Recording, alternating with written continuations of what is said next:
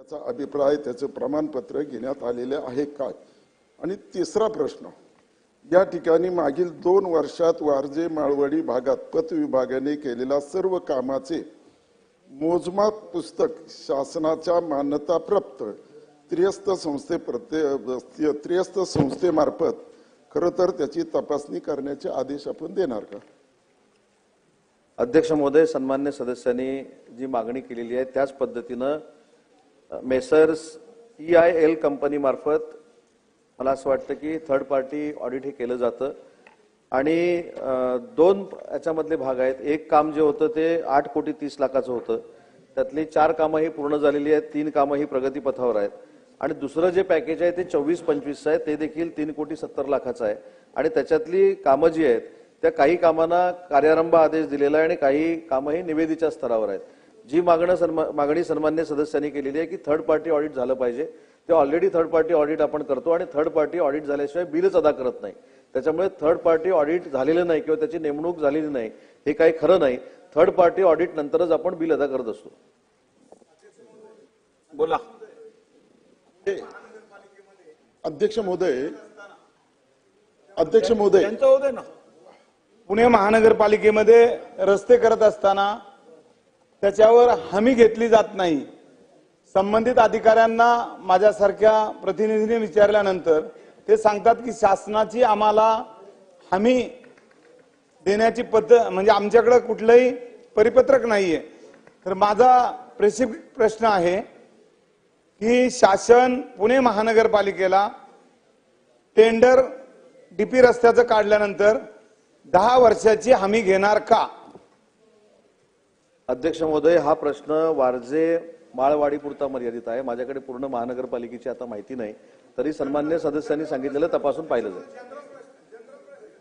अध्यक्ष महोदय, मी या ठिकाणी जो प्रश्न विचारला होता की 2023-2024 आणि 2024-25 या ठिकाणी म्हणजे वारजे माळवाडी या भागामध्ये पत विभागाने केलेल्या कामाचं खरं तर त्या ठिकाणी EIL या संस्थेमार्फत या ठिकाणी त्या सर्व कामाची तपासणी करण्यात आली होती का? तसं त्या ठिकाणी त्या कामाचं प्रशस्तीपत्र घेतलं आहे का? हा माझा एक प्रश्न. आणि दुसरा प्रश्न माझा असा आहे की ज्या वेळेस आपण ते काम करत असतो त्यावेळेस त्या कामाची पुस्तिका असते, ती पुस्तिका आपण त्या ठिकाणी त्रयस्थ माणसामार्फत या ठिकाणी त्याची तपासणी करणार का, की जेणेकरून तेच काम त्या ठिकाणी झालेलं आहे? नाहीतर काम मला सांगायचं काम एका ठिकाणी आणि काम तिसऱ्या ठिकाणी होतं, दुसऱ्या ठिकाणी होतं, असं होऊ नये. आणि ते झालं असेल तर आता या ठिकाणी आपण सांगावं की या ठिकाणी बाबा की याची आम्ही तपासणी करू त्या पुस्तिकेप्रमाणे, असं माझं समाधानकारक उत्तर आपण या ठिकाणी द्यावं. तर मी मगाशीच सांगितलं की थर्ड पार्टी ऑडिट करूनच आपण बिल अदा करतो आणि जर रस्ते कुठे डॅमेज झाले असतील तर डांबरीकरणाचा लायबिलिटी पिरियड हा 3 वर्ष आहे आणि कॉन्क्रीटचा 5 वर्ष आहे. जर रस्ते कुठे खराब झाले असतील आणि त्या कालावधीमध्ये असेल तर कॉन्ट्रॅक्टरकडनं ते रिपेअर करून घेतले जाते. प्रश्न क्रमांक 3. अध्यक्ष महोदय, प्रश्न क्रमांक 3069. अध्यक्ष महोदय, छापल्याप्रमाणे. अध्यक्ष महोदय, मुंबई शहरातल्या सिमेंट कॉन्क्रिटीकरण रस्त्याच्या संदर्भातला हा प्रश्न आहे. सर्वप्रथम खरं तर मी तत्कालीन मुख्यमंत्री एकनाथजी शिंदे आणि विद्यमान मुख्यमंत्री देवेंद्रजी फडणवीस यांचं अभिनंदन करीन की मुंबई शहरामध्ये, उपनगरामध्ये आणि शहरामध्ये CC रोडचं जाळं उभं करण्याचा एक धोरणात्मक मोठा निर्णय त्यांनी घेतला आणि हे रोड निर्माण करत असताना युटिलिटी कॉरिडॉर त्यामध्ये असले पाहिजेत, सबलेटिंग असता कामा नये, अशा प्रकारचे नियम करून एक चांगल्या दर्जाचे रस्ते मुंबईकरांना देण्याचा आणि नामांकित कंपन्यांना देण्याचा निर्णय राज्य सरकारने मुंबई महानगरपालिकेला करायला लावला. त्याच्याबद्दल या दोघांचंही मी मनापासून अभिनंदन करतो. अध्यक्ष महोदय, प्रश्न काय आहे तर प्रश्न या कामामध्ये अनेक ठिकाणी निकृष्ट स्वरूपाचं काम झालं, काम रेंगाळलं गेलं.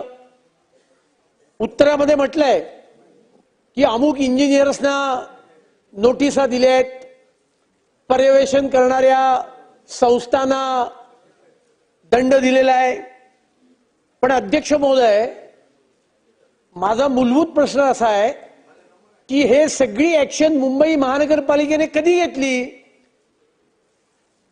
तर टाइम्स ऑफ इंडियाने 12-13 डिसेंबरला या संदर्भातली बातमी छापल्यानंतर, लोकसत्ता वृत्तपत्राने अंधेरीच्या रस्त्याची बातमी छापल्यानंतर, त्याच्यानंतर मुंबई महानगरपालिकेच्या या रोडच्या कामावर नेमलेल्या पीएमसीला जाग आली, मग त्याच्यानंतर आयुक्तांना जाग आली. म्हणजे जी यंत्रणा आमच्या करदात्यांच्या पैशातून त्या ठिकाणी निर्माण केली आहे, ती यंत्रणा काहीच काम करत नव्हती. आणि त्यामुळे वृत्तपत्रामधून त्या ठिकाणी बातम्या आल्यानंतर, आमच्यासारख्या लोकप्रतिनिधींनी या संदर्भात आवाज उठवल्यानंतर महानगरपालिकेच्या अधिकाऱ्यांना जाग येते. हे अत्यंत संतापजनक आहे. आणि त्यामुळे माझे 2-3 स्पेसिफिक प्रश्न आहेत. उत्तरात म्हटले की 29 इंजिनियरना ताकीद दिली आहे. ताकीद दिली म्हणजे काय? ते कशाला पगार घेत होते? आणि त्यामुळे या इंजिनियर्सवर काय कारवाई नक्की मुंबई महानगरपालिका करणार आहे? उत्तरात म्हटले ताकीद दिली आहे. ताकीद देऊन चालणार नाही. हा, समज देण्यात आली. ते ताकीद म्हणजे समज. काय ऍक्च्युअली कारवाई मुंबई महानगरपालिका करणार? कुठे ते चीफ इंजिनियर रोड्स? हा माझा पहिला प्रश्न आहे. दुसरा प्रश्न असा आहे, उत्तरामध्ये असं म्हटलंय की दंड 3.5 कोटीच्या आसपास का आकारला? तर जे काम दोषपूर्ण आहे तेवढं काम नीट करायचं आणि तेवढ्या कामाच्या व्हॅल्यूच्या पर्सेंटेजमध्ये त्या ठिकाणी दंड आकारायचा. 2 प्रश्न आहेत. एक, आता जाग आल्यानंतर सर्व कामाचं पुन्हा एकदा त्या ठिकाणी ऑडिट चेकिंग मुंबई महानगरपालिकेला करायला सांगणार का? आणि ही जी दंडाची रक्कम आहे, ही दंडाची रक्कम वाढवणार का? इंजिनियर्सवर नक्की काय कारवाई करणार? दंडाची रक्कम वाढवणार का? आणि त्या ठिकाणी जे पर्यवेक्षक आहेत त्यांच्यावर सुद्धा काय कारवाई करणार? असे माझे 3 स्पेसिफिक प्रश्न आहेत. अध्यक्ष महोदय, सन्माननीय सदस्य अतुलजींनी मुंबईच्या कॉन्क्रिटीकरणाच्या संदर्भामध्ये जो प्रश्न विचारलेला आहे, ती कॉन्क्रिटीकरणाची कामं ही 2 टप्प्यामध्ये सुरू आहेत. त्याचा पहिला टप्पा आणि दुसरा टप्पा याच्यामध्ये मी जात नाही. त्यांना देखील माहिती आहे कुठची कामं सुरू आहेत, कुठच्या एजन्सीला मिळालेली आहेत. परंतु फक्त त्याच्यातला एकच उल्लेख मी या ठिकाणी करतो की पहिल्या टप्प्यामध्ये जे 191 पहिलं काम जे 191 रस्त्यांची जी कामं आहेत त्याच्यामध्ये 45 रस्ते पूर्ण झालेले आहेत. दुसऱ्यामध्ये 103 रस्ते पूर्ण झालेले आहेत. चौथ्यामध्ये 47 रस्ते पूर्ण झालेले आहेत. आणि त्याच्या 0.4% या भेगा पडलेल्या तिथं निदर्शनास आल्या. आणि म्हणून त्याच्यासाठी जे कॅल्क्युलेशन अतुलजींनी सांगितले की त्याचा 2 पट दंड काम करून पण घेतलं आणि 2 पट दंड देखील लावलेला आहे. तर तो दंड जो आहे तो 3,67,00,000 रुपये आहे. परंतु सन्मान्य सदस्यांनी जी मागणी केलेली आहे की या कॉन्क्रीटच्या रस्त्यांमध्ये जर काय अनियमितता झाली असेल, जर क्वालिटीचा काय विषय असेल तर आयुक्तांना नक्की सूचना दिल्या जातील आणि भविष्यामध्ये अशा पद्धतीचे प्रकार होणार नाहीत. कारण 0.4% म्हटल्यानंतर मी मुद्दाम किलोमीटर ते वाचले आणि त्या किलोमीटरच्या अगेन जर 0.4% काढलं तर त्याची लेंथ किती होते हे देखील आपल्या लक्षात आलं असेल. परंतु सन्मान्य सदस्यांनी जी मागणी केलेली आहे की कॉन्क्रिटीकरण ज्या ठिकाणी चालू आहे कदाचित तिथल्या शाखा अभियंत्यांच्या आशीर्वादानं जर काय होत असेल तर त्याची देखील चौकशी केली जाईल. परंतु हे रस्ते क्वालिटीचे होण्यासाठीच माननीय तत्कालीन मुख्यमंत्री एकनाथ शिंदे साहेबांनी आणि विद्यमान मुख्यमंत्री देवेंद्रजींनी हा अतिशय ऐतिहासिक निर्णय हा मुंबईच्या नागरिकांसाठी घेतलेला होता. त्याला कुठेही गालबोट लागणार नाही याची दक्षता घेतली जाईल. अमित चाटम. महाराज, अध्यक्ष महाराज, एक माझा जो मूळ प्रश्न आहे की महानगरपालिकेला जाग कधी आली? ठीक आहे. कधी जाग आली? वृत्तपत्रात बातम्या आल्यानंतर. मंत्री महोदय 1 मिनिट. हा प्रश्न खरं तर मला बोलायचं नव्हतं या विषयात, पण मला बोलायला लागेल. माझ्या स्वतःच्या मतदारसंघात जवळजवळ 2-2.5 वर्षापूर्वी पहिला टेंडर इश्यू केला गेला. कॉन्ट्रॅक्टरनी काही एक काम केलं नाही. 6 महिन्यापूर्वी रिटेंडर झालं, अजूनही काम सुरू झालं नाही. आणि ज्या कॉन्ट्रॅक्टरला आपण ब्लॅकलिस्ट करून काढलेलं त्याच्यावरती कोणतीही कारवाई केली गेली नाहीये. शोकॉज दिलेली आहे, दंड आकारलेला आहे. दंड वसूल करण्यासाठी शासनाने महानगरपालिकेने कोणतीही कारवाई केली नाहीये. एक, आदरणीय मुख्यमंत्री, आदरणीय उपमुख्यमंत्री यांची संकल्पना अत्यंत चांगली आहे आणि त्या संकल्पनेतून मुंबईला खड्डेमुक्त करण्यासाठी हे रस्ते बांधण्यात येत होते. परंतु प्रशासनाकडनं ज्या प्रकारची कारवाई होत आहे ती निश्चितपणे या आदरणीय मुख्यमंत्री, आदरणीय उपमुख्यमंत्र्यांनी ही जी संकल्पना आणलेली आहे त्याला निश्चितपणे गालबोट लागेल अशी परिस्थिती आज आहे. अध्यक्ष महोदय, आपण ज्या पद्धतीनं या ठिकाणी भावना व्यक्त केल्या, सांगतो. अध्यक्ष महोदय, आपण ज्या पोटतिडकीनं या बाबतीमध्ये सांगितले की माननीय तत्कालीन मुख्यमंत्री असतील, विद्यमान मुख्यमंत्री असतील, यांनी एका चांगल्या भावनेतनं हा प्रकल्प मुंबईकरांसाठी आणला. पण त्याच्यासाठी जर अशा पद्धतीचं गालबोट लागत असेल तर ह्या संपूर्ण गोष्टीची चौकशी केली जाईल हे मी सुरुवातीलाच सांगितलं. आणि दुसरी महत्वाची गोष्ट माझी आपल्याला देखील एक विनंती आहे की आपण आपल्या अध्यक्षतेखाली या संपूर्ण विषयाची एक बैठक आपल्या दालनामध्ये जर आयोजित केली तर याच्यामध्ये अनेक गोष्टी अजून आपल्याला निर्देशित करता येतील. देतो. अध्यक्ष महाराज, मुंबई शहरातले रस्ते हे 21,000 कोटी मुंबई शहरांच्या रस्त्यावरती खर्च करूनही मुंबई शहरातले रस्ते हे खड्ड्यात गेले होते. 1997 ते 2022 या कालावधीमध्ये त्याच्यातनं निवारण करण्यासाठी, सोल्युशन काढण्यासाठी तत्कालीन मुख्यमंत्री एकनाथजी शिंदे आणि विद्यमान मुख्यमंत्री आदरणीय देवेंद्र फडणवीस साहेबांनी सीसी रोडची संकल्पना आणली. ही स्वागतार्ह आहे अध्यक्ष महाराज. मुंबई शहरामध्ये सीसी रोड झाले पाहिजेत with duct utility corridor. Mumbai शहरातला विथ युटिलिटी कॉरिडॉर पहिला सीसी रोड हा माझ्या मतदारसंघातला आहे अध्यक्ष महाराज. परंतु अध्यक्ष महाराज ज्या टाइम्स ऑफ इंडियाच्या बातमीचा उल्लेख अतुलजींनी केला, मी दुसऱ्या एका टाइम्स ऑफ इंडियाच्या बातमीचा उल्लेख या ठिकाणी करू इच्छितो अध्यक्ष महाराज. अहो एक मिनिट जरा अध्यक्ष महाराज, संरक्षण द्या. आमचे सगळे विषय नगर विकास तुम्ही माझ्याकडे बघून बोला ना, कशाला वेळ. सन्मान्य सदस्य संजयजी, अध्यक्ष महाराज खाली बसून बोलू नका. अध्यक्ष महाराज, सदर बातमी अशी आहे, pavements encroach, roads dug up, senior stay at home.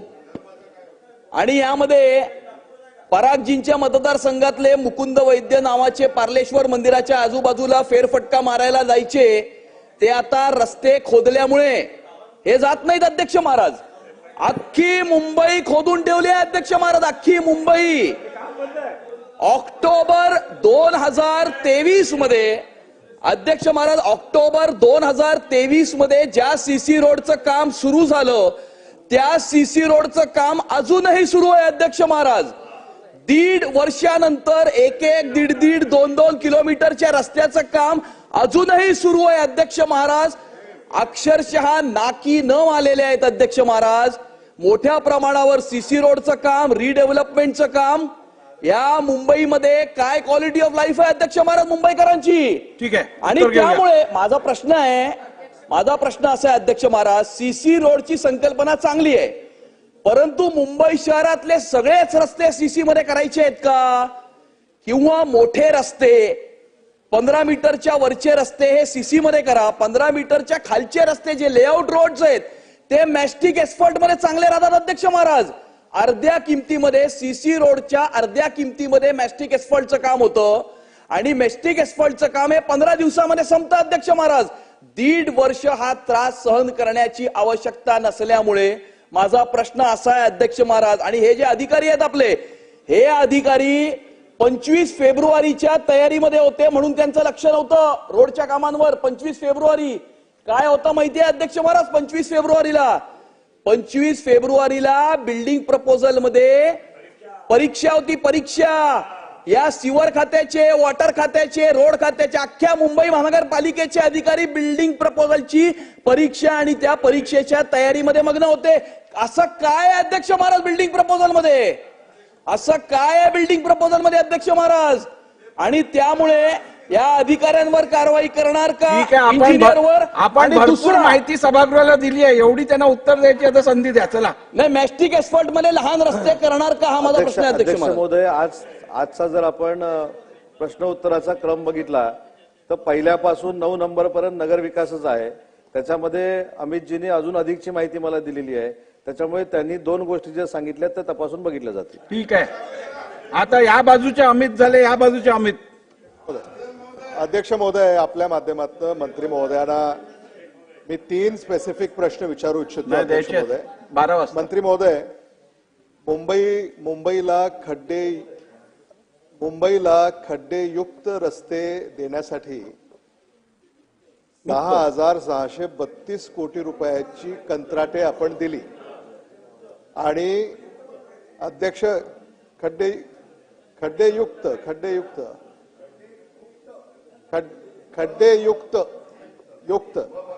तर या 4 कंत्राटदारांची नावे काय आहेत?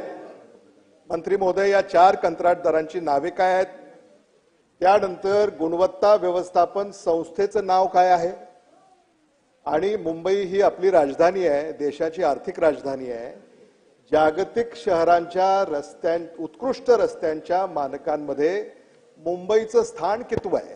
3 प्रश्न अध्यक्ष महोदय आपल्या माध्यमातून मंत्री महोदयांना आहेत. 6,632 कोटी रुपयाची कंत्राटे घेणाऱ्या 4 कंत्राटदाराची नावे काय आहेत? गुणवत्ता व्यवस्थापन संस्थेचं नाव काय आहे? आणि जागतिक उत्कृष्ट शहरांच्या रस्त्यांच्या मानकांमध्ये मुंबईचं स्थान कितवं आहे? अध्यक्ष महोदय, पहिला टप्पा जो आहे ज्याचा उल्लेख या ठिकाणी झाला तो 6,632 कोटीचा आहे. त्याचं पहिलं काम जे आहे त्या कंत्राटदाराचं नाव आहे मेसर्स NCC लिमिटेड. त्याला कार्यारंभ दिनांक दिलेला आहे 17/2/2023. कंत्राटाची रक्कम आहे 1,675 कोटी. रस्त्यांची संख्या आहे 191. सद्यस्थिती अशी आहे की 35 रस्ते पूर्ण झालेले आहेत आणि 81 रस्ते प्रगतीपथावर आहेत. गुणवत्ता व्यवस्थापन संस्था जी आहे ती फेमट्रॅक कन्सल्टंट अशी आहे पहिल्याची. दुसरं काम आहे मेसर्स मेघा इंजिनिअरिंग आणि इन्फ्रास्ट्रक्चर लिमिटेड. दिनांक 18/1/2023 ला त्याचा कार्यारंभ दिलेला आहे. 2,232 कोटीचं काम आहे. 188 रस्ते आहेत. 103 रस्ते पूर्ण झाले आहेत. 71 रस्ते प्रगतीपथावर आहेत. मेसर्स टंडन कन्सल्टंट ही त्याची एजन्सी आहे. तिसरं आहे दिनेश चंद्र रामचंद्र अग्रवाल इन्फ्राकॉम प्रायव्हेट लिमिटेड. 18/1/2023 ला त्याचा कार्यारंभ दिलेला आहे. 1,567 कोटीचं काम आहे. 137 रस्ते आहेत. 55 रस्ते पूर्ण झालेत. 67 रस्ते प्रगतीपथावर आहेत. राजे कन्सल्टंट आणि श्रीखंडे कन्सल्टंट अशी त्यांची नावं आहेत. चौथं जे आहे ते eagle infra private limited India limited. 14/2/2023 ला कार्यारंभ दिलेला आहे. 1,158 कोटीचं काम आहे. 182 कामं आहेत. 47 पूर्ण झालीत. 95 प्रगतीपथावर आहेत. मेसर्स माहीम तुरा कन्सल्टंट व टेक्नोजेम कन्सल्टंट ही त्यांची नावं आहेत. त्याच्यामुळे मी हे 2 प्रश्नाचे उत्तर दिलेलं आहे. तिसऱ्या प्रश्नाचं उत्तर मी पटलावर ठेवतो. आदित्य ठाकरे. अध्यक्ष महोदय, माझे 2 स्पेसिफिक प्रश्न आहेत मुंबईच्या रस्त्यांबद्दल. कारण जेव्हा हे टेंडर आलं होतं 6,080 कोटीचं होतं आणि आम्ही सगळ्यांनीच मुंबईचे मग आमदार असू काही नगरसेवक माजी नगरसेवक असतील याच्यावर प्रश्न विचारले होते. माझे 2 प्रश्न आहेत. ॲडव्हान्स मोबिलिटी जो देणार होतो किंवा BMC देणार होतं 10%चा, आम्ही मागणी करत होतो की मुंबईत कधीही ॲडव्हान्स मोबिलिटी दिली नव्हती आणि ब्राऊनफील्ड प्रोजेक्ट्सला पण देत नाही, ग्रीनफील्ड प्रोजेक्ट्सला देतो. तर ती ॲडव्हान्स मोबिलिटी 10%ची दिली आहे का? आणि दुसरं म्हणजे 6,080 कोटी जर आपण पाहिलं पूर्ण टेंडर तर ते BMCच्या एस्टिमेट कॉस्टपेक्षा काही 4%, काही 5%, काही 60% जास्ती होतं. तेव्हा BMCने सांगितलं होतं की नाही आता मी त्यांना परत ते एस्टिमेट कॉस्टवर आणू. त्याच्यात नक्की जर टेंडर प्रोसेसमध्ये कोणी एस्टिमेटच्या पुढे गेलं असेल तर ते कुठच्या मुद्द्यावर पुढे गेले होते आणि त्यांना पुन्हा एकदा त्या एस्टिमेट कॉस्टवर आणलं आहे की रिवाइज कॉस्टवर ठेवलेला आहे? हा माझा स्पेसिफिक प्रश्न मंत्री महोदयांना आहे. अध्यक्ष महोदय, सन्मान्य सदस्य आदित्यजींनी जो प्रश्न या ठिकाणी मांडलेला आहे त्याच्यामध्ये मोबायलिटी चार्ज काही ठिकाणी आपण दिलेला आहे, परंतु तो देत असताना सगळ्याची छाननी करूनच देण्यात आलेला आहे. आणि म्हणून मगाशी सांगितलं की मगाशी जो मुद्दा मांडण्यात आला होता की याच्यामध्ये लायबिलिटी पिरियड किंवा ह्या सगळ्या गोष्टी ज्या आहेत त्याचे देखील त्याच्यामध्ये सगळं इन्क्लूड केलेलं आहे. 6,632 कोटी रुपयाची 698 रस्त्यांची कॉन्क्रीटची कामं आहेत आणि ही कॉन्क्रीटची जी कामं आहेत त्याच्यामधली काही कामं पूर्ण झालेली आहेत, काही कामं ही प्रगतीपथावर आहेत. आणि ही प्रगतीपथावर असताना या सगळ्या गोष्टीचं थर्ड पार्टी ऑडिट देखील आपण करतोय आणि थर्ड पार्टी ऑडिट करून याची क्वालिटी देखील तपासतोय. आणि क्वालिटी तपासत असताना ज्या काही कार्यारंभाला उशीर झाले असतील किंवा काम जास्त काळ चाललं असेल तर त्याच्यासाठी काही वाहतूक पोलीस परवान्याचे देखील प्रश्न आहेत, काही CRZचे देखील प्रश्न आहेत. परंतु याच्यामध्ये कुठेही अनियमितता दिसत नाही. ही सगळी जी कामं आहेत ही अतिशय पारदर्शकपणानं सुरू आहेत. त्याच्यामध्ये एकच मुद्दा आहे की हे सगळं वेग उत्तर आलेलं आहे. कुठे कुठे दिलेलं आहे ऍडव्हान्स मोबिलिटी? कारण मुंबईत जेव्हा आम्ही हा प्रश्न विचारला होता तेव्हा मुंबई महानगरपालिकेच्या आयुक्तांनी स्पष्टपणे प्रेस कॉन्फरन्स घेऊन सांगितली होती की आम्ही ऍडव्हान्स मोबिलायझेशन आता देणार नाही. काही आमदारांनी त्याला विरोध केलेला आहे, आम्ही ते ऍडव्हान्स मोबिलायझेशन रद्द करतोय. मग ह्या दोन भूमिका कशाला आहेत? कुठे दिलेला आहे? आणि मागच्याच आठवड्यात जे उत्तर आलं मुंबई महानगरपालिकेचं की फक्त 26% काम झालेलं आहे. मग 26%च काम झालं असतील तर कुठचे रस्ते पूर्ण झालेत आणि कुठे आणि कशासाठी ऍडव्हान्स मोबिलिटी दिलंय? अध्यक्ष महोदय, मगाशी जेव्हा मी काही कामं पूर्ण झालेली आहेत ते मला असं वाटतं की आपण सभागृहामध्ये नव्हता. त्याच्यामध्ये पहिल्या पॅकेज मधले जी 4 कामं आहेत त्याच्यामधले 81 पैकी 45. त्यांचा प्रश्न फार सोपा आहे. त्यांचा प्रश्न एवढाच आहे की ऍडव्हान्स मोबिलायझेशन तुम्ही किती दिलेलं आहेत आणि त्याच्या अगेन्स्ट किती काम झालेलं आहे? नाही, याच्यामध्ये सांगतो नाही, याच्यामध्ये जो दिला गेला त्याच्यासाठी काही रूल्स अँड रेग्युलेशन्स फॉलो केले गेलेले आहेत. किती दिलाय त्याची आकडेवारी मी आपल्या पटलावर ठेवतो. परंतु ज्या काही परमिशन्स घ्यायच्या होत्या, ज्या काही कामं सुरू करताना काही टेस्टिंग करायच्या होत्या, या बाबतीतलाच फक्त मोबालिटी ऍडव्हान्स त्या ठिकाणी दिलेला आहे असं रेकॉर्ड आहे आणि ते सगळं रेकॉर्ड मी पटलावर ठेवेल.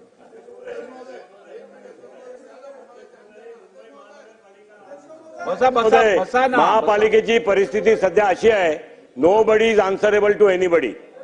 एक दुसरं, नो फिअर, कोणाला कोणाची भीती नाही. अध्यक्ष महाराज, आज परिस्थिती बघा, 6,500 कोटीचा हा मुंबई शहराचा रस्त्याचा अध्यक्ष मध्ये प्रश्न लागलाय.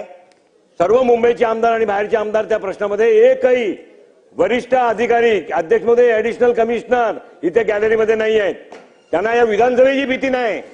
गॅलरी अदृश्य आहे, तुम्ही इकडे बसलेल्या सदस्यांबद्दल बोला. अध्यक्ष महोदय, काय परिस्थिती आहे ते सांगतोय.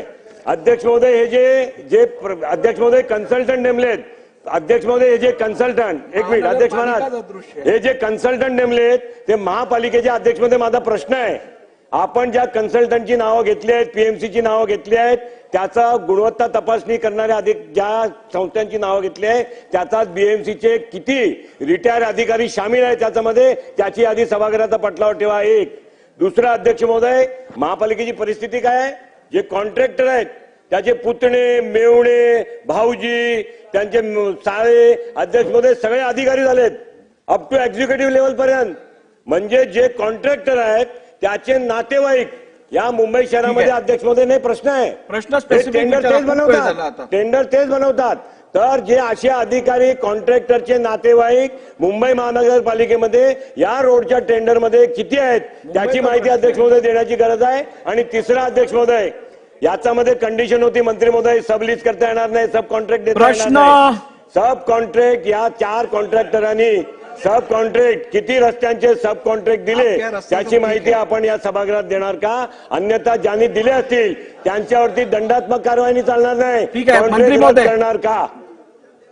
अध्यक्ष महोदय, पहिला प्रश्न, कन्सल्टंट किती रिटायर्ड आहेत ती माहिती पटलावर ठेवली जाईल. दुसरा प्रश्न, कॉन्ट्रॅक्टरचे किती लोक नातेवाईक महानगरपालिकेमध्ये या संबंधित अधिकारी म्हणून काम करतात ते देखील पटलावर ठेवलं जाईल. आणि तिसरा जो मुद्दा आहे तो देखील पटलावर ठेवला जाईल.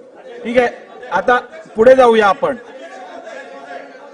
मुरजीबाई बोला. आता मंत्री महोदयांनी सांगितलं, अध्यक्ष महोदय, एनसीसी नावाच्या कॉन्ट्रॅक्टर, अध्यक्ष महोदय, मंत्री महोदयांनी एनसीसी नावाच्या कॉन्ट्रॅक्टरचं नाव सांगितलं. एनसीसी नावाच्या कॉन्ट्रॅक्टर स्वतः काम करतोय का आणि त्यांना सब कॉन्ट्रॅक्ट किती लोकांना दिलं त्याची माहिती द्यावी.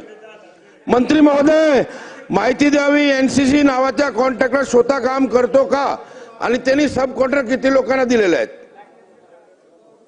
ठीक आहे.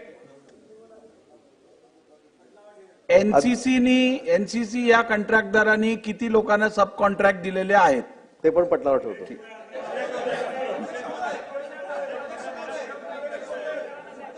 अमीन पटेल। महोदय, अभी ये बात सदन के सामने आ गई है कि मुंबई महानगर पालिका, मंत्री महोदय जी, ये बात सदन के सामने आ गई है। आपके पार्टी के लोग, रूलिंग पार्टी के लोग भी ये आरोप लगा रहे हैं कि मुंबई के अंदर जो रास्ता का काम हुआ है वो निकृष्ट दर्जे का हुआ है, इसके अंदर जरूर गोलमाल हुआ है, इसके अंदर जरूर करप्शन हुआ है। मेरा स्पेसिफिक प्रश्न अध्यक्ष महोदय कि आप इसके ऊपर विजिलेंस की इंक्वायरी लगा करके एक महीने के अंदर इसका रिपोर्ट आप सदन में रखेंगे।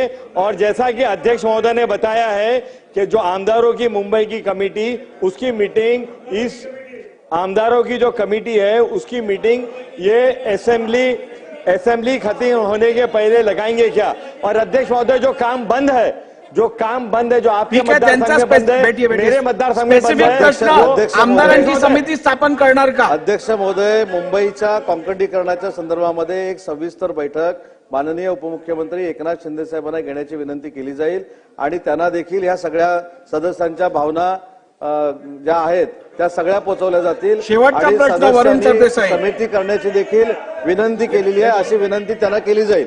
अध्यक्ष महोदय, माझे 3 स्पेसिफिक प्रश्न आहेत।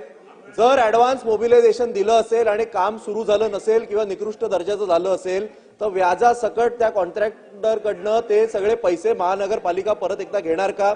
दुसरा प्रश्न, केवळ इंजिनियर, सब इंजिनियर, एक्झिक्युटिव्ह इंजिनियर यांच्यावरच कारवाई होणार की एएमसी, डीएमसी यांच्यावर पण आपण कारवाई करणार का? कारण 6,600 कोटी मुंबईचे पैसे यामध्ये खराब झालेले आहेत। आणि तिसरा माझा प्रश्न आहे की मेजर रोड्सचा जसं हा सगळा गोंधळ झालेला आहे, हे आता प्रत्येक मुंबईच्या आमदारांनी सांगितलंय, त्यामुळे मेजर रोड्सचं क्लबिंग न करता मायनर रोड्स तरी जुन्या पद्धतीने आपण करणार का? जसं सन्माननीय सदस्य अमितजींनी सांगितलं, छोटे रस्ते तरी तुम्ही ऍस्फाल्ट मास्टिकचे करू देणार का? की प्रत्येक छोटा रस्ता सुद्धा सिमेंट कॉन्क्रीटच्या मागेच अट्टहास मुंबई महानगरपालिका करणार? अध्यक्ष महोदय, या प्रश्नाचं उत्तर मी सुरुवातीलाच दिलंय की या सगळ्याची चौकशी करू, त्याच्यानंतर सन्मान्य सदस्यांनी जी मागणी केलेली आहे की ते देखील तपासून बघू। आणि याच्यावर मी एक चांगला मार्ग सांगितलेला आहे की माननीय उपमुख्यमंत्री एकनाथ शिंदे साहेबांना या सगळ्या सदस्यांच्या भावना लक्षात घेता एका विस्तृत बैठकीचं आयोजन करण्याची विनंती केली जाईल आणि सगळ्या मुंबईच्या आमदारांना बोलवलं जाईल। या संदर्भात मला वाटतं आता भरपूर चर्चा झाली आहे। मी असे निर्देश देत आहे की सोमवारी दुपारी 3 वाजता सन्मान्य उपमुख्यमंत्र्यांसोबत स्वयं जे मुंबईचे आमदार या संदर्भात चर्चा करू इच्छितात माझ्या दालनात बैठक होईल। 1 नंबर 2, यापूर्वी ज्या वेळेला रस्त्यांच्या विषयात असाच प्रश्न निर्माण झालेला तेव्हा EOW मार्फत SIT स्थापन झालेली आणि याची सखोल चौकशी झालेली, तर शासनाने आता सभागृहात जेवढे गंभीर माहिती मिळत आहे ती लक्षात घेता या संदर्भात अशीच चौकशी करायची का या संदर्भातला पण विचार करून त्या बैठकीत यावे। होय अध्यक्ष महोदय। अध्यक्ष महोदय, एकच पॉइंट ऑफ ऑर्डर आहे, कारण सगळेच आमदार याच्यावर बोलतात। पॉइंट ऑफ ऑर्डर हो, त्यांचा पॉइंट ऑफ ऑर्डर आहे। बोला आदित्य ठाकरे। अध्यक्ष महोदय, पॉइंट ऑफ ऑर्डर हा आहे की सन्माननीय मंत्री महोदयांनी 5 चे कॉन्ट्रॅक्टर्सची नावं घेतली, त्याच्यातून 5 मधून त्यांचा पॉइंट ऑफ ऑर्डर आहे। पॉइंट ऑफ ऑर्डर आहे, ते प्रश्नावर बोलत नाही, त्यांचा पॉइंट ऑफ ऑर्डर आहे। बसा।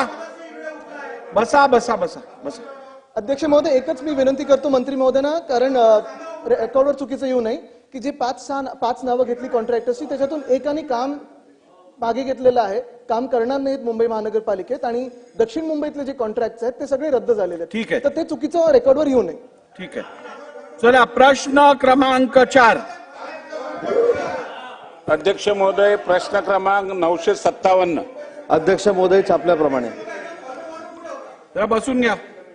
हा 100% पॉइंट ऑफ ऑर्डर आहे। रेकॉर्ड वरती जर का काही चुकीचं आलं असेल असं एखाद्या सदस्याला वाटत असेल तर निश्चितपणे तो ते माझ्या ध्यानात आणून देऊ शकतो। हा 100% पॉइंट ऑफ ऑर्डर आहे। बसा।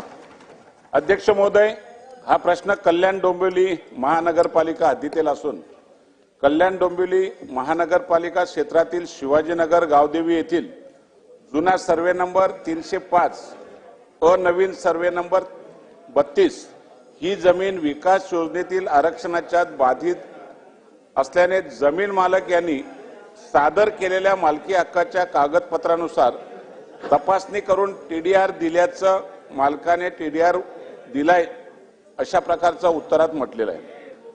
अध्यक्ष महोदय, लगतचा सर्वे नंबर 32, सर्वे नंबर 336 या बाबतीत ही शासकीय जमीन व सर्वे नंबर 31 हा सर्वे नंबर खाजगी मालकीचा असून या दोन्ही सर्वे नंबरचा अधिकार अभिलेखात खाडीखोड करून बेकायदेशीरपणे जमिनी आपल्या नावावर करून TDR घेतल्याबाबत लोकायुक्त कार्यालयाकडे उच्च न्यायालयात जनहित याचिका दाखल करण्यात आल्याचं उत्तरात म्हटलेलं आहे.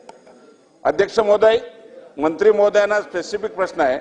सर्वे नंबर 31 व 32 यावर उल्लेख केलेल्या दोन्ही सर्वे नंबरचे अधिकार अभिलेखात खाडाखोड करणाऱ्या तलाठी किंवा संबंधितावर कारवाई गुन्हा दाखल केला असं सांगितलंय, पण ते कधीपासून तो गुन्हा दाखल आहे, त्याचा तपास काय झाला आणि त्याच्यावर कारवाई काय झाली, अशा प्रकारचा एक महत्वाचा प्रश्न आहे. आणि त्याचप्रमाणे अध्यक्ष महोदय, महापालिकेच्या तत्कालीन संबंधित अधिकाऱ्यांनी याबाबत संगनमताने काम करून आर्थिक भ्रष्टाचार करण्याकरता हे सर्व केले आहे. या बाबतीत सविस्तर चौकशी करून याचिकेच्या अनुषंगाने उच्च न्यायालयाच्या निर्णयाच्या अधीन राहून संबंधितांच्यावर कारवाई किती दिवसात केली जाईल, हा माझा दुसरा प्रश्न आहे. अध्यक्ष महोदय, सन्माननीय सदस्य किसन कथोरे साहेबांनी जी प्रश्न या ठिकाणी मांडलाय त्याच्यावर भोईर आणि केदार नावाच्या तलाठ्यांवर गुन्हे दाखल झालेले आहेत. दुर्दैवानं भोईर यांचं कथोरे साहेब निधन झालेलं आहे आणि केदार हे रिटायर्ड झालेले आहेत. त्याच्यामध्ये 7 कोटी रुपयाचा दंड जो आहे तो नितीन 7 कोटी रुपयाचा जो दंड आहे तो नितीन जयराम छाया आणि प्रफुल्ल शहा यांना लावण्यात आलेला आहे आणि त्यांना जे चुकीच्या मार्गाने TDR देण्यात आला होता त्याची वसुली देखील करण्याचा निर्णय संबंधित यंत्रणेने घेतलेला आहे. दोघांवर गुन्हा दाखल झालेला होता, त्याचा एकाचं निधन झालेलं आहे. चला, प्रश्न क्रमांक 5. कोण इतर सदस्याला बोलायचं आहे का? आहेत का? ओ, प्रश्न पुकारलाय. प्रश्न क्रमांक 5.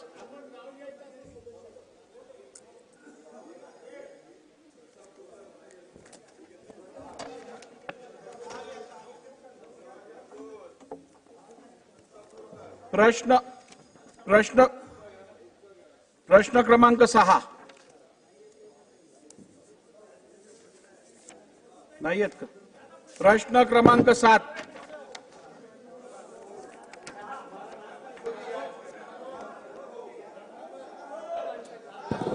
नानाभाऊ, तुम्ही मांडताय का? प्रश्न क्रमांक 4950. प्रश्न क्रमांक 4970. छापल्याप्रमाणे. अध्यक्ष महाराज, हो, पण मी पुकारल्यावर उभं राहायला पाहिजे ना. अध्यक्ष महाराज, आता हा होऊ दे. या ठिकाणी हा झाल्यावर देतो. विविध अध्यक्ष महाराज, इथं जो माझा आक्षेपच आहे अध्यक्ष महाराज, उत्तरावर आहे. उत्तरामध्ये काही करेक्शन करायचं आहे का आपल्याला?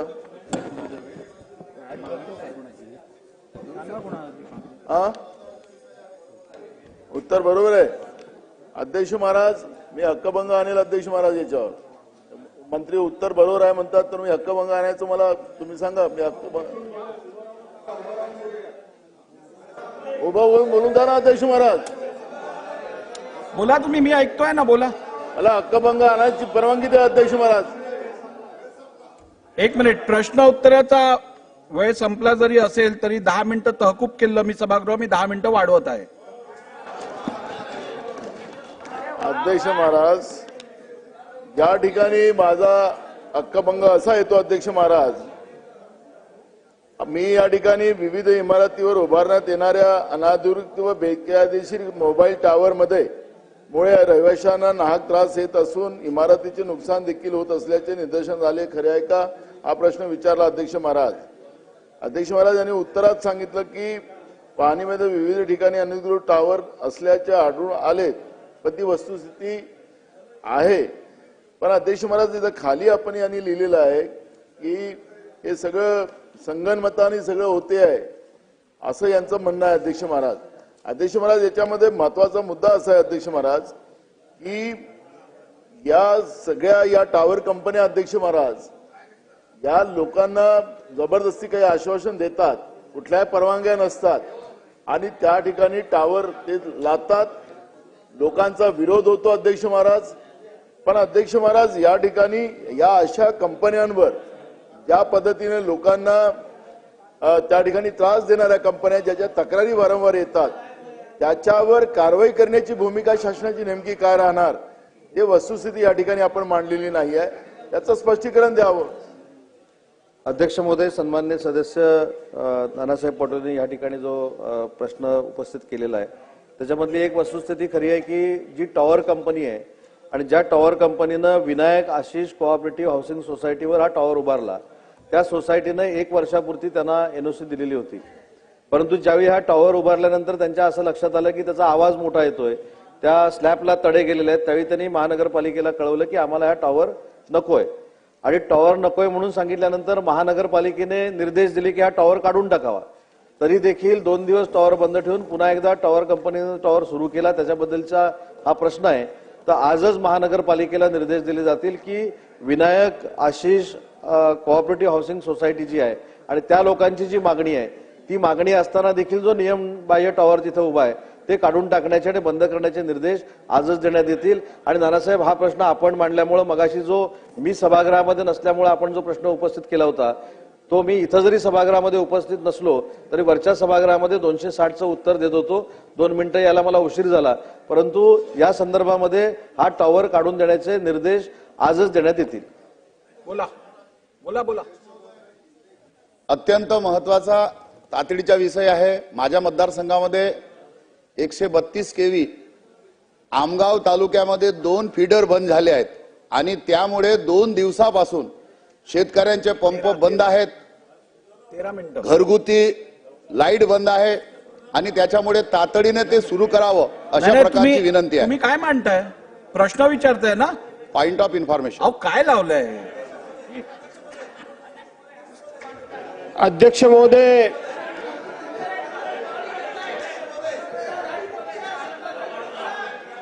भास्कर जाधव साहेब बोला. अध्यक्ष महोदय, सन्मान्य प्रश्नकर्त्या सदस्यांनी जे प्रश्न विचारले त्याला आपण सगळं होय होय होय उत्तर दिलेलं आहे.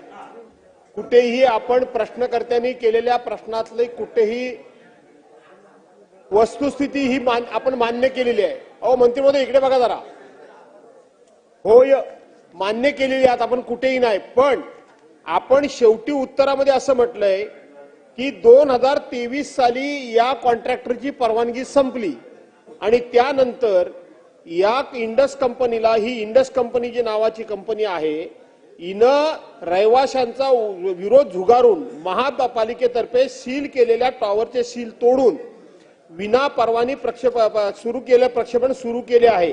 सदर बाब महापालिकेच्या निदर्शनात येतात महापालिकेने सदर टॉवर अनधिकृत घोषून टॉवर निष्कासित करण्याबाबत कारवाई सुरू केलेली आहे. इथंच खरी फसवेगिरी आहे. 2023 साली ही बाब सगळी लक्षात आली आणि आज आपण सांगताय की महानगरपालिकेला आजच सांगण्यात येईल. याचा अर्थ 2023 पासून हे महानगरपालिकेच्या संगनमतानं हे प्रक्षेपण सुरू आहे का?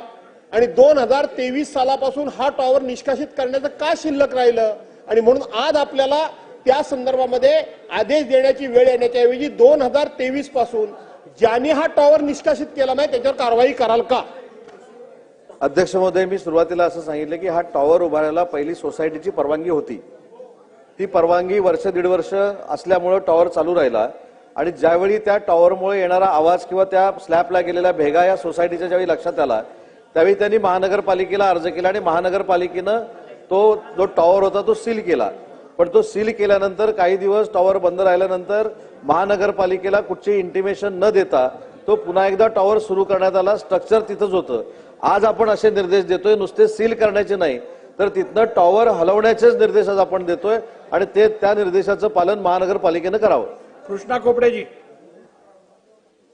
अध्यक्ष महोदय, हा ठाणे जिल्ह्यातला प्रश्न असला तरी नागपूर शहरामध्ये अशा प्रकारचे मोबाईल टावर हे जुन्या इमारतीमध्ये बिना परवानगीनं आणि त्या घर मालकाला लालच देऊन 25 ते 30 हजार रुपये प्रति महिना आम्ही देतो अशा प्रकारचे मोबाईल टावर त्या ठिकाणी उभारण्यात आलेले आहे आणि त्यांची हाईट इतकी मोठी राहते 50-50 फूट का वारा आला का ते हालू लागतात. परंतु महानगरपालिकेचे आयुक्त, महानगरपालिकेचे अधिकारी यांना वारंवार पत्र देऊन ते मोबाईल कंपनीला पत्र देतात, लेकिन कसल्याही प्रकारची कारवाई होत नाही. आणि म्हणून एखादी घटना मागे मुंबईमध्ये जे जाहिरातीच्या बोर्ड संदर्भात जे दोन चार लोक अशा प्रकारचे दुर्घटनाग्रस्त झाले होते आणि म्हणून याच्यामध्ये धोका निर्माण होत आहे. आणि पुराण्या बिल्डिंग मध्ये अशा प्रकारची इनलिगल परवानगी महानगरपालिकेच्या वतीने देण्यात येते. आणि म्हणून कधी अशी दुर्घटना झाली तर याला जबाबदार कोण? नाही तर सरकारने एखादी पॉलिसी या ठिकाणी आणावी. अध्यक्ष महोदय, टॉवर विनायक कोऑपरेटिव्ह हाऊसिंग सोसायटीवर होता, तो आता नागपूरमध्ये गेलाय. तो लातूरमध्ये पण येण्याची शक्यता आहे. ती माहिती माझ्याकडे नाही, पण संबंधित यंत्रणेला सांगून याची चौकशी केली जाईल. चला शेवटचा प्रश्न वरुण महोदय, आज हा जसा विषय हा प्रायव्हेट सोसायटीचा होता, असेच अनेक मोबाईल टॉवर हे मुंबईमध्ये फ्लायओव्हरवर सुद्धा अनधिकृतपणे सुरू आहेत. आणि ही इंडस टॉवर कंपनी आणि मुंबई महानगरपालिकेचं हे रॅकेट आहे. माझा एक स्पेसिफिक प्रश्न आहे, जिथे जिथे इलिगल टॉवर हे पब्लिक स्पेसेसवर आहेत, कुठे रोडवर आहेत, फ्लायओव्हरवर आहेत, ते सुद्धा आपण काढणार का? अध्यक्ष महोदय, असे टॉवर जर फ्लायओव्हरवर असतील त्याची पहिली चौकशी करावी. तुम्ही स्पेसिफिक माहिती द्या, ते काढायची माहिती दिली तर त्याची चौकशी करू. चला प्रश्न क्रमांक 6. प्रश्न क्रमांक 6. अध्यक्ष महोदय, मुंबई ते सिद्धार्थ नगरमध्ये महानगरपालिकेच्या सफाई कामगारांची सेवा निवासस्थाने बांधलेली आहेत. या जे निवासस्थाने आहेत ते अत्यंत दुरावस्थेत आहेत आणि इथे कायमस्वरूपाची पाण्याचीही व्यवस्था नाहीये. आणि त्यामुळे तात्पुरत्या स्वरूपात बांधण्यात आलेल्या पाण्याच्या टाकीमध्ये टँकरद्वारे पाणी भरत होते आणि त्या पाण्याचा दाब इतका जास्त होता की तिथे बालिकेचा एका मुलीचा तिथे बळी गेलाय. 3 लोक जखमी झाले, तिथे 3 कामगार. हे 25 डिसेंबर 2024 रोजी ही घटना घडलेली आहे. आणि त्यामुळे ह्या जे सफाई कामगारांची जी घरं बांधलेली आहेत त्या घराची दर्जा चांगला नाहीये, तिथे राहण्याजोग्य परिस्थिती नाही, पण नोकरीसाठी आणि आर्थिकदृष्ट्या परवडत नाही आणि नाईलाज म्हणून ती गरीब लोक आहेत ती तिथे राहत आहेत. तर माझा असा स्पेसिफिक प्रश्न आहे की हे निकृष्ट दर्जाचे काम जे कोणी केले आहे त्यांच्या चौकशी होणार का? त्यांच्यावर कार्यवाही होणार का? आणि त्यांना आपल्या माध्यमातून मी एवढी इच्छा व्यक्त करते की ह्या सफाई कामगारांसाठी चांगल्या दर्जाची निवासस्थान तयार व्हावीत आणि ज्या मुलीचा बळी गेलेला आहे तिला आर्थिक मदत मिळाली, तिच्या घरच्याला. उत्तर घेऊया. धन्यवाद. अध्यक्ष महोदय, 27,900 सफाई कामगारांना जी योजना आहे सेवा निवासस्थाने पुरवण्याचं त्याचं हे काम सुरू होतं. त्याच्यासाठी कामगारांचा एक कॅम्प तयार केला होता आणि कामगारांच्या कॅम्पला पाणी पुरवण्यासाठी एक टाकी बांधलेली होती. त्या टाकीला पाण्याचं प्रेशर वाढल्यामुळे ती टाकी फुटली आणि त्याच्यामध्ये 9 वर्षाच्या एका मुलीचा मृत्यू आला होता. 3 लोक त्याच्यामध्ये जखमी झाली होती. 2.5 लाख रुपयाचं कॉम्पेन्सेशन ठेकेदारानं त्या मुलीच्या कुटुंबाला दिलेलं आहे आणि जे काही जखमी होते त्या जखमींचा खर्च देखील त्यांनी केलेला आहे. त्याच्यामुळे महानगरपालिकेचा हा कर्मचारी नव्हता किंवा महानगरपालिकेमध्ये काम करणारा कोण अधिकारी नव्हता. जिथं कामगारांचा कॅम्प होता तिथली ही टाकी फुटलेली आहे, जी तात्पुरती व्यवस्था केलेली होती आणि त्याला कॉम्पेन्सेशन दिलेलं आहे. प्रश्न बोला. अध्यक्ष महोदय, हे काम जे सिद्धार्थ नगर का आश्रय योजनामध्ये चालू आहे आणि पायलट प्रोजेक्ट म्हणून एक बिल्डिंग तिकडे तयार झाली आहे. जे बिल्डिंग तयार झाली आहे त्याच्यामध्ये लई प्रॉब्लेम आहे. माझ्या आपल्याला मंत्री महोदय निवेदन आहे की तुम्ही आदेश द्या की त्याच्यामध्ये जे त्रुटी आहेत ते दुरुस्त करून घेणार येईल. अध्यक्ष महोदय, इमारत तयार होऊन जर त्याच्यामध्ये त्रुटी राहिल्या असतील तर त्या त्रुटी ताबडतोब दूर करण्याचे निर्देश महानगरपालिकेला दिले जातात. चला प्रश्न उत्तराचा तास संपलेला आहे. आज सन्मान्य सदस्य श्री अमित देशमुख यांचा वाढदिवस आहे. त्यांना सभागृहाच्या वतीने मी वाढदिवसाच्या शुभेच्छा देतो. लिंग कागदपत्रे सभागृहाच्या पटलावर ठेवणे माननीय मुख्यमंत्री. आज पॉइंट ऑफ इन्फॉर्मेशन दिल्या जाणार नाही कोणालाच. अध्यक्ष महोदय, मी आपल्या एक मिनिट. आज सन्मान्य सदस्य महेश सावंतजींचा पण वाढदिवस आहे. सभागृहाच्या वतीने त्यांना मी शुभेच्छा देतो.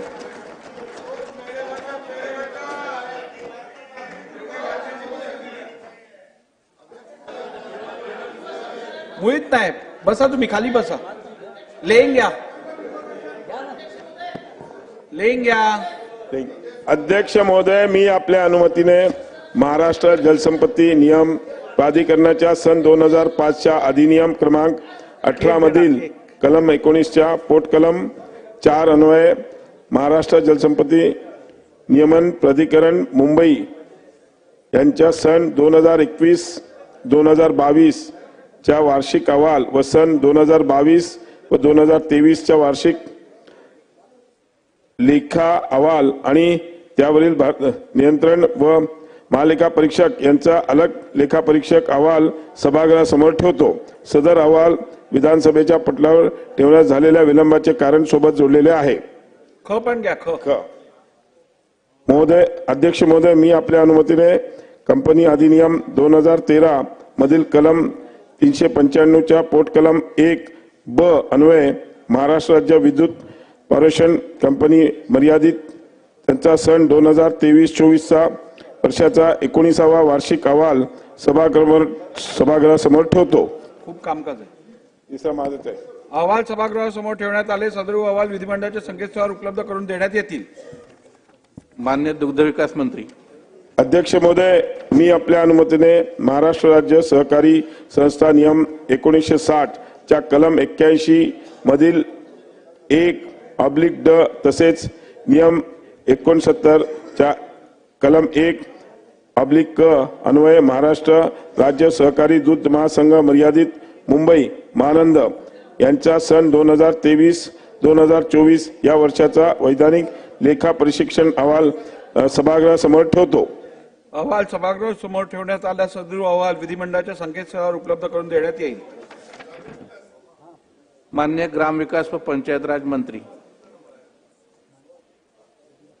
सन्माननीय अध्यक्ष महोदय, मी आपल्या अनुमतीने सन 2020-21 चा महाराष्ट्रातील पंचायती राज संस्थांच्या लेख्यांवरील 50वा लेखा परीक्षा पुनर्विलोकन अहवाल सभागृहासमोर ठेवतो. तसेच सन 2020-21 च्या महाराष्ट्रातील पंचायती राज संस्थांच्या लेखांवरील 50वा लेखा परीक्षा पुनर्विलोकन अहवाल सभागृहासमोर ठेवण्यात आला.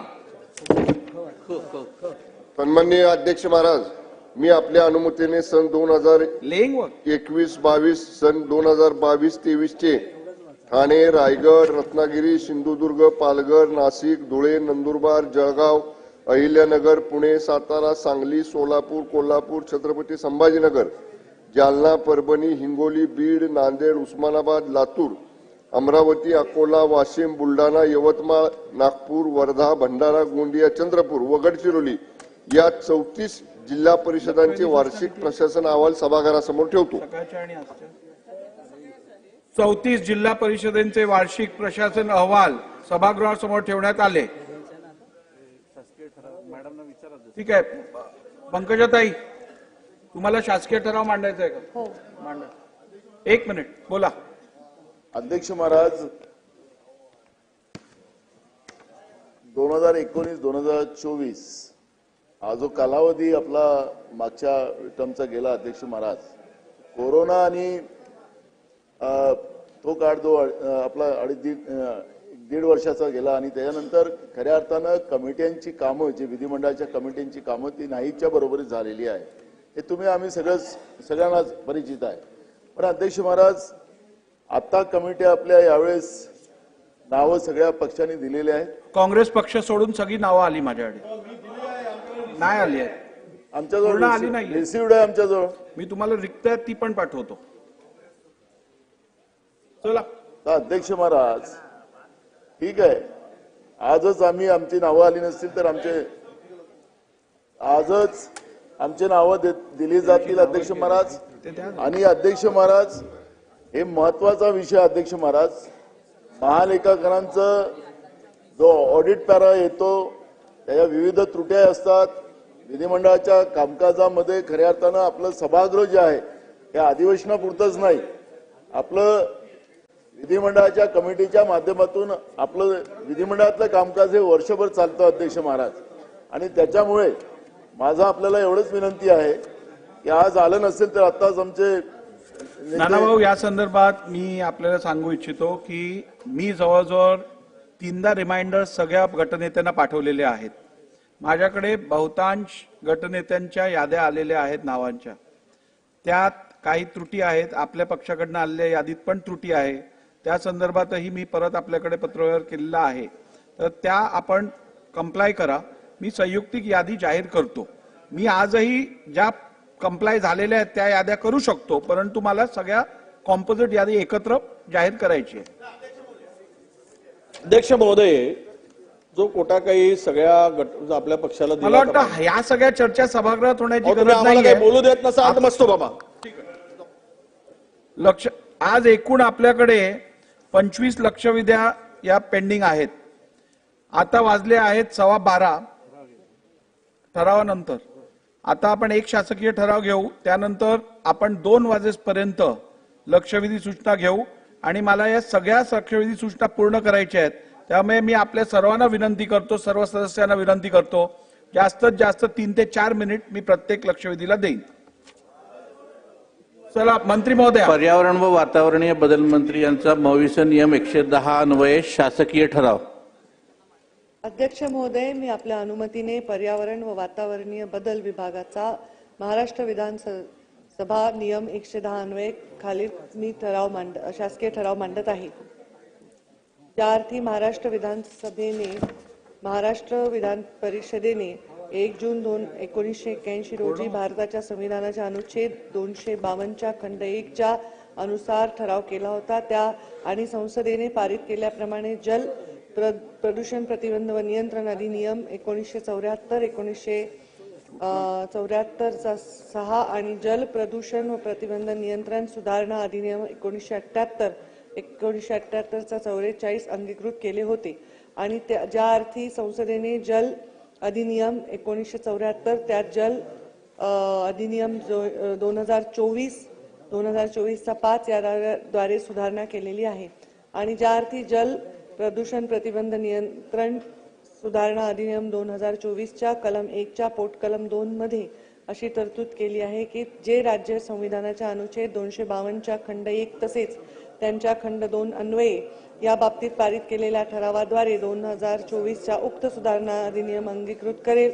अशा अन्य राज्यास हा नियम लागू असेल आणि ज्या अर्थी महाराष्ट्र शासनाचे असे मत आहे की जल प्रदूषण प्रतिबंध व नियंत्रण सुधारणा अधिनियम 2024 महाराष्ट्र राज्यात अंगीकृत करण्यात यावा. त्या अर्थी आता भारताच्या संविधानाच्या अनुच्छेद 252 च्या खंड 2 अनुसार महाराष्ट्र विधानसभाद्वारे असा ठराव करते की संसदेने पारित केलेल्या जल प्रदूषण प्रतिबंध व नियंत्रण सुधारणा अधिनियम 2024 चा 5 महाराष्ट्र राज्यासाठी अंगीकृत करण्यात यावा. मी आता सदर अहवाल मतास टाकतो. अनुकूल असतील त्यांनी होय म्हणावे, प्रतिकूल असतील त्यांनी नाही म्हणावे. होयचे बहुमत आहे, होयचे बहुमत आहे. ठराव संमत झाला. चला, तुम्हाला काय ठरावाची माहिती पाहिजे का? प्रोसिजर वर मी उभा आहे. आपण जर परवानगी दिली पाहिजे तसं बोला. अध्यक्ष महोदय, एखादा अहवाल येतो सभागृहामध्ये त्यावेळेस त्याची आगाऊ माहिती आपण पहिले प्रिझन हॉल मध्ये सांगत होतो, आपण काहीतरी वाचत होतो. आता इथे मांडलेला नाही आहे. आम्ही राजे तुम्हाला विनंती आहे, मी पाहून आलो, मी सगळे पेपर घेऊन आलो आणि अध्यक्ष महोदय, एखादा इतका महत्वपूर्ण मंत्री महोदयांनी इथे प्रस्ताव ठेवले, अहवाल दिलेला आहे, आमच्या नजरेखालून पण घालायला नको. पण आपल्याला विनंती आहे, आपण सभागृहाचे सर्वोच्च रक्षक आहात, अशा पद्धतीनं आपण मतास टाकणार, बहुमताचे आम्ही नाही म्हणणार, याला काय अर्थ आहे काय? सन्मान्य वडेट्टीवार साहेब, 7 नंबरचा item order of the day मध्ये पहा. आपण 7 नंबरच्या आयटम वरती हा ठराव आहे. आपण निश्चितपणे हा ऑर्डर ऑफ द डे वाचला असेल तर त्याच्यात काय बरोबर आहे. विषय असणं आणि तो अहवाल असणं, विषय आहे. आपण विषय आहे म्हणूनच आपण परवानगी दिली मंत्री महोदयांना, पण अहवाल आलेला नाही. तो अहवाल किमान तो अहवाल मंजूर करताय आपण, आज त्याला मंजुरीसाठी टाकताय अध्यक्ष महोदय आपण, आणि तो हो की नाही बहुमत कोणाचं ते आपण बहुमताने किंवा एकमताने आपण ते मंजूर करणार आहात. नाही, पहिली तर हा शासनाचा ठराव आहे, कोणताही अहवाल नाहीये, शासनाचा ठराव आहे आणि त्या संदर्भातला टेक्स्ट जो आहे तो आजच्या order of the day 7 number वरती आहे आणि तरीही मंत्री महोदयांनी थोडक्यात या विषयातली सभागृहाला माहिती द्यावी.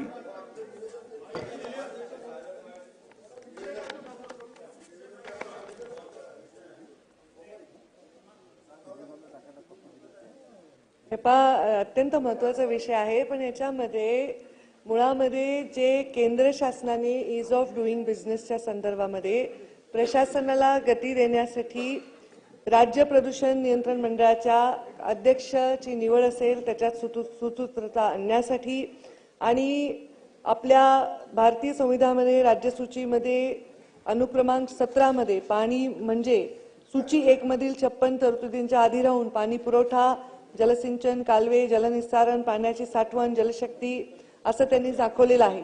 याच्या प्रदूषणाच्या अनुषंगाने राज्यामध्ये आपल्याला जो कायदा लागू करायचा आहे त्या संदर्भातला हा विषय आहे. यामध्ये विधिमंडळाने आज हिमाचल प्रदेश, राजस्थान, आसाम, छत्तीसगड, गुजरात, त्रिपुरा या राज्यामध्ये हे लागू करण्यात आलेलं आहे. तंतोतंत केंद्र शासनाने ज्या सूचना दिलेल्या आहेत त्याच्यामध्ये एकही कुठलाही अंतर न करता ते आम्ही लागू करत आहोत. ह्याच्यामध्ये आपल्याला जे किरकोळ अपराध असतात कुठल्या प्रदूषणाचे, त्या किरकोळ अपराधीकरण संपवण्याचा त्याच्यामध्ये आपला प्रयत्न आहे. लहान किरकोळ उल्लंघनावर बऱ्याच वेळा तुरुंग किंवा असं करण्यापेक्षा आर्थिक दंड लागू करणे, केंद्र शासनाकडून उद्योगांना परवानग्या नाकारणे किंवा स्वीकारणे किंवा रद्द करणे यासाठी एक संघ मार्गदर्शक तत्वे त्यांनी दिलेली आहेत. त्या त्यांची तरतूद जी केलेली आहे ती तरतूद आपल्याला निर्गमित करणं त्यांच्याप्रमाणे. त्याचबरोबर उद्योगांना परवानगी देण्यासाठी प्रक्रिया सुलभ होण्यासाठी विशिष्ट युनिट्सना कायदेशीर परवानग्या मिळवण्यासाठी ह्याच्यामध्ये एक सूट समावेश केलेली आहे. शासकीय विभागांनी जर उल्लंघन केलं, आपण जे नियमावली दिलेली आहे त्याचं, तर त्या उल्लंघनामध्ये त्यांच्यावर पण शिक्षेचा याच्यामध्ये तरतूद आहे. त्यांचा 1 महिन्याचा पगार वगैरे दंड स्वरूपात भरणा केला जाईल. तसेच इथे संचालक, व्यवस्थापक, सचिव, अन्य जे जबाबदार असतील अशांना गुन्ह्यासाठी दोषी समजून ते कार्यवाहीस आणि शिक्षेस पात्र असतील. याच धर्तीवर याच्यामध्ये आपण जी सुधारणा करतोय त्याच्यामध्ये केंद्र शासनाने जलप्रदूषण व राज्यसूचीतील विषय जो आहे त्याच्यामध्ये अक्षरशः तंतोतंत जे केंद्र शासनाचे निकष आहे ते आपण अंगीकारी करतो आहोत. ते आपण आपल्याला परवानगी दिली.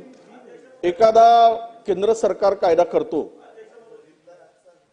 त्या कायद्याचं रूपांतर आपण राज्यात जो कायदा तंतोतंत लागू करायचं किंवा कायदा करायचं असेल राज्याला, तर ते बिल रूपाने यावं असं माझा अनुभव इतके वर्ष झाले मी सभागृहात पाहतो. कारण केंद्राने लागू केलेला कायदा जसे तसं जर आपल्याला लागू करायचं असेल मंत्री महोदया, तर आपण ते बिल रूपानेच आणलं पाहिजे. तो प्रस्तावना होत नाही किंवा आपण मांडून होत नाही अध्यक्ष महोदय. त्यामध्ये दोन्ही जे सदस्य या सभागृहात आहेत त्यांचं मत ऐकून घेतलं पाहिजे, त्यांच्या काही सूचना ऐकून घेतल्या पाहिजेत. त्यामध्ये काही ऍडिशनल पुन्हा बदल करता येईल, केंद्राने अजून अधिकचा चांगला कायदा करता येईल, त्यामध्ये आमचंही मत त्यामध्ये घेतलं गेलं पाहिजे. पण असं की केंद्राने लागू केला म्हणून तंतोतंत लागू करायचा म्हणून वेगवेगळ्या राज्यामध्ये वेगवेगळी परिस्थिती आहे, असू शकते अध्यक्ष महोदय.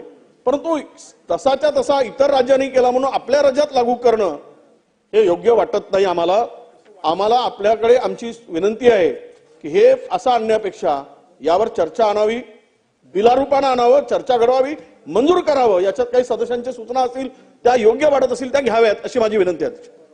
हा शासकीय ठराव आहे अध्यक्ष महोदय आणि आपण 4 दिवसापूर्वीच आपण ह्याच्यामध्ये 750 कॉपी ह्या दिलेल्या आहेत. आता ह्याच्यामध्ये आपण बिल म्हणूनच प्रस्तावित केलेलं होतं, पण विधी व न्याय विभागाने याला शासकीय ठरावाच्या पद्धतीने मांडावा अशी सूचना आल्यामुळे आम्ही ती सूचनाचं पालन केलेलं आहे. याच्यामध्ये कुठलाही असा अधिकचा विषय राज्य शासनाकडून किंवा हा नाही. हे कायदे ऑलरेडी एमपीसीबी आणि सीपीसीबीचे आहेत तसेच आहेत. ठीक आहे, बोला अर्धा सेकंद. मंत्री महोदयांनी असं सांगितलं की आम्ही 4 दिवसापूर्वी 750 कॉपीज आम्ही पीएन हॉलमध्ये टाकल्या. आता एक नवीन मुद्दा उपस्थित झाला. पहिलं सभागृहामध्ये लिहिंग झाल्याशिवाय अशा पद्धतीनं पीएन हॉलमध्ये कॉपीज कशा येतील मंत्री महोदया? सभागृहासमोर पहिल्यांदा लिहिंग आलं पाहिजे आणि सभागृहासमोर लिहिंग झाल्यानंतर तुम्ही कॉपीज टाकणे बरोबर आहे. अगोदर कॉपीज आम्हाला न मिळणं हे आम्ही जरी म्हटलं असलं तरी ते शक्य नसतं, कारण अध्यक्षांना पहिल्यांदा ते कळवावं लागतं की मला हे लिहिंग करायचंय, त्याच्यानंतर ते इथं लिहिंग होतं आणि मग लिहिंग झाल्यानंतर मंत्री महोदया तिथं त्या पीएन हॉलमध्ये ह्या कॉपीज आल्या पाहिजेत. आपण म्हणता अगोदर जर ह्या कॉपीज आल्या असेल तर आणखीन गंभीर आहे. आणि म्हणून सन्मान्य सदस्य विजयजी वडेट्टीवार बोलले ह्याला ह्या गोष्टीला विरोध नाही, पण हा जो प्रस्ताव आहे तो LNGDने जरी मॅडम आपल्याला सांगितलं असतं तरी सुद्धा मला असं वाटतं की हा बिलाच्या रूपानंच प्रस्ताव समोर यायला पाहिजे होता, की त्याच्यामध्ये आमची काही सजेशन असतील ती सत्ताधारी पक्षानं स्वीकारावी न स्वीकारावी हा भाग वेगळा, परंतु आम्हाला आमची मतं मांडता आली असती आणि प्रत्येक राज्याची परिस्थिती वेगवेगळी आहे त्यानुसार आपल्याला मत मांडता आलं असं आमचं मत आहे. अत्यंत बरोबर आहे. राज्याची परिस्थिती वेगवेगळी आहे. आपण विविध चर्चांच्या रूपाने आपण ती मतं मांडतोय. त्यावेळी आम्ही जेव्हा सकारात्मक उत्तर देतोय तर त्यांचा आम्ही अंतर्भाव करण्याचा प्रयत्न करतोय येणाऱ्या निर्णयामध्ये. आता आम्हाला शासकीय ठरावाच्या माध्यमातून आम्ही हे मांडलेलं आहे. याच्यावर चर्चा करायची किंवा नाही करायची हा आता सभागृहाचा विषय आहे. माझं म्हणणंच नाही की चर्चा करू नका. तुम्हाला ठेवायचं असेल ते संबंध पूर्णतः आपल्या सभागृहाचं प्रॉपर्टी आहे. रॅटिफिकेशन असेल नाही. एक मिनिट नाही, या संदर्भात मी थोडं स्पष्टीकरण देतो, कारण शेवटी ज्या वेळेला अध्यक्षांकडे निवेदन केलं जातं किंवा अध्यक्षांकडे विनंती केली जाते एखाद्या लेईंग संदर्भात पिजन होलमध्ये त्या संदर्भातला टेक्स्ट टाकण्यासंदर्भात, तर तशी विनंती माझ्याकडे केली गेली होती आणि लेईंग झाल्यानंतरच ते पिजन होलमध्ये आपण टाकलेले आहेत. आणि राहिला प्रश्न सन्मान्य वडेट्टीवार, मी रुलिंग तर देतो त्यांनी मांडलेल्या प्रश्न त्यांचं तर उत्तर देतो पहिली. ठीक आहे, द्या. चल अध्यक्ष महाराज, अध्यक्ष महाराज, आपल्या पंकजाताईंनी ज्या पद्धतीने इथं भूमिका मांडली की केंद्र सरकारने जो कायदा केला त्या कायद्याला आम्ही जसं तसं या ठिकाणी मांडायला आलेलो आहोत आणि म्हणून हा शासकीय ठराव मांडतोय. हा शासकीय ठराव आम्ही मांडतोय. अध्यक्ष महाराज, त्यांनी विधी न्याय विभागाला विचारलं, विधी न्याय विभागाने सांगितलं की आपल्याला शासकीय ठरावाप्रमाणे आणता येईल. अध्यक्ष महाराज, कायदा करतोय आपण, केंद्र सरकारने केलेला कायदा म्हणजे विजय वडेट्टीवार साहेबांनी आणि भास्कर जाधव साहेबांनी जी भूमिका मांडली, प्रत्येक राज्याची परिस्थिती वेगळी आहे. आपल्या महाराष्ट्रामध्ये प्रत्येक जिल्ह्यातली परिस्थिती वेगळी आहे. अध्यक्ष महाराज, कायदा करत असताना आपण विधी न्याय विभागाने आपल्याला शासकीय ठरावाच्याच माध्यमातून त्याला संमत करावं असं आपल्याला सांगत असेल आणि मंत्री महोदय सांगत असतील, ही गंभीर बाब आहे. हे कायदे मंडळ आहे अध्यक्ष महाराज, आणि या कायदे मंडळाच्या ह्याच्यामध्ये आपल्याला या ठिकाणी हा कायदा आपल्याला आणावा लागेल, बिल आणावं लागेल आणि त्या बिलाच्या माध्यमातून ही चर्चा होऊनच हा कायदा आपण इथं पारित करावा अशी आमची विनंती. सन्मान्य सदस्य विजय वडेट्टीवार साहेब आणि सन्मान्य सदस्य नाना पटोलेजी आणि भास्कर जाधव साहेब यांनी या सभागृहाच्या कायदे बनवण्या संदर्भातल्या पॉवर संदर्भातला विषय आज इकडे मांडलेला आहे. आत्ताच मंत्री महोदयांनी जो ठराव, शासकीय ठराव इकडे मांडलेला आहे तो नियमबाह्य नाहीये. आर्टिकल 252 मध्ये तशी पॉवर राज्य शासनाकडे आहे आणि हा रॅटिफिकेशनच्या रूपातला ठराव आहे. मी आपल्या माहितीसाठी आर्टिकल 252 वाचून दाखवतो. सभागृहाच्या माहितीसाठी आर्टिकल 252 वाचून दाखवतो आणि आर्टिकल 252 मध्ये राज्य शासनाला रेझोल्युशन मार्फत केंद्र शासनाने केलेल्या कायद्याला रॅटिफाय करायचा अधिकार आहे. हे मी आपल्याला वाचून दाखवतो. Powers of Parliament to legislate for 2 or more states by consent and adoption of such legislation by any other state. If it appears to the legislature of 2 or more states to be desirable that any of the matters with respect to which Parliament has no powers to make laws for the state except as provided in Article 249 and 250 should be regulated in such states by Parliament by law. And if resolution to that effect are passed by all the houses of the legislatures of those states, it shall be lawful for Parliament to pass an act for regulating the matters accordingly. And any act so passed shall apply to such states and to any other states by which it is adopted afterwards by resolution passed in that behalf by the House, or where there are 2 houses, by each of the houses of the legislature of that state. त्यामुळे आपल्याकडे federal structure मध्ये concurrent list आहे, state list आहे आणि central list आहे. एखादा विषय जो सेंट्रल लिस्ट मध्ये येत नाही आणि स्टेट लिस्ट मध्ये येतो, त्या संदर्भात जर का कायदे करायचे असतील तर 2 पेक्षा अधिक राज्यांनी त्याला रॅटिफाय करायला लागतं आणि ते रॅटिफिकेशन आपल्याला अशा शासकीय ठरावामार्फत करायला लागतं. त्यामुळे आता जो ठराव मंत्री महोदयांनी इकडे मांडलेला आहे तो ग्राह्य आहे आणि नियमबाह्य नाहीये.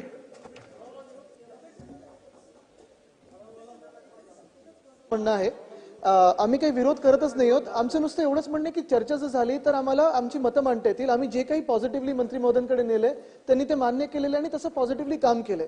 ह्याच्यात फक्त आम्हाला एवढंच जाणून घ्यायचं की इज ऑफ डुईंग बिझनेसच्या खालती काही कायदे लूज तर होत नाहीयेत, काही कायदे थोडे शिथिल होत नाहीयेत, काही त्यांचे पॉवर्स कमी होत नाहीत का, खात्याचे पॉवर्स कमी होत नाहीत का? कारण अनेकदा काय होतं की जसं सगळेच मंत्री इथे सन्मान्य सदस्य मांडतायत, अनेकदा आपण पाहिलं असेल, मग मुळा मोठा असेल, पंचगंगा असेल, कानन नदी असेल, मिठी नदी असेल, आम्ही सगळेच प्रदूषणाचे विषय मांडत असतो. तर हे विषय मांडत असताना हे कायदे शिथिल होत नाहीत ना, खात्याचे अधिकार कमी होत नाहीत ना, एवढीच आम्हाला चर्चा घडवून आणायची.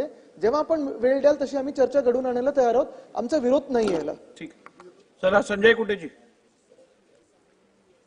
अध्यक्ष महोदय, तुम्ही रुलिंग पण दिलेला त्यामुळे त्याच्यावर जाणार नाही, परंतु आमची भावना ही होती अध्यक्ष महोदय की जल प्रदूषण आणि सेंट्रल गव्हर्नमेंटचा कायदा सगळं आपण सांगितलं, पण जल प्रदूषणवर परवाच्या दिवशी तुम्ही बोललो अध्यक्ष महोदय. मानवी जीवनामध्ये जल हे सगळ्यात महत्वाचं आहे आणि त्यावर शासकीय ठराव जरी असला अध्यक्ष महोदय, ते आमचे मत आहेत की बऱ्याचशा ठिकाणी अध्यक्ष स्त्रोत जे आहेत ते सगळे अफेक्टेड इंडस्ट्री आणि बाकीच्या वेगवेगळ्या कारणांनी होतात अध्यक्ष महोदय. आणि म्हणून अध्यक्ष महोदय काही सूचना याच्यावर जर गेल्या असत्या अध्यक्ष महोदय तर निश्चितपणे शासकीय ठरावामध्ये आपल्याला त्या इन्व्हॉल्व करता आल्या असत्या आणि एक चांगल्या प्रकारचं धोरण जे मी परवा बोललो अध्यक्ष महोदय पाण्याच्या संदर्भात ते आपल्याला महाराष्ट्राला देशाला दिशादर्शक असं आपल्याला धोरण देता आलं असतं अध्यक्ष महोदय.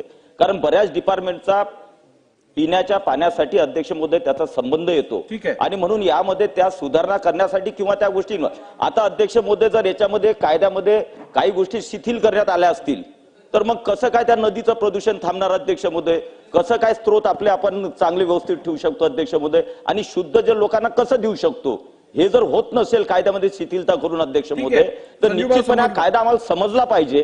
त्याच्यात काय अमेंडमेंट आहे, त्याच्यात काय सूचना आहे, त्याच्यात काय आपण ऍक्शन घेणार आहे, ह्या जर असल्या त्यामध्ये कायदा व्यवस्थित जर केला अध्यक्ष महोदय, कमीत कमी जल हे जीवन मानवाचं सगळ्यात महत्वाचं आहे, त्यावर अतिशय सांगोपांग चर्चा व्हायला पाहिजे असं माझं मत आहे अध्यक्ष महोदय. ठीक आहे, आपण हा ठराव पारित केलेला आहे, आपण इकडे पास केलेला आहे. तरीही मी ज्या सदस्यांना या ठरावावरती आपलं मत मांडायचं असेल त्यांनी लेखी स्वरूपात ते माझ्याकडे द्यावं. मी ते मंत्री महोदयांकडे पाठवून त्याबद्दल आपण सकारात्मक विचार करून जे त्यांनी सजेशन दिले असतील ते कसे इन्कॉर्पोरेट करता येतील या संदर्भात विचार करावा. चला पुढे आता लक्षवेधी सूचना.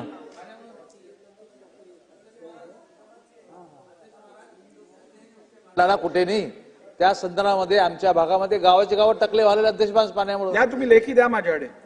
चला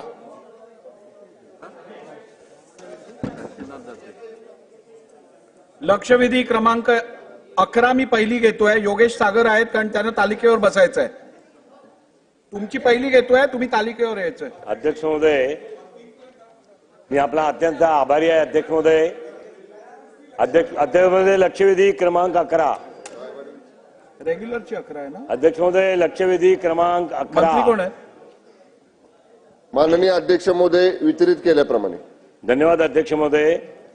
अध्यक्ष महोदय, हा प्रकार हा चारकोप मध्ये अध्यक्ष महोदय जिथे म्हाडाच्या बैठा चाली वसाहत आहेत, जवळजवळ 169 सोसायटी आहेत. एका सोसायटीमध्ये अध्यक्ष महोदय 35 परिवार राहतात. अशा सेक्टर 1 आणि 2 मधल्या सेक्टर 1च्या सोसायटीच्या 145 नंबरच्या सोसायटीमध्ये अध्यक्ष महोदय 3 खोल्या हा एका अल्पसंख्याक समाजांच्या लोकांच्या नावाने असणार नाही. अध्यक्ष महोदय, त्या 3 खोल्यांचं एकत्रीकरण करून त्या तिकडे अध्यक्ष महोदय अल्पसंख्याकांचा प्रार्थनास्थळ मशीद उभी करण्याचं काम अध्यक्ष महोदय त्या ठिकाणी झालंय. अध्यक्ष महोदय, जवळजवळ 10,500 परिवार हे बैठ्या चाळी आणि इमारतीमध्ये त्या विभागात सेक्टर 1 आणि 2 मध्ये राहतात. अध्यक्ष महोदय, जेमतेम एक 4, 5, 6 परिवार हा पूर्ण परिसरामध्ये हे अल्पसंख्याक समाजाचे विखुरलेले आहेत, एका ठिकाणी नाही आहेत अध्यक्ष महाराज.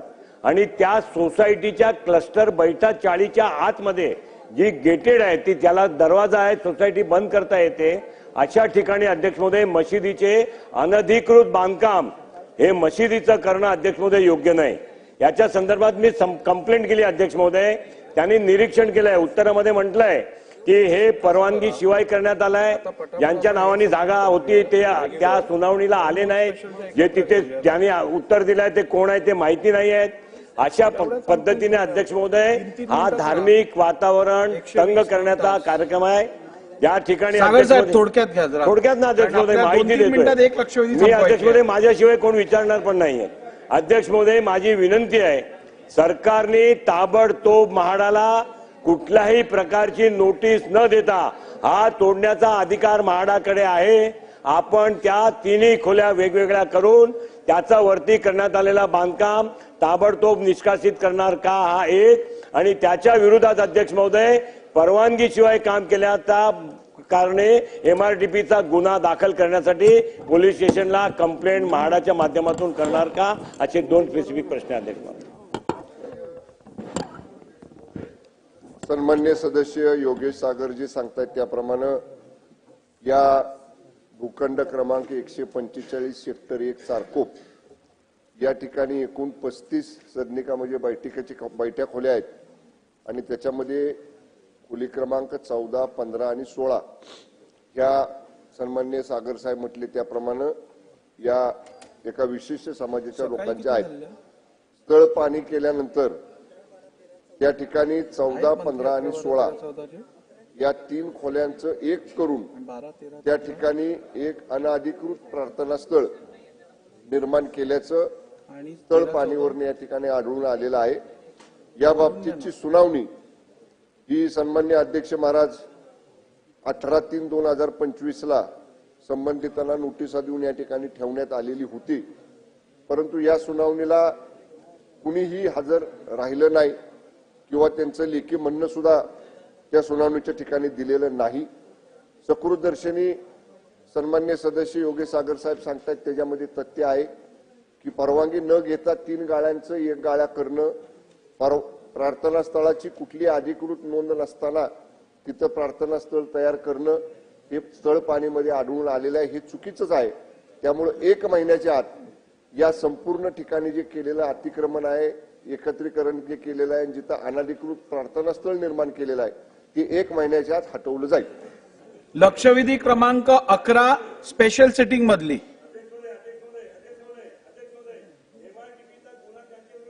1 महिन्यात बोलले ना करणार. ठीक आहे अध्यक्ष महोदय 1 मिनिट थांबा.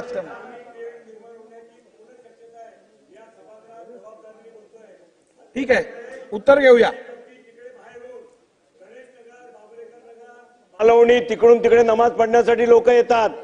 कारणाशिवाय अध्यक्ष महोदय धार्मिक तेढ निर्माण होईल आणि कायदा व सुव्यवस्थेची परिस्थिती बिकट होईल. माझी सरकारला विनंती आहे, तातडीने निष्कासित करा आणि ज्यांनी बांधकाम केलंय त्यांच्या विरोधात, ज्यांच्या नावाने गाळे आहेत त्यांच्या विरोधात MRDPचा गुन्हा कांदिवली चारकोप पोलीस स्टेशन मध्ये दाखल करा. हा नियमानुसार होतोय, आपण करणार का? सन्मान्य अध्यक्ष महोदय मी मगाशी सांगितलं 1 महिन्याच्या आत हे अनधिकृत जे काही स्ट्रक्चर केलेलं आहे, प्रार्थना स्थळ केलेलं ते हटवलं जाईल. महाराष्ट्राच्या क्षेत्रीय अधिकाऱ्यांना MRDPचा गुन्हा जर त्या ठिकाणी होत असेल तर तो सुद्धा गुन्हा तपासून दाखल करण्याच्या सूचना दिल्या जातील. लक्षवेधी क्रमांक 11 स्पेशल सिटिंग मधली अध्यक्ष महोदय लक्षवेधी क्रमांक 11 अध्यक्ष महोदय वितरित केल्याप्रमाणे अध्यक्ष महोदय लक्षवेधी क्रमांक 11 चंदगड मतदारसंघातील रस्ते करण्याबाबत अध्यक्ष महोदय चंदगड विधानसभा मतदारसंघातील तुणगे, माणगाव, हेरे, कारडी, सावर्डे, चंदगड, हलारवाडी, मंडुरा, गडिंग्लज तालुक्यातील निलजी, जरळी, आजरा तालुक्यातील सरोळी, ऐनापूर, हारूर, गजरगाव तसेच नेसरी, लोणेवाडी यांना जोडणारा पूल 50 वर्षापासून प्रबलित आहेत. हा होणे अत्यंत आवश्यक आहे सर. त्याचबरोबर सर्व पुलाचे बांधकाम करणं खूप गरजेचं आहे. पारगड रस्ता सर 50 किलोमीटरचा गोव्याच्या पोर्टला जोडला जातो, गोव्याच्या शहराला जोडला जातो. त्यामुळे आपला उद्योगधंदे तरुणांसाठी एक रोजगार चांगला उपलब्ध होऊ शकतो सर. अध्यक्ष महोदय चंदगड तिलारी म्हापसा अंतर 84 किलोमीटर आहे. चंदगड जांभरे म्हापसा तो पण रोड होणं खूप गरजेचं आहे अध्यक्ष महोदय. त्यामुळे सिंधुदुर्ग पोर्टला आपला हा रस्ता जोडला जातो. त्यामुळे आपल्या चंदगड विधानसभेमध्ये उद्योगधंदे व बऱ्याच गोष्टी आपल्याला साधू शकतो. शिनोळी, तुडी, कोलिक, कुणबी, म्हापसा 70 किलोमीटरचा रोड आहे अध्यक्ष महोदय. आज स्वातंत्र्य होऊन 75 वर्ष झाली, तर आजपर्यंत सर अध्यक्ष महोदय हा रस्ता झालेला नाहीये. हा कोलिक पासून फक्त गोव्याच्या हद्दीमध्ये फक्त 15 किलोमीटर रस्ता जोडणं गरजेचं आहे. त्यामुळे गोवा राज्य आणि महाराष्ट्र राज्य आणि सीमा भाग कर्नाटक जोडलं जाईल. फक्त 15 किलोमीटरचं काम होणं गरजेचं आहे अध्यक्ष महोदय. आणि थोडक्यात घ्या, प्रश्न विचारा. अध्यक्ष महोदय, शिरोली बेळगाव पणजी 100 मार्ग बाकी आहे. 16 धनगरवाडे हे 16 धनगरवाडे अध्यक्ष महोदय 16 धनगरवाडे कधी अजून तिथे काय झालेलं नाही. आमच्या पेशंटसाठी सगळ्या खूपच अवघड अवस्था आहे. मी प्रत्येक मांडण्यात आलो आहे. आणि त्याचबरोबर अध्यक्ष महोदय, वेंगुर्ला नागरवाडी रस्ता हा राज्यमार्ग 180चा असून चंदगड तालुक्यातील लांबी 43.20 किलोमीटर आहे. रस्त्याचे रुंदीकरण करणं खूप आवश्यक आहे अध्यक्ष महोदय. अध्यक्ष महोदय, राज्यमार्ग 189 घोडगेवाडी मिरवल पारगड रामखोल तेरवण वाघोत्री राज्यमार्गाला जोडणारा रस्ता राजमार्ग 187 हा पण होणं खूप गरजेचं आहे अध्यक्ष महोदय. अध्यक्ष महोदय, सध्या गोवा कोकणला जोडणारे रांबोली घाट व तिलारी घाट नारदो असल्याकडे अवघड वाहतूक प्रबंध असते. सध्या रस्ता रुंदीकरण करणं खूप आवश्यक अध्यक्ष महोदय. अध्यक्ष महोदय, राजमार्ग 187 रामघाट इसापूर कोल्हापूर जिल्हा रस्ता प्रमुख जिल्हा मार्ग 75 सदर रस्त्याची लांबी 500 किलोमीटर इतकी आहे, 5 मिल इतकी आहे. रस्ता रुंदीकरण करणं खूप गरजेचं आहे अध्यक्ष. तुमच्या लक्षवेधीचं उत्तर द्यायला वेळ राहणार नाही. अध्यक्ष महोदय, अच्छा अध्यक्ष महोदय, प्रश्न घेतो. अध्यक्ष महोदय, जिल्हा मार्ग नागातळे कुरकुंडी महिपाळगड शिनोळी तुळी रस्ता प्रमुख 68 मार्ग हा पण विषय पेंडिंग आहे अध्यक्ष महोदय. आणि परिपत्र अध्यक्ष महोदय, आणि तुमचा प्रश्न विचारा. हे सगळं तुम्ही दिलेले लक्षवेधीत छापून आलेलं आहे. तुम्ही प्रश्न विचारा ना. तर एवढंच अध्यक्ष महोदय, एवढीच विनंती आहे की आपल्याला आत्ताच मोदी साहेबांचं विकसित भारत आणि आपल्या मंत्रिमंडळ आणि आदरणीय मुख्यमंत्री साहेबांचा विकसित महाराष्ट्राच्या संदर्भात आपण हे सर्व रस्ते होण्यामुळे आमच्या मतदारसंघातील सर्व विकास करणं आवश्यक आहे. आणि कराल काही माझा प्रश्न आणि होईल एवढी उत्तर द्या. अध्यक्ष महोदय, आमदार शिवाजीराव पाटील साहेबांनी जो विषय मांडला त्यात चंदगड तालुक्यातील मानगाव गडिंग्लज त्याचबरोबर चंदगड मानगाव गडिंग्लज तालुक्यातील निलजी जरळी पूल, आजरा तालुक्यातील हरूर गजरगाव हे 4ही पूल अर्थसंकल्पामधनं याची मंजुरी आहे. त्याचं आता सध्या स्थितीमध्ये भूसंपादनाची प्रक्रिया पूर्ण होत आलेली आहे आणि लवकरच या 4ही पुलांचं काम जे आहे ते भूसंपादनाची प्रक्रिया पूर्ण झाल्यानंतर सुरू करण्यात येणार. त्याचबरोबर चंदगड तालुक्यातील दुंडगे कानडी व आजरा तालुक्यातील सरोळी आयनापूर तसेच नेसरी दोनेवाडी हे पूल जे आहेत ते अध्यक्ष महोदय जिल्हा परिषदेच्या अखत्यारीत आहेत. याच्यावर जिल्हा परिषदेच्या माध्यमातून अध्यक्ष महोदय काम होणं अपेक्षित आहे. जिल्हा परिषदच्या याच्यावर PWD काम करू शकत नाही. त्याचबरोबर पारगड मोर्ले दोडा मार्ग कडे जाणार रस्ता हा वन विभागाच्या परवानगीसाठी दुसऱ्या टप्प्यामध्ये आहे आणि नागपूरला हा प्रस्ताव गेलाय. या वन विभागाची परवानगी मिळाल्यावर या रस्त्याचं काम पण हाती घेण्यात येईल. त्याचबरोबर ज्या 16 धनगरवाडी याचा उल्लेख आमदार साहेबांनी केला तर हे सुद्धा सर्व रस्ते धनगरवाड्याला जाणारे जे आहेत हे जिल्हा परिषदेचे आहेत. त्यामुळे त्या याच्यावर पण जिल्हा परिषदेकडनं काम होणं अपेक्षित आहे. आपण त्याच्यावर PWD हे आज तरी निधी जिल्हा परिषदेचा असल्यामुळे देऊ शकत नाही. इतर जे विषय आमदार साहेबांनी मांडले त्यात चंदगड तालुक्यातील तुडिये ते कोळीक हा रस्ता इजिमा आहे तो पण जिल्हा परिषदच्या अखत्यारीत आहे. त्यामुळे त्याच्यावर पण जिल्हा परिषदकडनं काम होणे अपेक्षित आहे. त्याचबरोबर चंदगड ते तुडिये हा रस्ता काही प्रमाणात सार्वजनिक बांधकाम विभागाच्या अखत्यारीत असून रुंदीकरणाचं सुधारण्याचे काम निधी उपलब्ध होतात आम्ही घेतोय. त्याचबरोबर निलजी संकेश्वरचा एक विषय मांडला तर तो आधीच अध्यक्ष महोदय राष्ट्रीय महामार्ग आहे त्यामुळे त्याच्यावर नवीन काही काम प्रस्तावित नाही आहे. आणि इतर पण वेंगुर्ला आंबेवाडी असेल नागनवाडी त्याचबरोबर रामघाट इसापूर ते कोल्हापूर हा रस्ता असेल जिल्हा हद्द. त्याचबरोबर अध्यक्ष महोदय प्रजिमा 65 ते नागरदळे करेकुंडी आणि गारगोटी गडिंग्लज ते बेडशी हे सर्व रस्ते सभागृहात शांतता जे राखा, आहेत प्लीज. ते अध्यक्ष महोदय प्लीज. निधीची उपलब्धता आणि निकषानुसार त्याची उपलब्धता झाल्यावर ही कामं घेण्यात येतील. धन्यवाद. लक्षवेधी रेग्युलर सिटिंगची लक्षवेधी क्रमांक 1 डॉक्टर बाबासाहेब देशमुख. लक्षवेधी क्रमांक 1 अध्यक्ष महोदय वितरित केल्याप्रमाणे अध्यक्ष महाराज, राज्य शासनाने पर्यावरणातील बदल रोखण्यासाठी वन विभागाकडून महत्वाकांक्षी एक 33 कोटी वृक्ष लागवडीची योजना हाती घेण्यात आली होती. परंतु सन 2017 ते 23च्या दरम्यान सांगोला, पंढरपूर, मंगळवेढा तालुक्यात वृक्ष लागवड योजनेचे जवळजवळ 109 कोटी रकमेचा अपहार झाला असून त्या संदर्भात सर्व कागदपत्राच्या पुराव्यानिशी सामाजिक कार्यकर्ते दादासाहेब चव्हाण यांनी पंढरपूर आणि मंगळवेढा न्यायालयामध्ये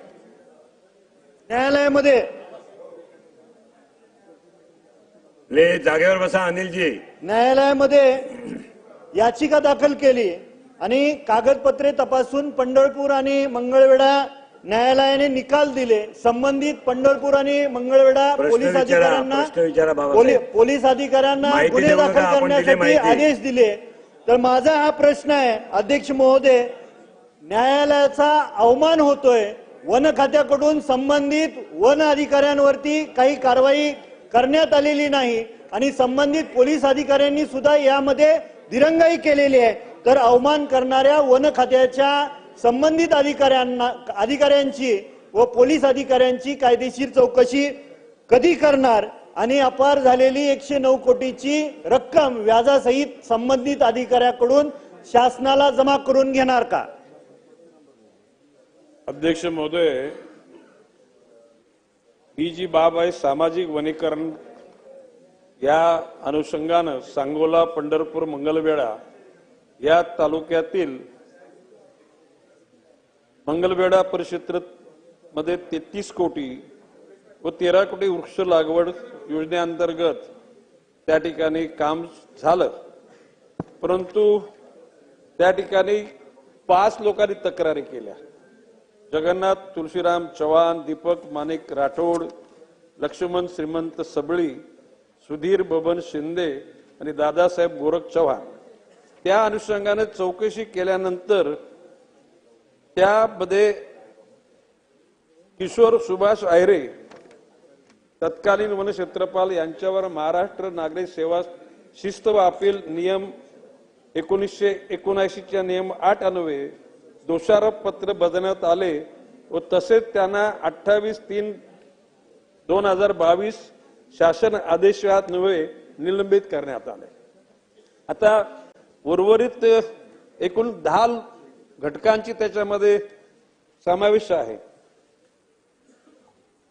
सुरुवातीच्या आलेल्या अहवालामध्ये काही अधिकाऱ्यांवर दोषी ते नसल्याचं निदर्शनास आणून देण्यात आलेले, परंतु तरी सुद्धा सूक्ष्म चौकशी करून त्या अनुषंगानं या घटकांनी एखादी गोष्ट चुकीची केली असेल तर त्यांना जबाबदार धरून त्यांच्यावर कारवाई करण्याकरता एकूण अहवाल अप्राप्त झालेला नाही, अप्राप्त आहे आणि जसा अहवाल प्राप्त होईल तशी कारवाई करण्यात येईल. आपल्याला लागेल तेवढी मी कागदपत्र आपल्याला देतो. पेपरमध्ये प्रिंटेड आलेल्या आहेत, सगळ्या अधिकाऱ्यांची नावं आहेत. त्या दरम्यान न्यायालयाने त्यांनी अटकपूर्व जामिनासाठी अर्ज केला, न्यायालयाने तो फेटाळला. याचा अर्थ कुठंतरी त्यामध्ये दखल घेण्याची गरज आहे. IPC 420, 463, 64, 65, 66, 67 आणि 71 त्या फॉर्जरीचे कलम आहेत आणि त्या फॉर्जरीची कलम तात्काळ अटक करण्यात येते त्या कलमाखाली. तरी सुद्धा संबंधित पोलीस अधिकाऱ्यांनी आणि वन खात्याने त्याच्याकडे दुर्लक्ष केलेलं आहे. तर संबंधित अधिकाऱ्यांना आपल्या माध्यमातून खमकेबाज मंत्री महोदय आहेत, आम्हाला यांच्याकडून अपेक्षा आहे की शासनाचा 109 कोटीच्या रकमेचा अपहार झालेला आहे, तर हे अधिवेशन संपण्यापूर्वी आपण त्याची दखल घेऊन तात्काळ निलंबित करण्यात यावे. माननीय अध्यक्ष महोदय, सन्माननीय सदस्य बाबासाहेब देशमुख यांनी जी बाब या ठिकाणी नमूद करण्याचा प्रयत्न केला त्याच्यात तथ्यांश आहे. तो तथ्यांश लक्षात घेताच त्या एका अधिकाऱ्याला निलंबित करण्यात आलेलं आहे. अन्य आणि न्यायालयाने अशा प्रकारची कुठेतरी निर्वाला दिलेला आहे, अशा प्रकारचं कुठे नाहीये.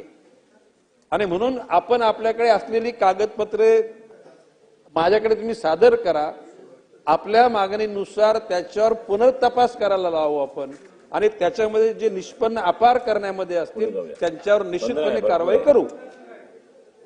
चला, शेवटचा प्रश्न समाधान अवताडे. डायरेक्ट प्रश्न विचारा, भूमिका मांडू नका. अध्यक्ष महोदय, पण थोडी पार्श्वभूमी सांगावं लागेल, नाही, त्याशिवाय बिलकुल सांगू नका, प्रश्न ऐका. समजणार नाही. नाही, 5 मिनिटं एका प्रश्नासाठी द्यायचा आहे. सन्माननीय सदस्यांनी विचारलंय, त्यांनी 2 प्रश्न विचारले. भूमिका मांडल्याशिवाय प्रश्न विचारा. अध्यक्ष महोदय, मी आज या निमित्ताने एवढंच विचारू इच्छितो की जसं वृक्ष लागवडीचं या ठिकाणी 11,000 झाडं लागणे हे माझ्या मतदारसंघामध्ये मंगळवेढा तालुक्यामध्ये झालेलं आहे, तर त्यावेळेला 1,000 सुद्धा झाडं तिथे लावलेली नव्हती अध्यक्ष महोदय. आणि तिथले सरपंच त्या ठिकाणी त्या वन अधिकाऱ्यांच्याकडे ज्या वेळेला तक्रार करायला गेले, तर वन अधिकाऱ्यांनी त्या सरपंचाला, डोनज म्हणून गाव आहे मंगळवेढा तालुक्यामध्ये, तर त्या सरपंचाला त्या ठिकाणी दम दिला गेला की त्या ठिकाणी तू सरकारी कामात. अध्यक्ष महोदय, महत्वाचा आहे हा घोटाळा, तिथून तर सुरुवात झालेला आहे. आपण प्रश्न विचारा ना, तर उत्तर देतील ना. अध्यक्ष महोदय, असे अनेक घोटाळे आहेत. तर अध्यक्ष महोदय, त्या जिथं जिथं ज्या ठिकाणी वन विभागाचे अक्वायर केलेली जिथं हे आहेत, जिथं झाडं लावायची आहेत, ज्या ठिकाणी झाडं लावलेली आहेत तिथं पानवटे, सीसी डॅम, चेक डॅम, मातीचे हे जी करायची जी नुसते हे कागदावरतीच केलेले आहेत अध्यक्ष महोदय. आणि हे कागदावरती करून त्या वन्यजीव प्राण्यांचं त्या ठिकाणी जिथं पाणी टँकरने टाकायचं आहे तिथं पाणतळे न करता त्या ठिकाणी टँकरचंही बिल काढलं जातंय, ते पाणतळेचं बिल काढलं जातंय. आणि अध्यक्ष महोदय, 1 मिनिट. नाही, आपण प्रश्न नाही विचारले तर अध्यक्ष महोदय, मी विचारतो ना, पार्श्वभूमी नाही सांगितलं, याच्यावर कारवाई काय करणार म्हणजे काय सांगणार? आज जवळजवळ सगळ्या लक्षवेधी आपल्याला आज अंतिम आठवडा प्रस्ताव, गिलोटीन, 293 प्रस्ताव हे सगळे घ्यायचे. त्यामुळे चला, प्रश्न विचारा. काय मिळाला पाहिजे अध्यक्ष महोदय? या सगळ्या गोष्टीचा, या सीसीटी, टीसीएम, चेकडॅम, माती, तिथल्या आतले असणारे पानवटे हे न करता बिलं उचललेले आहेत, हाही मोठा घोटाळा आहे. तर माझी मंत्री महोदयांना आपल्या मार्फत विनंती आहे, या सगळ्या कामांची खातेनिहाय चौकशी करून, अध्यक्ष महोदय त्याचे फोटो सुद्धा या ठिकाणी मी आणलेले आहेत. या सगळे अध्यक्ष महोदय, सन्माननीय सदस्यांनी बऱ्याच कामाचा उल्लेख केलेला आहे. त्यांच्याकडे जे जे पुरावे असतील ते त्या ठिकाणी माझ्याकडे पाठवावेत. पुन्हा मी सांगतो की सूक्ष्म पद्धतीनं त्या ठिकाणी तपासणी करून जे घटक त्याला जबाबदारी असतील त्या सर्वांवर कार्यवाही करण्यात येईल. चला, लक्षवेधी क्रमांक 2 संजय केळकर. लक्षवेधी क्रमांक 2. नाही, आता लक्षवेधी क्रमांक 2. नको स्पेसिफिक. नाही, असं आहे अनिलजी, अध्यक्ष महोदय, वितरित केल्याप्रमाणे. चला, हे प्रश्न बघा, हा मंगळवेढा सोलापूर जिल्ह्याचा प्रश्न आहे, आपला जिल्हा वेगळा आहे, आपले प्रश्न वेगळे मांडा. चला पुढे, प्लीज मदत करा. चला, संजयजी प्रश्न विचारा.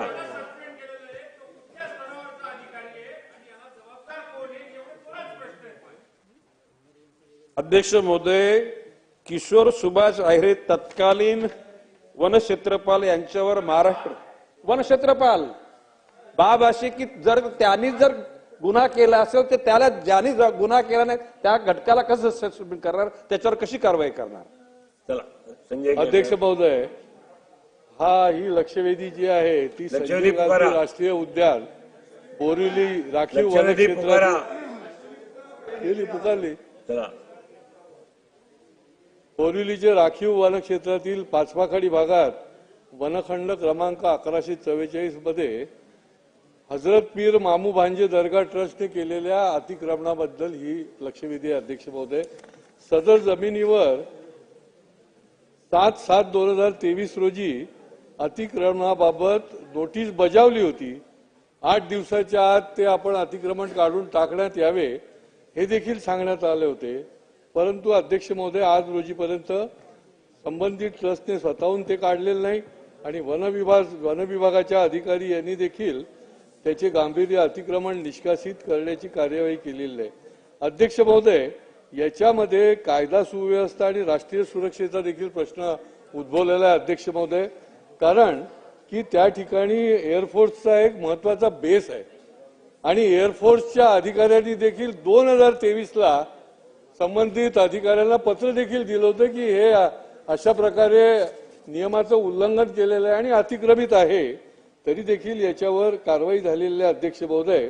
आणि त्यामुळे हे नोटिफिकेशन देखील आहे 2010चं. आणि त्यामुळे माझे दोनच प्रश्न आहेत अध्यक्ष महोदय की या संबंधामध्ये हे सुरक्षेच्या दृष्टीने फार महत्वाचा विषय असल्यामुळे हे या संबंधामध्ये ताबडतोब किती दिवसामध्ये आपण निष्कासित करण्याची कारवाई कराल. आणि दुसरा माझा एक उपप्रश्न आहे अध्यक्ष महोदय की संजय गांधी उद्यानाच्या जवळच जे येऊरच्या भागामध्ये म्हणजे असं कोणाचा दबाव आहे की त्याच्यामध्ये जे पब आहे, टर्फ आहे, हॉटेल आहेत, अनेक बांधकामं आजही अनधिकृतपणे चालू आहेत, पण कोणी त्याला वाली आहे की नाही. मग फॉरेस्ट खातं असो, महसूल असो, महापालिका असो, यांनी एकत्रितपणे त्याच्यावर कारवाई करायला पाहिजे अध्यक्ष महोदय. कारण की वन्यजीव जे आहेत ते त्या ठिकाणी त्यांचा हा प्रश्न आहे, तिथे प्रदूषणाचा प्रश्न आहे, दर अधिवेशनामध्ये हा प्रश्न येतो, पण त्याच्यावर कुठल्याही प्रकारचं काही ठोस अशी कारवाई केली जात नाही. आणि त्याच्यामुळे या ट्रस्टने केलेल्या अतिक्रमणाच्या संबंधामध्ये ताबडतोब आपण कारवाई करणार का, आणि दुसरा येऊरच्या संबंधामध्ये, असे माझे दोन स्पेसिफिक प्रश्न आहेत अध्यक्ष महोदय. अध्यक्ष महोदय, सन्माननीय सदस्य संजयजी केलकर यांनी जी लक्षवेधी उपस्थित केलेली आहेत त्याच्यामध्ये त्यांनी सांगितलेल्या बाबी या सत्य आहेत. यामध्ये भारतीय वायुदल तल कान्हेरी हिल येथील समन्वय समितीच्या बैठकीत मामा भांजे दर्ग्याजवळील बांधकाम विस्तारीकरण व अनधिकृत बांधकाम निष्कासन करण्याच्या बाबत चर्चा करण्यात आली. त्याप्रमाणे वनखंड क्रमांक 1144 येथील अतिक्रमणाबाबत हजरत पीर मामू भांजे दर्गा ट्रस्ट विरोधात वन विभागाने गुन्हा नोंदवला. सदर प्रकरणात सहाय्यक वन संरक्षक उत्तर येऊर यांनी दिनांक 7/7/2023 रोजी उपरोक्त क्षेत्रातील 561.60 चौरस मीटर अतिक्रमण कब्रस्तान वगळून ट्रस्टने स्वखर्चाने 8 दिवसाच्या आत काढून टाकण्याचे आदेश निर्गमित केले. परंतु त्यामधल्या काळामध्ये उच्च न्यायालय मुंबई येथे सदर ट्रस्टने दाखल केलेला रीट याचिका क्रमांक 10,548/2023 पुढील सुनावणीपर्यंत उपरोक्त अतिक्रमण निर्मूलनास अंतरिम स्थगिती आदेश मान्य न्यायालयाने पारित केले. 25/8/2023 रोजी दिनांक 11/10/2023 रोजी सुनावणीमध्ये देखील उपरोक्त अतिक्रमण निर्मूलनास अंतरिम स्थगिती आदेश कायम ठेवण्यात आले. प्रस्तुत प्रकरणी 5/12/2023 रोजी वन विभागातर्फे प्रतिज्ञापत्र दाखल करण्यात आले. हे प्रकरण सध्या उच्च न्यायालयामध्ये प्रलंबित आहे. त्या अनुषंगाने पाठपुरावा वन खात्याचे वरिष्ठ अधिकारी करीत आहेत. ज्या दिवशी या गोष्टीचा निवाडा येईल त्या दिवशी कारवाई निश्चितपणे होईल. राहिला सन्माननीय सदस्य संजय केलकर यांनी येऊर परिसरामध्ये असलेले बंगले, हॉटेल, मोटेल याचा विषय काढला. वन खात्याच्या बाहेर खाजगी जागा आहेत. त्या खाजगी जागावर बांधलेले मोटेल, हॉटेल याच्यावर बंगले याच्यावर कारवाई वन खाता नाही करू शकत. त्या परिसरात असलेले महानगरपालिका वगैरे त्यांनी ती कारवाई करायची आहे.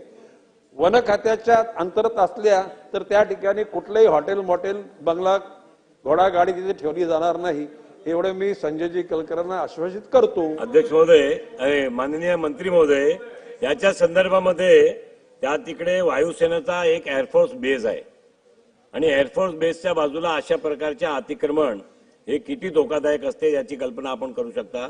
उच्च न्यायालयामध्ये जरी हा याचिका दाखल असेल तरी सरकारने उच्च न्यायालयाला आपण विनंती करून आपल्या वकिलाच्या मार्फते याची प्रायोरिटी सुनावणी घेऊन याचा निर्णय करण्यात यावा अशी विनंती सरकारने केली पाहिजे. अध्यक्ष महोदय, आपल्या सूचनेनुसार अधिकारी वर्गाला सांगितले जाईल की माननीय न्यायालयाला या निष्कासन करण्याच्या प्रक्रियेची निकड कशी आहे हे निश्चितपणे तिथं सबमिट केलं जाईल. वन खात्याने नोटीस दिली, 8 दिवसामध्ये जर निष्कासित केलं गेलं नाही तर मग पुढे हे करू शकत होते. कोर्टामध्ये तर 25/8 अध्यक्ष महोदय ते गेलेलं आहे ट्रस्ट. मग एवढे दिवस हे लोक काय झोपा काढत होते का? एवढ्या दिवसामध्ये का नाही कारवाई केली? आणि नसेल केली तर त्या अधिकाऱ्यावर कारवाई.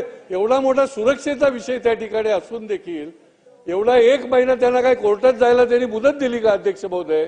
आणि या संबंधामध्ये संबंधित खात्याच्या अधिकाऱ्यावर तुम्ही कारवाई करणार का? का तुम्ही एका आठवड्यानंतर कारवाई केली? प्रश्न आहे अध्यक्ष महोदय, संजयजी केलकर यांनी सांगितलेली बाब गंभीर आहे. त्या ठिकाणी दिरंगाई झालेली ही वस्तुस्थिती आहे.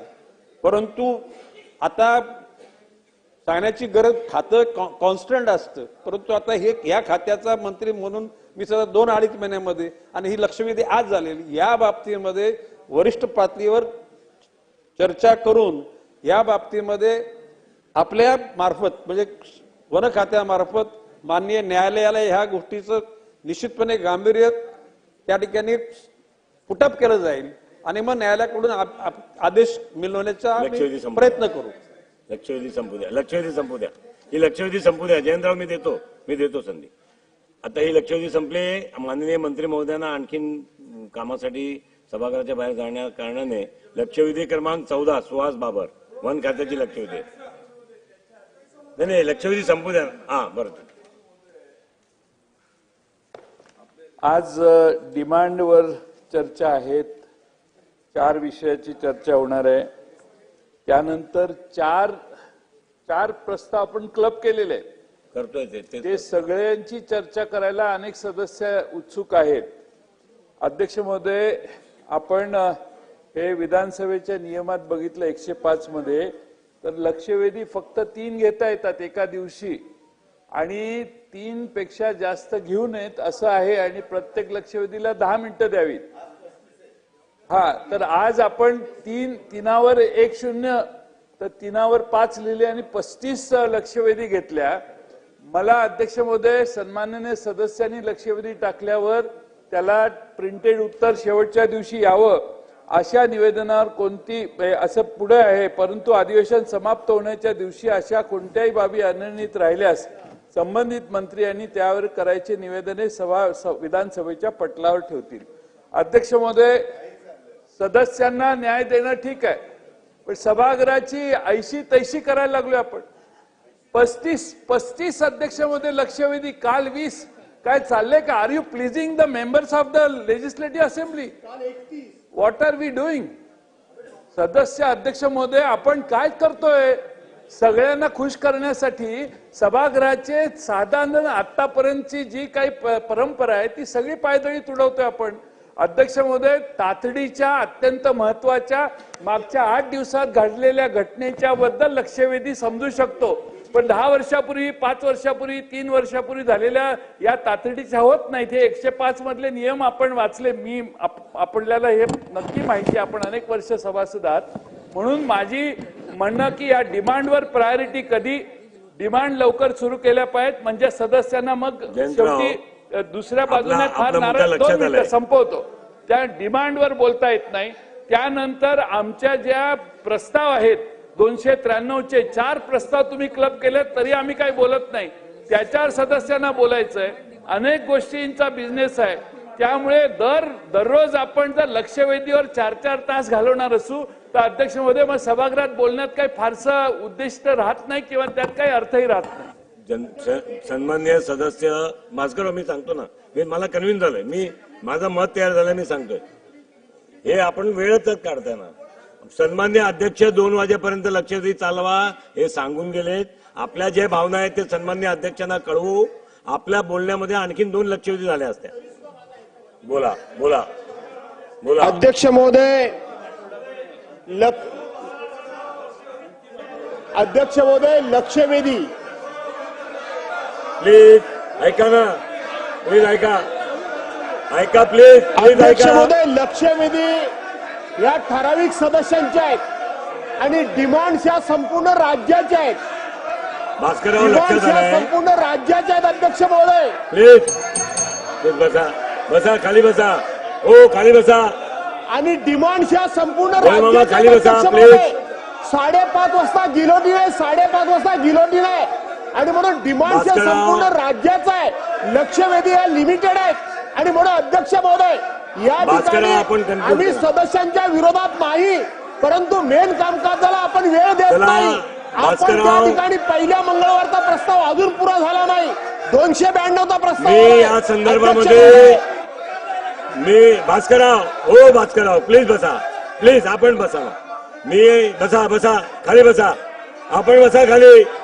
सन्मान्य सदस्य खाली बसा, खाली बसा. हो भास्करराव, चला मी या संदर्भामध्ये आपल्या भावना सन्मान्य अध्यक्षांकडे पोहोचवतो. भास्करराव, हो भास्करराव,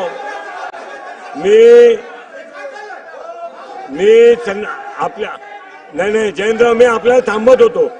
हे सभागृहाची बसा आता, प्लीज बसा, प्लीज बसा. हो बसा खाली, प्लीज बसा. हो प्लीज बसा खाली, प्लीज बसा खाली. आपण आता पुढे जाऊया. 2 वाजेपर्यंत लक्षवेधी चालू राहणार आहे. आपण बसा खाली, प्लीज खाली बसा, प्लीज बसा खाली. जयंतराव बसा ना प्लीज, मी सांगितलं ना आपण बसा ना खाली, प्लीज बसा खाली बसा, खाली बसा. नाही सन्मान्य सदस्य खाली बसा. आपण सर्व खाली बसा प्लीज. सभागृह शांततेने चालवायला पाहिजे. बसा खाली प्लीज, खाली बसा. नाही असं नाही चालणार, बसा खाली. असं नाही चालत, सभागृह असं चालणार नाही. खाली बसा प्लीज खाली बसा, खाली बसा. सभागृह असं चालत नाही, खाली बसा. आपण बसा, प्लीज बसा. ओ भास्करराव प्लीज बसा खाली. भास्करराव नाही प्लीज खाली बसा. नाही निलेश राणे खाली बसा, प्लीज बसा. भास्करराव आपण पण बसा. हे अध्यक्ष उभा राहिल्यावर उभे राहत नाही, सामान्यतः आपण बसा प्लीज. आपण बसा प्लीज बसा. निलेश राणे आपण बसा खाली. निलेश राणे आपण प्लीज खाली बसा प्लीज बसा. भास्करराव बसा, आपण बसा खाली पहिला. चला बसा खाली. नाही अध्यक्षांना असं संबोध, आपण खाली बसा. भास्करराव, जयंतराव, मी आपल्याला सांगितलं होतं हा विषय वाढेल. मी अध्यक्षांना आपल्या भावना पोहोचवतो. आपण सांगितलं भास्कररावांना बोलायला द्या, विषय लक्षात आला होता. प्लीज बसा आता, प्लीज बसा.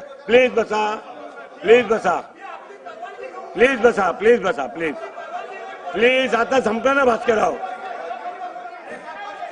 आपण बसा ना खाली. हे बघा भास्करराव, नाही तुम्ही बसा खाली, प्लीज बसा. भास्करराव आपण बसा ना खाली. अहो ही लढाई, आपण बसा. भास्करराव हे योग्य नाही. मी आपण दोघांना नेम करणार. मी आपल्या दोघांना नेम करणार.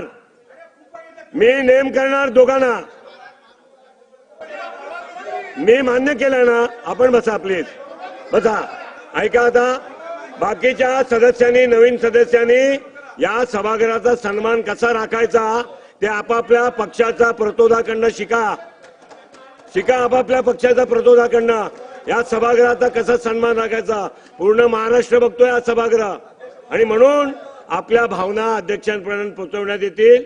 आपण जे म्हणाल्यात त्या सगळ्या भावना अध्यक्षांपर्यंत पोहोचवू. अध्यक्ष महोदयाने म्हटल्याप्रमाणे 2 वाजेपर्यंत लक्षवेधी चालू आणि त्यानंतर मागण्या सुरू करू. 5:30 वाजता गिलोटिन झाल्यावरती पुढचा अंतिम आठवडा प्रस्ताव लगेच सुरू करण्यात येईल. सन्माननीय बाबर, चला. अध्यक्ष महोदय, लक्षवेधी सांगितलं ना अध्यक्षांपर्यंत भावना पोहोचू. नाना आता परत तुम्ही नाना सुरू करताय. आपण नाना आता आपण स्पीकर राहिले आहेत नाना, प्लीज. अध्यक्ष महोदय, वितरित केल्याप्रमाणे आम्ही शिकलो नाना. अध्यक्ष महोदय, चला प्लीज. लक्षवेधी क्रमांक 14 वरती सन्मान्य मंत्री महोदयांनी मला उत्तर दिलेलं आहे. चला प्लीज. जे उत्तर दिले अध्यक्ष महोदय, त्या उत्तरावरती मी काय समाधानी नाही. कारण उत्तर आल्याप्रमाणे त्याच्यामध्ये त्यांनी कायद्याच्या चौकटीमध्ये उत्तर देण्याचा प्रयत्न केलेला आहे. अध्यक्ष महोदय, मी विजयराव 4 वेगवेगळ्या विषयावरती त्या ठिकाणी मागणी मंत्र्यांना जायचंय परत म्हणून. अध्यक्ष महोदय, 4 वेगवेगळ्या विषयावरती मी त्या ठिकाणी माहिती मागितली होती. माझी सभागृहाला विनंती आहे, मी वन विभागावरती या ठिकाणी लक्षवेधी मांडतोय. जर कोणाला त्याच्याबद्दल जर तक्रार असेल, कारण मला असं वाटतं की 80% सभागृहाला या विषयाची खूप मोठी अडचण आहे. मंत्री महोदय, मी टेंबू उपसा सिंचन योजनेवरती ही लक्षवेधी मांडले. आशिया खंडातल्या सगळ्यात मोठी उपसा सिंचन योजना आहे. त्याचा टप्पा क्रमांक 6 त्या ठिकाणी चालू आहे आणि एवढं प्रचंड काम शासनाचं चालू असताना आपल्या वन विभागामार्फत आजही त्या योजनेच्या कामाला त्या ठिकाणी मंजुरी देण्यात आलेली नाही. मंत्री महोदय, किंदरवाडी ते पोसेवाडी हा रस्ता त्या ठिकाणी सीएमच्या सोयामधून त्या ठिकाणी रस्त्याचं काम चालू आहे. मी एक गोष्ट फक्त तुमच्या निदर्शनास आणून देणार आहे. प्रशासकीय मान्यता ह्या रस्त्याला जी झाली होती ती 7/11/2023 ला झाली होती. कार्यारंभ आदेश जो झालाय तो 11/3/2024 ला झाले. वन विभागाला ज्याला प्रपोजल केलं होतं त्यावेळेला या कार्यालयामधून 10/6/2024 ला त्याचं नोटिफिकेशन झालं की वनपालांनी ह्या रस्त्याची स्थळ पाहणी करावी. स्थळ पाहणी करायला ते आले किती तारखेला? 14/8/2024 ला. तब्बल 3 महिन्यानंतर ते सांगलीवरून त्या रस्त्यावरती येण्यासाठी त्यांना 3 महिने लागले. त्याच्यानंतर उपवन संरक्षक मॅडम त्याची साईटवर व्हिजिट करायला आले. ती तारीख आहे 6/1/2025. मंत्री महोदय, एका रस्त्याची वन विभागाची परवानगी आणण्यासाठी साईट व्हिजिटला 1 वर्ष गेले आणि दुर्दैवानं तो रस्त्याची आता काम करण्याची मुदत आता अगदी 1-2 महिन्यावरती आली. ते काम आता त्या ठिकाणी होणार नाही. 5 कोटी रुपयाचा रस्ता दिलेला आपल्या त्या ठिकाणी पैसे वाया जातील अशी परिस्थिती आहे. एमएससीबीचे 2 सबस्टेशन मंत्री महोदय बांधून तयार आहेत. उत्तरचं एक सबस्टेशन त्या ठिकाणी बांधून तयार आहे. 2023 साली अध्यक्ष महोदय विचारतोय, 2023 साली हे सबस्टेशन बांधून तयार आहे. आजही त्याला मान्यता झालेली नाही. शेटफळचं सबस्टेशन अध्यक्ष महोदय 2023 साली बांधून तयार आहे. आजही त्याला मंजुरी आली नाही. इथं कुठं झाडांची तोड व्हावी, प्रश्न विचारा, वन कमी व्हावं अशी आमची इच्छा नाही. वन वाढली पाहिजे अशी इच्छा आहे. पण ज्या ठिकाणी आपण परवानगी मागतोय त्या परवानगीसाठी अध्यक्ष महोदय एकही झाड तोडलं जाणार नाही अशा ठिकाणची आपण परवानगी मागतोय. एक्झिस्टिंग रस्त्यावरती आपण रस्त्यांचं काम करायला आपण नकार देतोय. अध्यक्ष महोदय, माझं ऐकून घ्या, फार महत्वाचा विषय. काही कुटुंबांना नोटीस निघालेत. माझं स्पेसिफिक प्रश्न मी मंत्री महोदयांना विचारतो.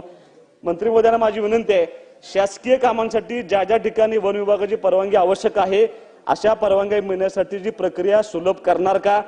वन हक्क समितीचे जे कामकाज आहे त्याची माहिती आजही सामान्य माणसांना त्या ठिकाणी परवानगीसाठी मिळत नाही. त्या लोकांना त्याची न्याय मिळणार का? जिल्हाधिकारी यांच्या समोर होणाऱ्या कामकाज व त्याची परवानगीसाठी टाइम बॉन्ड काय ठरवणार का मंत्री महोदय? आणि परवानगीचा प्रवास जो तालुका लेवल पासून दिल्लीपर्यंत जातो त्याच्यामध्ये काय शिथिलता मिळणार का?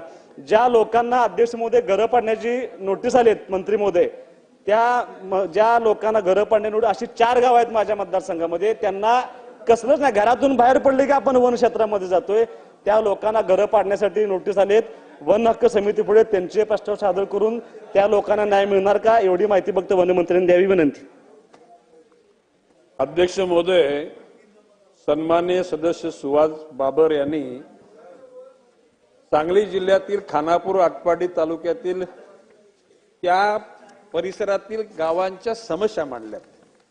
या ज्या समस्या आहेत या सर्व महाराष्ट्रातल्या बहुतांशी सदस्यांच्या आहेत.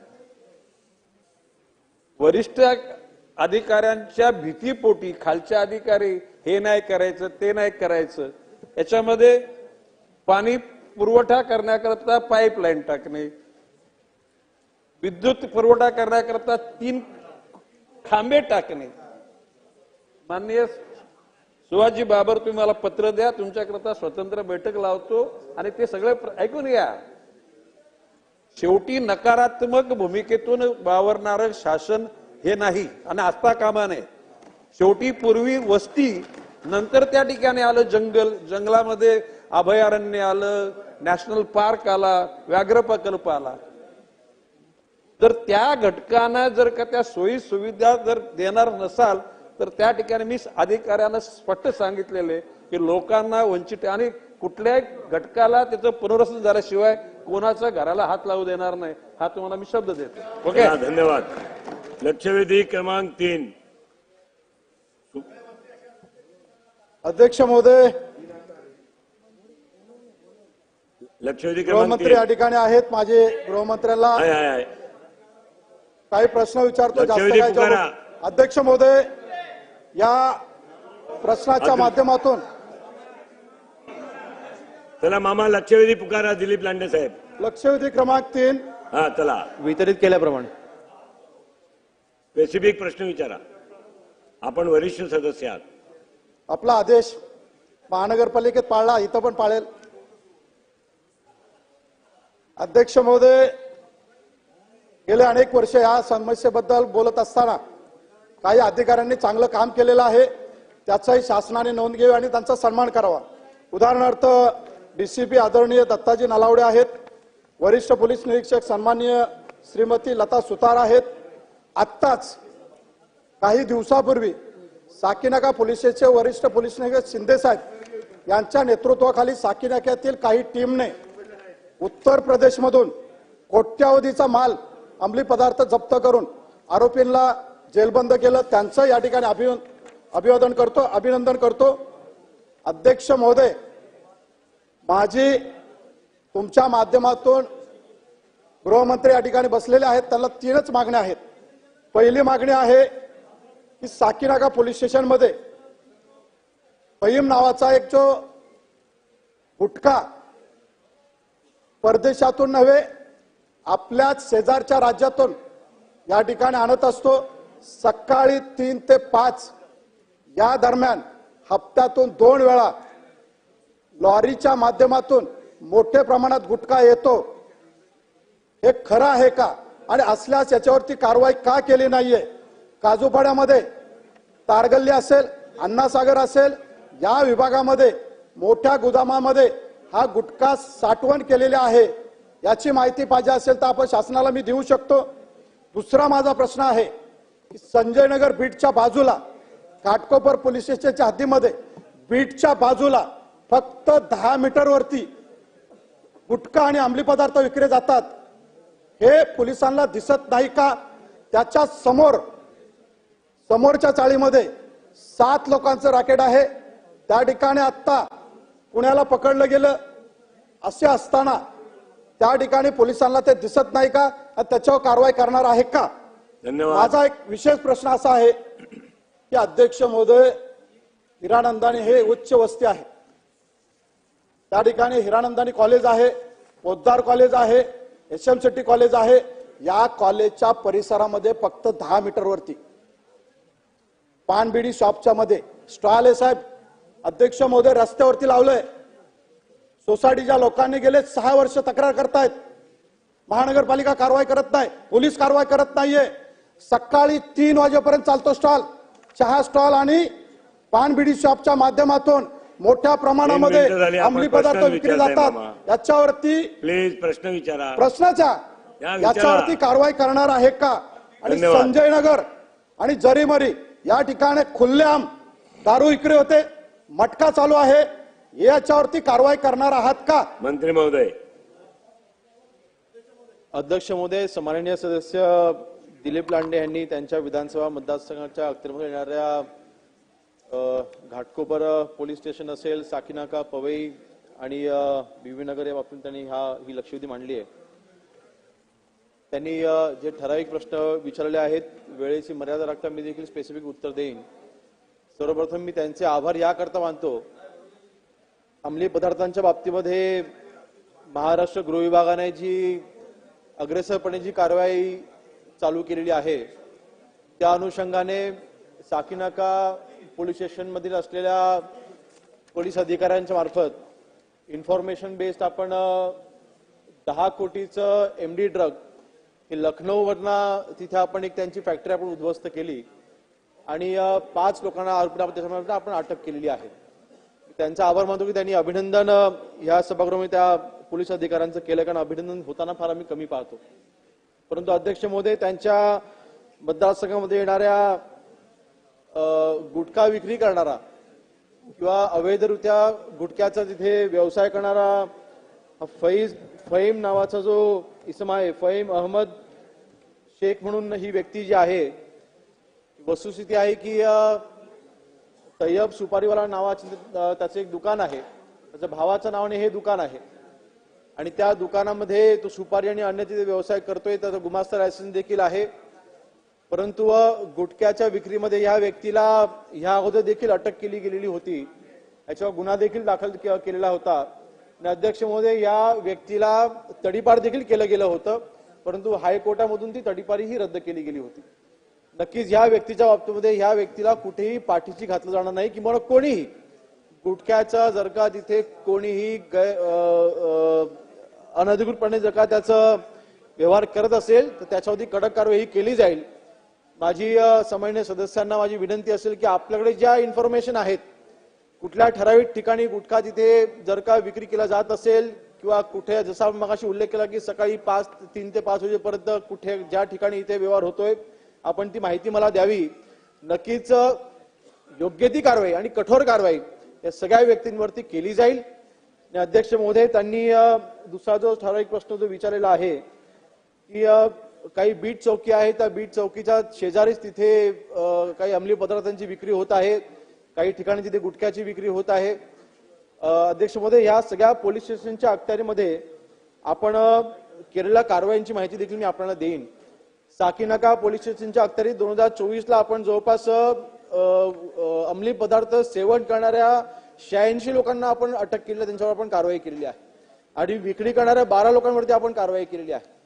त्यानंतर घाटकोपर पोलीस स्टेशनच्या अंडर आपण NPTSच्या अंडर आपण 2024 ला 204 सेवन करणारा आपण अटक केलेली आहे.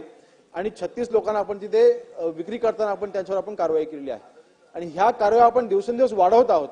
किंवा मला सभागृहाला माहिती देखील द्यायला हवी आहे की आपण काही दिवसांपूर्वीच कॅबिनेटमध्ये अध्यक्ष महोदय आपण अँटी नार्कोटिक टास्क फोर्सची आपण स्थापना केलेली आहे आणि जवळपास 346 पदनिर्मित्या या आपण केल्या आणि IG लेवलचे अधिकारी या टास्क फोर्समध्ये असणार आहेत. आणि या राज्यामध्ये चालणाऱ्या अंमली पदार्थांच्या कारवाई रोखण्यासाठी किंवा कारवाई करण्यासाठी आपण ह्या टास्क फोर्सच्या माध्यमातून आपण तिथे कारवाई करणार आहोत. हिरानंदानीच्या बाबतीत आपण ज्या स्टॉलचा उल्लेख केला, आपण ती देखील माहिती मला द्या, नक्कीच त्याच्यावरती आपण योग्य कारवाई करायला लावू.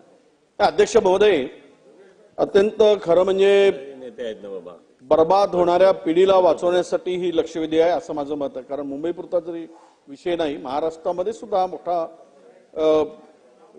हे सगळं सुगंधित तंबाखू, गुटखा वगैरे.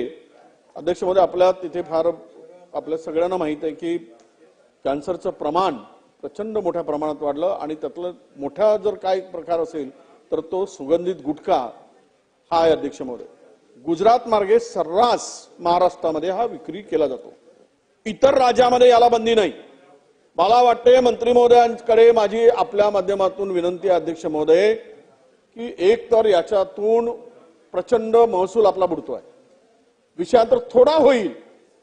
एकीकडे आपण तुटीचा अर्थसंकल्प दिला, मी सांगतो मी विषयावर येतो, विषयावर नाही विषयावर येतो मी. जरा एकदम तुम्ही टोकू नका. आम्हाला 30 वर्ष झाले सभागृहात, आम्ही काही एवढं काही नवीन नाही की आपण आपल्याला सूचना करावी. मंत्री महोदय, आम्हाला विनंती आहे.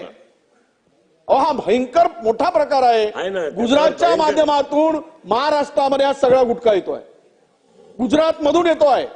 सापडलेले अनेक धागेदोरे गुजरात पर्यंत. अध्यक्ष महोदय, माझी विनंती आहे, एक तर याच्यावरची बंदी उठवा, 10,000 कोटी रुपये येतील. पण हे नाही रोखू शकत तुम्ही, कारण सगळे याच्यामध्ये इन्व्हॉल्व आहेत. अनेक पॉलिटिशियन आहेत, मी आपल्याला नाव नाही घेऊ शकत. हप्ते चालले आहेत. मी सांगा अध्यक्ष महोदय, मंत्री महोदयांनी सांगावं, पोलिसांनी जर मनात आणला, एक सुद्धा गुटख्याची पुडी विकू शकत नाही, एक सुद्धा. तुम्ही जस्त्याने जा, कुठे बसा, पटकन गुटखा मिळतो. माझा एवढंच विनंती आहे. प्रश्न स्पेसिफिक अध्यक्ष महोदय, फार मोठा गंभीर विषय आहे. विदर्भामध्ये असेल, मराठवाड्यात असेल, अनेक लोक मरतायत, याच्यामध्ये मृत्युमुखी होत आहेत. म्हणून एक तुम्ही अँटी नार्कोटिक्स वगैरे सगळं जरी काही झालं तरी यावर खरं तर हा गुटखा महाराष्ट्रात सर्रास विकतो आहे. म्हणून यावर बंदी जरी असली, बंदी आहे, एक तर शासनाने कडक कारवाई करावी, नाहीतर हे बंदी उठवावी. तेलंगणात नाही, गुजरातमध्ये नाही, इतर राज्यात नाही. आणलं चांगला हेतू होता म्हणून ही बंदी रिपीटेशन होतोय. एक मिनिट थांबा, काय हरकत नका, प्लीज प्लीज. एक मिनिट थांबा. अध्यक्ष महाराज हरकत आहे, बोला. हरकत आहे अध्यक्ष महाराज. म्हणून सांगत होतो. अध्यक्ष महाराज माझी हरकत आहे. अध्यक्ष महाराज बंदी उठवा असं म्हणून हे काय सूचित करण्याचा प्रयत्न करतायत या सभागृहातनं? अध्यक्ष महाराज बंदी उठवण्याचा प्रयत्न करताय का आपण?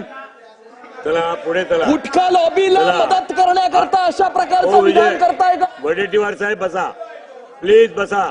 चला झालंय. एक मिनिट मंत्री महोदय, अस्लम शेखचाही प्रश्न ऐकून घ्या आणि एकत्रित उत्तर द्या. अस्लम शेख नाही, प्लीज प्लीज. आता मी अस्लम शेखला संधी देतोय. अस्लम शेख बोला. नहीं फिर आपको संधी नहीं मिलेगा. आप बोलिए, चलिए बोलिए. नाही असं बसवत नाही. तुमचं झालंय विषय. आपण मी त्या हरकतीचा मुद्द्याला ग्राह्य धरत नाही. चला पुढे. तुम्ही विचारलं ना प्रश्न, आता बंदी उठवा विचारलं तुम्ही. चला ठीक आहे, मग तुमच्या सदस्यांचा वेळ राहील. चला. काय अध्यक्ष महोदय, प्रचंड मोठ्या प्रमाणामध्ये बरोबर MD, गुटखा सगळ्या काही इकडे विकला जातो आहे. या संदर्भात शासनाची भूमिका, हे सगळे उपाययोजना फेल होत आहेत. म्हणून आपण यापेक्षा अधिक कारवाई करणार का? खरं म्हणजे गुटखा विक्री करणाऱ्यावर नॉन बेलेबल ऑफेन्स हा प्रोव्हिजन असली तरी लगेच सुटले जातात. म्हणून काही कडक उपाययोजनेसाठी कायद्यात सुधारणा करणार आहात का? एकत्रित उत्तर द्या. चला अस्लम शेख आपण पण विचारून द्या. अध्यक्ष महोदय, खरं म्हणजे या मुंबईमध्ये जे केसेस वाढलेत आणि कुठेतरी लॉ अँड ऑर्डरचं जर फेलियर होत आहे, त्याचं मोठं कारण जे आहे ना ते ड्रग्ज आहेत. प्लॅटफॉर्म असू द्या, रेल्वे स्टेशन असू द्या, प्लेग्राऊंड असू द्या, कुठल्याही ठिकाणी तुम्ही जर गेलं तर ड्रग्ज कन्झ्युम करणारे आणि ड्रग्ज विकणारे ओपन हे आपल्याला दिसत आहेत. माझा स्पेसिफिक दोन प्रश्न आहे. प्लीज बसून बोलू नका. आपल्या उत्तरमध्ये आपण आपल्या अधिकारीचं, एक मिनिट वडेट्टीवार साहेब, एक मिनिट. आपण आपल्या उत्तरमध्ये कौतुक केलं आपल्या अधिकाऱ्यांचं, त्यांनी एवढा मोठा साठा पकडलाय, ती चांगली गोष्ट आहे, त्यांना अभिनंदन. पण ज्यांना आपण पकडतोय त्यांना आपण MCOCच्या तर्फे कारवाई केली पाहिजे. खरं म्हणजे तुम्ही पकडता, तो बेलनी बाहेर येतोय, तडीपार केला की ते परत हायकोर्टनी सुटतं. मग तुम्ही काय कंझ्युम बीफ खाणाऱ्यावरती तुम्ही MCOC लावण्याचा विचार करत आहेत, या ड्रग्ज वरती का नाही करत? ज्याला तुम्ही पकडला त्याच्यावरती MCOCनी तुम्ही कारवाई करणार का? एक. आणि दुसरा जे प्रश्न माझा असा आहे की हे ड्रग्ज कंझ्युम करण्यामध्ये आपले कॉलेजचे आणि शाळांची मुलं फार याच्यात इन्व्हॉल्व्ह झालेली आहेत. तर अख्ख्या मुंबईमध्ये एकही रिहॅब सेंटर नाही. तर मालाडमध्ये आमच्याकडे भरपूर शासनाची जागा आहे.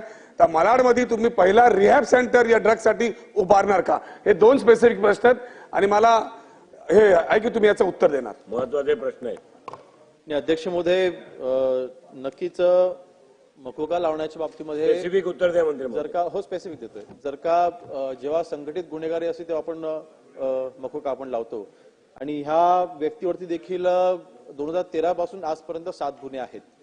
त्यामुळे नक्कीच अध्यक्ष महोदय, जर का बसत असेल तर ह्याच्यावरती देखील मकोका लावला जाईल आणि कारवाई केली जाईल. आपण सन्माननीय सदस्य वडेट्टीवार साहेबांनी गुटख्याच्या बाबतीमध्ये जिथे नाही अध्यक्ष महोदय, रिहॅब सेंटरची आवश्यकता नक्कीच मुंबईसारख्या शहरामध्ये आहे. त्या बाबतीत देखील आम्ही योग्य ती आम्ही कारवाई करू. रिहॅब सेंटर आता गृह विभागाने उभारायचं की अन्न विभागाने उभारायची त्याची आम्ही तपासणी करून नक्कीच त्या बाबतीत देखील आपण कारवाई करू. परंतु गरज नक्कीच आहे आणि त्या बाबतीमध्ये शासनातर्फे नक्कीच आम्ही ते कारवाई योग्य ती कारवाई आम्ही करू. गुटख्याच्या बाबतीमध्ये वडेट्टीवार साहेबांनी जे ते विषय मांडलाय की कारवाई होत नाही म्हणून तुम्ही बंदी उठवा, असं त्यांचा म्हणण्याचा उद्देश होता. अध्यक्ष महोदय, कारवाई होत नाही असं म्हणून चालणार नाही. किंवा आता खरं तर गुटख्यावरती कारवाई ही मुळात अन्न आणि औषध प्रशासन विभागाकडनं होते. वडेट्टीवार साहेब आपल्याला देखील त्याची कल्पना आहे आणि मग त्या सगळ्या कारवाई हे आपण गृह विभागाकडे वर्ग करतो. परंतु अध्यक्ष महोदय, आजपर्यंत अन्न आणि औषध प्रशासनमध्ये फूड ऑफिसर्सची, सेफ्टी ऑफिसर्सची कमतरता होती आणि त्यामुळे तरी सुद्धा आजपर्यंत मी उत्तर देतोय ना, तरी सुद्धा आजपर्यंत अध्यक्ष मध्ये जवळपास 150 कोटीपेक्षा जास्त गुटखा मागच्या वर्षात आपण पकडलेला आहे. अध्यक्ष महोदय, या वर्षी 2 महिन्याच्या आतमध्ये फूड सेफ्टी ऑफिसरची देखील आपण नवीन नियुक्ती करतोय. जवळपास 194 आपण नवीन ऑफिसर नेमणूक करतोय. तर ह्या कारवाई अजूनपर्यंत अग्रेसर होणार आहेत. आणि अध्यक्ष महोदय, गुटख्याचा व्यापार करणाऱ्या कुठलाही व्यापारी असेल किंवा तिथे कोण डिस्ट्रीब्युटर असेल, कोणालाही पाठीशी घातलं जाणार नाही. प्रत्येकावरती कडक कारवाई केली जाईल. लक्षवेधी क्रमांक 4. अध्यक्ष महोदय, लक्षवेधी क्रमांक 4.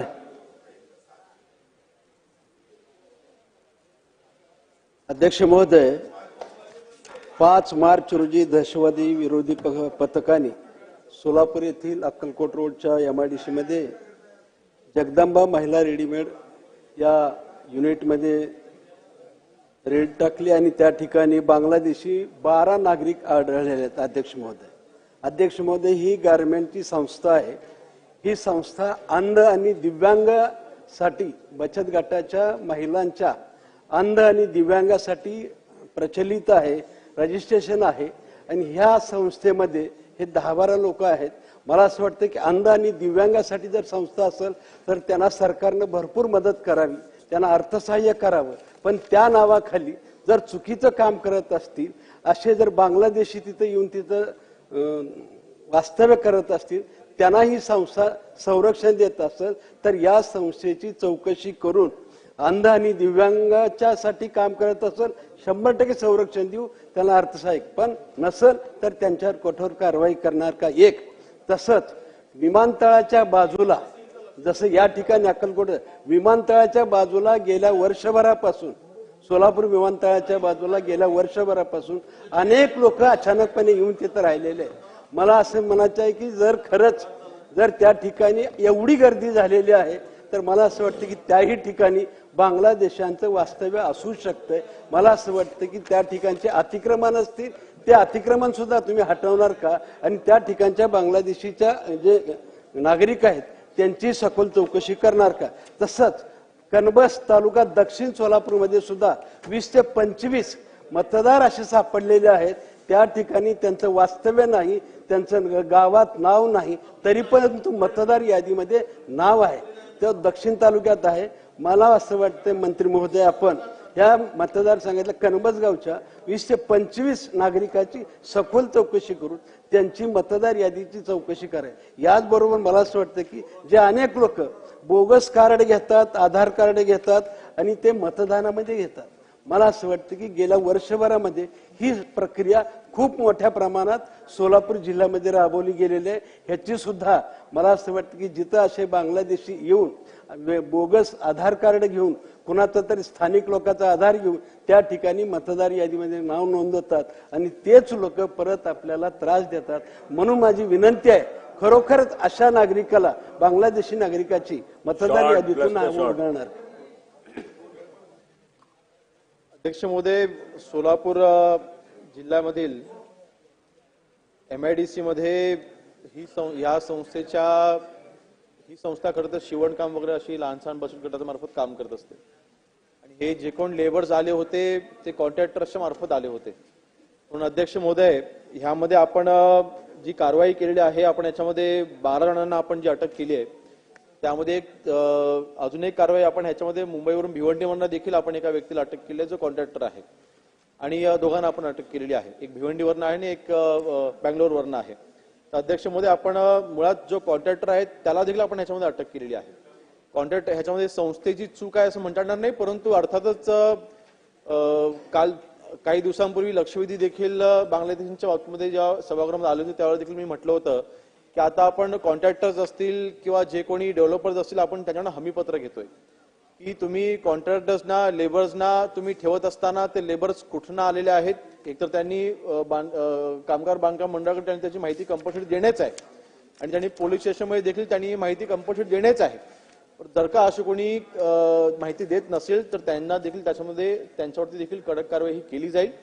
तर ह्या बाबतीत देखील जर का संस्थेची जर का याच्यामध्ये कुठलीही चूक असेल तर नक्कीच आपण ती कारवाई करू. परंतु कॉन्ट्रॅक्टरच्या चुकीमुळे एखादी चांगली संस्था बंद देखील होता कामा नये, ती देखील काळजी आपण नक्कीच तिथे घेतली पाहिजे.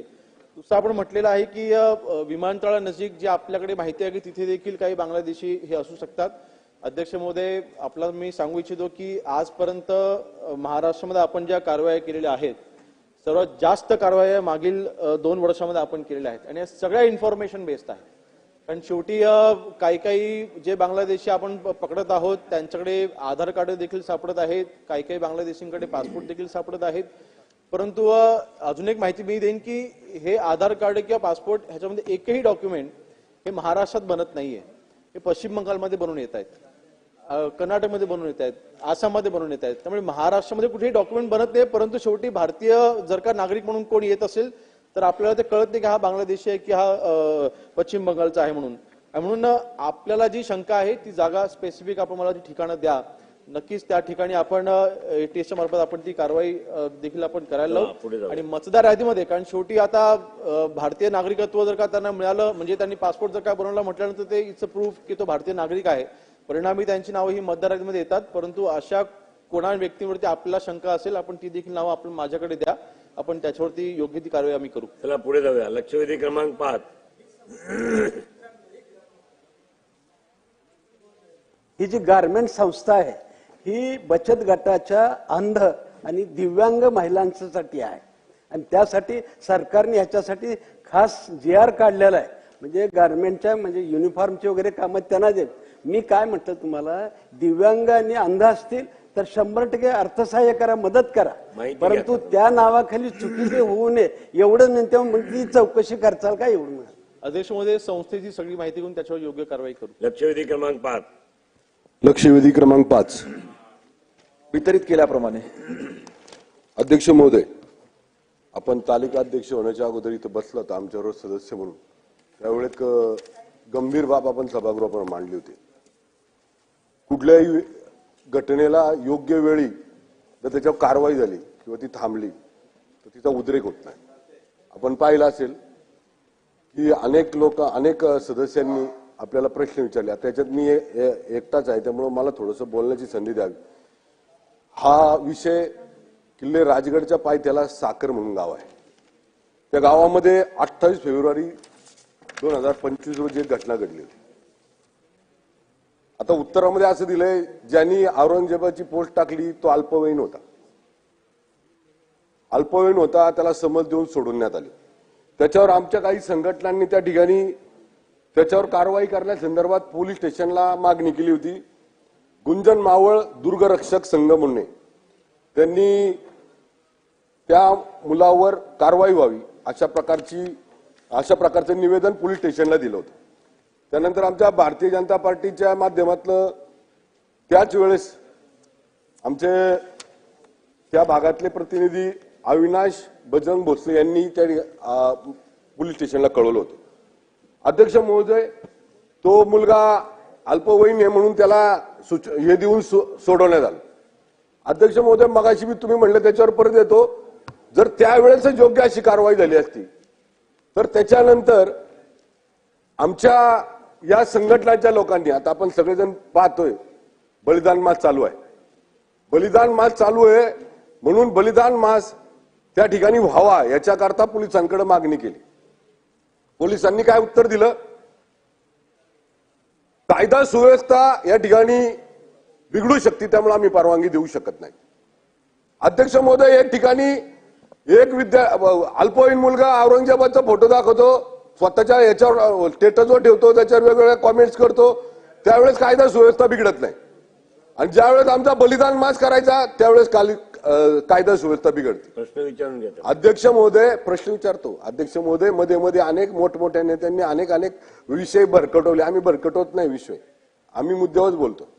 अध्यक्ष महोदय, ज्या वेळेस असे वेगवेगळे दोघांना वेगवेगळे न्याय दिले जातात, जो आरोपी आहे तो अल्पवयीन आहे म्हणून त्याला समज देऊन सोडलं जातं, त्यावेळेस कायदा सुव्यवस्था दिसत नाही. ज्यावेळेस आमच्या संघटनेचे लोक, ज्यावेळेस आमचे हिंदुत्ववादी मुलं कार्यकर्ते ज्यावेळेस बलिदान मास करायचा त्यावेळेस तुम्हाला कायदा सुव्यवस्था दिसते. अध्यक्ष महोदय, याच्यामध्ये 2 प्रश्न मी या निमित्तानं विचारतो. अध्यक्ष महोदय, मंत्री महोदयांनी म्हणजे जे उत्तर दिलं त्याच्यामध्ये त्यांनी असं स्पष्ट दिलंय की अटक केलेली आहे आणि 30 मुलांना अटक केलेली आहे. अध्यक्ष महोदय, जी 30 मुलं आहेत ज्यांच्यावर कारवाई झालेली आहे, अध्यक्ष महोदय, ती 30 मुलं कोण आहेत? अध्यक्ष महोदय, त्यांचा पण इतिहास आपण सगळ्यांनी पाहिला पाहिजे. अध्यक्ष महोदय, किती माझी विनंती 3 मिनिटं झालं चालू झाली. 3 मिनिटं माझी विनंती. अध्यक्ष महोदय, 3 मिनिटं झालं चालू झाली. नाही, माझं म्हणणं असं आहे, तुम्ही प्रश्न विचारले त्याचे उत्तर नाही आले तर तुम्ही दुसरा प्रश्न विचारा. अध्यक्ष महोदय, आपल्या तो विषय किती गंभीर आहे हे पण सांगितलं पाहिजे ना अध्यक्ष महोदय. बरोबर आहे. अध्यक्ष महोदय, मी प्रश्न विचारतो, प्रश्न विचारून त्या प्रश्नाने त्याचं हे होणार नाही. अध्यक्ष महोदय, मी तुम्हाला उत्तर मला मिळाले त्या उत्तरावर मी समाधानी नाही. अध्यक्ष महोदय, तुम्ही प्रश्न अध्यक्ष महोदय, त्या उत्तरावर समाधानी नाही. अध्यक्ष महोदय, याच्यामध्ये ज्या मुलांवर गुन्हे दाखल झाले 3 तारखेला त्यामध्ये प्रमोद रेणोसे, विलास बोरगे, टिल्लू वालगुडे. अध्यक्ष महोदय, या परिवारांना एक ऐतिहासिक वारसा आहे, ऐतिहासिक वारसा आहे. अध्यक्ष महोदय, हनुमंत वालगुडे, राजू धरपळे, भरत राजने, आकाश राजने, अक्षय पिसे, अमित शिर्के, समीर शिंदे, दीपक दामगुडे, रोगेश राजने, विशाल कामठे, अविनाश भोसले. अध्यक्ष महोदय, योगेश मालुसरे. अध्यक्ष महोदय, याच्यामध्ये जी पण मुलं आहेत, या मुलांना प्रामुख्यानं त्या राजगडच्या पायथ्याशी राहणारी जी गावं आहेत, या गावातल्या तरुणांना या पोस्टमुळं किंवा बलिदान मास बद्दल जे त्यांना आपुलकी आहे किंवा या जी पोस्ट ज्या व्यक्तीने ज्या मुलांनी केली त्याच्याबद्दल तो राग आहे. कारण या कुटुंबातल्या लोकांचं योगदान हे स्वराज्य घडवताना या परिवारातल्या लोकांचं योगदान आहे. अध्यक्ष महोदय, माझ्या या माध्यमातून आपल्याला 2 प्रश्न राहतील. अध्यक्ष महोदय, या ज्या 30 मुलांवर गुन्हे दाखल केले आहेत, अध्यक्ष महोदय, या 30 मुलांवरचे सुद्धा गुन्हे सरकार मागे घेणार का?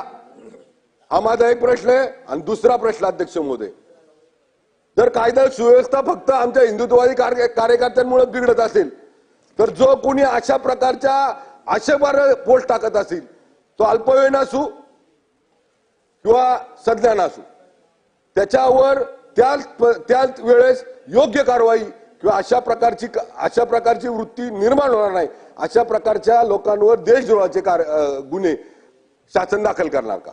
मंत्री महोदय. अध्यक्ष महोदय, पुण्याच्या किरकिटवाडी फाट्यामधल्या एका पोराने औरंगजेबाचं स्टेटस त्याच्या इंस्टाग्रामवर ठेवलं आणि मग नंतर त्याचा स्क्रीनशॉट काढून ते व्हॉट्सअपवर वेगवेगळ्या लोकांनी ते व्हायरल केलं. मग याच्यावरती काही संघटनांनी आक्षेप घेतला, त्याची चौकशी करण्यात आली, त्या पोराला पकडून आणण्यात आलं. मग तो पोरगा अल्पवयीन असला, त्याच्यामुळे त्याच्या पालकानं त्याला सांगितलं का हे स्टेटस चुकीचं आहे, त्यांनी ते स्टेटस हटवलं. नंतर मग त्या वडिलांनी माफी मागितली आणि थोडी गावात शांतता त्या ठिकाणी निर्माण झाली होती. परंतु नंतर पुन्हा साखर गावामध्ये काही संघटना एकत्रित आल्या आणि त्यांनी बलिदान मास कार्यक्रम घेण्याची पोलीस प्रशासनाला त्या ठिकाणी विनंती केली. पोलीस प्रशासनाने सांगितले की कायदा व सुव्यवस्था बिघडू शकते, त्याच्यामुळे तुम्ही सध्या या ठिकाणी कार्यक्रम घेऊ नका. तरी देखील संघटनांनी विनंती केली की आम्ही हा कार्यक्रम शांततेने त्या ठिकाणी घेऊ. परंतु कार्यक्रम शांततेने त्या ठिकाणी झाला नाही आणि एका जमावानं त्या ठिकाणी जाऊन एका प्रार्थना स्थळावर हल्ला केला. हे करत असताना जेव्हा पोलीस मदत आले तर 2 पोलीस देखील त्या ठिकाणी गंभीर जखमी झाले. त्याच्यामुळे या ठिकाणी जवळजवळ 32 आरोपींना अटक करण्यात आली आणि त्यांच्यावर गुन्हे दाखल करण्यात आले. परंतु मी विभागाच्या वतीने या ठिकाणी सांगू इच्छितो की याची चौकशी अजून चालू आहे. निश्चितपणे फक्त ज्यांनी त्या ठिकाणी पोलिसांवर हल्ला केला असेल त्यांच्यावरच त्या ठिकाणी कायद्यानुसार कारवाई करण्यात येईल. चला पुढे लक्षवेधी क्रमांक 6 श्री प्रशांत ठाकूर. अध्यक्ष महोदय, लक्षवेधी क्रमांक 6. त्याप्रमाणे अध्यक्ष महोदय, खारघरमध्ये 31 जानेवारी ते 2 फेब्रुवारीच्या दरम्यान झालेली घटना आहे. अंजुमन मदरसा अरेबिया इस्लामिया कासिमुल उलूम हक्कानी मस्जिद या नावाच्या या संस्थेनं खारघरमध्ये नव्या मुंबईमध्ये हा इस्तेमा भरवण्याच्यासाठी परवानगी मागितली. त्याच्या दरम्यान ही घटना झालेली आहे. अध्यक्ष महोदय, कारण वेळ कमी असल्यामुळे स्पेसिफिक विचारायचं आपण सांगितल्यामुळे की एकतर या संस्थेनं जे पत्र दिलेलं होतं त्याच्या दरम्यान सांगितलं आम्ही 300 व्हॉलेंटियर ट्रॅफिक जॅमसाठी लावू, 300 व्हॉलेंटियर पार्किंगसाठी लावू, 300 volunteer cleaning team, 300 volunteer security team, म्हणजे जवळपास 1200 लोक आम्ही व्हॉलेंटियर्स त्या ठिकाणी लावणार आहेत असं सांगितलं. या इस्तेमाला 50,000 लोक उपस्थित राहणार सांगितलं. 2 लाखापेक्षा जास्त लोक उपस्थित राहिली आणि उत्तरामध्ये म्हटलंय आपण मंत्री महोदयांनी की पूर्ण झाल्यावर संपल्यावर नाही झाली घटना, त्याच्या आधी झाली. बरोबर आहे, त्याच्या आधी झालेली घटना आहे. मग त्या ठिकाणी जात असताना चौक आहे, त्या उत्सव चौक, त्या उत्सव चौकाच्या जवळ हा प्रकार घडलेला आहे. जेव्हा घटना घडली रोड क्रॉस केल्यानंतर त्या ठिकाणी झालेली घटना आहे. ट्रॅफिक पोलीस त्या ठिकाणी हजर नव्हते. या लोकांनी हे सगळे व्हॉलेंटियर देऊ असं सांगितलं होतं. ना पोलीस होते ना व्हॉलेंटियर होते, यामुळे ही घटना घडली. पोलीस चौकीमध्ये जाऊन त्या शिवकुमार शर्मानं ज्या वेळेला तक्रार द्यायचा प्रयत्न केला त्या ठिकाणी ब्लिडिंग झाल्यामुळं पुढच्या 15 मिनिटांमध्ये तो दगावलाय. अध्यक्ष महोदय, जर त्या ठिकाणी हे म्हटलेले व्हॉलेंटियर्स असते तर त्या लोकांनी व्हॉलेंटियर आहेत मदत करायला पाहिजे होती. एकही व्यक्ती अशा या ठिकाणी वाद होतोय, मारामारी होते, हाणामारी होते, हेल्मेटनी जीव जाईपर्यंत मारहाण केली जाते, मदत करायला कोणी आलेलं नाही. मग अशा वेळेला या ठिकाणी ज्यांनी जबाबदारी घेतली त्यांनी जर जबाबदारीचं पार पाडलेली नाही त्यांच्यावर गुन्हा दाखल व्हायला नको का? आणि म्हणून अध्यक्ष महोदय, या ठिकाणी मागणी आहे की त्यांच्यावरती गुन्हा दाखल व्हायला पाहिजे. दुसरं अध्यक्ष महोदय, त्याच्याबरोबर नाही की खारघर सारख्या ठिकाणी हा कार्यक्रम घेतला जातोय, त्याच परिसरामध्ये आता अध्यक्ष महोदय खूप मोठ्या प्रमाणात अनधिकृतरित्या मशिदी उभ्या राहत आहेत. या ठिकाणी हॉटेलमध्ये, बेसमेंटमध्ये या ठिकाणी नमाज पढायच्या साठी ऑफर केल्या जात आहेत. रेल्वेमध्ये स्टिकर लावले जात आहेत, नमाज पढायला या, वेगवेगळ्या सुविधा तुम्हाला त्या ठिकाणी मिळणार आहेत. आता या खारघर तळोजा परिसराचं मुंब्रा करण्याचा घाट घातला जातो अध्यक्ष महोदय. आणि म्हणूनच या सगळ्या प्रयत्नाचा हा भाग बनलेला आहे. इथे कायद्याला कुठलंही स्थान नाही अशी स्थिती निर्माण होते. आणि त्यामुळे अध्यक्ष महोदय, या ठिकाणी जर असे प्रकार वारंवार घडणार असतील थांबवण्याची जबाबदारी शासनाची आहे. आणि म्हणूनच या अशा पद्धतीनं या संस्था कुठून इथून मुंबईतून खारघरला जाणार आणि कार्यक्रमाचं आयोजन करणार, यांना भविष्य काळामध्ये असे कार्यक्रम आयोजित करण्यासाठी परवानगी देता कामा नये. हे जर नियम पाळणार नसतील तर अध्यक्ष महोदय का परवानगी देता? आणि म्हणून या अशा संस्थांना भविष्य काळामध्ये इथं कुठलेच कार्यक्रम आयोजित करण्याची परवानगी देणार नाही असं शासन निर्णय घेणार आहे का? अध्यक्ष महोदय, इस्तिमाचा हा कार्यक्रम नवी मुंबई इथे संबंधित त्या तारखांना तो झाला 2 फेब्रुवारी ते 31 जानेवारी ते 2 फेब्रुवारी. आणि परवानगी घेत असताना त्यांनी सिडकोच्या जागेमध्ये हे कार्यक्रम करत असताना त्यांनी सगळ्या परवानग्या घेतल्या होत्या. त्या ठिकाणी 600 पोलीस कर्मचारी आणि अधिकारी असे पोलीस फोर्स तिकडे उपलब्ध आपण त्यांच्या परवानगीच्या मध्ये त्यांनी मागणी केली होती, त्यानुसार आपण तिथे उपलब्ध करून दिले होते. आणि त्यांचे 700 व्हॉलंटियर्स हे तिकडे त्या दिवशी हे कार्यरत होते. आपलं म्हणणं आहे की ते 700 व्हॉलंटियर देखील तिथे कमी पडले होते आणि त्यामुळे ही घटना तिथे घडली. अध्यक्ष महोदय, ही घटना जिथे मूळ कार्यक्रम होता त्यापासून जवळपास 2 ते 2.5 किलोमीटर लांब घडलेली आहे. आणि स्वतः दुर्दैवाने ज्या व्यक्तीच्या याच्यामध्ये मृत्यू झालेला आहे त्या व्यक्तीनेच, कारण शेवटी तो 7-1 मिनिटं पोलीस स्टेशनमध्ये होता आणि त्याला एक्सटर्नल कुठली इंजुरी नव्हती, परंतु तो अस्वस्थ ज्यावेळेला झाला त्यावेळेला लगेच आपल्याच पोलीस कर्मचाऱ्यांनी त्याला बाजूच्याच हॉस्पिटलमध्ये त्याला ऍडमिट केलेलं आहे. आणि अध्यक्ष महोदय, त्यांनी स्वतःने त्याचं जे पहिलं स्टेटमेंट जे होतं की आमचं कट मारण्यावरनं आणि ट्रॅफिकच्या वरनं आमचा तिथे वाद झाला आणि त्यामुळे तिथे त्यांचं तिथे भांडण झालं. आणि काही विटनेसेस देखील ह्या केसेसमध्ये आपण त्यांचं देखील स्टेटमेंट घेतलेलं आहे. विटनेसेसनी देखील असं म्हटलेलं आहे की त्यांचा वाद जो झाला तो कट मारण्यावर त्यांचा आपापसामध्ये त्याच्यामुळे त्यांचं तो भांडण तिकडे झालं. अध्यक्ष महोदय, ती घटना नक्कीच दुर्दैवी होती, त्याबद्दल कुठलाही दुमत नाही. परंतु त्यांनी ज्या परवानग्या घेतल्या होत्या ध्वनी प्रदूषणासंदर्भात ज्या काही आपण परवानग्या देतो त्या म्हणजे साऊंडच्या किंवा तिथे मॅनेजमेंटच्या तर सगळ्या परवानग्या त्यांनी घेतल्या होत्या. त्यामुळे अशा संस्थांना परवानगी देत असताना अर्थातच आपण सगळी दक्षता घेतच असतो. आणि शेवटी मॅनेजमेंटचा विषय ही परवानगी देत असताना विभागाची देखील तितकीच जबाबदारी आणि त्या संस्थेची देखील जबाबदारी मला मान्य आहे. परंतु ह्या आधारे आपण त्यांना परवानगी नाकारणं मला वाटतं अध्यक्ष म्हणून जर का नियमामध्ये जर का सगळं बसून त्यांनी जर का तिथे कार्यक्रम केला असेल तर परवानगी आपण नाकारू शकणार नाही. परंतु तथापि भविष्यामध्ये असे कार्यक्रम घेत असताना जसं आपण मगाशी म्हटलं की त्यांनी 50,000 लोक येतील असं त्यांनी अंदाज वर्तवला होता. वस्तुस्थिती आहे की पहिल्या दिवशी 15,000 लोक आली होती, दुसऱ्या दिवशी 25,000 लोक आली होती आणि तिसऱ्या दिवशी 3 लाख लोक तिथे एकत्र जमली होती. आणि ज्या वेळेला 50,000च्या समोर जेव्हा 3 लाख लोक जमतात त्यावेळेला मॅनेजमेंट हे शक्य होत नाही. भविष्यामध्ये अशा परवानग्या देत असताना नक्कीच ह्याची काळजी आपण घेऊ.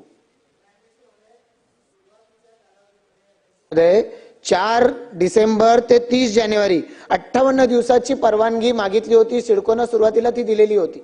म्हणजे इतक्या मोठ्या प्रमाणात कार्यक्रम होणार आहे तर याची काळजी घेणं त्या संस्थेची जबाबदारी आहे. आणि म्हणूनच मी म्हणतोय की अप्रत्यक्षरित्या का होईना ही संस्था जबाबदार आहे अशा मृत्यूला. कारण तुम्ही 1200 लोक लावणार सांगता आणि त्यानंतर ते लोक प्रत्यक्षात दिसत नसतील तर हेच जबाबदार आहेत. आणि म्हणून अशा संस्थेला भविष्य काळामध्ये हे कार्यक्रम करण्याची परवानगी देण्यात कामा नये, तरच अध्यक्ष महोदय लोकांच्या जीविताचं संरक्षण होईल. तर ती काळजी शासन घेणार आहे का? 58 दिवसाची परवानगी एका संस्थेला एका ग्राउंडसाठी आपण देणार तर हा प्रेसिडेंट सगळीकडे वापरला जाणार नाही अध्यक्ष महोदय, इतक्या 58 दिवसाची सगळीकडे वापरला जाणार. 58 दिवसाची जर का ती आपण तो कागद माझ्याकडे देखील द्या, 58 दिवसाची परवानगी दिली गेली असेल तर त्या पद्धतीने परवानगी दिली जाणार नाही. जर धार्मिक कार्यक्रम एका सार्वजनिक सरकारी किंवा सरकारच्या अंडरटेकिंग संस्थेच्या माध्यमातून जर 58 दिवसाची परवानगी दिली तर हे प्रेसिडेंट पूर्ण राज्यामध्ये सगळीकडे वापरला जाणार. सरकारने यावर विचार केला पाहिजे. ही काळजी घेतली जाईल. मूळ कार्यक्रम त्यांचा हा 3 दिवसाचा होता. त्याच्या पुढे मागे 1-2 दिवस आपण परवानगी आपण देतो. 3 दिवसाचा असेल आपण 5-1 दिवस ठीक आहे, परंतु 58 दिवसाच्या अशा परवानगी दिल्या गेल्या असेल तर नक्कीच यापुढे अशी 58 दिवसाच्या परवानग्या किंवा गरजेपेक्षा जास्त दिवसांच्या परवानग्या दिल्या जाणार नाहीत. चला लक्षवेधी क्रमांक 7 महोदय, लक्षवेधी क्रमांक 7 अध्यक्ष महोदय वितरित केल्याप्रमाणे. अध्यक्ष महोदय, माझ्या मतदार क्षेत्रात मोठ्या प्रमाणात वाहतुकीची कोंडी होत असतात. अध्यक्ष महोदय, माझ्या मतदार क्षेत्रात सिप्स आहे, MIDC आहे आणि इंडस्ट्री एरिया आहे. अध्यक्ष महोदय, मंत्री महोदयाकडे माझी आपल्यास विनंती आहे की हा माझ्या मतदार क्षेत्रात जवळजवळ 12 DP रोड हा बंद अवस्थेत आहे. अध्यक्ष महोदय, हा 12 DP रोड जर खुले केले तर अंधेरीकरांना ट्रॅफिक पासून मुक्तता भेटेल. अध्यक्ष महोदय, 12 DP रोड मुक्त करण्यासाठी अध्यक्ष महोदय मला 550 PAP ची गरज आहे. अध्यक्ष महोदय, मी आपल्या माध्यमातून मंत्री महोदयांना विनंती करतो की त्यांनी SRS CO ला निर्देश द्यावे आणि 550 PAP आम्हाला उपलब्ध करून द्यावी आणि मुंबई महानगरपालिका हे पूर्व विभाग यांना आदेश द्यावे आणि कालावधी निश्चित करून द्यावी. अध्यक्ष महोदय, कालावधीमध्ये हा 12 DP रोड मला खुले करून देणार होते. अध्यक्ष महोदय, मरोल पासून अंधेरी स्टेशनला जायला 2-2 तास लागतात. अध्यक्ष महोदय, रुग्णवाहिका 2-2 तास पोहोचत नाही.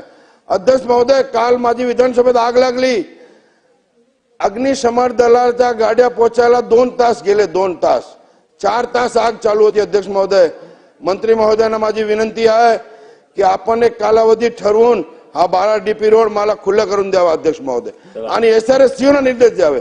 खालचे लोक न्याय देणार नाही. अध्यक्ष महोदय, SRS CO ला निरोप द्या. महोदय, मंत्री महोदय.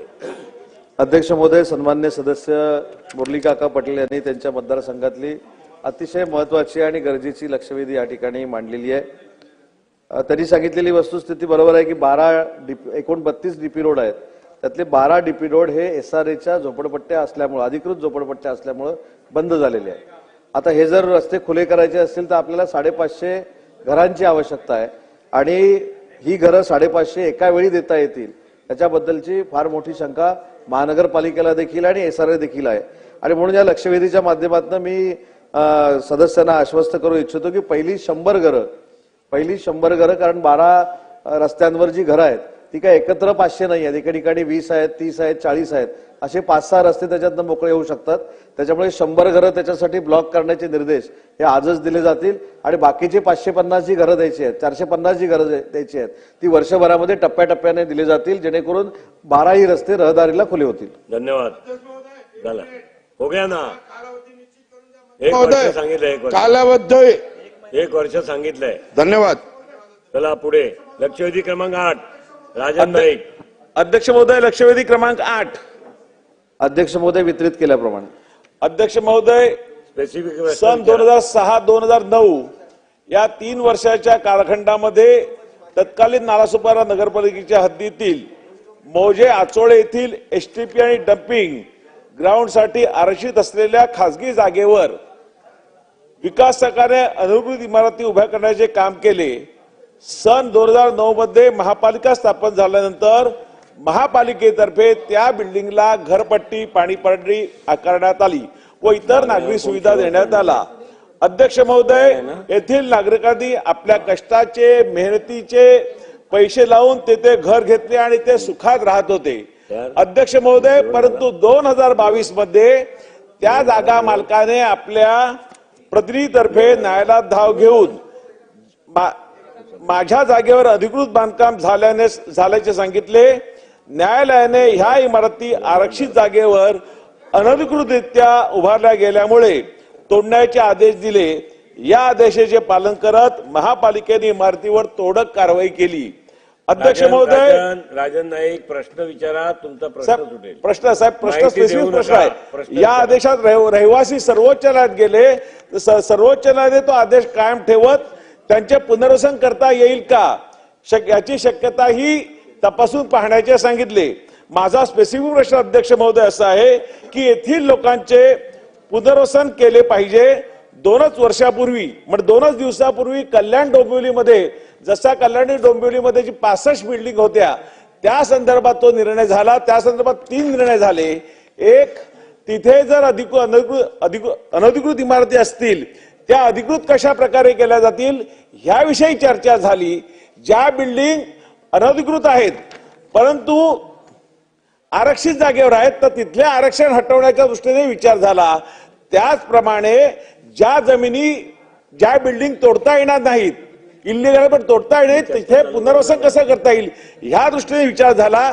त्याचप्रमाणे माझ्या नालासोपारा मतदारसंघातील हे जवळजवळ 2,500 कुटुंब आहेत, त्याचाही विचार पुनर्वसनासाठी करण्यात यावा ही एक माझी आग्रही मागणी आदरणीय मंत्री महोदयाकडे राहील। धन्यवाद। अध्यक्ष महोदय, सन्मान्य सदस्यांनी वसई विरार महानगरपालिकेतल्या घरांबद्दल जो या ठिकाणी मुद्दा उपस्थित केलाय, एक पहिली गोष्ट अशी की त्यांनी स्वतःच सांगितलं की ही महानगरपालिका 3 जुलै 2009ला स्थापन झाली आणि त्याच्या अगोदर सिडको असताना त्या संपूर्ण परिसरामध्ये जवळजवळ 41 इमारती त्या तिथे बांधल्या गेल्या। त्याच्यानंतर महानगरपालिका झाली, महानगरपालिकेनं पाणी जोडलं, सगळं झालं, परंतु सुप्रीम कोर्टानं स्पष्ट असे निर्देश दिले की हे अनधिकृत बांधकाम आहे, त्याच्यामुळं तिथे जे काही सुमारे 8,000 लोक राहतात त्यांची घरं डिमॉलिश करावी अशा पद्धतीनं स्पष्ट निर्देश सुप्रीम कोर्टाचे होते। त्या पद्धतीने ही कारवाई झालेली आहे। परंतु सन्मान्य सदस्यांनी जे उदाहरण दिलं ते उदाहरण आणि हे याच्यामध्ये जमीन आसमानाचा फरक आहे। याच्यामध्ये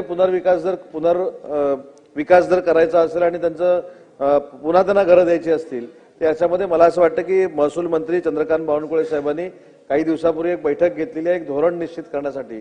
त्याच्यासाठी काहीतरी धोरण निश्चित करावं लागेल।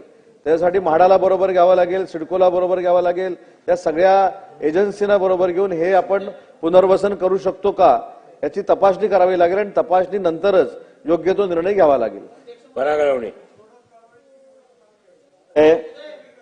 मंत्री महोदयांनी आताही म्हटलंय, लेखी उत्तरात सुद्धा दिलंय की या संदर्भामध्ये कुठलंही धोरण नाही।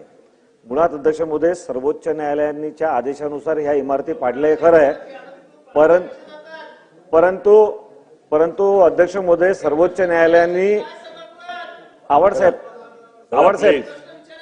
चला चला चला प्रश्न विचारायचे, चला विचारतायत सदस्य, प्रश्न विचारतायत सदस्य, प्रश्न विचारतायत, चला कमाल आहे आवडसाहेब, चला चला आपण विचारा प्रश्न। त्याच्याकडे बघू नका, माझा माईक वरच्या आवाजापेक्षा तुम्ही खाली बसून बोलता तो आवाज जास्ती आहे, त्यामुळे मला थोडा त्रास होतो। प्लीज प्लीज प्लीज अध्यक्ष महोदय, सर्वोच्च न्यायालयाने स्वतः ह्याच आदेशामध्ये असे निर्देश दिले की यांचं पुनर्वसन करता येऊ शकतं का याची पडताळणी प्राधिकरणाने करावी। त्यामुळे सर्वोच्च न्यायालयाने हे सुद्धा म्हटलंय की यांचं पुनर्वसन करावं। अध्यक्ष महोदय, यामध्ये काय ही सगळी मिलीभगत आहे। मालकाला माहित नव्हतं का की इथे इमारत बनते आहे, इमारत बनवू द्यायची, इमारत स्वतः बांधण्यामध्ये संगनमतामध्ये भाग घ्यायचा आणि त्याच्यानंतर पुन्हा सुप्रीम कोर्टापर्यंत जायचा आणि इमारत पाडण्यासाठीचे आदेश आणायचे। हा खेळ अध्यक्ष महोदय आहे। मला या निमित्ताने ही सूचना करायची आहे, हा आरक्षित भूखंड आहे, हा आरक्षित भूखंड आहे, परंतु अद्यापही संपादन झालेला नाही।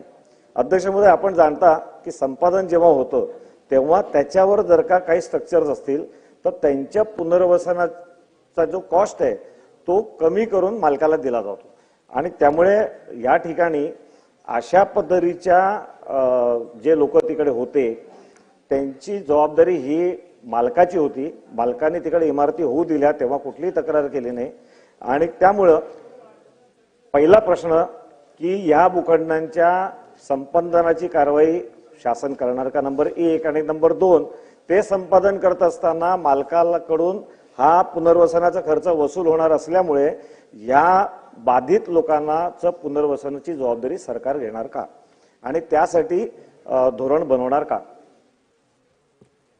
महोदय, मी सुरुवातीला जसं सांगितलं की यांचं जर पुनर्वसन करायचं असेल तर याच्यासाठी एक धोरण बनवावं लागेल. सगळ्या एजन्सी ज्या आहेत जी घरं देतात त्या सगळ्या एजन्सींना सोबत घ्यावं लागेल आणि त्याच्यानंतर एक विस्तृत धोरण बनवूनच योग्य ती कारवाई करणं याच्यावर योग्य ठरेल. म्हणून मी असं म्हटलं की धोरण करण्याच्या संदर्भामध्ये शासन त्याच्यामध्ये निर्णय करेल आणि धोरणानंतर नक्की त्याच्यामध्ये काय आहे हे बघूनच धोरण निश्चित करावं लागेल.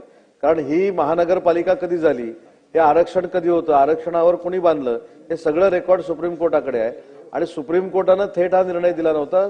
जो उच्च न्यायालयाने निर्णय दिलेला होता त्याच्या विरोधात काही मंडळी गेल्यानंतर उच्च न्यायालयाचा निर्णय हा सुप्रीम कोर्टानं कायम ठेवलेला होता आणि त्याच्यामध्ये पुनर्वसनाच्या बाबतीमध्ये सरकारनं असं म्हटलेलं आहे की पुनर्वसन करण्याच्या दृष्टीमध्ये योग्य तो निर्णय हे घेणार आहे, परंतु ते धोरणच नाही.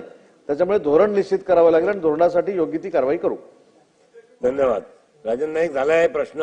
हे केवळ मंत्री महोदय स्पेशल लीव्ह पिटिशन मध्ये सर्वोच्च न्यायालयाने जे निर्देश दिले त्या संदर्भामधली बैठक आपण ज्या धोरण ठरवायचे ती आपण किती दिवसात घेणार, म्हणजे जवळजवळ 2,500 परिवार यांच्यासाठी हा प्रश्न जिव्हाळाचा आहे. घरं तुटलेली आहेत, तर आपण त्याच्या संदर्भात महिनाभरात 1 महिन्याचा आत धोरणासाठीची बैठक घ्यावी आणि ती सुरुवात करावी. अध्यक्ष महोदय, चला पुढे. लक्षवेधी क्रमांक 10.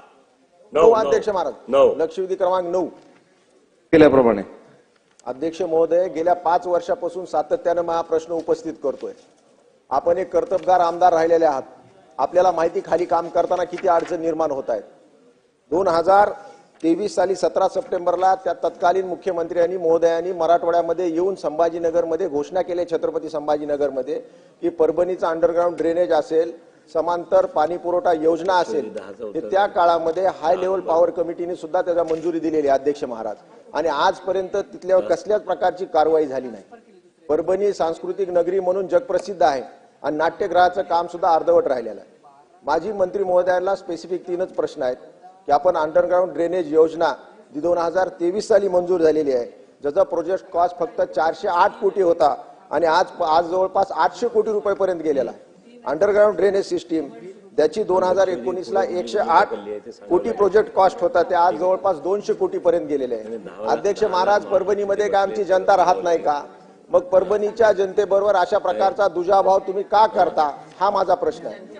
अध्यक्ष महाराज, आपल्या माध्यमातून खऱ्या अर्थानं मी सातत्यानं जितके काय आयुध माझ्याकडे असतील, जितके काय फोरम असतील, त्या फोरमवर प्रामाणिकपणे या गोष्टी मांडण्याचा प्रयत्न करतोय. अध्यक्ष महाराज, आपल्या माध्यमातून मंत्री महोदयाला मी कळकळीचे हात जोडून विनंती करतो की परभणीसाठी गेल्या 5 वर्षापासून सातत्यानं आम्ही मोर्चे काढतोय, आंदोलन करतोय, विधानसभेमध्ये मांडतोय हा प्रश्न. आपण अंडरग्राऊंड ड्रेनेजला मंजुरी देणार का? आणि समांतर वॉटर सप्लाय योजना, पाणी पुरवठा योजना, जी की परभणीचं फ्लोटिंग पॉप्युलेशन जवळपास 5 लाख आहे आणि जवळपास त्याला जर पाणी द्यायचं असेल तर आज बंद नलिके माध्यमातून जर पाणी दिलं तर एक थेंब सुद्धा पाणी वाया जाणार नाही. म्हणून आज जर तुम्ही अध्यक्ष महाराज आज जर पाणी सुटू द्या, मागाठाणेचा सुटलाय, आज जर पाणी आपण बंद नलिके माध्यमातून दिलं, आज आमच्याकडे जे रहाटी बंदरात पाणी येतं, समजा 10 MM³ जर पाणी सोडलं तर 9 MM³ पाणी वाया जातं. तर बंद नलिके द्वारे जर पाणी दिलं तर पाण्याचा सुद्धा ते बचाव होईल आणि त्यामध्ये ग्रॅव्हिटेशनल फोर्सद्वारे पाणी येणार आहे, त्याच्यामुळे विजेची सुद्धा बचत होणार आहे. म्हणून अध्यक्ष महाराज, तुम्ही याला प्रशासकीय मान्यता आपण देणार का? का देणारच नसलं तर आम्ही तर राजीनामा देऊन निघून जाऊ. देणार आहात का, हाच माझा प्रश्न. पॉझिटिव्ह मंत्री नाही. अध्यक्ष महोदय, काय राजीनामा नाही, चुकून बोलले ते. अध्यक्ष महोदय, या योजना ज्या आहेत त्या अमृत 2 मधनं मंजूर झालेल्या आहेत, बरोबर आहे. पाणी पुरवठ्याच्या योजनेमध्ये सन्मान्य सदस्यांनी सांगितलं त्या पद्धतीने 157.11 कोटी रुपयाची ही नळपाणी योजना होती आणि तुमचा हिस्सा त्याच्यामधला 30% होता. 30%मध्ये 47.13% हा तुमचा हिस्सा असताना आपण एक प्रस्ताव पाठवलेला आहे की 18 करोड रुपये वित्त आयोगातनं मिळाले पाहिजेत, 14 कोटी रुपये मनपाकडनं मिळाले पाहिजेत आणि 15 कोटी रुपयाचं कर्ज असलं पाहिजे, असा प्रस्ताव तुमच्याकडे शासनाकडे होता. आणि 408 कोटीपैकी 122 कोटी रुपये हा तुमचा हिस्सा आहे, त्याच्यातले 97.65 कोटी रुपयाचं आपण कर्ज मागितलेलं आहे. सन्मान्य अध्यक्ष महोदय, यावेळी मागच्या वेळी देखील या लक्षवेधीचं उत्तर देताना मी हेच सांगितलं होतं की या संदर्भातली सविस्तर तपासणी करणं आवश्यक आहे. तपासणी म्हणजे कर्ज मंजूर करण्याची. तर या संदर्भामध्ये योग्य तो निर्णय आम्ही घेऊ. आणि नाट्यगृहामधल्या संदर्भातला जो विषय आहे ते नाट्यगृहाला आपण दिले होते 10 कोटी रुपये नाट्यगृह बांधायला. तर त्याच्यामध्ये बाकीची कामं त्याच्यामध्ये इन्क्लूड करण्यात आली. त्याच्यामध्ये एसीचं काम इन्क्लूड करण्यात आलं आणि अन्य परिसरातली कामं इन्क्लूड करण्यात आली. त्याच्यामुळे ती इस्टिमेटेड कॉस्ट आता 23.95 कोटी झालेली आहे. तर त्याच्यावर देखील योग्य तो निर्णय घेऊ. परंतु कर्ज कशा पद्धतीनं मंजूर होणार आहे, कर्जातनं कशा पद्धतीनं महानगरपालिकेला पैसे दिले जाणार आहेत, हा फार विस्तारित विषय असल्यामुळे याच्यावर बैठक घेऊन योग्य ती कारवाई. अध्यक्ष महोदय, प्रशासकीय मान्यता अशी देता येणार नाही. सन्मान्य सदस्यांचा जो आग्रह आहे त्यासाठी एक बैठकीचं आयोजन करू. कारण शेवटी त्यांनीच सांगितलं की 408 कोटीचा प्रकल्प 808 कोटीवर गेलाय. त्याच्यामुळे कर्जाची रक्कम ही प्रभूसाहेब 97 कोटीवर मर्यादित राहणार नाही, ती देखील तिप्पट होणार आहे. त्याच्यामुळे याची सविस्तर बैठक होणं गरजेचं आहे आणि त्या बैठकीचं आयोजन केलं जाईल. धन्यवाद. लक्षवेधी क्रमांक 10 पुढे ढकलण्यात आली आहे. ते दुसऱ्या विभागाकडे वर्ग केली असल्या कारणाने त्याचे उत्तर अपेक्षित आहे. त्यामुळे सोमवारी ती लक्षवेधी घेण्यात येईल. बाकीच्या सर्व लक्षवेधी पुढे ढकलण्यात आले. आता बोलवा. अध्यक्ष महोदय, त्यांची मागणी अशी आहे की त्यांनीच लक्षवेधी उपस्थित केलेली आहे. त्याच्यामुळे त्या अनुषंगानेच बैठक लावतोय आपण. त्यांना उपस्थित राहायला पाहिजे. सन 2000 आता गृहनिर्माण विभाग, सार्वजनिक आरोग्य विभाग, वैद्यकीय शिक्षण व औषधी द्रव्य विभाग व आदिवासी विकास विभाग या विभागाच्या मागण्या चर्चेला घेण्यात येतील. विभागाच्या मागण्याच्या तपशील व स्वीकृत कपात सूचनाची यादी सदस्यांना टपाल खानाद्वारे वितरित करण्यात आली आहे. कपात सूचना न मांडता मान्य करण्यात आलेल्या कपात सूचनेची उत्तरे माननीय मंत्री महोदयाच्या स्वाक्षरीने 30 दिवसाच्या कालावधीत सदस्यांना पाठवण्याची प्रथा माहे जुलै 2010 पासून मान्य झाली असल्यामुळे आता कोणीही कपात सुद्धा मांडणार नाही असे मी गृहीत धरतो. या चर्चेसाठी चर्चारोधापर्यंत वेळ उपलब्ध आहे. सदस्य वेळेचे बंधन पाळून मला सहकार्य करतील अशी मी अपेक्षा करतो. आता चर्चेला सुरुवात होईल. सुनील प्रभू.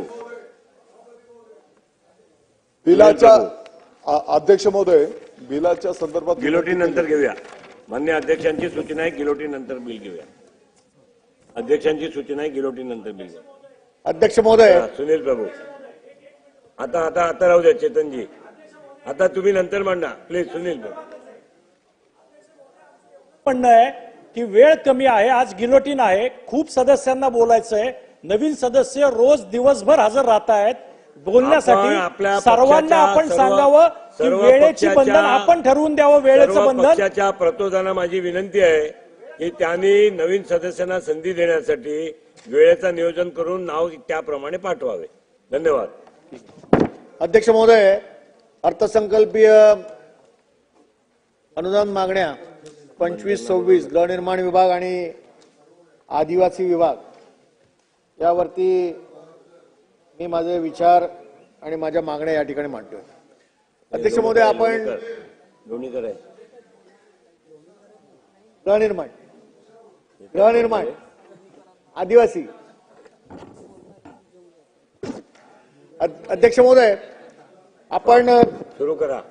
या अनुदान मागण्याची चर्चा सुरू होण्यापूर्वी कपात सूचनाच्या बाबत जो उल्लेख केला त्या कपात सूचनाची उत्तरं ही मागच्या अर्थसंकल्पाच्या वेळेला ज्या कपात सूचना विरोधी पक्षाकडनं मांडल्या त्यांची उत्तरं अद्यापपर्यंत त्या सदस्याला प्राप्त झालेली नाही. अध्यक्ष महोदय, कालच मी माननीय अध्यक्ष महोदय विधानसभा यांना पत्र दिलंय आणि सांगितलंय की विधिमंडळाच्या कामकाजात नियमानुसार या ठिकाणी कपात सूचना मांडण्याचा अधिकार विरोधी पक्षाच्या सदस्यांना आहे आणि या प्रश्नांची उत्तरं ज्या कपात सूचना मान्य झाल्या आहेत त्याची उत्तरं 1 महिन्याच्या आतमध्ये लेखी स्वरूपात ही त्या सदस्यांना देणं हे तितकंच क्रमप्राप्त आहेत, परंतु दिली जात नाहीत. त्याची अंमलबजावणी या ठिकाणी योग्य वेळेला होणं आवश्यक आहे. त्याची आपण नोंद घ्या अध्यक्ष महोदय. अध्यक्ष महोदय, या मागणी क्रमांक Q3 मुख्य लेखाशीर्षक 2216 गृहनिर्माण पान क्रमांक Q23 वर ज्या पद्धतीने या ठिकाणी अर्थसंकल्पामध्ये या ज्या पुरवणी मागण्या आहेत त्यानुसार सगळ्यात महत्वाचं म्हणजे मुंबई शहर आणि उपनगर ह्या गृहनिर्माण विभागाच्या जे 2 पार्ट आहेत त्याच्यामध्ये आपण देखील उपनगरामध्ये राहता. अध्यक्ष महोदय, गेली अनेक वर्ष या विधानसभेच्या सभागृहामध्ये मुंबई शहरातील ज्या जुन्या चाळी आहेत, ज्या 1965 पासून 1975 पासून ब्रिटिशकालीन आहेत त्यांना त्या ठिकाणी शहराप्रमाणे त्या ठिकाणी शहराचं जसं रिपेअरिंग बोर्ड आहे तसं उपनगराचं रिपेअरिंग बोर्ड तयार करून त्यांना त्या ठिकाणी प्रोटेक्शन देण्याच्या दृष्टीने अनेक वेळा आपण या ठिकाणी मागणी झाली. मला आठवतं की या सभागृहामध्ये या उपनगरामध्ये बोर्ड व्हावं म्हणून सुक्तनकर समिती झाली. प्रकाश मेहता यावेळी मंत्री होते, त्यांच्या अध्यक्षतेखाली समिती झाली. परंतु या समितीने दिलेले निकष आणि त्याच्यावरती करावाची अंमलबजावणी यावर या सरकारने अद्यापपर्यंत कोणताही निर्णय घेतलेला नाही. आज मी जर चुकीचं बोलत असेल तुम्ही बोला. आज परिस्थिती अशी आहे अध्यक्ष महोदय की उपनगरामध्ये ज्या चाळी आहेत ज्या 1965च्या आहेत, ब्रिटिशकालीन आहेत, 1975च्या आहेत, त्या चाळीमध्ये पहिल्या माळ्यावरची जी घरं आहेत क्रिस्टल डेव्हलपमेंटमध्ये जरी गेले तरी ते पहिल्या माळ्यावर राहतात म्हणून त्यांना ग्राह्य धरलं जात नाही. त्यांच्याकडे असेसमेंट आहे, त्यांच्याकडे भाडेपावती आहे, त्यांच्याकडे इलेक्ट्रिक बिल आहे, सगळे पुरावे आहेत, परंतु पहिल्या माळ्यावर राहतात म्हणून त्यांना ग्राह्य धरलं जात नाही. मी आपल्याला उदाहरण देतो. जोगेश्वरी बांदेगरवाडीमध्ये महादेव लक्ष्मण चाळ ही 1965ची आहे. पहिल्या माळ्यावरती लोक राहतात. आज त्यांची भयावह परिस्थिती आहे. डेव्हलपमेंट झाली तर पहिल्या माळ्यावरती लोकांना घर देणार नाही. शासनाने सांगितलंय आम्ही 1965 पासून राहतोय, आमच्याकडे सगळे पुरावे आहेत, पण आम्हाला घरं मिळणार नाही म्हणून आज हे सगळे लोक चिंतित आहेत. दिंडोशी विधानसभेमध्ये अशा 5 ते 7 जवळजवळ 65-75च्या अशा चाळी आहेत ज्यांच्या रिडेव्हलपमेंट बद्दल त्यांच्या मनामध्ये आज प्रचंड मोठ्या प्रमाणात भीती आहे. मंत्री महोदय, अध्यक्ष महोदय, या संबंधी सरकारने ऐका आपल्याला सांगता येते. आपण पालकमंत्री महोदय आता आपण ऐका जरा. या संबंधी सरकारला कुठेतरी गांभीर्याने निर्णय घेणं आवश्यक आहे आणि गृहनिर्माण मंत्र्यांनी हा निर्णय घेतला पाहिजे. आणि माझी स्पष्ट या ठिकाणी मागणी आहे की पहिल्या माळ्यावरती सरसकट तुम्ही नाही, परंतु ज्या जुन्या चाळी आहेत ब्रिटिशकालीन आहेत त्यांना एकतर उपनगरासाठी आपण रिपेअरिंग बोर्ड तयार करा, अन्यथा सरसकट जे डेव्हलपमेंट आहे त्याच्यामध्ये अशा चाळी ज्या जुन्या आहेत त्यांचा देखील अंतर्भाव करा आणि त्यांना त्या ठिकाणी घरं देण्यासाठी कारवाई करा, अशी माझी मागणी आहे. अध्यक्ष महोदय, सदस्य पोटतिडकीने बोलतायत, त्यांचा मुद्दा आम्ही ऐकतो पण आहे. स्पष्टीकरण व्हावं म्हणून खुलासा मी त्यांना विनंती अशी करतो की आपण सरसकट पहिला मजला असं म्हणाला, चाळींचा, झोपडपट्टींचा, गावठाणाचा सरसकट सगळ्याला मंजुरी द्यावी.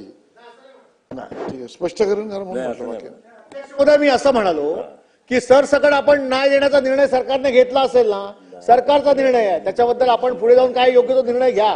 परंतु आज ब्रिटिशकालीन ज्या आहेत 1965च्या आहेत, 75च्या आहेत, या ज्या चाळी आहेत ज्यांच्याबद्दल पहिल्या माळ्यावरच्या लोकांना आजही साशंकता आहे की आम्हाला घर मिळणार नाही आहेत ना. अध्यक्ष महोदय, आज सगळं अधांतरी आहे. एक तर रिपेअरिंग बोर्ड नाही, त्यामुळे त्यांना कोण वाली नाही उपनगराला, आणि आज SRA मध्ये जर गेल्या तर पहिल्या माळ्यावरची लोकांना घरं नाही, पण यांना देखील नाकारलं. अध्यक्ष महोदय, आपण घ्या माहिती. अध्यक्ष महोदय, मंत्री महोदय, आपण माहिती घ्या.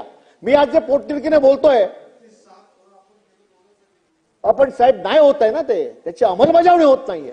मी आज पोटतिडकीने जे बोलतोय त्याचं कारण असं आहे, माननीय मंत्री महोदयांनी आज सांगावं उत्तरामध्ये की पहिल्या माळ्यावरची जी घरं आहेत जी 65ची आहेत, 75ची आहेत, 33-7 अंतर्गत आपण करा, आम्ही याला परवानगी देऊ. त्यांना ग्राह्यता मिळेल, त्यांना प्रोटेक्शन तर मिळेल, त्यांना कळेल सरकार आपल्या पाठीशी आहे, आम्हाला आमचं घर मिळणार आहे.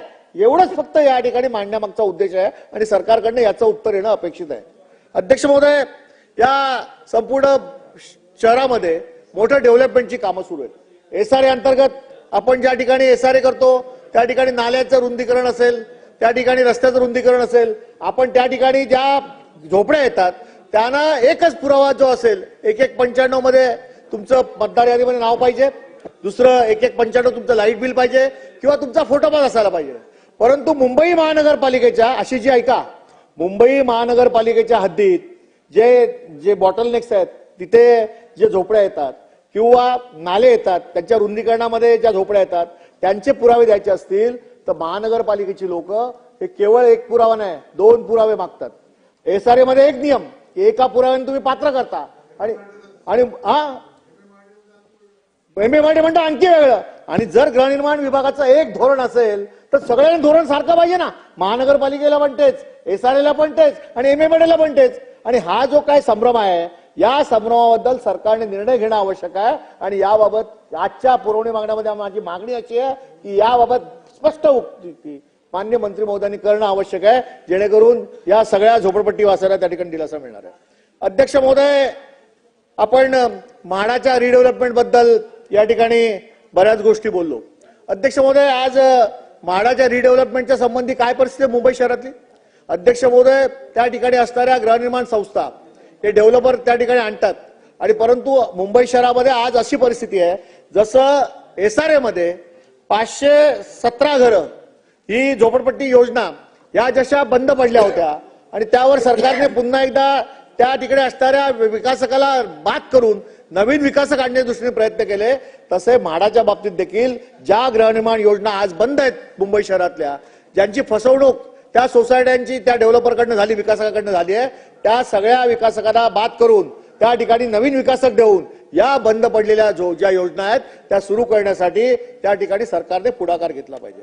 अध्यक्ष महोदय, आज गृहनिर्माण धोरण सरकारने जाहीर केलं, परंतु या गृहनिर्माण धोरणाची अंमलबजावणी नेमकी काय आहे, कशा पद्धतीने सरकार करणार आहे, याबाबत बैठका झाल्या आहेत का, परिपत्रकं निघाली आहेत का, म्हाडा आणि बाकी असणाऱ्या मुंबई गृहनिर्माण क्षेत्र विकास मंडळाच्या विभागाला याच्याबद्दलची माहिती दिली आहे का, याबद्दल प्रत्येक सदस्य या ठिकाणी अनाभिज्ञ आहे. मुंबईकर जनतेला हे कळलं पाहिजे, इकडे राहणाऱ्या नागरिकांना कळलं पाहिजे. त्यामुळे मुंबई शहराच्या गृहनिर्माण धोरणाबद्दल या सरकारने मोठा गाजावाजा केला, मंजूर केलं असं निवडणुकीपूर्वी सांगितलं, परंतु त्याच्या अंमलबजावणीचं काय हा खरा प्रश्न आहे. आणि म्हणून मला असं वाटतं,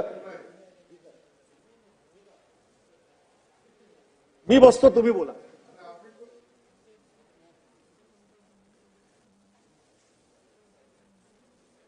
त्यामुळे मला असं वाटतं की या गृहनिर्माण धोरणाबद्दल देखील स्पष्टोक्ती या ठिकाणी होणं आवश्यक आहे.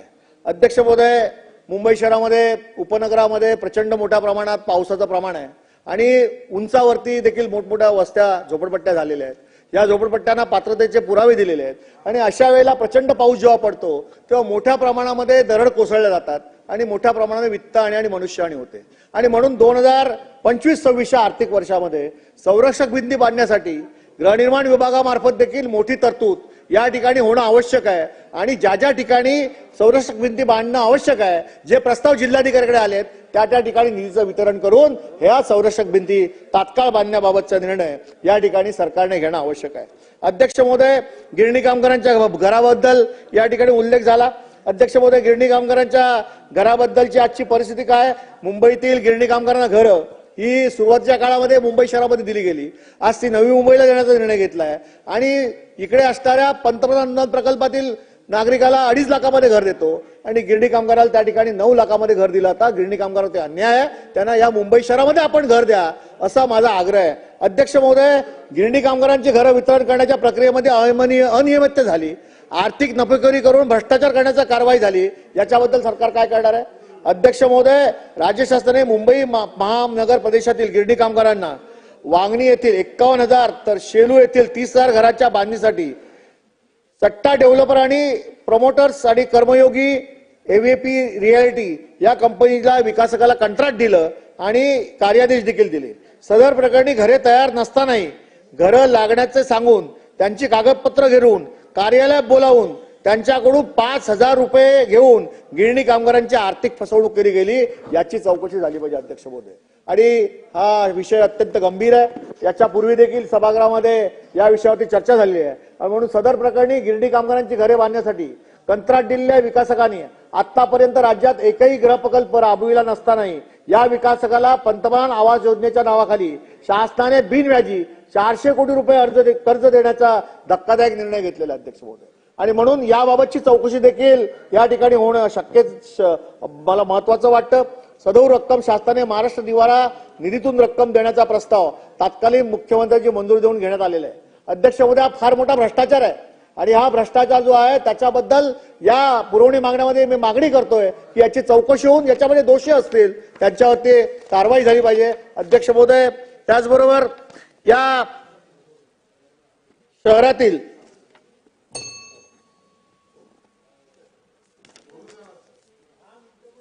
मी सुरुवातच नाही केली अजून, भरपूर गोष्टी बोलायच्या.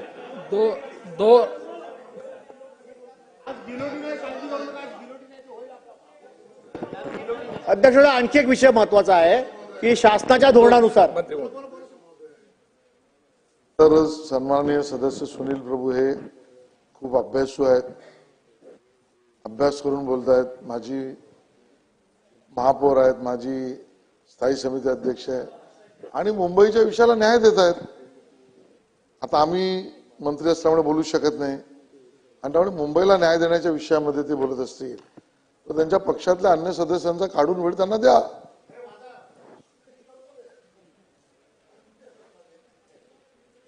अध्यक्ष महोदय, आणखी एक महत्वाचा विषय असा आहे की SRA पुनर्वसन प्रकल्पातील SRA मध्ये 2000 पूर्वीच्या एका पुरावा घेऊन ज्या गोष्टी मी बोललो त्याच्याबद्दल या सरकारने कुठेतरी या ठिकाणी निर्णय घेणं आवश्यक आहे आणि माननीय मंत्री महोदयांनी याबद्दलचा आज आपला जो काय निर्णय आहे सरकारचा तो या ठिकाणी सांगणं अत्यंत गरजेचं आहे. अध्यक्ष महोदय, आदिवासी विभागावरती जर बोलायला गेलं तर आदिवासी विभागाची आजची परिस्थिती काय अध्यक्ष महोदय?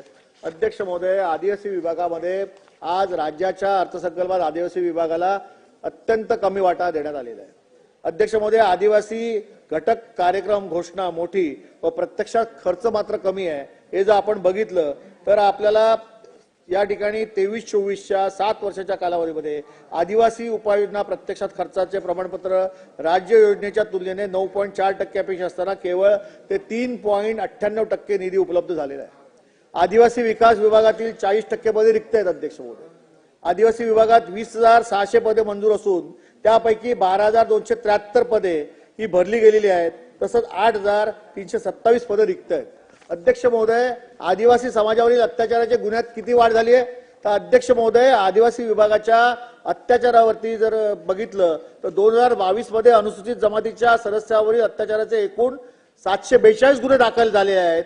सन 2021 मध्ये 628 गुन्हे दाखल झाले आहेत. याचाच अर्थ 2022 मध्ये असलेल्या अत्याचाराचे प्रमाण 18.15% वाढले आहे. आदिवासींचं आपण कशा पद्धतीने या ठिकाणी संरक्षण करणार आहात? राज्यात सर्वात जास्त अहमदनगर या जिल्ह्यातील अनुसूचित जमातीवरील अत्याचाराचे प्रमाण 47 गुन्हे दाखल असून महाराष्ट्रातील अनुसूचित जमातीवर झालेल्या अत्याचाराच्या गुन्ह्याच्या तुलनेने अहमदनगर जिल्ह्याचे प्रमाण हे 9.97% आहे. अध्यक्ष महोदय, मी का सांगतोय? हे सगळ्या जिल्ह्याचं या ठिकाणी माझ्या आकडेवारी, परंतु मी सभागृहाची वेळ घेणार नाही. परंतु ही जी आज परिस्थिती आदिवासी विभागाची आहे ती अत्यंत दयनीय आहे.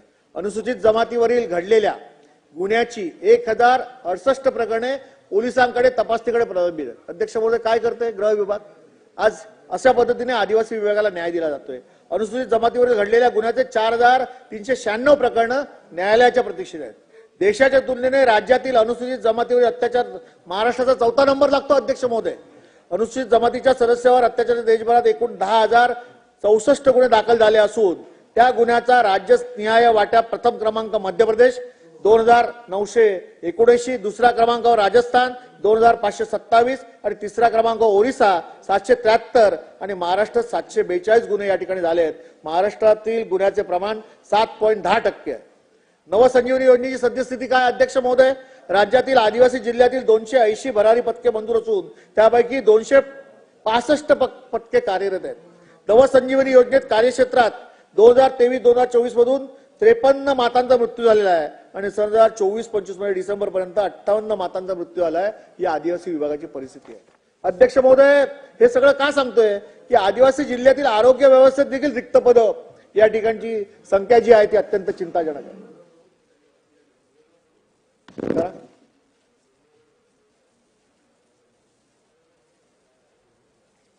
सन्माननीय अध्यक्ष महोदय, महाराष्ट्र शासनाच्या सांस्कृतिक कार्य विभागांतर्गत पुराभिलेख संचलनालय हा विभाग असून पुराभिलेख संचलनालयाची स्थापना 1821 साली झाली होती.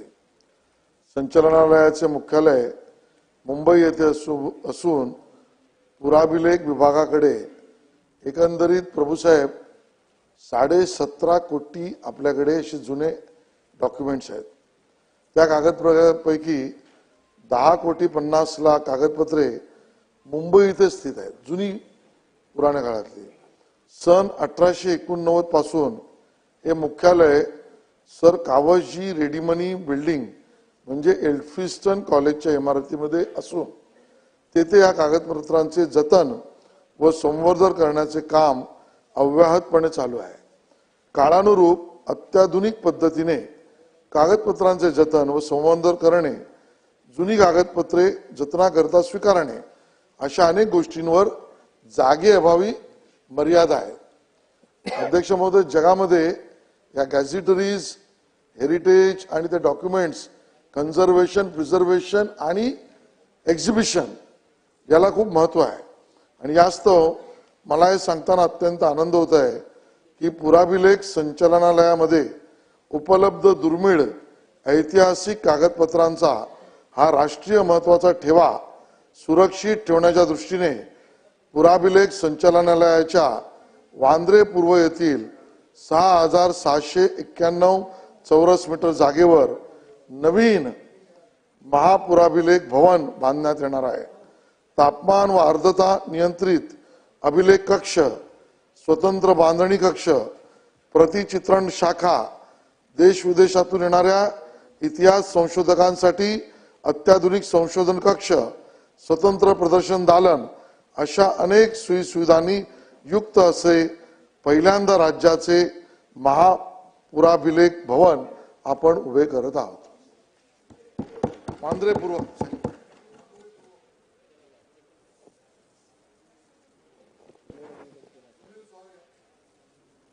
आपल्याकडे पालकमंत्री म्हणून व्यवस्थित लक्ष द्या, हरकत नाही. आपण निवेदन केलं. अध्यक्ष महोदय, आदिवासी जिल्ह्याच्या आरोग्य व्यवस्थेत रिक्त पदाची संख्या किती आहे? अध्यक्ष महोदय, वर्ग 2-3 मध्ये वैद्यकीय अधिकाऱ्यांची 834 पदे मंजूर असून 723 पदे भरली गेली आहेत, तर 111 पदे रिक्त आहेत. भरारी पथकातील मानवसेवी वैद्यकीय अधिकाऱ्यांची मंजुरी पदं 280 असून त्यापैकी आता फक्त 265 पदं भरली आहेत, 15 पदं रिक्त आहेत. आरोग्य सहाय्यक स्त्री व पुरुष यांची एकूण 1038 पदं मंजूर असून 888 पदे भरली आहेत, 150 पदं रिक्त आहेत. बहुउद्देशीय कर्मचारी स्त्री व पुरुष यांची एकूण 4,344 पदं मंजूर असून त्यापैकी 2,973 पदं भरली आहेत, 1,371 पदं रिक्त आहेत. अध्यक्ष महोदय, सांगा मला की आदिवासी जिल्ह्यातील आरोग्य व्यवस्था कशी काय चांगली राहणार आहे? कुपोषणावरती आपण एवढे रुपये खर्च करतो, कुपोषणापासून कशी माता बालकं कशी वाचणार आहेत? ही परिस्थिती या संपूर्ण आदिवासी विभागाची आहे. आणि आज आदिवासी विभागावरती जे पैसे खर्च केले जातात विकास कामासाठी, त्याची परिस्थिती काय? अध्यक्ष महोदय, आदिवासी विभागामध्ये अर्थसंकल्पामध्ये पैसे दाखवले जातात. आम्ही जेव्हा लोकप्रतिनिधी म्हणून आमच्याकडे जे आदिवासी पाडे आहेत, माझ्या मतदारसंघामध्ये 2 आदिवासी पाडे, बारीक पायली पाडा, बोरी पाडा, निर्माणी पाडा आणि त्या फिल्म सिटीमध्ये एक आदिवासी पाडा आहे.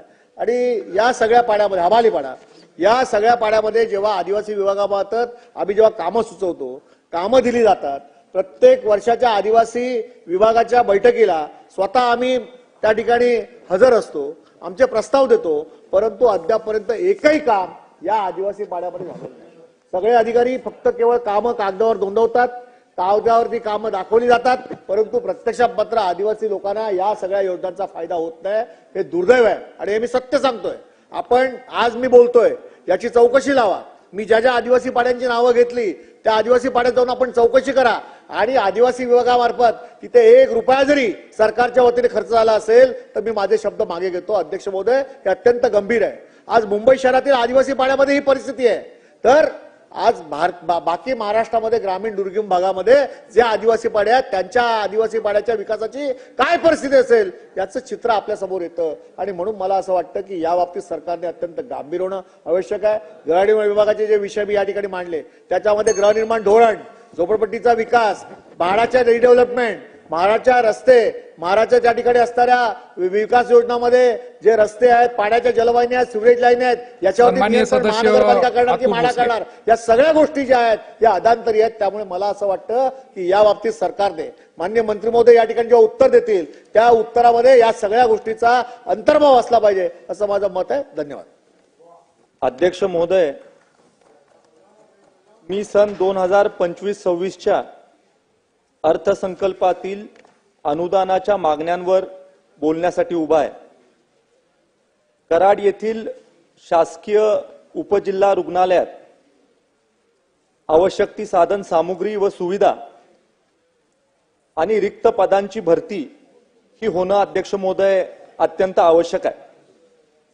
कराड येथे शासकीय उपजिल्हा रुग्णालय हे 100 बेडचं आहे आणि साधारण दिवसाची ओपीडी ही 100 पासून 150 पर्यंत होती, ती आता ओपीडी 500 पर्यंत हळूहळू गेलेली आहे आणि आयपीडी जी आहे ती साधारण 100 पासून 125 पर्यंत आयपीडी आहे.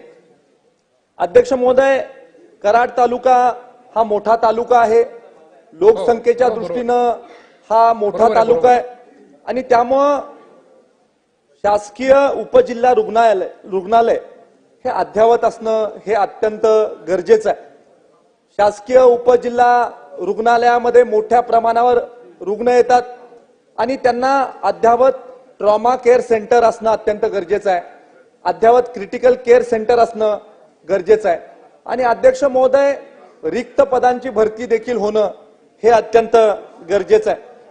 आदरणीय मंत्री महोदय प्रकाश दादा हे अत्यंत जवळचे माझे मित्र आहेत आणि आदरणीय मंत्री महोदय, आपण कर्तव्यदक्ष, तरुण, तडफदार, कार्यक्षम मंत्री आहात आणि मंत्री महोदय, माझी आपल्याला विनंती आहे की आपण एक पायलट प्रोजेक्ट करूया आणि तो पायलट प्रोजेक्ट हा पब्लिक प्रायव्हेट पार्टनरशिप मोडवर प्रायव्हेट प्रोजेक्ट आपण करूया आणि हा प्रोजेक्ट करत असताना आपल्याला शासकीय उपजिल्हा रुग्णालय चालवण्यासाठी खासगी क्षेत्रामधले लोक जर का कसलीही अपेक्षा न ठेवता सेवाभावी पद्धतीनं मदत करणार असतील तर एक फ्रेमवर्क आपण याच्यासाठी तयार करणं अध्यक्ष महोदय अत्यंत गरजेचं आहे आणि हे फ्रेमवर्क जर का आदरणीय मंत्री महोदय आपण तयार करू शकलो तर आपल्याला आज जी अडचण आहे, आज नेमकं तिथं काय होतंय तर 20 पद अध्यक्ष महोदय रिक्त आहेत, त्याच्यामध्ये वैद्यकीय अधिकारी गट अ याची 6 पदं रिक्त आहेत, दंत शल्य चिकित्सक गट ब याची 2 पदं रिक्त आहेत, वैद्यकीय अधिकारी गट ब 1 पद रिक्त आहे, मग त्याबरोबर वरिष्ठ लिपिक, कनिष्ठ लिपिक, प्रयोगशाळा प्रमुख, दंत आरोग्य तज्ञ अशा पद्धतीचे 20 पदं रिक्त आहेत. आज जर का खासगी क्षेत्रामध्ये काम करणारे लोक आज तिथं एनएमसीच्या नॉर्म्समुळे आज खासगी वैद्यकीय महाविद्यालयांना आत्ताच्या परिस्थितीमध्ये एनएमसीनी कंपल्शन केलेलं आहे. नॅशनल मेडिकल कमिशन असं म्हणतंय की ठराविक आपल्याला आपला स्टाफ हा जिल्हा रुग्णालयामध्ये किंवा जिल्हा उपरुग्णालयामध्ये देणं आवश्यक आहे आणि त्यामुळं आज आमचं तिथं वैद्यकीय महाविद्यालय आहे आणि त्या वैद्यकीय महाविद्यालयाचे जवळजवळ 20 डॉक्टर हे तिथं काम करत असतात आणि त्यामुळं आपल्याला जर का ह्याच्यामध्ये अजून मॉडिफिकेशन करता आलं तर याचा निश्चित स्वरूपी सरकारला फायदाच होईल.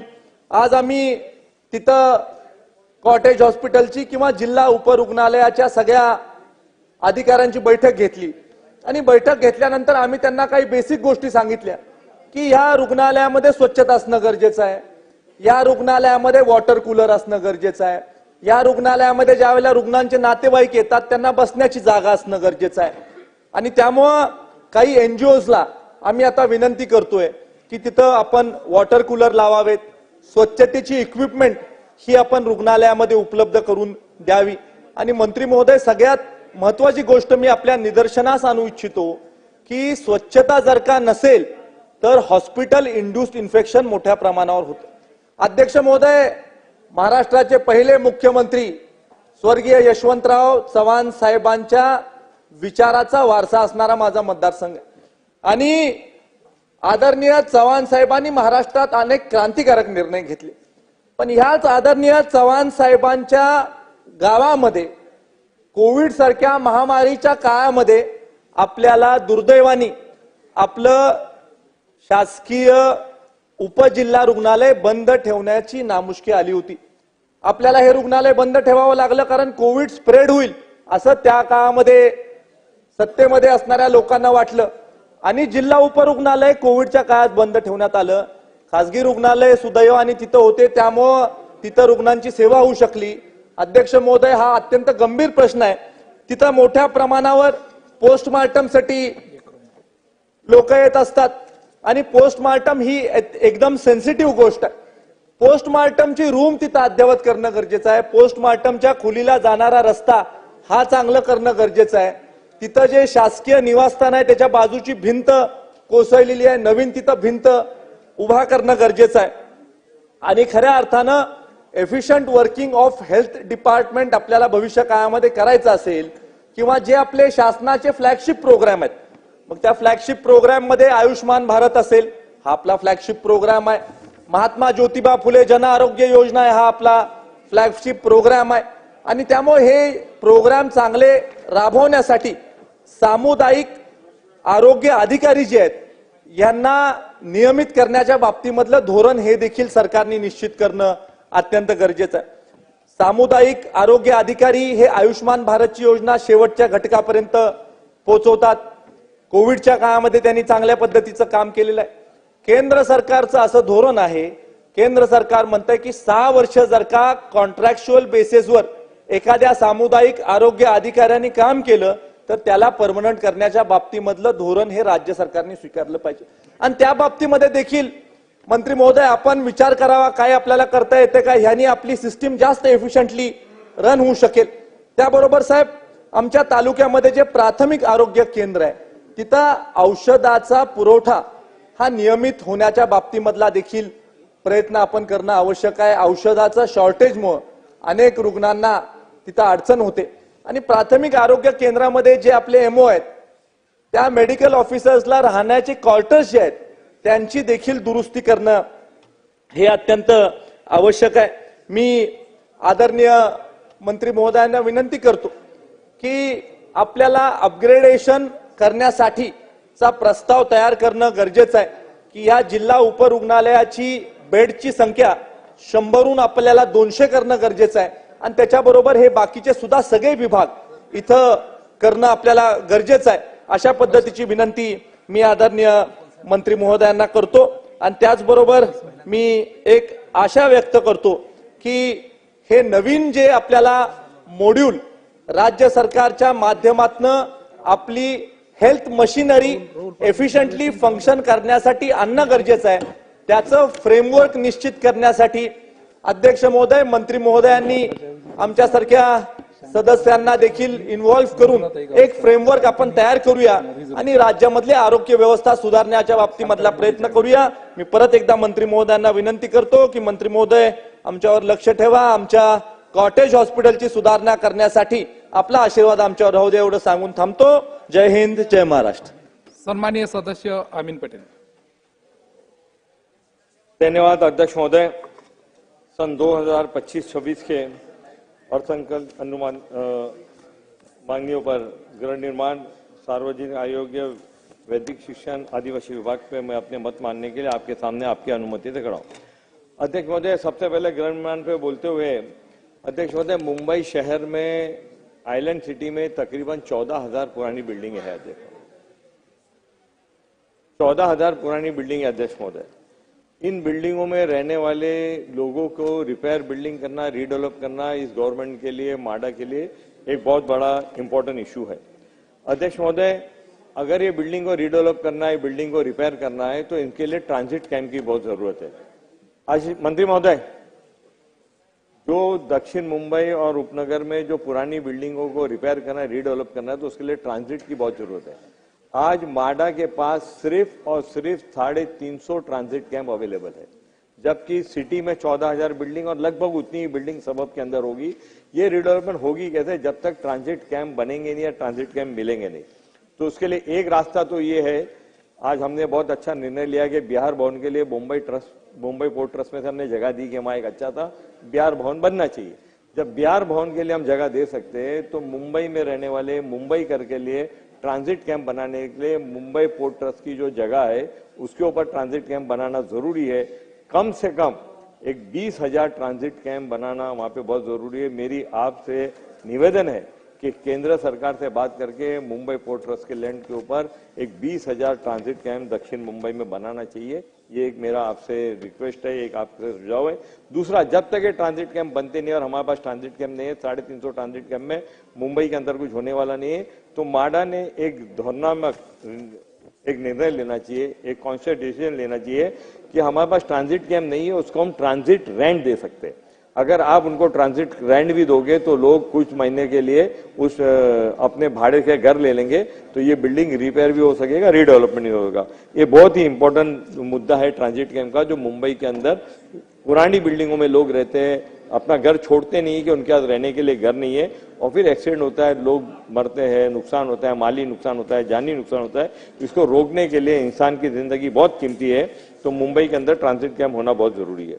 दूसरा डिसीजन ये है कि एक अच्छा सा डिसीजन हमने लिया गवर्नमेंट ने, माडा ने, कि 91A के अंदर जो डेवलपर को हम लोग एनओसी दे देते हैं, जो डेवलपर एनओसी लेने के बाद में, आईओडी लेने के बाद में, बिल्डिंग डिमोलिशन करने के बाद में वहां पर रीडेवलपमेंट का काम करता नहीं है, तो हम उसको माडा 91A के तहत उस बिल्डिंग को एक्वायर करती है। आज 5 प्रोजेक्ट माडा ने अभी तक मेरी जानकारी के हिसाब से पिछले कुछ दिनों में, महीनों में 5 प्रोजेक्ट एक्वायर कर लिए 91A के अंदर। उस डेवलपर को निकाल करके अपने हाथ में बिल्डिंग ली है। अब उसका ये डिसीजन अभी तक नहीं हुआ है कि वो एक्वायर करने के बाद में उसको रिडेवलप कैसा किया जाएगा। माडा खुद करेगी टेंडर करके कि माडा खुद उसको रिडेवलप करेगी।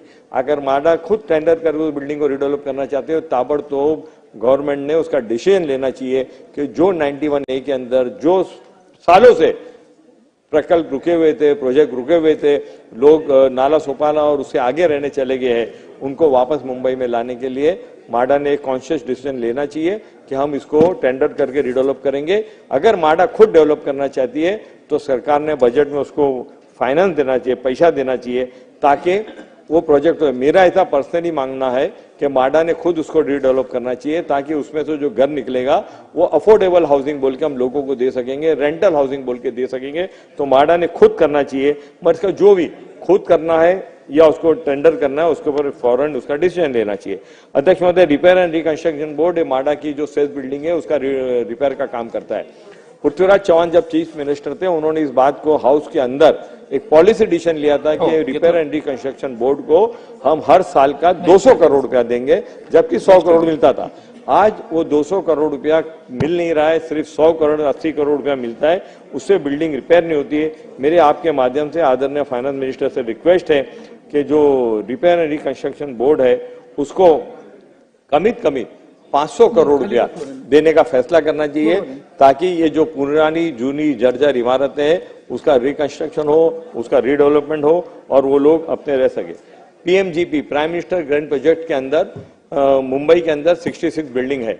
कुछ बिल्डिंग का रिडेवलप होना बहुत जरूरी है। उमर खाड़ी के अंदर 20 बिल्डिंग का प्रोजेक्ट बिल्कुल रेडी है।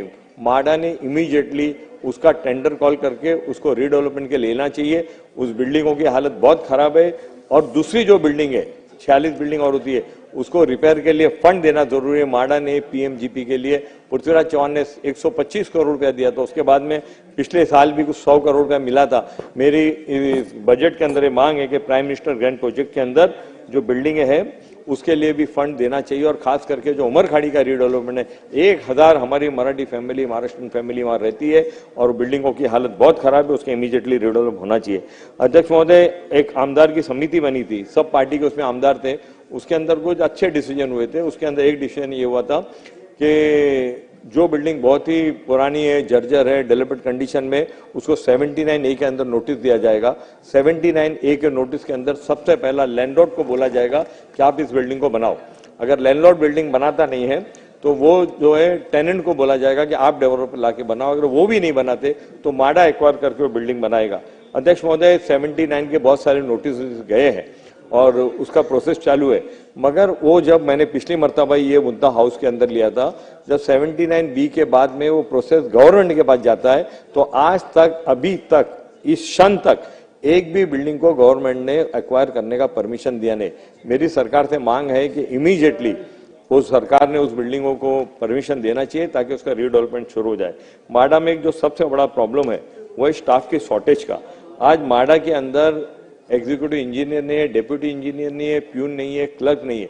इमीडिएटली, अध्यक्ष महोदय अभी तो बोला ही नहीं है, पहला आदमी बोल रहा हूँ कांग्रेस का, उसमें भी आप घंटी बजाओगे, थोड़ा सा रुकिए, धीरज रखिए, धीरज रखिए, धीरज रखिए।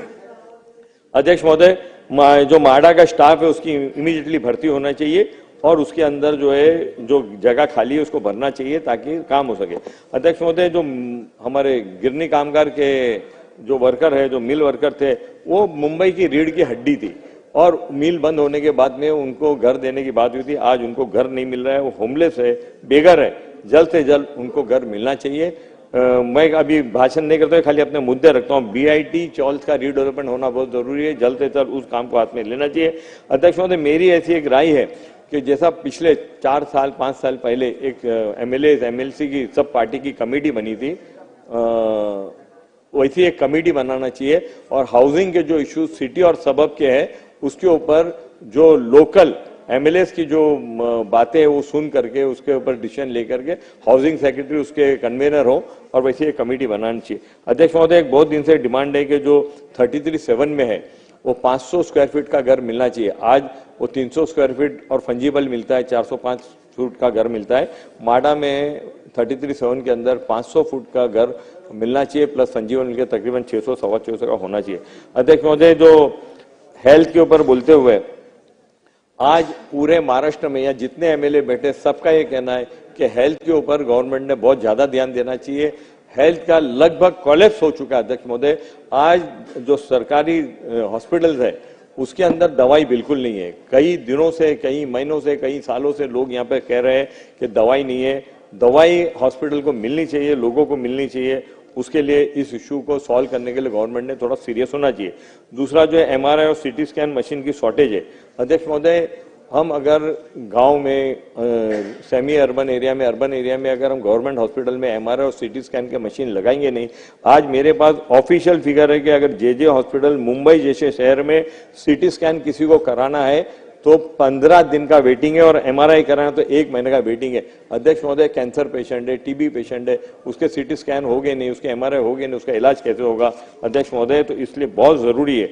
और अध्यक्ष महोदय, सभी लोगों की मांग है। महात्मा ज्योतिबा फुले के अंदर पिछली सरकार ने 5 लाख रुपया पर फैमिली का उनका इंश्योरेंस की बात की थी। हम सबकी ये डिमांड है, हम सबकी ये बात है कि पर फैमिली 25 लाख रुपए का महात्मा ज्योतिबा फुले के अंदर इंश्योरेंस होना चाहिए ताकि इलाज हो सके। और जितने चैरिटेबल हॉस्पिटल है अध्यक्ष महोदय, मुंबई और महाराष्ट्र के अंदर जो चैरिटेबल हॉस्पिटल है वो एक भी चैरिटेबल हॉस्पिटल महात्मा ज्योतिबा फुले के लोगों का इलाज करता नहीं, उस स्कीम को इम्प्लीमेंट नहीं करता है। सरकार से मेरा ये, हसन मुश्रिफ साहब, महात्मा ज्योतिबा फुले का स्कीम जो है हर चैरिटेबल हॉस्पिटल के अंदर होना चाहिए। इसका सरकार ने निर्णय लेना चाहिए, क्योंकि अगर सरकार के हॉस्पिटल में तो वैसे ही इलाज हो रहा है, हम उसी के अंदर महात्मा ज्योतिबा फुले करेंगे तो उसका फायदा नहीं होगा। जितने बड़े बड़े हॉस्पिटल है इस महाराष्ट्र के अंदर, हर सिटी में, हर गांव में महात्मा ज्योतिबा फुले का स्कीम कंपलसरी होना चाहिए, ये मेरी मांग है।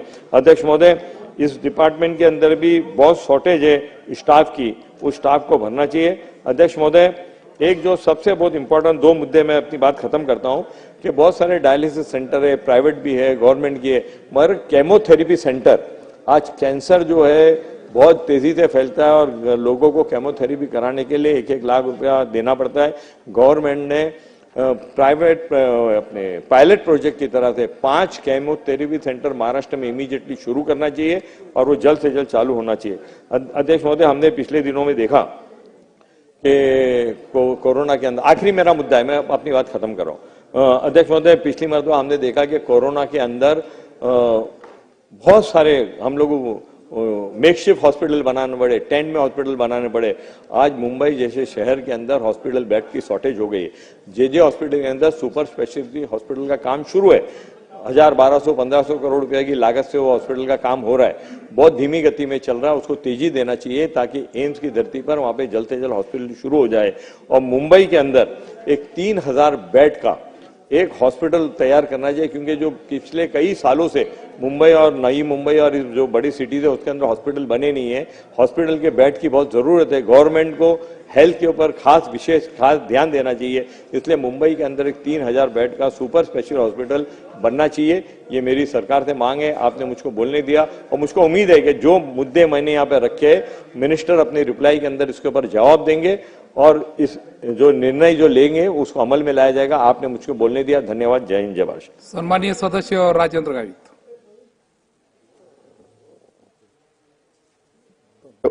अध्यक्ष महोदय, मी आदिवासी विभागावरती या ठिकाणी आपल्यासमोर मनोगत व्यक्त करतो. पालघर जिल्हा हा एक सागरी आणि नागरी आणि डोंगरी या प्रामुख्याने विभागला गेलेला आहे आणि डोंगरी भागामध्ये विशेष करून तलासरी त्याचप्रमाणे विक्रमगड मोखाडा हे तालुके त्या ठिकाणी प्रामुख्याने येत आहे. गडचिरोली व नंदुरबार प्रमाणे पालघर जिल्ह्याला सुद्धा आदिवासी जिल्ह्याचे अस्तित्व स्वतंत्र अस्तित्व मिळणार असून या ठिकाणी या पालघर जिल्ह्याच्या विकासासाठी महाराष्ट्र सरकारच्या वतीने या ठिकाणी कुपोषण स्थलांतर बेरोजगारी हे कमी करण्यासाठी विशेष प्रयत्न राज्याचे मुख्यमंत्री देवेंद्र फडणवीस साहेब त्याचप्रमाणे दोन्ही मुख्यमंत्री एकनाथ शिंदे साहेब आणि अजितदादांनी या ठिकाणी विशेष करून ज्या आदिवासी विभागाच्या माध्यमातून जे कातकरी समाज आहे त्याचप्रमाणे माडिया समाज आहे कोलाम समाज आहे या तिन्ही या आदिम जमातींना खऱ्या अर्थाने सामाजिक आर्थिक आणि शैक्षणिक दृष्ट्या त्यांना मुख्य प्रवाहात आणण्यासाठी त्यांनी एक विशेष पॅकेज या ठिकाणी जाहीर केलेलं आहे आणि म्हणून कातकरी समाजासाठी सुद्धा नागो महादू कातकरी आणि माडिया समाजासाठी बाबूराव शेडमाळके च्या नावाने या ठिकाणी विशेष पॅकेज त्या ठिकाणी जाहीर केलेला आहे आणि म्हणून राज्याचे आदिवासी विकास मंत्री विखे साहेबांना मी विशेष मनापासून धन्यवाद देईन की त्यांनी या ठिकाणी खऱ्या अर्थाने परवाच्या दिवशी कातकरी समाजाची त्या ठिकाणी बैठक घेतली आणि त्यांना खऱ्या अर्थाने त्यांचं स्थलांतर आणि बेरोजगारी कमी करण्यासाठी त्यांनी त्या ठिकाणी प्रत्यक्षात आदिवासी विकासाच्या विभागाच्या माध्यमातून त्यांनी एक स्वयंरोजगारासाठी या ठिकाणी शेळी पालन त्याचप्रमाणे दुग्ध व्यवसायासाठी त्यांनी विशेष पॅकेज या ठिकाणी जाहीर केलेला आहे. खऱ्या अर्थाने यावर्षी एकूण अनुसूचित जमातीचे महाराष्ट्राच्या लोकसंख्येच्या एकूण मुख्यमंत्र्यांनी केलेलं मी सांगितलं ना तुम्ही ऐकलं नाही वाटतं पण त्यांचाही मोठा सहभाग आहे म्हणजे आणि म्हणून महाराष्ट्राच्या एकूण लोकसंख्येच्या 9% अर्थसंकल्पात या ठिकाणी तरतूद करण्यात आलेली आहे. पहिल्यांदाच या अर्थसंकल्पामध्ये आदिवासी विकास विभागाला 40% अतिरिक्त या ठिकाणी वाढ केलेली आहे. परंतु हे करत असताना मागच्या 2017 आणि 18 ते 2023-24 या 7 वर्षाच्या कालावधीमध्ये एकूण 13,52,018 कोटी रुपये त्या राज्य योजनेसाठी अंदाजित त्या ठिकाणी करण्यात आले होते.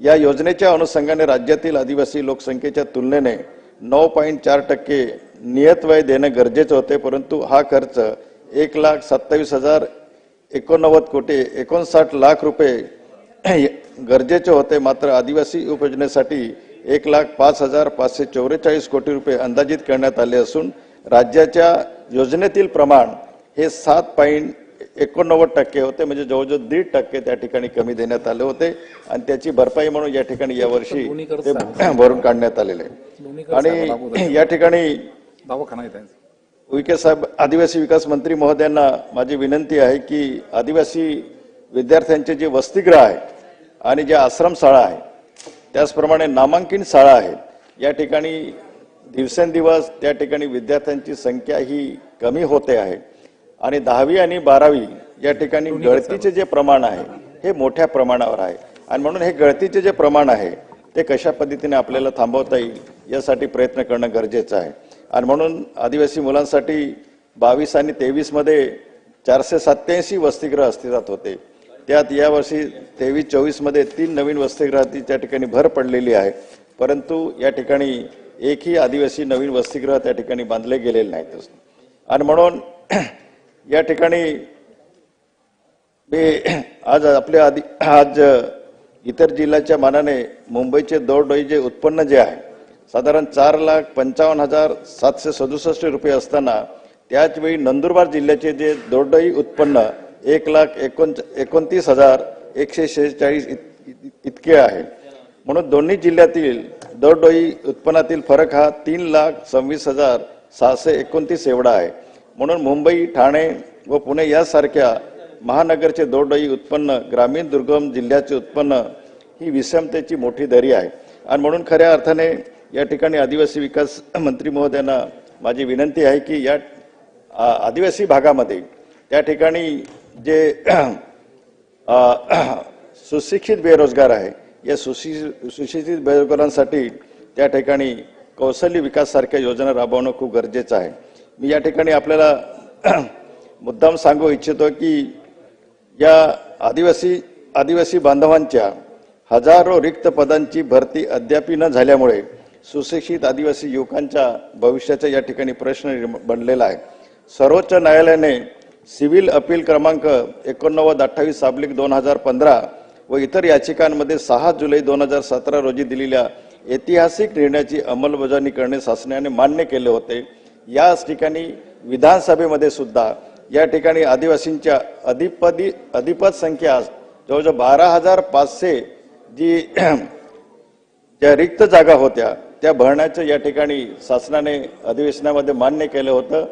परंतु उईके साहेब त्या ठिकाणी त्याची या ठिकाणी अंमलबजावणी झालेली नाही आणि म्हणून 31 जुलै 2023 पर्यंत शासन निर्णय काढून पदभरती पूर्ण करण्याचे आश्वासनही देण्यात आले होते. तथापि आदिवासींसाठी राखीव असलेल्या 12,500 पदाहून भरती झाली नाही याची गंभीर दखल घेणे गरजेचे आहे.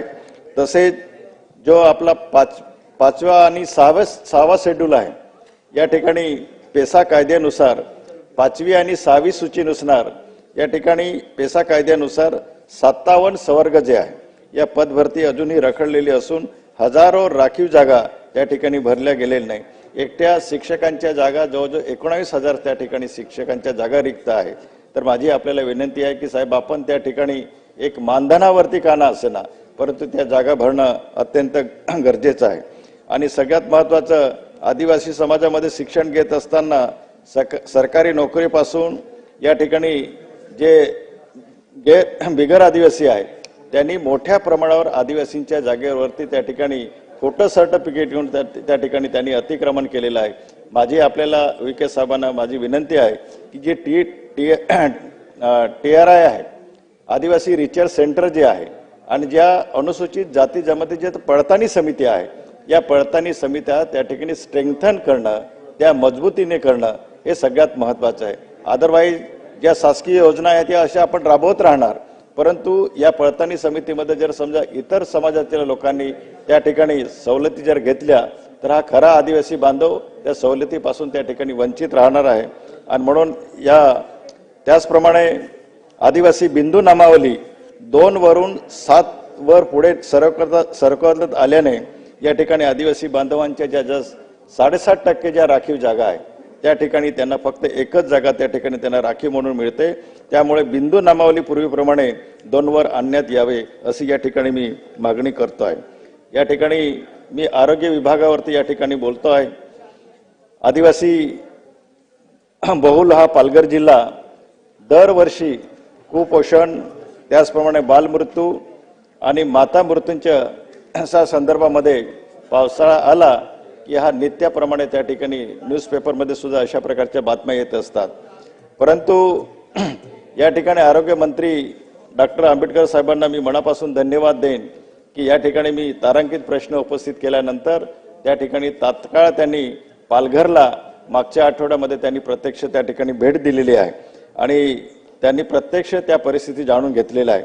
आणि म्हणून या जिल्ह्यातील रुग्णालयात सोयी सुविधांचा अभाव त्या ठिकाणी दिसून येतोय. सोनोग्राफी मशीन्स असेल, सिटी स्कॅन मशीन असेल, क्षकिरण मशीन असेल या ठिकाणी ह्या मशीन्स उपलब्ध आहेत, इन्स्ट्रुमेंट उपलब्ध आहेत पण ते मशीन हाताळणारे तंत्रज्ञ त्या ठिकाणी उपलब्ध नाहीत. आणि म्हणून साहेब अजून 2 मिनिटं आणि म्हणून माझी विनंती आहे की साहेब या ठिकाणी जो अपूर्ण रुग्णवाहिन्या असतील किंवा त्या ठिकाणी 50%हून वैद्यकीय जे आपले अधिकारी आहेत, डॉक्टर्स आहेत किंवा जे टेक्निशियन आहे त्या टेक्निशियनची त्या ठिकाणी रिक्त पद भरणं अत्यंत गरजेचं आहे. त्याचप्रमाणे पालघर येथे 200 बेडचे सुपर स्पेशालिटी हॉस्पिटल त्या ठिकाणी होत आहे परंतु निधी अभावी ते अपूर्ण अवस्थेमध्ये आहे. त्याचप्रमाणे मनोर येथे 200 बेडचे जे ट्रॉमा केअर सेंटर आहे कारण घोडबंदर पासून तर तलासरीपर्यंत या हायवेवरती जर एखादा मोठा आघात जर झाला, मोठा एखादा जर ऍक्सिडेंट झाला तर कुठल्याही मोठ्या प्रमाणे या मधल्या हायवेवरती कुठलंही मोठं हॉस्पिटल नाही. परंतु त्या ठिकाणी सुद्धा काही अपूर्ण त्या ठिकाणी निधी उपलब्ध आहे, परंतु काही आपल्या कारणामुळे ते हॉस्पिटल अजून सुद्धा गेल्या 4 वर्षापासून त्या ठिकाणी अजूनही ते पूर्ण झालेलं नाही आणि म्हणून आपण प्रत्यक्ष भेट दिल्यानंतर त्याला त्या ठिकाणी चालना मिळालेली आहे आणि त्यासाठी गुजरात मोठा ॲक्सिडेंट झाल्यानंतर किंवा हार्ट अटॅक सारख्या मोठं हार्ट अटॅक सारख्या आजाराने जर एखादी व्यक्ती दगावली तर त्याला मुंबई किंवा गुजरात शिवाय दुसरा पर्याय नाही आणि म्हणून या ठिकाणी माझी विनंती आहे की याला सुद्धा आपण त्या ठिकाणी निधी उपलब्ध करून देणं अत्यंत गरजेचं आहे आणि त्याचप्रमाणे डहाणू येथील कासा रुग्णालयाच्या अंतर्गत श्रीमती पिंकी डोंगरकर, त्याचप्रमाणे मोखाडा येथील कोलद्याच्या पाडा येथील एक महिला, त्याचप्रमाणे गातारे विक्रमगड येथील गर्भवती महिलेला रुग्णवाहिके अभावी पशुवैद्यकीय सुविधा अभावी त्या ठिकाणी त्या महिलेला प्राण गमावा लागलेला आहे आणि निश्चितच आपण प्रत्यक्ष पाहणी केल्यानंतर त्या ठिकाणी त्या सुविधा आपण त्या ठिकाणी उपलब्ध करून द्याल. माझी या ठिकाणी त्याचप्रमाणे जव्हार येथे 200 बेडचे हॉस्पिटल त्याला त्या ठिकाणी साहेब मंजुरी मिळालेली आहे, पण जागे अभावी ते अपूर्ण अवस्थेमध्ये आहे. म्हणून माझी आपल्याला विनंती आहे की निश्चितच या जव्हार, मोखाडा आणि विक्रमगड या तालुक्यांकडे आपण जातीने त्या ठिकाणी लक्ष द्याल. साहेब, शेवटचं या ठिकाणी गृहनिर्माण विभागावरती या ठिकाणी मी बोलू इच्छितो. माझ्या पालघर मतदारसंघात गृहनिर्माण विभागामार्फत विविध गृहनिर्माण योजना आणि उपक्रम त्या ठिकाणी राबवले जात आहेत. स्वप्न घरकुलाचे आणि 7 शासनाची या ध्येयाच्या प्रेरित होऊन जिल्ह्यात पंतप्रधान आवास योजना ग्रामीण अंतर्गत 60,914 घरकुलांचे उद्दिष्ट त्या ठिकाणी ठेवण्यात आले आहे. त्यापैकी 60,192 प्रस्तावांना जिल्हा प्रशासनाकडून त्या ठिकाणी मंजुरी देण्यात आली आहे. म्हणजे एकूण प्रस्तावापैकी 98% अर्जांना त्या ठिकाणी मंजुरी देण्यात आलेली आहे. वसई आणि तलासरी तालुक्यातील सर्वाधिक 100% प्रस्तावांना त्या ठिकाणी मंजुरी देण्यात आलेली आहे.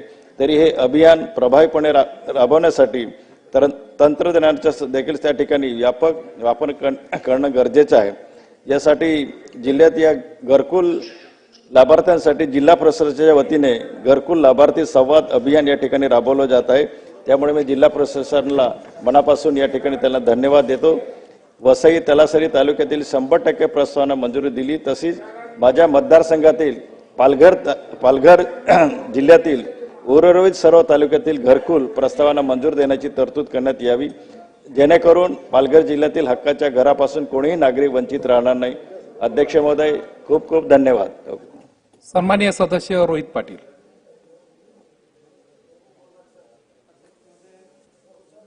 अध्यक्ष महोदय, आज अर्थसंकल्प पुरवणी मागणी आरोग्य, आदिवासी विभाग व वैद्यकीय शिक्षण वरती मी बोलण्यासाठी उभा आहे. अध्यक्ष महोदय, आरोग्य, वैद्यकीय शिक्षण हे आपल्या राज्याच्या हिताच्या दृष्टिकोनातून अत्यंत महत्त्वाची खाती आहेत आणि मला एका गोष्टीचा आनंद आहे की आज आरोग्य विभागाच्या मध्ये जे आमचे मंत्री महोदय बसलेले आहेत, खरं तर ते एका अशा भागातून लोकप्रतिनिधित्व करतात. साधारण डोंगराळ हा सगळा भाग आहे. आरोग्य विभाग आणि आरोग्य डिपार्टमेंटचे खऱ्या मागण्या काय असतात हे त्यांच्या भागातल्या मागण्या बघितल्यानंतर लक्षामध्ये येतं. असा कळवळीचा माणूस त्या डिपार्टमेंटमध्ये बसतोय. आम्हाला अपेक्षा आहे की राज्यातले अनेक प्रश्न त्यांच्या माध्यमातून मार्गी लागावेत, अशा अपेक्षा आम्ही सगळे मिळून आज व्यक्त करतोय. आरोग्य विभागाच्या बाबतीमध्ये अध्यक्ष महोदय, कुठलं मोठं संकट आपल्या राज्यामध्ये आलं तरच आपण सतर्क होणार आहोत का, हा खरा प्रश्नचिन्ह आपल्या सर्वांसमोर निर्माण झालेला आहे. आणि त्याचं कारणही तसं आहे की आज राज्यातल्या दवाखान्यांची परिस्थिती बघितली, राज्यातल्या लोकांना आपण जे औषध देतोय त्या औषधांची परिस्थिती बघितली, राज्यातल्या सर्वसामान्य नागरिकांना जी रुग्णसेवा आपण देतोय ती रुग्णसेवा जर बघितली तर या सगळ्या क्षेत्रांची परिस्थिती अडचणीची आहे. हे सगळं अध्यक्ष महोदय आपल्या सर्वांच्या लक्षामध्ये येतंय. आज राज्यामध्ये जे औषधं आपण पुरवतोय, मी काही आकडेवारी जर अध्यक्ष महोदय आपल्याला सांगायची म्हणली तर गेल्या 2 वर्षात 22,000 नमुने तपासणीसाठी पाठवलेले आहेत. 12,767 प्रकारची ही औषधं आहेत. या औषधांची खरेदी केली गेलेली आहे. 1884 औषधांचे नमुने प्रयोगशाळेत दिलेले आहेत. त्यातले अनेक औषधांचे अहवाल हे अयोग्य म्हणून त्या ठिकाणी आलेले आहेत. आता ज्या एजन्सीज या तपासण्या करतायत ते जर अयोग्य आहेत म्हणून सांगत असतील अध्यक्ष महोदय, जर तपासण्यात झाल्या नसत्या तर राज्यातील रुग्णांना आपण काय देतोय हे तपासणारी एक मॉनिटरी सिस्टम आपली आजही तयार नाही. हे अध्यक्ष महोदय, महाराष्ट्रासारख्या देशातल्या एका महत्वपूर्ण राज्यामध्ये जर अशी परिस्थिती असेल तर अध्यक्ष महोदय अडचणीची परिस्थिती आहे. काही दिवसांपूर्वी सन्माननीय सदस्य सुनील प्रभू साहेबांच्या माध्यमातून एक गोष्ट या विधानसभेच्या समोर आली की अस्तित्वात नसलेल्या कंपन्यांकडून औषधांची खरेदी झाली. त्यामध्ये ठाण्यातील ॲक्वेंटिस बायोटेक आणि केबीस जेनरिक या कंपन्यांची नावं पुढे आली. 2 लोकांवरती कारवाई झाली. अध्यक्ष महोदय, हे जर रॅकेट सापडलं नसतं तर अस्तित्वात नसलेल्या एका कंपन्याकडनं बोगस औषधं अध्यक्ष महोदय आपण राज्यातल्या लोकांना दिली असती. हे तपासायला सुद्धा कुठले तरी मॉनिटरी सिस्टम नाही. आम्ही सर्वांनी मागणी केली की आज ही जी औषधं येत आहेत त्या औषधं तपासत असताना, ह्याची क्वालिटी तपासत असताना, ह्याचे न्यूट्रिएंट्स तपासत असताना जी सिस्टम बसलेली आहे त्या सिस्टमनं या सगळ्या औषधांना मान्यता दिली कशी, हा प्रश्नचिन्ह आज राज्यासमोर उभारलेला आहे. त्यांच्यावरती कारवाई काय झाली हे माहित नाही. बोगस औषधांचा प्रश्न अध्यक्ष महोदय समोर येतोय तोपर्यंत मंत्री महोदय झिरवळ साहेबांचं 6 जानेवारीचं एक वाक्य आहे, एक बातमी आहे की वैद्यकीय विभागातील बोगस भरतीबाबत चिंता त्यांनी व्यक्त केलेली आहे. बोगस औषधांच्या बाबतीमध्ये बातम्या चालू असताना बोगस भरती बाबतीमध्ये आज झिरवळ साहेब बोलतायत आणि शासनातले एक मंत्रीच याबद्दल ज्यावेळेस आस्थेनं प्रश्नचिन्ह निर्माण करतायत त्यावेळेस अध्यक्ष महोदय आपण राज्यातल्या करदात्यांच्या समोर आणि राज्यातल्या सर्वसामान्य माणसांवरती अन्याय करतोय. अध्यक्ष महोदय, या लोकांना खऱ्या अर्थाने न्याय देत नाही. पाश्चिमात्य देशातल्या काही राज्यांसारखं, काही देशांसारखं रुग्णसेवा आमच्या देशात मिळावी म्हणून आम्ही भाषणं करतोय, पण अध्यक्ष महोदय मूलभूत प्रश्नांवरती आज बोलायला कोणी तयार नाही. अध्यक्ष महोदय, केंद्र शासनाचं नवं धोरण आहे की 700 लोकसंख्येमागं 1 डॉक्टर उभा करण्याची तयारी केंद्र शासनानं दाखवलेली आहे. पण आज हे डॉक्टर तयार होत असताना, डॉक्टर शिकत असताना आणि हेच डॉक्टर तयार झाल्यानंतर हे सेवा देत असताना हा जो सेवा कर वाढलेला आहे त्यावरती अध्यक्ष महोदय विचार करण्याची आवश्यकता आहे. सर्वसामान्य जनतेला परवडेल अशा जर औषधं बाजारपेठेत आणायची असतील तर त्याच्यावरती जीएसटीचे दर कमी करण्याची आवश्यकता आहे. माझी राज्य शासनाला आणि राज्य शासनातल्या मंत्र्यांना विनंती आहे की सर्वसामान्य लोकांना योग्य दरात औषधं मिळावीत म्हणून त्याच्यावरच्या जीएसटी दरांच्या बाबतीत सुद्धा राज्य शासनानं विचार केला पाहिजे अशी विनंती मी आज या ठिकाणी करतोय. टेलिमेडिसिन सारखी एक महत्वपूर्ण योजना राज्य शासनानं चालू केलेली आहे. मी माझ्या भागामध्ये, माझ्या मतदारसंघामध्ये माहिती घेतली तर टेलिमेडिसिन अत्यंत चांगल्या पद्धतीनं चालवलं जातंय. पण आदिवासी भागामध्ये अध्यक्ष महोदय जिथं पीएचसी नाहीत, जिथं टेलिफोनच्या तारा पोहोचू शकत नाहीत, त्या भागामध्ये या योजनेचा लाभ शासन कसा देतंय हा सुद्धा एक प्रश्नचिन्ह अध्यक्ष महोदय आपल्या सर्वांसमोर उभा आहे. त्यामुळे माझी राज्य शासनाला विनंती आहे की सगळं डिजिटल चाललेलं असताना, सगळं टेलिमेडिसिनच्या माध्यमातून एक चांगली सुविधा देत असताना आपण यावरती विचार करत टेलिमेडिसिनच्या माध्यमातून सुद्धा काहीतरी एक नवं धोरण, ज्या दुर्गम भागामध्ये, आदिवासी भागामध्ये आपण जाऊ शकत नाही तिथं नव्यानं जावं. अध्यक्ष महोदय, आज राज्यातला सगळ्यात महत्वाचा प्रश्न आहे रुग्णालयामध्ये स्टाफ कमी असल्याचा. आज अनेक ठिकाणी अहवाल आले की एखादा पेशंट सरकारी दवाखान्यामध्ये गेल्यानंतर मयत का होतंय, तर अध्यक्ष महोदय योग्य वेळेला उपचार मिळत नाहीत, स्टाफ कमी आहे, सरकारी दवाखान्यांमध्ये वेळ काढूपणा होतोय अशी उत्तर मिळत आहेत. त्यामुळे अध्यक्ष महोदय, माझी मिरज मेडिकलच्या अंडर आमच्या तासगावला कस्तुरबा दवाखाना उभा झालेला आहे. एक प्रसूतिगृह उभा झालेला आहे. 100 बेडचं नवं प्रसूतिगृह आम्ही उभा केलेलं आहे. माननीय मंत्री महोदय मुश्रीफ साहेबांचं मी लक्ष वेधू इच्छितो की या कस्तुरबा रुग्णालयामध्ये तासगाव शहरामध्ये गेली अनेक वर्ष हे रुग्णालय उभं आहे, पण तिथं योग्य पद्धतीचा स्टाफ मंत्री महोदय आजही देण्यात आलेला नाही. 2022-23 पासून आम्ही या संदर्भाची मागणी करतोय. तिथं जर आपण स्टाफ दिला तर तासगावसह इतर तालुक्यांना सुद्धा ह्याचा फायदा होईल आणि तासगाव शहर एक महत्वपूर्ण मध्य होऊन जाईल, अशी भूमिका आदरणीय मुश्रीफ साहेब आमच्या सर्वांची असणार आहे. त्यामुळे माझी तुम्हाला विनंती आहे, आपण या गोष्टीवरती सुद्धा विचार करावा आणि तात्काळ कस्तुरबा रुग्णालयाला नव्यानं स्टाफ वाढवून द्यावा अशी विनंती मी आज या ठिकाणी आपल्याला करतोय. राज्यातील रुग्णालयांची परिस्थिती अध्यक्ष महोदय बघितली तर 30 बेडचे उपजिल्हा रुग्णालय 364 आहेत, 50 बेडचे 63 आहेत, 100 बेडचे 32 उपजिल्हा रुग्णालय आहेत, उपकेंद्र साधारण 10,748 आहेत, पीएचसी 1923 आहेत, जिल्हा रुग्णालय 19 आहेत. पण यामध्ये स्टाफची जर संख्या अध्यक्ष महोदय बघितली तर जाणाऱ्या रुग्णांची संख्या आणि मिळणाऱ्या स्टाफची संख्या ही अध्यक्ष महोदय कुठेही मॅच होत नाहीये, कुठेही ह्याचा इक्वलायझेशन होत नाहीये. अशी परिस्थिती अध्यक्ष महोदय आज राज्यामधली बिकट निर्माण झालेली आहे. रेसिडेंट डॉक्टर्सची परिस्थिती तीच आहे. 7-7 दिवस त्यांना काम दिलं जातंय, कुठल्याही दिवशी सुट्टी दिली जात नाही.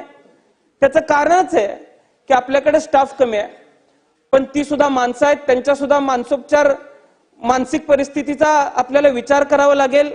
राज्य शासनानं त्या बाबतीतचं धोरण सुद्धा कुठेतरी जाहीर केलं पाहिजे अशी विनंती मी आज या ठिकाणी अध्यक्ष महोदय विनंती करतोय. अध्यक्ष महोदय, एक अभिमानाची गोष्ट मी आपल्याला या ठिकाणी सांगतो की माझ्या जिल्ह्यामध्ये ज्या 2 पीएचसी सगळ्यात चांगल्या परफॉर्म करतात त्या दोन्ही पीएचसी माझ्या मतदारसंघातल्या आहेत. एक नागज पीएचसी आहे जिथं सोमवार ते शुक्रवार साधारण 150 ते 200 ची ओपीडी आहे आणि बाजाराच्या दिवशीची ओपीडी साधारण 250 ते 300 आहे. ढालगावच्या पीएचसी आहे 70 ते 80 पेशंट 5 दिवसात आणि बाजाराच्या दिवशी साधारण 300 ते 350 पेशंट दिले जातात. चांगल्या काम करणाऱ्या अधिकाऱ्यांचं कौतुक अशा ठिकाणी केलं पाहिजे अध्यक्ष महोदय. डॉक्टर विनय कारंडे असतील किंवा डॉक्टर अभिजित सांगलीकर असतील, ही चांगल्या पद्धतीनं काम करणारी माणसं आहेत. माझ्या आरोग्य मंत्र्यांना विनंती असणार आहे की आज राज्य शासनाच्या माध्यमातून जे कार्यक्रम येत आहेत ते कार्यक्रम जर क्षयरोग प्रतिबंधाच्या संदर्भात आता राज्यभर कार्यक्रम चालू आहे, मी आपल्याला अभिमानानं सांगू इच्छितो की आम्ही एक सिस्टम बसवली, आशा सेविकांना एकत्र केलं, डॉक्टरांना एकत्र केलं. आज तासगाव तालुक्यामध्ये 40,000 पेक्षा अधिक रुग्ण क्षयरोगाच्या संदर्भातले आम्ही तपासलेले आहेत. कवठेमंकाळ तालुक्यातले साधारण 28,000 पेक्षा अधिकचे रुग्ण आम्ही तपासलेले आहेत. जर राज्याने एकत्रित येऊन एक कोऑर्डिनेटेड प्रोग्राम राबवला तर प्रत्येक तालुक्यातली परिस्थिती हे आरोग्य मंत्री महोदय आपल्याला बघायला मिळेल. त्यामुळे माझी तुम्हाला विनंती आहे की आपण या बारीकातल्या बारक्या गोष्टीवरती विचार करावा. एकच विनंती मी आपल्याला करतो, दक्षिणेतलं एक राज्य आहे केरळ, त्या केरळ राज्यामध्ये आज सगळे दवाखाने मागतायत, सगळे स्टाफ मागतायत, पण एक जी गोष्ट आहे ज्या गोष्टीकडे आपण कोणच बघत नाही, प्रत्येक दवाखान्यातली बेडशीट आणि ब्लँकेट रोज बदलली गेली पाहिजे हा नियम अध्यक्ष महोदय आपल्याला सर्वांना घालून दिलेला आहे. पण राज्यातल्या अशा अनेक दवाखाने आहेत जिथं एक आठवडा कोण जात नाहीत. त्यामुळे अध्यक्ष महोदय, केरळ सारख्या राज्याने बेडशीट वरती प्रत्येक वार छापलेला आहे, रविवार, सोमवार, मंगळवार, आणि तिथला मेडिकल ऑफिसर अचानक एखाद्या दवाखान्यात भेट देतो आणि त्या वाराचं बेडशीट तिथं आहे काय तपासतो. त्यामुळे अध्यक्ष महोदय, चांगल्या पद्धतीची स्वच्छता तिथे ठेवली जाते, तशी परिस्थिती आपल्या राज्यातली नाही आहे. त्यामुळे एखादा सकारात्मक बदल असेल तर तो सकारात्मक बदल आपल्या राज्याने सुद्धा केला पाहिजे अशी विनंती मी आज या ठिकाणी करतो. आपण हे सगळे मुद्दे लक्षात घेत यावरती काहीतरी निर्णय घ्याल अशी अपेक्षा मी व्यक्त करतो आणि माझे 2 शब्द मी संपवतो. सन्माननीय सदस्य सना मलिक.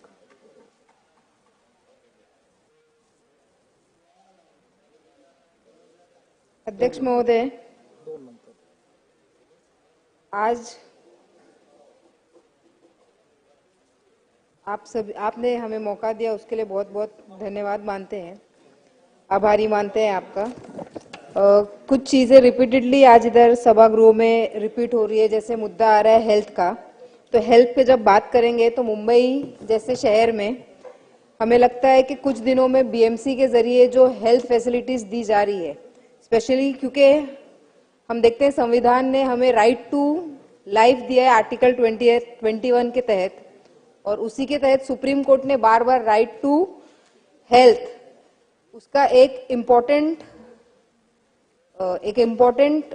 हिस्सा है, right to health right to life का। तो जब राइट टू हेल्थ कॉन्स्टिट्यूशन के अंदर एक फंडामेंटल राइट के अंदर आ जाता है तो सरकार का और शासन की एक जिम्मेदारी हो जाती है कि वो अपने सिटीजन्स को इस तरीके का जो फैसिलिटीज है प्रोवाइड करें। लेकिन मुंबई जैसे जो एक मेट्रोपॉलिटन सिटी है उसमें हम देख रहे हैं कि जहां 60% से ज्यादा गरीब बस्तियों में और झुग्गी झोपड़ियों में लोग रहते हैं, और ऐसे लोगों को जो मेडिकल फैसिलिटी प्रोवाइड होनी चाहिए वो शासन के जरिए, और जो मुंबई में है वो बीएमसी के जरिए प्रोवाइड होती है। लेकिन मुंबई की हेल्थ फैसिलिटी जो गरीब लोगों के लिए दी जा रही है वो कहीं ना कहीं कोलैप्स होने के एज पे है। आज हम देखेंगे तो मुंबई जैसे सबर्ब्स हो गया, ईस्टर्न सबर्ब्स हो गया, वेस्टर्न सबर्ब्स हो गया, तो ज्यादा हमारे पास हॉस्पिटल नहीं नजर आते हैं। मुंबई में बीएमसी ने उनके एक्ट के अंतर्गत हर जगह मैटरनिटी हॉस्पिटल, लगभग हर वार्ड में हर बीट में मेडिकल मैटरनिटी हॉस्पिटल के लिए एक रिजर्वेशन रखा है। और बीएमसी बहुत बढ़ चढ़ के ये हॉस्पिटल्स तो डेवलप करती है, मतलब बीएमसी का सारा जो पैसा है आज के टाइम पे जितना भी बजट होता है वो सिर्फ और सिर्फ इंफ्रास्ट्रक्चर डेवलपमेंट में चले जाता है, और सर्विसेज में जीरो इन्वेस्टमेंट या जीरो प्रोडक्टिविटी होती है। क्योंकि जब जब हम लोगों की इमरजेंसी सिचुएशन में, क्योंकि मैटरनिटी हॉस्पिटल एक ऐसी चीज है जो जितने नजदीक हो उतने वो फैसिलिटी प्रोवाइड हो पाए, और जितने अच्छी तरीके से बेहतर सर्विसेज रहेगी तो उनके लिए वो अच्छा होता है। लेकिन मेरे खुद के मतदार संघ में अनुशक्ति नगर विधानसभा क्षेत्र में हमारे पास तीन मैटरनिटी होम है, जिसमें महाराष्ट्र नगर मैटरनिटी होम है जो जल्द ही हाल पिछले साल 1.5 साल पहले ही बना हुआ है, चीता कैंप काफी पुराना है, और देवनार जो कुछ सालों पहले ही रेनोवेट हुआ है। लेकिन ये तीनों जगह सर्विसेज के नाम पे हमें ना उधर डॉक्टर्स मिलते हैं, ना हमारे पास ओटी है, ना आईसीयू है, ना उधर अगर कोई इमरजेंसी सिचुएशन आए तो वेंटिलेटर्स है बच्चों के लिए।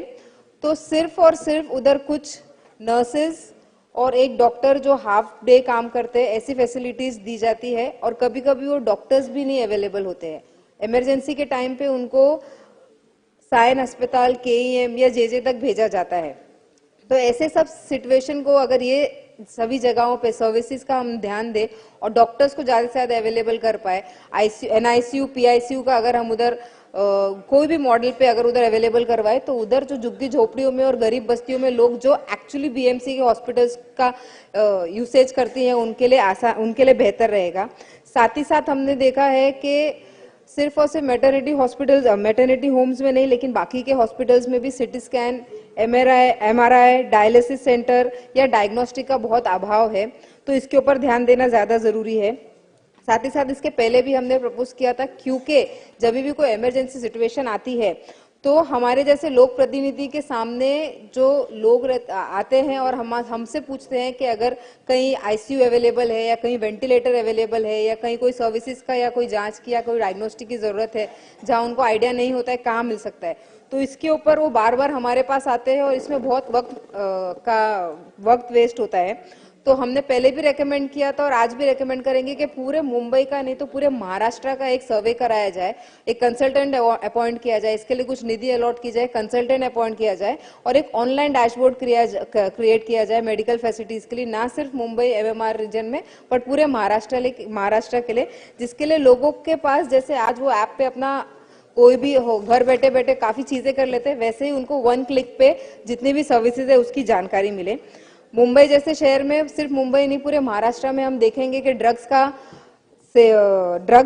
काफी ज्यादा लोग, बच्चे स्पेशली एक यंग एज के बच्चे ज्यादा सेवन कर रहे हैं और काफी माएँ जो गरीब होती है या जो एफोर्ड नहीं कर सकती, माँ बाप परेशान होते हैं उनको रिहैब सेंटर्स के लिए। तो हम चाहेंगे हर एक जिला में या तालुके में या बीट लेवल पे जिधर भी फिजिबल हो, जितने भी सरकारी या बीएमसी या जो भी म्युनिसिपल कॉरपोरेशन के रन हॉस्पिटल्स है वहां पे एक रिहैब सेंटर्स सरकार के तरफ से चालू किया जाए। ये तो रहा हेल्थ के बारे में। एसआरए का भी एक बहुत बड़ा इशू चलता रहता है मुंबई में। एसआरए जब एसआरए को 1995 के हिसाब से एसआरए में जो डेटम लाइन है वो डेटम लाइन के हिसाब से 225 और 269 के फ्लैट्स कुछ दिनों तक पहले तक अलॉट हो रहे थे। आज वो जो एरिया है वो 300 स्क्वायर फीट है।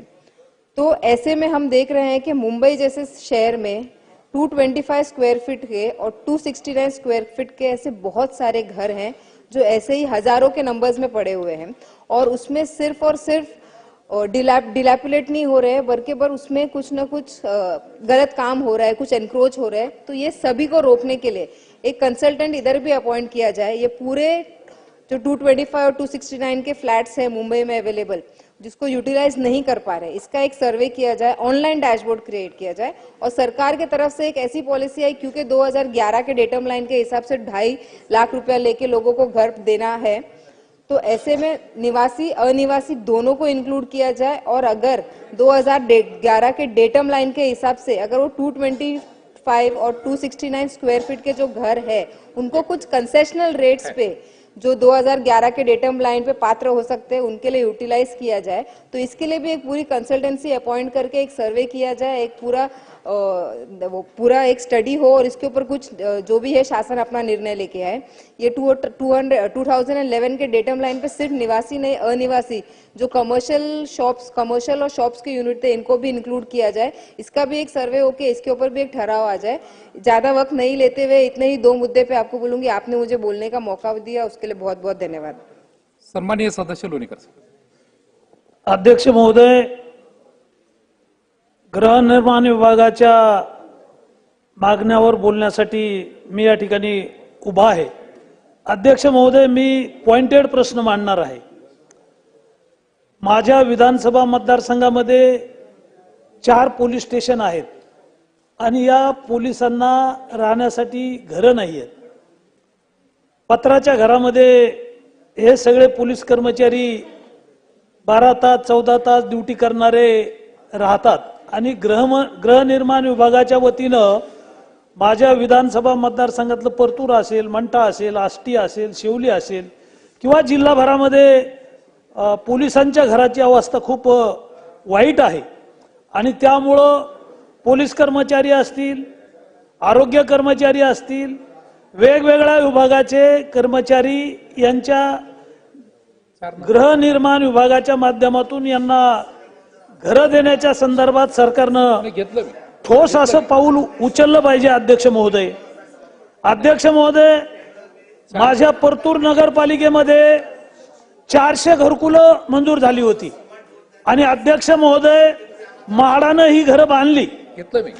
एक बोगस रामदेव बाबा ट्रस्ट शोधलं अकोल्याचं आणि या बोगस रामदेव बाबा ट्रस्टला हे काम देण्यात आलं। 400 घरकुलं नगरपालिकेनं त्याचं टेंडर केलं। तत्कालीन नगराध्यक्ष आणि सीओ यांच्या सहीनं 400 घरकुलं बांधले। 400 अध्यक्ष महोदयाचे स्लॅब पडले, खिडक्या दरवाजे तुटले आणि पूर्ण 400 घरं पडली आहेत। घरकुल घोटाळ्यामध्ये 400 सीओ आणि नगरपालिकेच्या सहीनं चेक दिलेले आहेत आणि अकोल्याच्या बोगस रामदेव बाबा ट्रस्टने हे काम केलेलं आहे। अध्यक्ष महोदय, याच्यावर एसआयटी नेमवली। माननीय देवेंद्र फडणवीस साहेबांकडे ही तक्रार केल्यानंतर त्यांनी ही एसआयटी नेमवली, त्याच्यात गुन्हा दाखल केला। मात्र अद्यापपर्यंत रामदेव बाबा ट्रस्टचे जे काही आरोपी आहेत त्यांना अटक नाही। ज्या सीओनी 16 कोटीचा चेक लिहिला सीओ आणि नगराध्यक्षाच्या सहीनं, तर यांच्यावर गुन्हा दाखल होऊन या नगराध्यक्ष, सीओ किंवा रामदेव ट्रस्ट 400 घरांचा घोटाळा आहे। 25 वर्ष मंत्री राहिलेले लोक यांनी घरकुलात घोटाळा केला तर 6 वर्ष जेलमध्ये गेले। मात्र या आरोपींना पोलीस का पकडत नाहीत? यांच्यावर कारवाई झालेली आहे, गुन्हा दाखल झालेला आहे। या 400 घरकुलाचे 16 कोटी रुपये शासनाने वसूल केले पाहिजेत आणि नव्यानं म्हाडाच्या माध्यमातून ही घरकुलं बांधली पाहिजेत। अध्यक्ष महोदय, सार्वजनिक आरोग्य विभागाच्या विषयावर पॉइंटेड माझे काही प्रश्न आहेत. अध्यक्ष महोदय, परतूर आणि मंठा, परतूरला आमच्या 2 नॅशनल हायवे आहेत, नेहमी अपघात होतात. मंठ्यालाही नॅशनल हायवे आहेत 2, शेगाव पंढरपूर दिंडी मार्ग आणि संभाजीनगर हैदराबाद. मात्र या दोन्ही शहरामध्ये अपघात झाला तर कुठल्या सुविधा नाहीत. अध्यक्ष महोदय, महाराष्ट्राच्या हाय पॉवर कमिटीची मीटिंग झाली. मुख्य सचिव, बांधकाम सचिव, आरोग्य खात्याचे सचिव, खात्याचे मंत्री, हाय पॉवर कमिटीची मीटिंग झाली. अध्यक्ष महोदय, हा प्रस्ताव केंद्र सरकारकडे पाठवला. माननीय माजी मंत्री भारती पवार यांनी परतूरचं 100 खाटाचं हॉस्पिटल मंजूर केलं. या ग्रामीण रुग्णालयाला उच्च श्रेणी दर्जा मिळाला. 100 खाटाचं हॉस्पिटल मंजूर झालं. मंठ्याचं 100 खाटाचं हॉस्पिटल मंजूर झालं. वर्षभरात आरोग्य विभागानं किंवा बांधकाम विभागानं पुढची काही कारवाई केली नाही आणि मंजूर झालेलं हे सगळं आता पुन्हा नव्यानं माननीय आरोग्य मंत्री होते, आता बाहेर गेले, माननीय प्रकाशजी आंबेडकर साहेबांना आम्ही भेटलो. त्यांनी प्रस्ताव पाठवला आणि केंद्र सरकारकडे आता हा प्रस्ताव गेलेला आहे. दोन्ही ठिकाणी उपजिल्हा रुग्णालयाला मंठ्याला 60 कोटी मिळाले होते, परतूरला 60 कोटी मिळाले होते. मात्र या दोन्ही ठिकाणच्या आरोग्य केंद्र मंजूर होऊनही, केंद्रानं पैसा मंजूर करूनही आमच्या राज्याच्या जे काही अधिकाऱ्यांची उदासीनता, त्यामुळे हे काही होऊ शकलं नाही. पुन्हा नव्यानं आता हे प्रस्ताव पाठवलेले आहेत. अध्यक्ष महोदय, आपण कोरोनाचं संकट बघितलं. या संकटाच्या काळामध्ये आरोग्य सुविधा कुठल्याही नव्हत्या आणि म्हणून अध्यक्ष महोदय, प्राथमिक आरोग्य केंद्र आहेत, उपकेंद्र आहेत, या सर्व केंद्रांसाठी किंवा प्राथमिक आरोग्य केंद्रासाठी केंद्र सरकारनं मंजूर केल्यानंतरही त्याला खूप विलंब होतो. शासनानं, माननीय मंत्री महोदयांनी आपल्या मार्फत विनंती आहे की याकडे लक्ष दिलं पाहिजे आणि केंद्रानं मंजूर केलेला निधी तो तातडीनं हाती घेऊन ती प्रश्न मार्गी लागले पाहिजेत. अध्यक्ष महोदय, वैद्यकीय शिक्षण या विषयावरती मला माझा प्रश्न मांडायचा आहे. जिल्हा रुग्णालय सोडलं, जिल्ह्यावरचं जे काही सिव्हिल हॉस्पिटल सोडलं तर खाली खूप वाईट अवस्था आहे. ग्रामीण रुग्णालय आहेत, उपजिल्हा रुग्णालय आहेत, प्राथमिक आरोग्य केंद्र आहेत. अध्यक्ष महोदय, आपण कोरोनाच्या संकटातून गेलो. सुदैवानं आमच्या जिल्ह्याला आरोग्य मंत्रीपद मिळालं होतं. मान्य राजेश टोपे मंत्री होते. जिल्ह्यात एकही जिल्हा रुग्णालय होऊ शकलं नाही, प्राथमिक आरोग्य केंद्र होऊ शकलं नाही, दवाखान्यामध्ये सिटी स्कॅन मशीन नाही, रक्त तपासण्याचा लॅब नाही, रेमडेसिवीर इंजेक्शन देणारा डॉक्टर नाही. म्हणजे आरोग्य मंत्रीपद मिळूनही आमच्या जिल्ह्यामध्ये अशा प्रकारची ही वाईट अवस्था आहे. कुठं पंखा नाही, कुठं क्वाट मोडके आहेत, संडासचे हंडे आणि सगळे फुटलेले आहेत, अतिशय प्यायला पाणी नाही, अशा प्रकारची ही दुरवस्था ग्रामीण रुग्णालय आणि प्राथमिक आरोग्य केंद्राची अध्यक्ष महोदय आहे. आणि म्हणून वैद्यकीय शिक्षण हा जो काही विषय आहे तर या विषयामध्ये दवाखान्यामध्ये एखाद्याला कुत्रा चावलं पिसाळ, लस नाही, साप चावला, लस नाही, एखाद्यानं आत्महत्या करण्याचा प्रयत्न केला, औषधी घेतली, तर त्या ठिकाणी कुठलेही उपचार करण्यासाठी सिव्हिल सर्जन किंवा सिव्हिल हॉस्पिटल शिवाय कुठलीही तिथं व्यवस्था नाहीये. आणि म्हणून अध्यक्ष महोदय, जे काही औषधी आहेत, सलाईन आहे, इंजेक्शन आहे, रुग्णांना हे सेवा सरकारी दवाखान्यातून मिळाली पाहिजे. अध्यक्ष महोदय, आदिवासी विभागाचे काही 2-3 पॉइंटेड मुद्दे आहे माझे. अध्यक्ष महोदय, आमची मराठवाडा विभागाची 13/8/2024 रोजी ऑनलाईन पद्धतीनं मीटिंग झाली आणि या ऑनलाईन पद्धतीनं झालेल्या मीटिंग मध्ये 1632 आदिवासींचे घरकुलं मंजूर झाले. आणि बाकीचे जे काही कमिटीतले लोक आहेत, या कमिटीतल्या सगळ्या अधिकाऱ्यांनी सह्या केल्या, पण कमिटीचे जे अध्यक्ष आहेत यांनी अद्यापर्यंत सही केली नाही. मी 10 वेळा त्यांच्याशी बोललो की 1632 घरकुलं आहेत, आदिवासीसाठी पैसा आहे, सरकार सकारात्मक आहे, मात्र तत्कालीन अध्यक्ष यांनी अद्यापर्यंत सही केली नाही. नवीन आलेले जे काही कमिटीचे अध्यक्ष आहेत त्यांचं म्हणणं आहे की आता मी याच्यावर सही करू शकत नाही, कारण ही मीटिंग 13/8/2024 ची आहे. म्हणजे जुने जे काही कमिटीचे अध्यक्ष आहेत ते सही करीत नाही, नवीन म्हणतात याच्यावर मला सही करायचा अधिकार नाही, आणि आदिवासींना या घरकुलाचा लाभ अध्यक्ष महोदय मिळत नाही.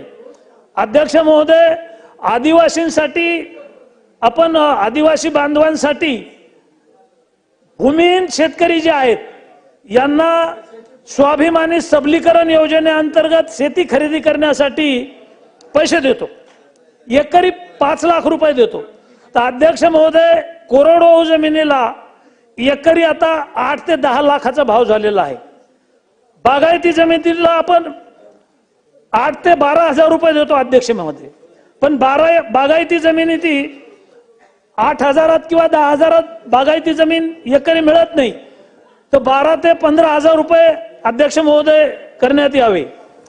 अध्यक्ष महोदय, जात प्रमाणपत्र मिळण्यासाठी 1950चा दाखला लागतो, मात्र हा पुरावा कुठेही सापडत नाही, आणि म्हणून पुरावा नसल्यामुळं आदिवासींना प्रमाणपत्र मिळत नाही. अध्यक्ष महोदय, सरकारनं याकडे लक्ष द्यावं. आपल्या मार्फत मी सरकारला विनंती करतो की आदिवासींचे काही ठराविक जिल्हे सोडले, बहुल ठराविक जिल्हे जर सोडले तर ग्रामीण भागात निधी पैसा असताना सुद्धा आदिवासींना ह्या सवलती मिळत नाहीत. या संदर्भात सरकारनं गंभीरपणे विचार करावा. अध्यक्ष महोदय, आपण मला वेळ दिला, धन्यवाद.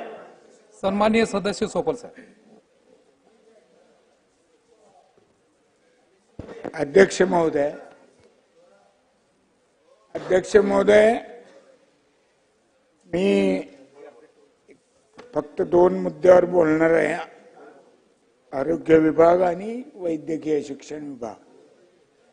त्याच्यामध्ये मला वाटतं मंत्री, आरोग्य मंत्री दिसत नाहीत. तुम्ही जुन्या जागेवर बसले का? तुमच्या पूर्वीची जागा होती आमदार असताना, आता मंत्री आहेत, इकडे या. अध्यक्ष महोदय, बार्शी येथे उपजिल्हा रुग्णालय हे जवळजवळ मी 15 वर्षापासून लोकप्रतिनिधी म्हणून त्याचा पाठपुरावा केलाय, आणि आता जवळजवळ त्या 65% बांधकाम त्याचं पूर्ण झालेलं आहे. तर माझी मंत्री महोदयांना विनंती आहे की लवकरात लवकर ते बांधकाम ह्या वर्षभरात पूर्ण होऊन त्या ठिकाणी त्याच वेळेस स्टाफची जर 5 मिनिटात काही नाही होत. नेमणूक झाली तर त्या बांधकामाचा उपयोग ताबडतोबीनं सुरू होण्यासाठी म्हणून त्याचा आपल्याला उपयोग होईल. दुसरी गोष्ट आहे की वैराग ग्रामीण रुग्णालय हे गेली 2 वर्ष झालं मंजूर आहे, आणि त्याच्यासाठी राष्ट्रीय आरोग्य अभियान अंतर्गत 17,75,00,000 रुपये हे त्या बांधकामासाठी मंजूर आहे. परंतु अध्यक्ष महोदय, जागेचा 3 जागा तिथं त्याची पाहणी झालेली आहे, आणि मुश्रीफ साहेबांना माझी विनंती आहे की सोलापूरच्या मेडिकल कॉलेजचं एक कॉटेज हॉस्पिटलसाठी म्हणून वैराग तालुका बार्शी येथे जागा रिझर्व आहे, त्यांच्यासाठी रिझर्वेशन आहे, त्यांच्या ताब्यात आहे. पण गेली 35 वर्ष त्या ठिकाणी कुठलंही कॉटेज हॉस्पिटल उभं राहिलेलं नाही मेडिकल कॉलेजचं, आणि ग्रामीण रुग्णालय शासनानं मंजूर केलेलं आहे, त्याला निधी मंजूर केलेला आहे. तर माझी आपल्याला विनंती आहे की आपण दोन्ही विभागाचा समन्वय साधून ती जागा जर ग्रामीण रुग्णालयाला दिली तर तातडीनं जवळजवळ आता तालुका होण्या इतपत त्या वैराग शहराची वाढ झालेली आहे, आणि पुढच्या यादीत पण तो तालुका जाहीर होण्याची ज्यावेळेस सरकार जाहीर करेल त्यावेळेस त्याचं नंबर 1 वर नाव आहे. तर ते एक आपण करावं अशी मी दोघांनाही विनंती करतो. तसेच धाराशिव येथे मेडिकल कॉलेज मंजूर आहे, पण त्याचं कुठलंही बांधकामाची सुरुवात आज 1.5 वर्ष झाले त्या ठिकाणी सुरू नाही. ती सुद्धा सुरू करण्यात यावी, कारण तिथलं सिव्हिल हॉस्पिटल हे खूप चांगल्या पद्धतीनं तिथले कर्मचारी काम करतात, तिथं उपचार चांगले मिळतात. सोलापूरच्याही सिव्हिल हॉस्पिटलमध्ये चांगल्या प्रकारे उपचार आहे. आणि ज्या वेळेस तिथे अडचणी, पण एक अजून मुद्दा आहे माझा, की आपण सिव्हिल हॉस्पिटलमध्ये मोफत उपचार करतो, पण मेडिकल कॉलेजमध्ये जे पेशंट जातात त्यांना उपचार मोफत मिळत नाही. हा दोन्ही आपण एका सरकारचे डिपार्टमेंट आहे, तर तिथेही जर मोफत उपचार मिळाला तर गोरगरिबाची सोय होईल. आणि अजून शेवटचा मुद्दा असा आहे की माझ्या तालुक्यात बार्शी येथे नर्गिस दत्त कॅन्सर हॉस्पिटल हे 1982 सालापासून सुरू आहे. आणि महात्मा फुले विमा योजना आणि आयुष्यमान भारत आता एक 2 मिक्स केलेले आहेत. तर त्याच्यामध्ये ग्रामीण भागात जवळजवळ 90% पेशंट त्या ठिकाणी या स्कीम मध्ये उपचार घेतात. पण त्याचं जे शासनाकडनं म्हणण्यापेक्षा शासनाकडून विमा कंपनीकडून आम्हाला 2-2, 3-3 कोटी रुपये 6-6 महिने यायची वाट पाहावी लागते. आणि त्यामुळं ग्रामीण भागातलं एक 6-7 जिल्ह्यासाठी, मराठवाड्यातले 4 जिल्हे, सोलापूर जिल्हा, शेजारचा नगरच्या अलीकडचा भाग, या सगळीकडून पेशंट येतात आणि त्यांच्यावर उपचार करणं ह्या थकलेल्या पैशामुळं शासनाच्या आम्हाला थोडं अवघड जात आहे. तर एक ग्रामीण भागातलं पहिलं कॅन्सर हॉस्पिटल म्हणून ते उभं आहे. तर त्याच्यासाठी त्या योजनेमधले पैसे महिना 1.5 महिना ठीक आहे, 2 महिन्यापर्यंत मिळाले तर उपचार करणं सोपं जाईल. पण ग्रामीण रुग्णालय वैरागचा हा प्रश्न खूप महत्वाचा आहे. निधी आहे, जागेचा प्रश्न जर आपण दोघांनी मिळून बसून सोडवला तर खूप आमच्या तालुक्यावर उपकार होतील. दोघंही कोल्हापूरचे आहेत, दोघंही सुदृढ आहेत, दोघांचंही आरोग्य चांगलं आहे. महाराष्ट्राचंही आरोग्य या दोघांसारखं व्हावं अशी मी भगवान चरणी प्रार्थना करतो आणि माझे 2 शब्द संपवतो. सन्माननीय सदस्य मंजुळाताई गाव. धन्यवाद सर. अध्यक्ष महोदय, अर्थसंकल्पीय 2025-26च्या मागणीवर बोलण्यासाठी मी या ठिकाणी उभी आहे. अध्यक्ष महोदय, माझ्या साक्री मतदारसंघातील पिंपळनेर साक्री या ठिकाणी अद्ययावत ग्रंथालय तसेच सुसज्ज अभ्यासिका व्हावी यासाठी मी गेल्या 5 वर्षापासून पाठपुरावा करीत आहे. शासकीय आदिवासी मुलामुलींचे वसतिगृह, एकलव्य मॉडेल रेसिडेन्शियल, आदिवासी मुलामुलींसाठी भरतीपूर्व प्रशिक्षण केंद्र आणि अभ्यासिका यासाठी एकूण 23 एकर जागा पिंपळनेर येथे शासनाकडून मंजूर करून घेतलेली आहे. अध्यक्ष महोदय, माझा मतदारसंघ आदिवासी बहुल तालुका असून या तालुक्यात शैक्षणिक संकुल मोठ्या प्रमाणात पसरलेले असून पिंपळनेर हे मध्य ठिकाणी असल्याने परिसरातील विद्यार्थी आणि विद्यार्थ्यांना पदवी प्राप्त झाल्यानंतर MPSC, UPSC, NTS या प्रकारच्या विविध स्पर्धा परीक्षांसाठी आणि तयारीसाठी धुळे, नाशिक, औरंगाबाद, मुंबई, पुणे येथे जावे लागते. अध्यक्ष महोदय, म्हणून माझी शासनास विनंती आहे, पिंपळनेर येथे एक अद्ययावत ग्रंथालय, सुसज्ज अभ्यासिका, विद्यार्थ्यांसाठी 1000 मुलं आणि मुली या संख्येने वसतिगृहांची निर्मिती करण्यासाठी ₹25 कोटी निधीची तरतूद करण्यात यावी अशी मी शासनास विनंती करते. अध्यक्ष महोदय, माझ्या मतदारसंघातील आदिवासी विकास विभागाच्या आश्रमशाळांची अत्यंत वाईट अवस्था झालेली आहे. या आश्रमशाळांमधील अधिकारी, शिक्षक, कर्मचारी यांच्यावर कोणाचाही धाक राहिलेला नाही.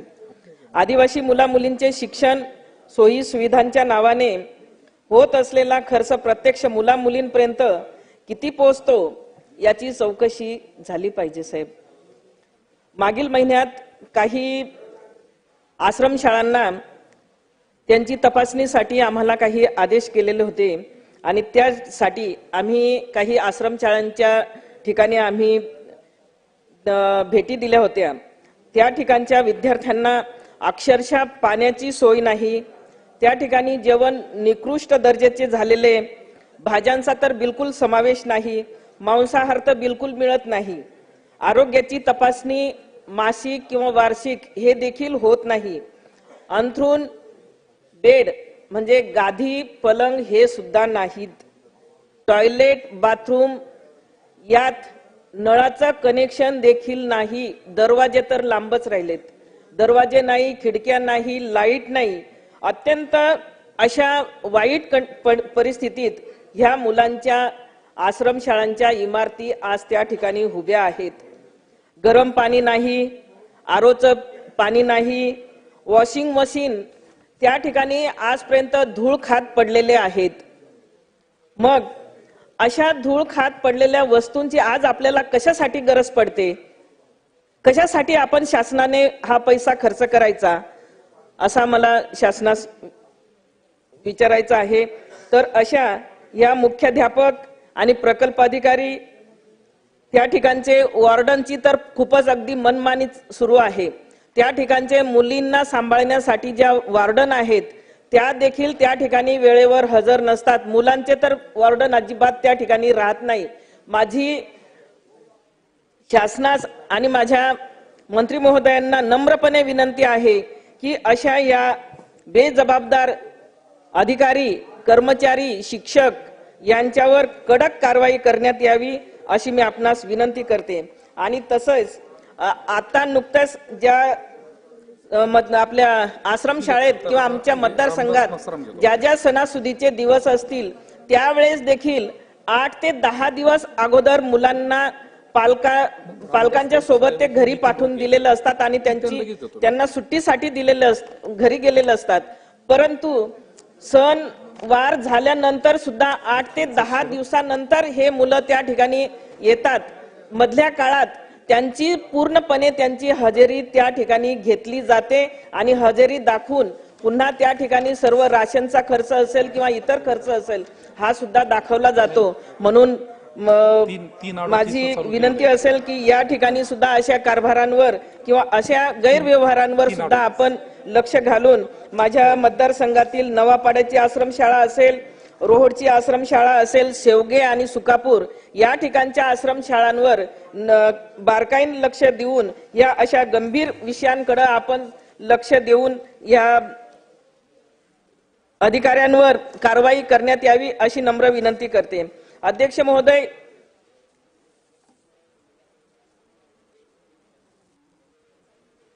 महोदय, माझ्या मतदारसंघातील पेसा क्षेत्रातील 17 संवर्ग कर्मचाऱ्यांसाठी 5 ऑक्टोबर 2024 नुसार पेसा 17 संवर्ग कर्मचारी यांची मानधन तत्वावर पदभरती झालेली आहे. राज्यात इतर जिल्ह्यांमध्ये उमेदवारांना कायमस्वरूपी नियुक्त्या दिलेल्या आहेत. त्याचप्रमाणे पेसा जिल्ह्यातील विद्यार्थ्यांना कायम स्वरूपाची नियुक्ती देण्याचे आदेश करावेत अशी मी शासनास नम्र विनंती करते. अध्यक्ष महोदय, माझ्या मतदारसंघात 1 उपजिल्हा रुग्णालय आणि 2 ग्रामीण रुग्णालय असून माझ्या साक्री तालुक्यात 8 ते 10 हजार महिलांच्या प्रसूतीचे प्रमाण आहे. अवघड प्रसूतीसाठी महिलांना धुळे, नंदुरबार येथे पाठवावे लागते. वेळेवर त्यांना उपचार होणे शक्य होत नाही. तालुक्यात कुपोषित मुलांचे देखील प्रमाण वाढत असून त्यांच्यावर देखील उपचार घेणे गरजेचे आहे. म्हणून अध्यक्ष महोदय, माझी विनंती आहे माझ्या साक्री किंवा पिंपळनेर येथे महिला व बाल रुग्णालय मंजूर करावेत अशी मी शासनास नम्र विनंती करते. अध्यक्ष महोदय, माझ्या मतदारसंघात ग्रामीण भाग असल्याने या ठिकाणी राष्ट्रीयकृत बँकांच्या शाखांची अत्यंत गरज आहे. माझ्या कुडाशी गावात एकच ब्रँच आहे, दैवेल येथे एकच ब्रँच आहे. त्यामुळे बँकेच्या कर्मचाऱ्यांवर कामाचा लोड जास्त पडतो आणि शेतकरी जनतेला, लाडक्या बहिणींना सेवा पुरवण्यासाठी ह्या अनेक अडचणी येत असतात. एका कामासाठी वारंवार त्या ठिकाणी जनतेला चक्रा माराव्या लागतात, फेऱ्या माराव्या लागतात. अशा या माझ्या मतदारसंघात कुडाशी, रोहोड, दैवेल, छडवेल, बेहेड या गावांमध्ये राष्ट्रीयकृत बँकांची शाखा ओपन करण्यात यावी असे आदेश शासनाने द्यावेत अशी नम्र विनंती करते. अध्यक्ष महोदय, माझ्या मतदारसंघातील कक्कानी, भडगाव, काळगाव, राजबाई, शेवाळी, वासखेडी, खरडबारी, दरीपाडा, नांदरखी अशा दुर्गम भागांमध्ये मोबाईल टॉवर उभारणीची अत्यंत गरज आहे. माझी अध्यक्ष महोदय, माझी शासनास विनंती असेल, सध्या सर्वत्र ऑनलाईन शिक्षण पद्धतीचा अवलंब केला जात आहे. साक्री तालुक्यात लहान मोठ्या गावात प्राथमिक व माध्यमिक शाळा मोठ्या प्रमाणात आहेत. या शाळांमधून शिक्षण घेणाऱ्या विद्यार्थ्यांची संख्या भरपूर आहे. विद्यार्थ्यांना मोबाईलद्वारे शिक्षण दिले जाते. या भागात नेटवर्क सुविधा नसल्याने विद्यार्थी वर्गांचे शैक्षणिक नुकसान होते. म्हणून माझी शासनास विनंती आहे, माझ्या या दुर्गम भागात मोबाईल टॉवरची व्यवस्था करण्यात यावी, तसे आदेश द्यावेत. धन्यवाद. जय हिंद, जय महाराष्ट्र. सन्माननीय सदस्य नितीनजी राऊत.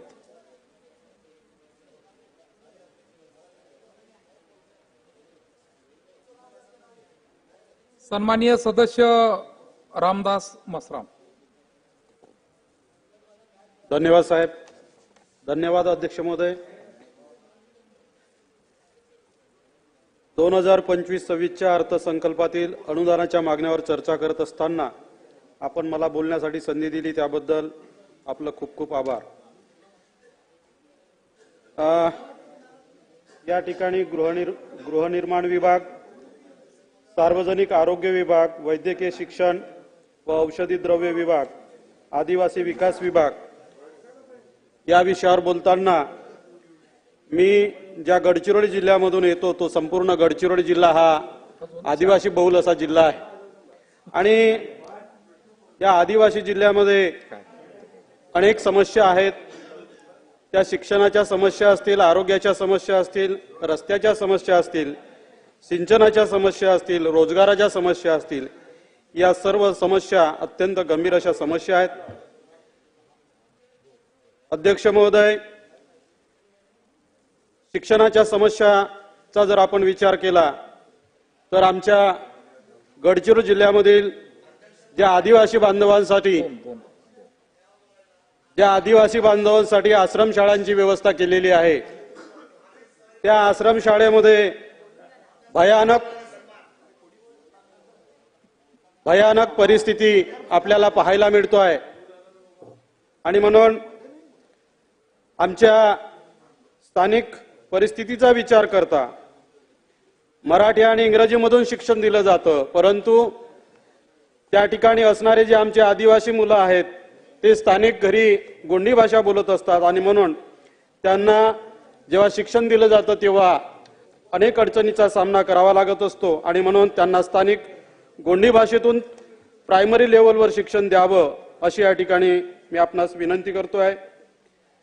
या ठिकाणी आश्रमशाळेच्या बाबतीमध्ये आताच सांगितलं गेलं की अनेक समस्या आहेत. माझ्याही पाहणीमध्ये मी काही आश्रमशाळांना भेटी दिल्या, त्यामध्ये भाकरोंडी आणि कोरची आश्रमशाळेचा विचार करता असं लक्षात आलं की त्या आश्रमशाळेमध्ये 240 विद्यार्थ्यांची कॅपॅसिटी असताना त्या ठिकाणी एकलव्य आश्रमशाळेची मुलं त्या ठिकाणी ठेवल्या गेलेली आहेत आणि ती कॅपॅसिटी 240 वरून त्याच्या डबल जवळपास 435 अशा पद्धतीनं कॅपॅसिटी वाढवली आहे आणि त्यामुळे त्या आश्रमशाळेतील विद्यार्थ्यांना अनेक समस्यांना तोंड द्यावं लागत आहे आणि म्हणून त्या ठिकाणी जे विद्यार्थी आहेत त्या विद्यार्थ्यांवर फार मोठं एक शैक्षणिक फार मोठं त्यांचं नुकसान होत चाललेलं आहे. त्या ठिकाणी त्या मुलांच्या जेवणापासून तर त्यांच्या टॉयलेट पर्यंत सर्व ज्या अडचणी निर्माण झालेल्या आहेत, जवळपास 240 विद्यार्थ्यांची कॅपॅसिटी असताना त्या ठिकाणी केवळ टॉयलेटची जी व्यवस्था जर आपण पाहिली ती अपुरी आहे, परंतु त्या ठिकाणी एकलव्यचे विद्यार्थी त्या ठिकाणी त्याच्यापेक्षा जास्त म्हणजे डबल कॅपॅसिटीने राहत असल्यामुळे त्या ठिकाणी सुविधांची पहिल्यांदा त्या ठिकाणी व्यवस्था होणे आवश्यक होतं, परंतु तसल्या कोणत्याही प्रकारची व्यवस्था न करता त्या ठिकाणी त्या विद्यार्थ्यावर एक प्रकारचा फार मोठा अन्याय झालेला आहे। त्या ठिकाणी त्या मुलांना अनेक ज्या ठिकाणी 4 विद्यार्थी एका खोलीमध्ये राहायला पाहिजे होते त्या ठिकाणी जवळपास 12-12, 14-14 विद्यार्थी त्या खोलीमध्ये कोंडल्यासारखे त्या मुलांना त्या ठिकाणी राहण्याची व्यवस्था करण्यात आलेली आहे। आणि म्हणून अशा परिस्थितीमध्ये त्यांना अभ्यास करणं देखील कठीण झालेलं आहे, राहणं देखील कठीण झालेलं आहे। अनेक संसर्गजन्य आजार त्या मुलांना होत आहेत आणि म्हणून त्यांच्या अभ्यासावर त्याचा विपरीत परिणाम झालेला आहे। भोजन व्यवस्था देखील ज्या 240 विद्यार्थ्यांसाठी जी व्यवस्था केलेली होती तीच व्यवस्था कायम ठेवून त्या ठिकाणी 400-450 विद्यार्थ्यांना जवळपास त्या भोजन व्यवस्थेमध्ये इन्क्लूड करण्यात आलेला आहे। आणि अशा प्रकारे त्या विद्यार्थ्यांना फार मोठ्या अडचणीला सामना करावा लागत आहे। सकाळी काही मुलं आंघोळ करून देखील क्लासला जात नाही, कारण आंघोळ करण्यासाठी बाथरूमची व्यवस्था नाही, टॉयलेटची व्यवस्था नाही। अशा पद्धतीनं त्या ठिकाणी एक गंभीर अशी व्यवस्था निर्माण झालेली आहे। मी आपल्या निदर्शनास आणून दिलं होतं आणि सांगितलं देखील होतं, या गोष्टीकडे मंत्री महोदयांनी गांभीर्यानं लक्ष देऊन त्याचा आपण पाठपुरावा कराल आणि ही व्यवस्था लवकरात लवकर या विद्यार्थ्यांना एक न्याय द्याल अशा पद्धतीने आपणास विनंती करतोय। मंत्री महोदय, माझ्या गडचिरोली जिल्ह्यामध्ये अनेक अनुचित आश्रम शाळेत असेल किंवा अन्य शाळांमध्ये असेल अनुचित प्रकार घडत आहेत आणि म्हणून त्या ठिकाणी प्रत्येक आश्रम शाळेला CCTVची गरज आहे आणि म्हणून ते देखील आपण त्या ठिकाणी करावं अशी या ठिकाणी मी आपणास विनंती करतोय। गडचिरोली जिल्हा हा अत्यंत मागासलेला जिल्हा म्हणून ज्याची ओळख आहे, त्या जिल्ह्यामध्ये आरोग्याच्या सुविधा देखील पाहिजे त्या प्रमाणामध्ये उपलब्ध नाहीत।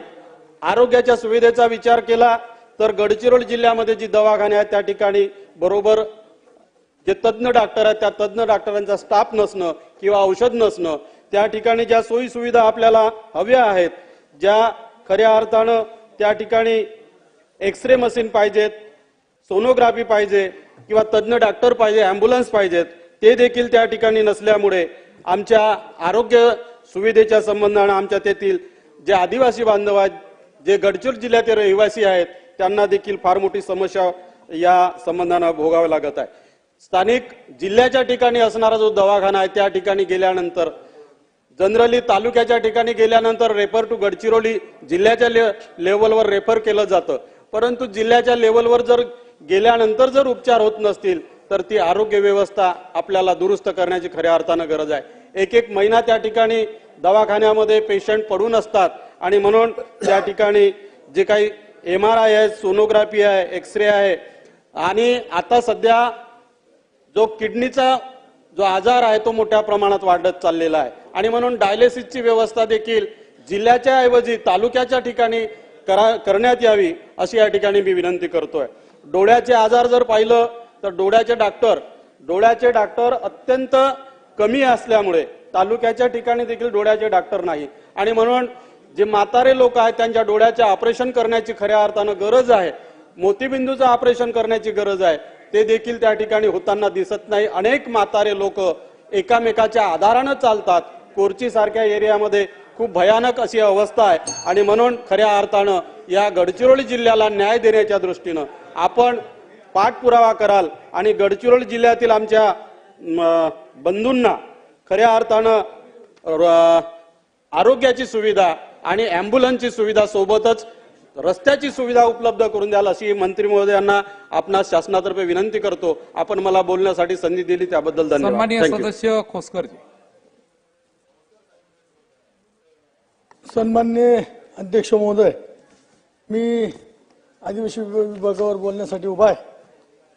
सन्माननीय अध्यक्ष महोदय, 5 ऑक्टोबरला पेसा भरती 17 वर्गाची भरती झाली, त्यावेळेस त्या ठिकाणी जी काही भरती झाली काही जिल्ह्यामध्ये कंत्राटी पदावर दिले, काही जिल्ह्यामध्ये मानधनावर दिले। अध्यक्ष महोदय, त्या ठिकाणी ज्या मुलांची भरती झाली अजून 5 ते 7 महिने झाले, त्या मुलांना पगार नाही, तर ते पगार जर त्या वेळेवर मिळालं तर खरोखर आहे तर त्या मुलांना कुठेतरी दिलासा मिळेल। अध्यक्ष महोदय, या ठिकाणी आमचे अन्न व औषध मंत्री व आदिवासी विकास मंत्री गेल्या 5 वर्षामध्ये अनेक वेळेस जो काही राज्याचा बजेट आहे त्याचा 9.35 तो अधिवेशनावर खर्च होतो. परंतु अध्यक्ष महोदय, खर्च होत असताना तो काही तो कर्मचाऱ्यांचा पगार आहे, अधिकाऱ्याचा पगार आहे, त्या बजेटमधून खर्च होतो आणि 70 ते 65% तो पगारावर खर्च होतो. राहिलेल्या 30-35% मग त्या ठिकाणी शिष्यवृत्ती असेल, रस्ता असेल, पाणी असेल, आरोग्य असेल, असा तुटपुंजा निधी राहतो. त्यामुळे त्या ठिकाणी आदिवासी भागाचा विकास होत नाही. माझी विनंती आहे या ठिकाणी की या बाबतीमध्ये अतिशय मुख्यमंत्री असतील, उपमुख्यमंत्री, दोन्ही उपमुख्यमंत्री असतील, या बाबतीमध्ये जर मंगळवारी आम्हाला सर्व 25 आमदारांना जर थोडा वेळ दिला तर ही जी काही आमची व्यथा आहे, आमची समस्या आहे, त्या ठिकाणी मांडू. अध्यक्ष महोदय, माझी विनंती आहे 25 तारखेला वेळ द्यावा आणि आमच्या थोडं सर्व 25 आमदारांच्या समस्या त्या ठिकाणी ऐकून घ्यावा. अध्यक्ष महोदय, या ठिकाणी आदिवासी भागामध्ये जे वनपट्टे ते वनपट्टे काही ठिकाणी 1962 सालापासून करताय, परंतु ते वनपट्टे करत असताना ते आमच्या आदिवासी बांधवांना इतर हक्कामध्ये त्यांचं नाव लागल्यामुळं जे काही या ठिकाणी अवकाळी पावसामुळे नुकसान होती, त्यांना त्या ठिकाणी काहीच मिळत नाही, पीक विमा मिळत नाही, नुकसान भरपाई मिळत नाही. तर त्या अधिकारामध्ये राहावं अशी आमची अध्यक्ष महोदय विनंती आहे.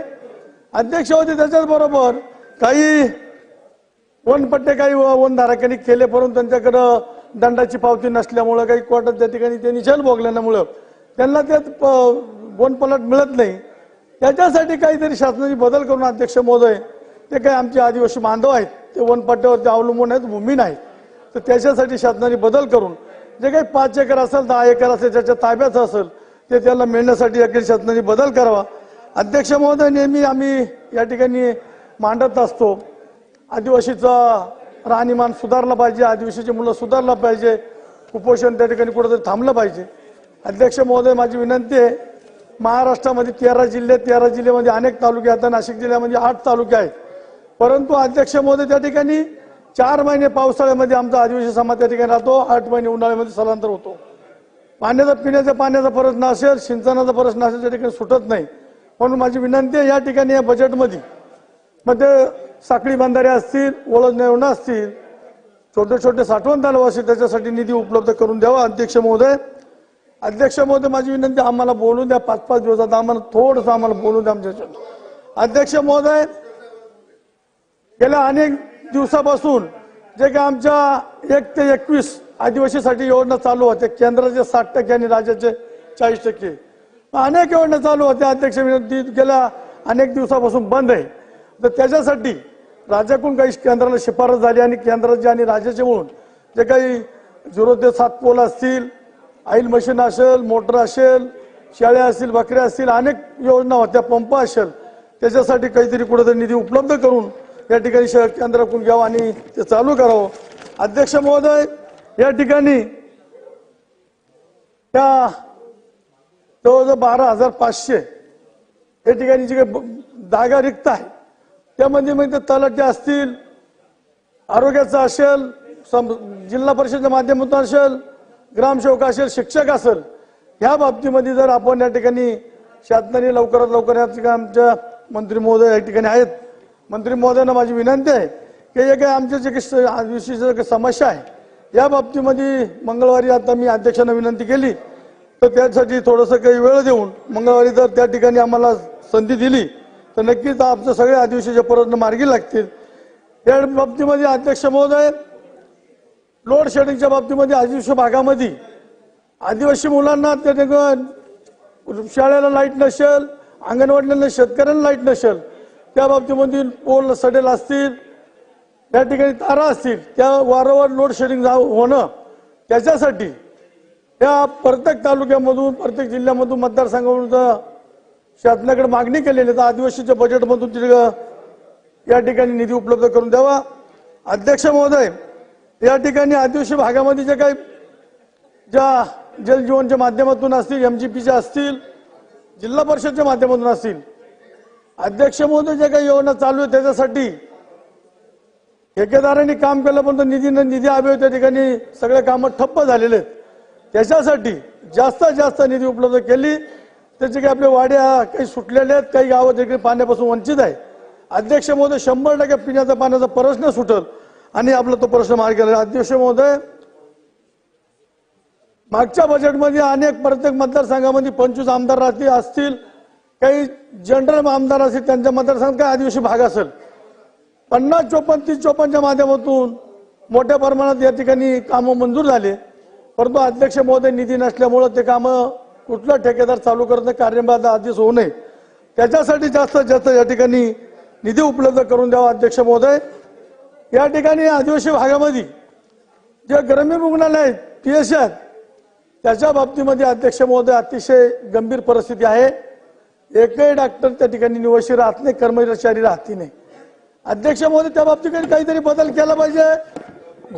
100 किलोमीटर शहरामध्ये राहून तो डॉक्टर तिथं जातो आणि 1 वाजता जातो, 4 वाजता निघून येतो. जे काही त्याच बाबतीमध्ये ग्रामसेवक असतील, शिक्षक असतील, म्हणजे जिल्हा परिषद असो, महसूल असो, सगळ्या डिपार्टमेंट मार्फत जे काही कर्मचारी त्या भागामध्ये जातात, काम करतात, फक्त 2 तास काम करतात. म्हणून आमचा आदिवासी भाग त्या ठिकाणी सगळ्याच विकासापासून वंचित आहे. अध्यक्ष महोदय याच्यासाठी काहीतरी बदल केला पाहिजे. अध्यक्ष महोदय नुसतं आम्ही बोलतो, या ठिकाणी आमची जनता ऐकते आहे, सगळं पाहता, परंतु त्याच्यावर कुठलाच ठोस निर्णय होत नाही. त्या बाबतीमध्ये माझी विनंती आहे की आम्हाला कुठंतरी न्याय मिळण्यासाठी हे सगळं एकंदरीत आम्हाला मंगळवारी न्याय द्यावा. अध्यक्ष महोदय, माझ्या मतदारसंघामध्ये ओरबगाव पीएचसी 10 वर्ष झाले. अध्यक्ष महोदय, सामुंडी पीएचसी बांधून, दोन्ही पीएचसी बांधून या ठिकाणी त्या पीएचसीच्या अंडर आलेले 25 गाव. अध्यक्ष महोदय, तिथं कर्मचारी न दिल्यामुळं अतिशय आदिवासी भागातले जे काही पेशंट असतील, जो आरोग्याच्या पर्यंत त्या ठिकाणी वंचित आहेत. अध्यक्ष महोदय, कुठेतरी त्या ठिकाणी ताबडतोब माझ्या आरोग्यमंत्री महोदय आहेत, जिल्हा परिषद एकंदर बसून 2 पीएचसी साहेब जवळजवळ 10, 7, 8 वर्ष झाली. या ठिकाणी आजपर्यंत तिथं डॉक्टरचा स्टाफच भरला नाही.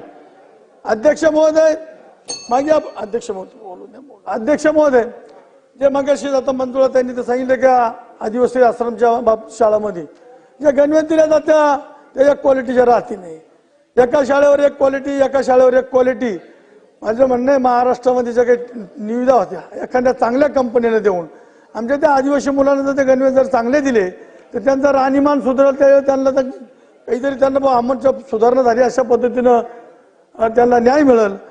अध्यक्ष महोदय, जो काही पोषण आहाराच्या बाबतीमध्ये मागे मी शाळेला भेट दिली, त्यानंतर आदिवासी आपल्या अन्न व औषध मंत्र्यांनी भेट दिल्यानंतर त्या ठिकाणी ज्या काही वस्तू आढळल्या त्याच्यावरती कारवाई झाली, पण पुढे कारवाई झाली नुसती फक्त कागदावर झाली, पुढे काहीच झालं नाही.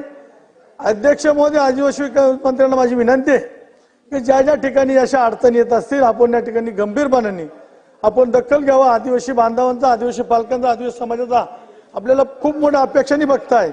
तर आदिवासी विकास मंत्री असेल, अन्न व औषध मंत्री असतील, माजी मंत्री असतील, 25 आमदार या ठिकाणी या विधानसभेमध्ये काम करतात. ते कामकाज चालत असताना आमचा समाज या ठिकाणी सगळे बघतोय की या ठिकाणी आशा लावून बघताय, पण ती आशाची निराशा होती. त्याच्यासाठी या आमच्या आदिवासी समाजाला न्याय मिळण्यासाठी एकच या ठिकाणी जोपर्यंत जनरल बजेटमधून तो पगार आमचा आदिवासी भागात जात नाही तोपर्यंत आमच्या आदिवासी भागातली सगळी त्या ठिकाणी सुधारणा होणार नाही. सगळे तुटपुंज निधी त्या ठिकाणी मिळते. अध्यक्ष महोदय, येत्या एका वाटाने पण 17 वाटा द्यायला राहत आहे. पण माझी विनंती आहे मंत्री महोदयांना, मंत्री महोदय माझी विनंती आहे की आपण ताबडतोब मंगळवारी मिटिंग लावून या ठिकाणी आमच्या 25 आमदार, काही आमदारांच्या मतदारसंघामध्ये 30%, 40% त्या ठिकाणी आदिवासी समाज आहे, त्यांना त्या ठिकाणी आदिवासी विकास मंत्र्यांना मी विनंती करतो की आपण हा बाबतीमध्ये निर्णय घ्यावा. आज माझ्यासारख्या कार्यकर्त्याला आज बोलून दिलं या आदिवासी विभागावर, त्याबद्दल अध्यक्षांचं मनापासून अभिनंदन करा, आभार मानतो आणि माझं लांबलेलं भाषण थांबवतो. सन्माननीय सदस्य शरदजी सोनवणे. अध्यक्ष महोदय, आपल्याला मी धन्यवाद व्यक्त करतो आणि माझं भाग्य आहे की आज राज्याचे नेते, मुख्यमंत्री आज सभागृहामध्ये माझ्या समोर मी बोलत असताना आहेत. अध्यक्ष महोदय, आज जो आदिवासी विभाग जो आहे, महाराष्ट्र राज्याच्या बजेट मधले 2 बजेट जे आपण सादर करतो त्यात प्रथम आहे आपला अर्थसंकल्प ओपन बजेट आणि दुसरं जे आहे ते आदिवासी बजेट. आदिवासी बजेटचे मंत्री महोदय इथं उपस्थित आहेत. साहेब, माझी विनंती आपल्याला एवढीच आहे की आदिवासी विभागामध्ये जिथे जिथे आदिवासी बाहुल आहेत तिथे एक समानता आणली पाहिजे निधी वाटपाच्या बाबतीमध्ये. काय होते वारंवार एकाच विभागाकडे म्हणजे ज्या बाजूला मंत्री आहेत त्या बाजूला 90% निधी निघून जातो. साहेब आम्ही सुद्धा आमच्या बाउलमध्ये काम करत असताना विषय म्हणजे शिवनेरीच्या पश्चिम भागामध्ये सह्याद्रीच्या रांगेमध्ये 3 जे मतदारसंघ आहेत ते मोठ्या प्रमाणामध्ये आदिवासी बाहुल आहेत आणि इथले मंडळींच्या बाबतीमध्ये बघा मी तुम्हाला सांगतो की सह्याद्रीच्या रांगेमध्ये सर्वात जास्त पर्जन्य आहे. पावसाचा एवढा तिखट मारा आहे, धरणं त्या ठिकाणी आहे, त्यांच्या जागेवर आपण धरणं बनवलेले आहे. पण मुख्यमंत्री महोदय एक गोष्ट आवडतो तुम्हाला मी सांगतो, जेवढं पाऊस आणि पाण्याचं नियोजन गिरीश भाऊ आपण करताय या राज्यामध्ये, परंतु हे पाणी कुणाच्या आपल्या जागेवर उभं केले आपण धरणं, या आदिवासी बांधवांचे आपण बारकाईने आढावे घ्या राज्याच्या, त्यांना बुडीत बंधारे आपण घेतलेत का? साहेब हा पॉलिसी डिसिजन कॅबिनेटमध्ये आपण अतिशय जलद गतीने केला पाहिजे. कारण आदिवासी पाड्यातल्या असलेल्या धरणांना बुडीत बंधन नसल्यामुळे त्या बिचाऱ्यांना भर उन्हाळ्यामध्ये बिलकुलही त्यांच्या जनावरांना आणि त्यांना स्वतःला प्यायला पाणी मिळत नाही. यामुळे हा क्रांतिकारी निर्णय आपण आमच्या मागणी ज्या आम्ही करतोय आज या अर्थसंकल्पीय अनुदानाच्या मागणीमध्ये हा आपण गंभीर विषय नोंदवावा आणि कॅबिनेटमध्ये याचा निर्णय जर केला तर ही गोरगरीब जनता, आदिवासी बांधव, आदिवासी भगिनी मुख्यमंत्री मोदी आपल्याला दुवा देतील. पाण्यासाठी वंचित आहेत, पाण्यासाठी वनवन करतायत, अतिशय बिकट परिस्थिती आहे, टँकर मध्ये त्यांचं भागत नाही, त्यांचं पाणी आरक्षित करा. उभ्या महाराष्ट्राला पाणी जेवढं जायला पाहिजे त्यातला काही वाटा थोड्या प्रमाणातला त्यांना मिळावा. साहेब इथं प्रचंड जास्त असल्यामुळे इथले जे रस्ते आहेत अध्यक्ष मोदी, हे रस्ते आता डांबरी न होता आदिवासी पाड्यातले सगळे प्रचंड जिथे जास्त आहे, जिथे पावसाचं प्रमाण जास्त आहे तिथे सगळे एक पॉलिसी तयार व्हावी आणि तिथे सगळे रस्ते हे चांगल्या दर्जाचे सिमेंट काँक्रीटचे व्हायला पाहिजे. साहेब आमच्याकडे केवाडी आणि मार्केटचा पूल दळवळ एक जवळजवळ 60 किलोमीटरचा अंतर आहे.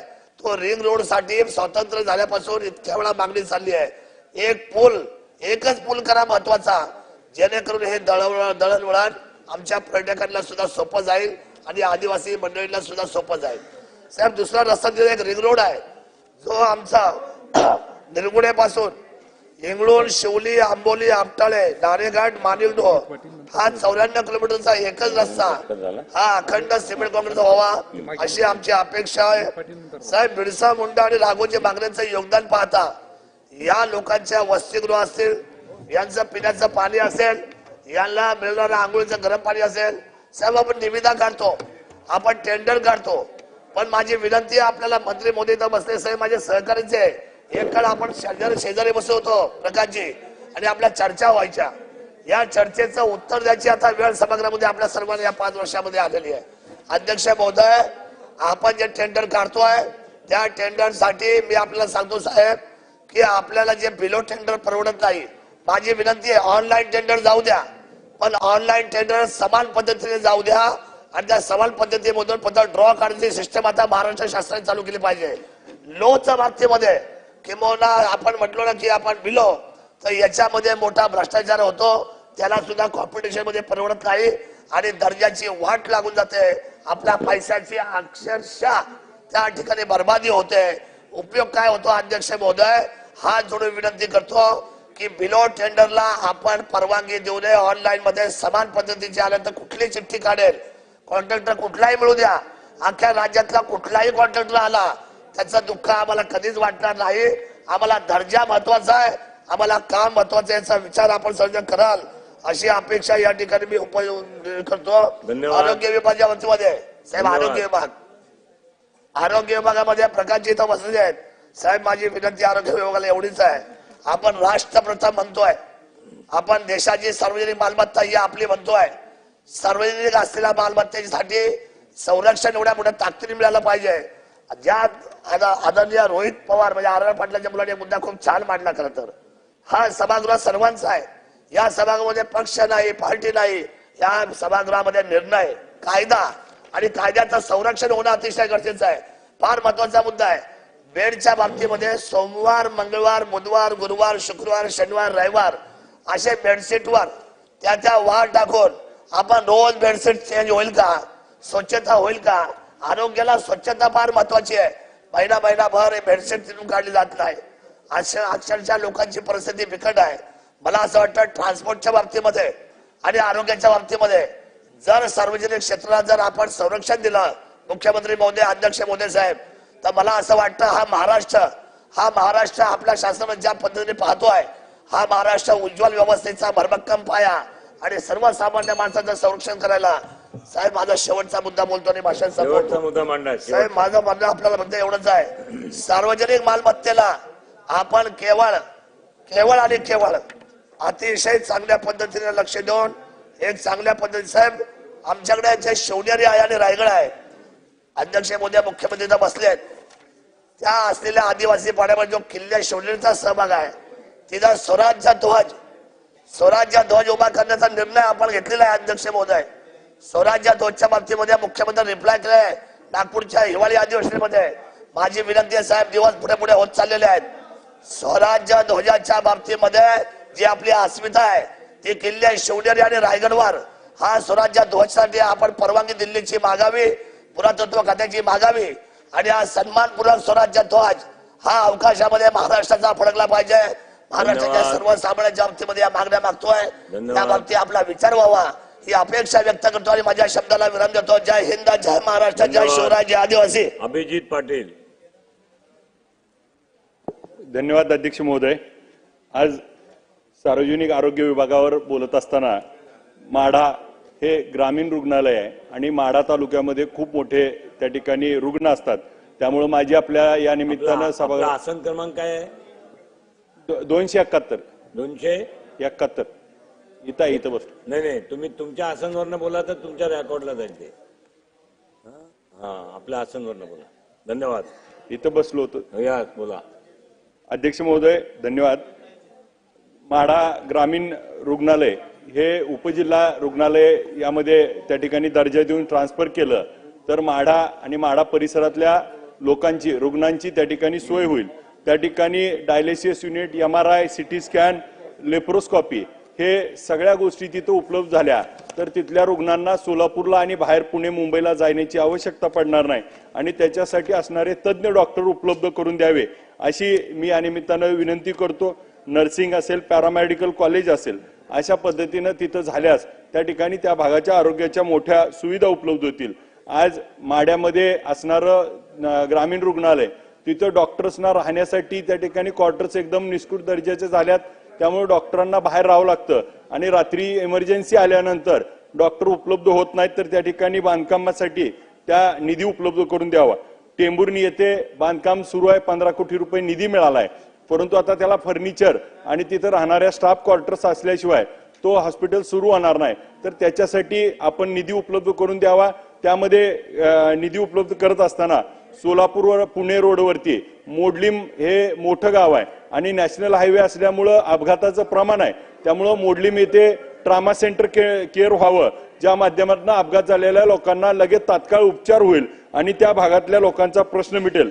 करकम येथे माझ्या मतदारसंघातलं करकम हे मोठं गाव आहे, तिथं डॉक्टरांना राहण्याची त्या ठिकाणी जागा नसल्यामुळं आणि सोय नाही तर त्याच्यासाठी देखील निधी उपलब्ध करून द्यावा. पंढरपूर हा महत्वाकांक्षी त्या ठिकाणी 1000 बेड व्हावे म्हणून GR निघालाय आणि तर जर 1000 बेडचं हॉस्पिटल त्या ठिकाणी सुरू करावं, त्याला जागेची उपलब्ध होत नसल्यामुळे त्याला निधी आणि जागा उपलब्ध होत नाही तर तात्काळ त्याला जागा उपलब्ध करून द्यावी.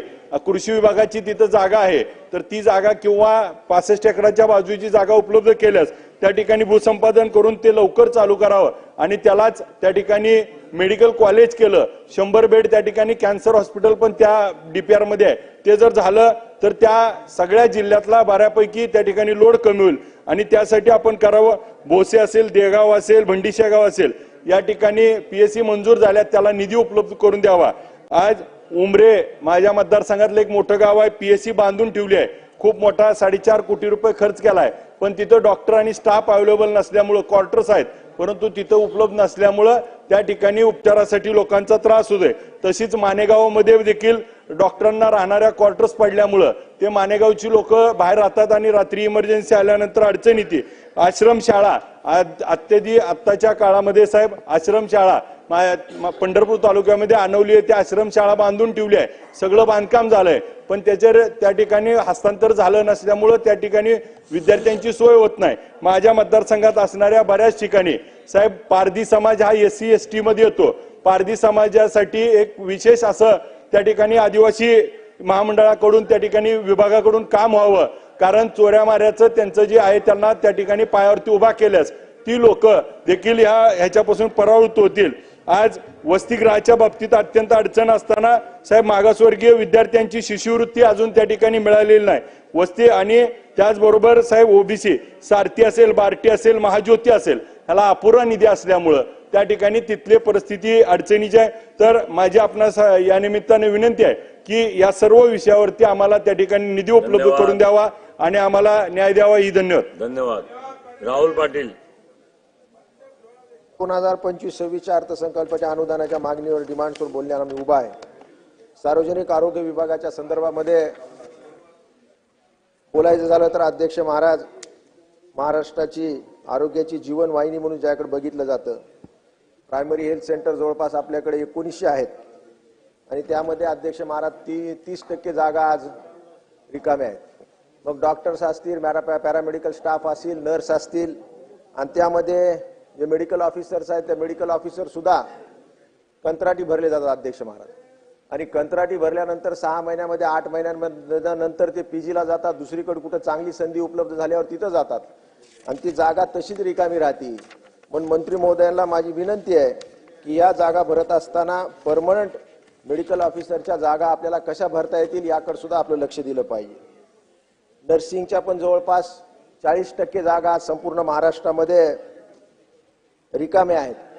बऱ्याच प्रायमरी हेल्थ सेंटर, प्राथमिक आरोग्य केंद्र आपण बांधतो, पण आरोग्य केंद्र बांधत असताना जवळपास 9 कोटी रुपये आपण प्राथमिक आरोग्य केंद्राला खर्च करतो, पण ते करत असताना तिथं पदमान्यता नसते. आरोग्य केंद्र तर उभा राहतं पण पदमान्यता नसल्यामुळं तिथं कसल्या प्रकारचा डॉक्टर उपलब्ध होत नाही. आपण पाहिलं की मेडिकल ऑफिसरची ड्युटी मंत्री महोदय की 24 तास आपण लावतो. एका PSCला प्रायमरी हेल्थ सेंटरला 2च मेडिकल ऑफिसर आहेत. जर 3 जर उपलब्ध झाले तर 24 तास एखादा OPDला बसू शकतो आणि तशा प्रकारची चांगली सेवा या निमित्तानं आपल्याला देता येईल.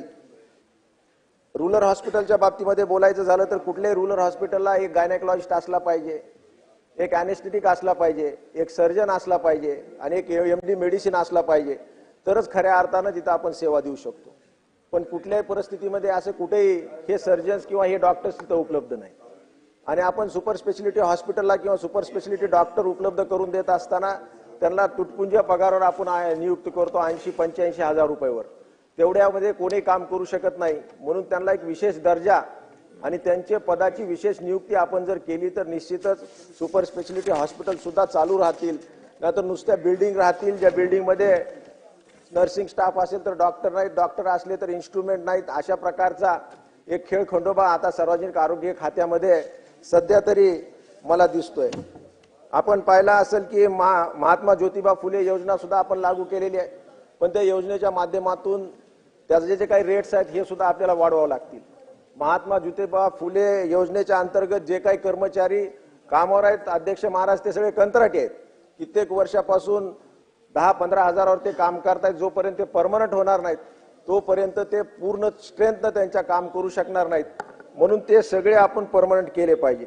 अध्यक्ष महाराज 108 जे अँब्युलन्स आहे त्या अँब्युलन्स इतक्या जुन्या आहेत की ते कंडम झालेल्या अँब्युलन्स आहेत अध्यक्ष महाराज. म्हणून त्या अँब्युलन्स आपल्याला सगळ्या बदलावं लागतील आणि प्रायव्हेट हॉस्पिटलला सुद्धा त्या अँब्युलन्सेस कशा उपलब्ध करून देता येतील हे आपण पाहिलं पाहिजे. शेवटी रुग्णांच्या सेवेसाठी आपण ही योजना उभा केलेली आहे. म्हणून 108 जे अँब्युलन्सेस आहेत त्या जर आता तुम्ही पाहिलं तर परभणी जिल्ह्यामध्ये एकदम अशा खराब झालेल्या त्या गाड्या आहेत जे गाड्या चालवू शकत नाहीत. म्हणून त्या गाड्याची सुद्धा दुरुस्ती किंवा नव्यानं प्रायव्हेट हॉस्पिटलला सुद्धा आपण ते जोडलं पाहिजे. एवढंच या निमित्तानं सांगतो. सिव्हिल हॉस्पिटल जवळपास 34 आपल्या महाराष्ट्रामध्ये आहेत आणि परभणी सिव्हिल हॉस्पिटलची जर इथं बोलायचं झालं तर अत्यंत जुन्या इमारती आहेत, 1970-80च्या इमारती आहेत. म्हणून मंत्री महोदयाला माझी विनंती आहे की ते आमचे वॉर्ड्स असतील, त्या इमारती असतील अतिशय जीर्ण झालेल्या आहेत. त्याचं स्ट्रक्चरल ऑडिट सुद्धा झालेलं आहे. स्ट्रक्चरल ऑडिटमध्ये सुद्धा हे सिद्ध झालंय की या धोकादायक इमारती आहेत, म्हणून या इमारती जर काही कमी जास्त झालं तर त्याची जबाबदारी सरकारवर येऊ शकते. पण आपण या इमारतीसाठी विशेष अशी तरतूद केली पाहिजे. सातत्याने या गोष्टी आम्ही विधानसभेमध्ये मांडतोय, त्याच्यासाठी एक काहीतरी वेगळी व्यवस्था आपण या निमित्तानं करावं, एवढंच मी आपल्याला या निमित्तानं सांगतो. धन्यवाद. परभणीमध्ये आपण अध्यक्ष बोलतोय, आता सुरुवात झाली. आता 5 मिनिटं. एनआरएचएम मध्ये सुद्धा आपण पाहिलं असेल अध्यक्ष महाराज की थोडं त्याला बजेट आपण वाढवलं पाहिजे. परभणीमध्ये कॅन्सर हॉस्पिटल झालं पाहिजे, एक इन्स्पिशियस हॉस्पिटल परभणीमध्ये निर्माण झालं पाहिजे, एवढं या निमित्त पाहिजे. आरो प्लांट तिथं आपण उपलब्ध करून दिले पाहिजे आणि प्रत्येक रुरल हॉस्पिटलला एक ब्लड बँक सुद्धा उपलब्ध असली पाहिजे, एवढंच या निमित्तानं सांगतो. महाराष्ट्रामध्ये बरेच मेडिकल कॉलेजेस मंत्री महोदय निघालेत, एकदा 10-12 मेडिकल कॉलेज आपण निर्माण केलेले आहेत, पण आज त्या मेडिकल कॉलेजची काय स्थिती आहे हे सुद्धा आपण लक्षात घेतलं पाहिजे. त्यासाठी एक विशेष बजेट आपण अलोकेट केलं पाहिजे. आणि मेडिकल कॉलेजमध्ये एक आर्ट सायन्स कॉलेज नाही अध्यक्ष महाराज, यामध्ये चांगले ऑपरेशन थिएटर्स असले पाहिजे, मॉड्युलर ऑपरेशन थिएटर्स असले पाहिजे, तिथं डॉक्टर्स उपलब्ध असले पाहिजे. म्हणून जे काही नवीन मेडिकल कॉलेज सुरू झालेले आहेत, आता अलिबाग सारखं मेडिकल कॉलेज जवळपास 10 वर्ष झालं सुरू झालेलं आहे, तिथं सुद्धा चांगल्या प्रकारचं इन्फ्रास्ट्रक्चर आपल्याला या निमित्ताने विकसित करावं लागेल. परभणी सारख्या ठिकाणी MRI ची व्यवस्था सुद्धा मशीनच्या आपल्याला या निमित्तानं करून द्यावं लागेल, एवढं या निमित्तानं सांगतो. आणि आदिवासी विभागाच्या संदर्भामध्ये बोलायचं झालं तर अध्यक्ष महाराज एक चांगल्या प्रकारचे बचत गट सुद्धा निर्माण केले पाहिजे. आज आपण भारत स्वातंत्र्य होऊन 75 वर्ष झाले, आज सुद्धा कुपोषित बालक सापडतात अध्यक्ष महाराज. अशा वेळेस एकात्मिक बाल विकासच्या संदर्भामध्ये जे काही अंगणवाडी असतील त्यामध्ये चांगलं न्यूट्रिशियस फूड ज्याला म्हणलं जातं प्रोटीनयुक्त अशा प्रकारचे फूड आपण दिलं पाहिजे. तुम्ही पाहिलं असेल की त्या दिवशी सुद्धा चर्चा करत असताना आम्ही म्हणलं की 8 रुपयामध्ये एखाद्या बालकाला दिवसभराचं भोजन आपल्याला कसं देता येईल. त्यामध्ये जर प्रोटीनयुक्त द्यायचं असेल तर एखादं केळ आपण दिलं पाहिजे, काय अंडी आपण उपलब्ध करून दिले पाहिजे. त्यासाठी 8 रुपयामध्ये काही होणार नाही. म्हणून शासनाचा हिस्सा जरी 4 रुपये असेल आणि केंद्राचा 4 असेल, केंद्र वाढवत नसेल तर शासनानं तरी आपला हिस्सा वाढवावा आणि या विद्यार्थ्यांना, या छोट्या छोट्या मुलांना चांगल्या प्रकारचं भोजन त्या निमित्तानं उपलब्ध करून द्यावं, एवढंच या निमित्तानं मी आपल्याला सांगतो. आदिवासी बांधवाच्या बद्दल बोलायचं झालं तर अध्यक्ष महाराज आपण पाहिलं असेल की त्यांच्या जवळपास 500-550 आश्रमशाळा आहेत, 500 हॉस्टेल्स आहेत.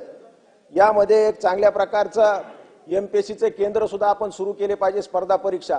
आणि आपण पाहिलं असेल बिरसा मुंडा क्रांती योजना सुद्धा आपण आणलेली आहे, त्या निमित्तानं चांगल्या प्रकारचा फंड DPDC मध्ये आपण त्यांना मंजूर केला पाहिजे.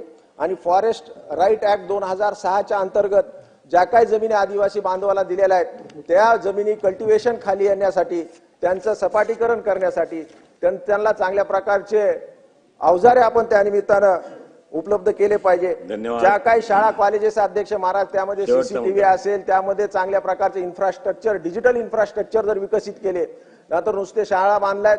आज तुम्ही पाहता अध्यक्ष महाराज की तिथं जे बेडिंग साहित्य असतं त्यामध्ये कॉट नाहीत, त्यामध्ये कुठं पलंग नाहीत, त्यामध्ये कुठं चादरी नाहीत, अशा प्रकारची व्यवस्था आदिवासी विभागामध्ये झालेली आहे. जे काय आपण 9% आरक्षित ठेवतो त्यांच्यासाठी, त्यापैकी 60-70% हा हिस्सा फक्त सॅलरीवर जातो अध्यक्ष महाराज, मग त्यानंतर स्कॉलरशिपवर जातो.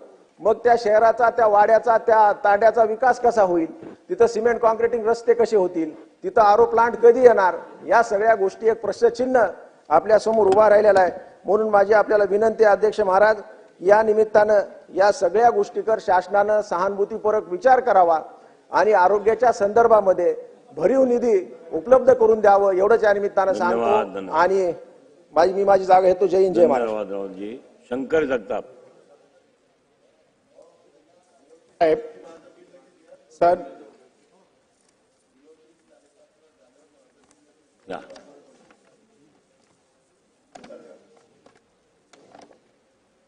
अध्यक्ष महोदय, 2025-26च्या अर्थसंकल्पीय अनुदानाच्या सार्वजनिक आरोग्य, वैद्यकीय शिक्षण व आदिवासी विभागाच्या मागण्यांवर बोलण्याकरता मी उभा आहे.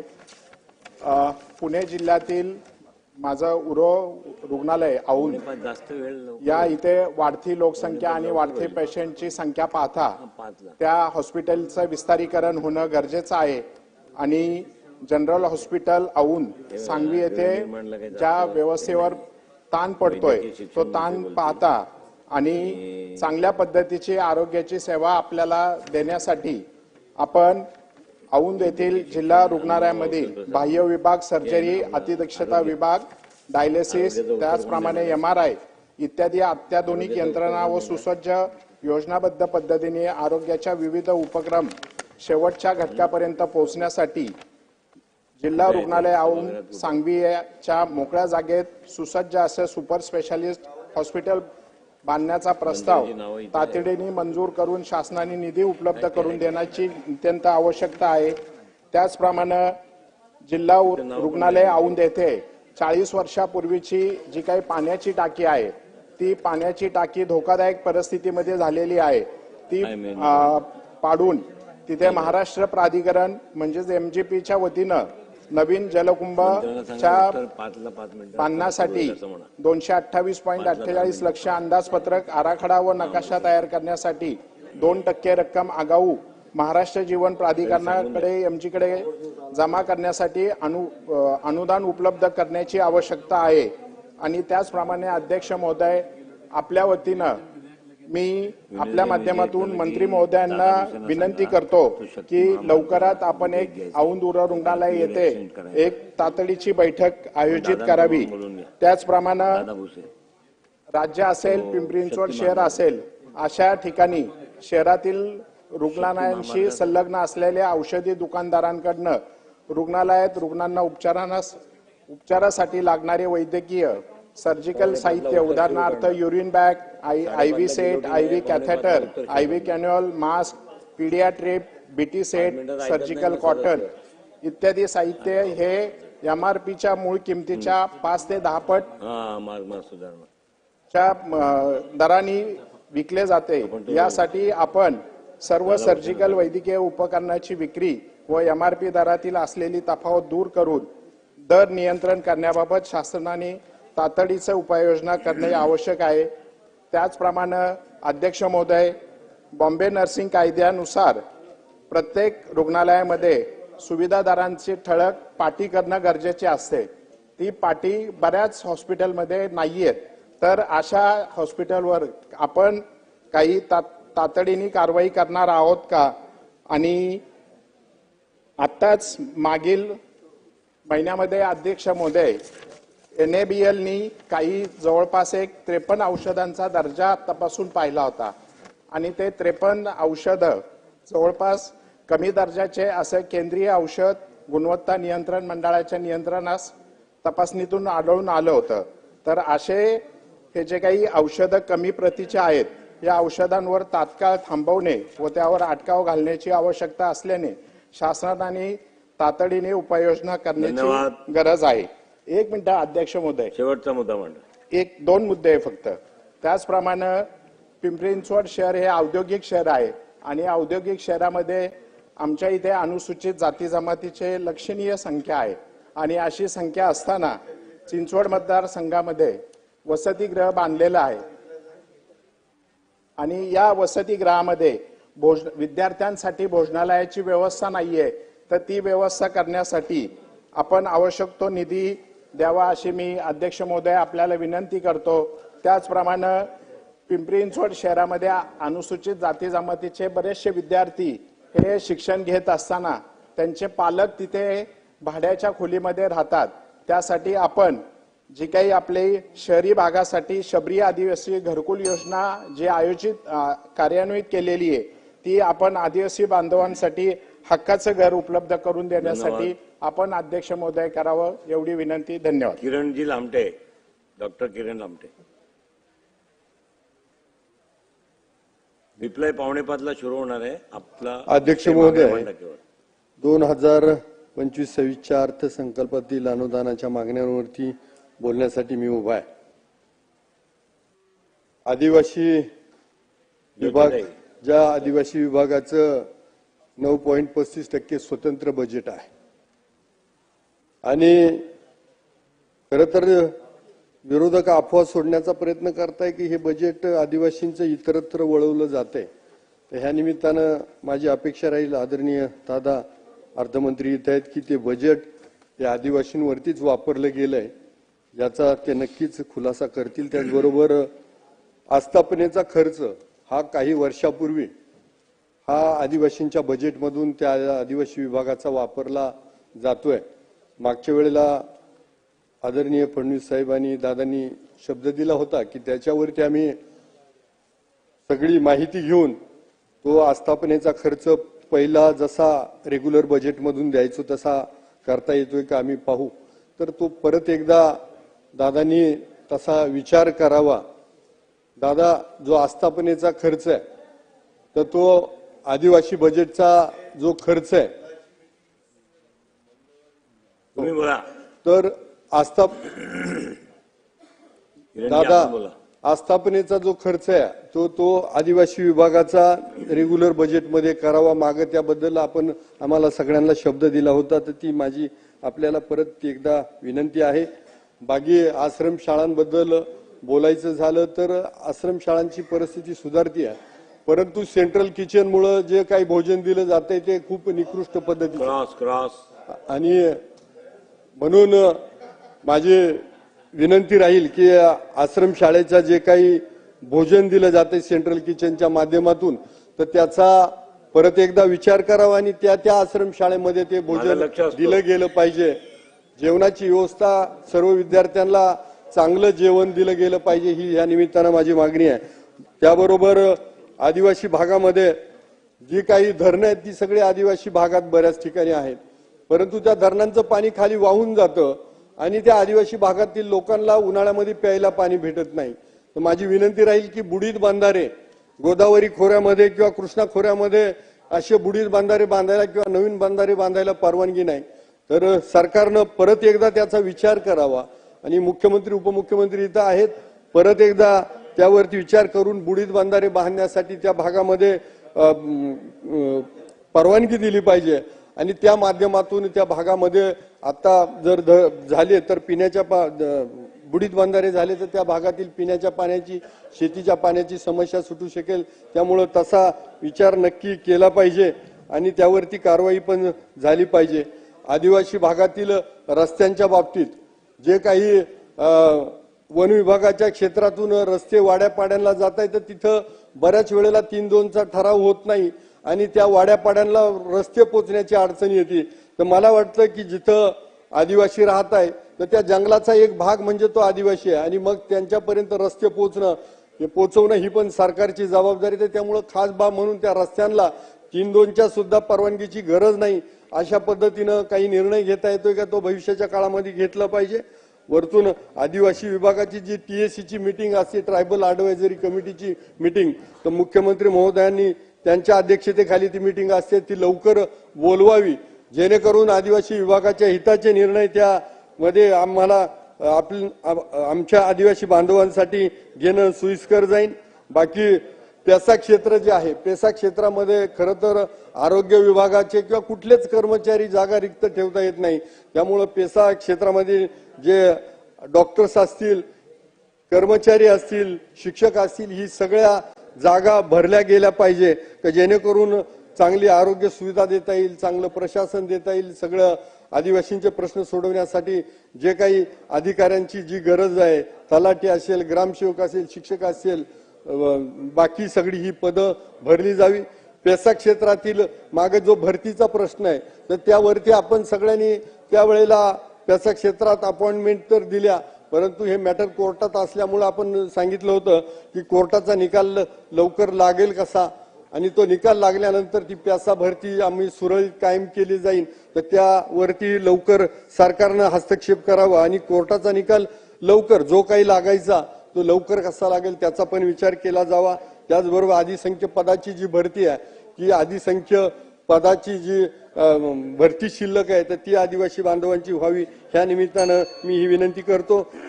वैद्यकीय शिक्षण मंत्री इथं आहेत तर त्या निमित्तानं मी अशी अपेक्षा करतो की अहिल्यानगर जिल्हा हा महाराष्ट्रातील सर्वात मोठा जिल्हा आहे आणि त्यामुळं जर माझ्या घाटघरचा माणूस अहिल्यानगरला जायचा तर कमीत कमी 200-250 किलोमीटरचं अंतर आहे. तर मला वाटतं की त्यांच्यासाठी इकडल्या बाजूला जसे एका जिल्ह्यामध्ये आपण एक सरकारी वैद्यकीय महाविद्यालय बांधण्याचा निर्णय घेतोय, तर मला वाटतं आदिवासी भागात अजून एखादं विशेष बाब म्हणून वैद्यकीय महाविद्यालय या अकोले तालुक्यात जर झालं तर तिथल्या आदिवासी भागाच्या जीवनमानावरती फरक पडू शकेल, आरोग्य व्यवस्थेवरती फरक पडू शकेल. त्यामुळं त्याबाबत विचार करावा.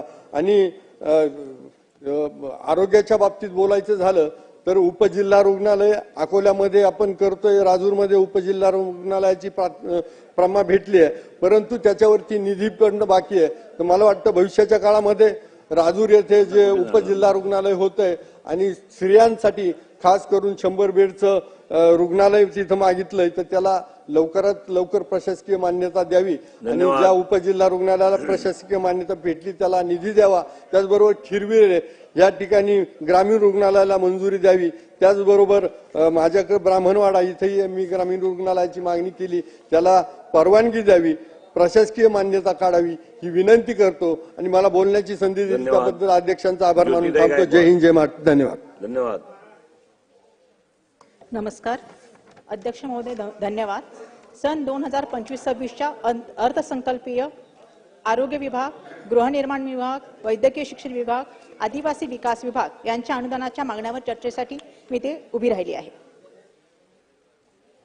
प्रथम आहे वैद्यकीय शिक्षण विभागासाठी.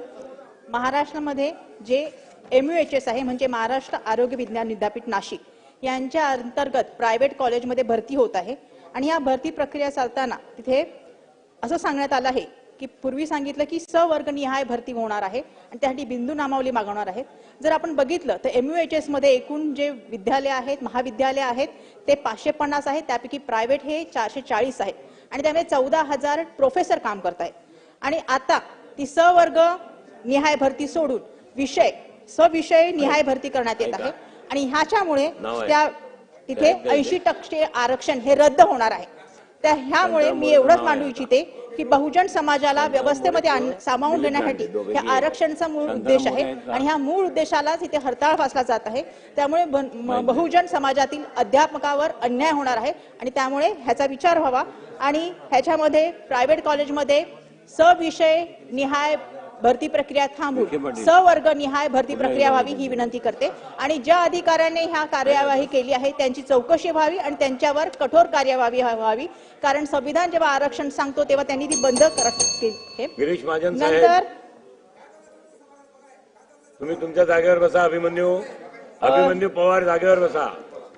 मी आरोग्य विभागासाठी काही माझ्या मागण्या आहेत. माझ्या विभागामध्ये सायन रुग्णालय येतं. सायन रुग्णालय आहे तिथे खूप गर्दी असते. मी मागे सांगितलं की एका बेडवर 2 पेशंट ऍडमिट केले तर एवढी परिस्थिती आहे. तर माझ्या विभागामध्ये दुसरं एक आहे लोकनेते एकनाथराव गायकवाड रुग्णालय या नावाचे रुग्णालय आहे आणि त्या रुग्णालयामध्ये माझी अशी इच्छा आहे की तिथे मल्टी स्पेशालिटी रुग्णालय ह्याच्यासाठी आम्हाला निधी देण्यात यावा, त्याच्यामुळे जो सायन हॉस्पिटल आहे त्याच्यावर जो लोड पडतो किंवा भार पडतो तो कमी होण्यात मदत होईल. नंतर दुसरं एक आहे की महाराष्ट्र राज्यातील सार्वजनिक आरोग्य विभागामध्ये मागील 25 वर्षापासून कार्यरत असलेल्या BMS वैद्यकीय अधिकारी गट ब यांच्यापैकी मूळ आरोग्य विभागातील असलेले 50 ते 55 ज्येष्ठ आरोग्य अधिकारी आहेत. त्यांच्यापेक्षा कनिष्ठ असलेल्या 250 वैद्यकीय अधिकाऱ्यांना मॅटच्या निर्णयाअंतर्गत गट अ मध्ये समाविष्ट करून घेण्यात आले आहे आणि ह्या वरिष्ठ असलेल्या अधिकाऱ्यांचा समावेश जाणीवपूर्वक करण्यात आलेला नाही, तसं त्यांची 30 वर्षापासून पदोन्नतीही करण्यात आली नाहीये. तसंच या अधिकाऱ्यांना जो 7व्या वेतन आयोगाचा जो डिफरन्स आहे किंवा त्याचे जो काय सुधारित व्यवसाय रोध भत्ता आहे तो सुद्धा दिला गेला नाहीये. तर दंतचिकित्सकांना पूर्वी हा लागू नसताना पण त्यांना लागू केलेला गेला आहे, तो पण 2019च्या पूर्वलक्षी प्रभावाने 2024 लागू केला आहे. तर ह्यांना सुद्धा त्या जे गट अ ब मधले अधिकारी आहेत त्यांना ही शासनाची तफावत दूर करावी आणि त्यांच्यावर होणारा अन्याय दूर करावा.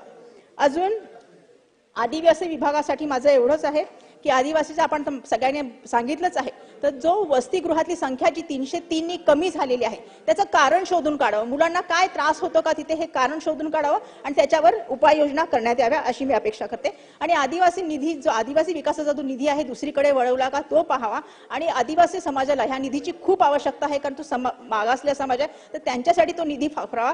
जलसंपदा किंवा जे रस्ते दुरुस्तीसाठी हा निधी वापरू नये एवढीच माझी अपेक्षा. नंतर गृहनिर्माणसाठी घर हा प्रत्येक नागरिकाचा शिक्षणाचा मूलभूत हक्क आहे. भारतीय संविधानाच्या अनुच्छेद 21 मध्ये प्रत्येक नागरिकाला देण्यात आलेल्या मूलभूत हक्कामध्ये सन्मानाने जगण्याचा अधिकार, उपजीविकेचा अधिकार आणि निरोगी वातावरणाचा अधिकार समाविष्ट आहे. आता आपण मुंबईमध्ये जर घर घ्यायचं म्हटलं तर घर घेणं किती महाग आहे सगळ्यांनाच माहिती आहे. दहिसर असो किंवा मुलुंड असो, हा कोपरा जो शेवटचा मुंबईचा आहे, तिकडे जर आपण घर घेतलं, विकत घेतलं तर 1 BHK हे कितीतरी कोटींनी जातं. जर आपण ते भाड्यातत्वाने घर घेतलं तर 25 ते 30 हजार रुपये, ते परवडत नाही. आणि त्यामुळे बरेच जे गरीब आहेत ते गरीब किंवा मध्यमवर्गीय झोपडपट्टीमध्ये राहतात. त्यासाठी आपली काही धोरण निर्माण करणं आवश्यक आहे. आणि त्यासाठी मी एवढं सांगू इच्छिते की पूर्वी 70 ते 80च्या दशकामध्ये जवळजवळ 70% घरं हे परवडणाऱ्या भाडेतत्वावरील घरं होती. आता ती 16%वर आली आहे. त्यामुळे affordable rental policy, housing policy काढण्यात यावी आणि म्हाडा आणि सरकारी एजन्सीतर्फे राबवण्यात यावी एवढी विनंती करते. आणि त्यासाठी 1 लाख घरे बांधावी आणि त्यांना 5,000 ते 8,000 रुपये त्यांना 1 BHK घरं भाडेतत्वावर, परवडणाऱ्या भाडेतत्वावर मिळावीत ही विनंती करते. धन्यवाद. आज एकच पॉईंट, शेवटचा मुद्दा, शेवटचा पॉईंट आहे. माझ्या विभागामध्ये जो 4 ऑक्टोबर 2024 रोजी एक GR काढण्यात आलाय गृहनिर्माण खात्यातर्फे आणि त्या GR तर्फे असं ठरवलंय, धारावी लोकांना घाबरवण्याचं काम केलेलं आहे. मी काल पण ह्या बाबतीत बोलली, आता परत बोलतेय. कारण ह्या GR मध्ये जे नियम लावले ते खूप जाचक आहेत. त्यांना असं सांगितलं की जर तुम्ही ह्या योजनेला विरोध केला तर तुम्ही ह्या योजनेतून दखलपात्र व्हाल, तुम्हाला या घरातून निष्कासित करता येईल. म्हणजे एवढा भयानक नियम का लावले गेले हाच माझा हे आहे, प्रश्न आहे. आणि नंतर त्यांच्या अधिकाऱ्यांनी, DRPच्या अधिकाऱ्यांनी काही आमच्यावर कार्यवाही केली, लोकांवर कार्यवाही केली, तर आम्ही कायद्याकडे जाऊ शकत नाही. हा लोकशाहीचा गळा चेपणारा निर्णय आहे. आणि ह्याच्यावरच मला वाटतं की हा जो निर्णय, हा जो GR निघालेला आहे गृहनिर्माण विभागातर्फे, हा तुगलकी GR प्लीज रद्द करावा ही माझी विनंती. धन्यवाद. शांतारामजी मोरे. चला दिलीप लांडे. महोदय, या गृहनिर्माण विभागावर ते बोलत असताना आपल्या शासनाचं मी या ठिकाणी लक्ष वेधतो की या SRAच्या माध्यमातून 270 कोटीचा घोटाळा झालेला आहे.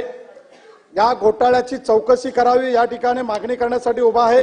अध्यक्ष महोदय, 2011 पासून 53 कोटी रुपये भाडं आलेलं नाहीये, त्यानंतर 45 कोटी रुपये भाडं आलेलं नाहीये.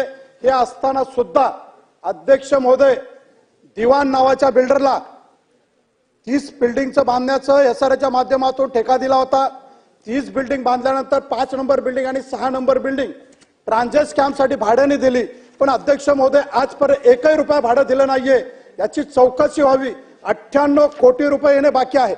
अध्यक्ष महोदय, माझी मुख्यमंत्र्यांना विनंती आहे, त्या ठिकाणी 1336 घरं जी भाड्याने दिलेले आहेत, ज्या लोकांच्या ट्रान्झिट कॅम्पच्या नावावर दिलेले आहेत, यांना बाजूला ठेवून बोगस भाडेकरू भरलेले आहेत. आणि महिन्याला 1,25,00,000 रुपये भाडे वसूल केलं जातं. हे कोण करतं याची चौकशी करावी. अध्यक्ष महोदय, मुख्यमंत्र्यांना विनंती आहे की मी याचं आंदोलन छेडलं, त्यामुळं आत्ता 4 तारखेला या माफिया डॉनवरती केस घेण्यात आली. परंतु अध्यक्ष महोदय, माझी गृहमंत्र्यांना विनंती आहे, याच्यामध्ये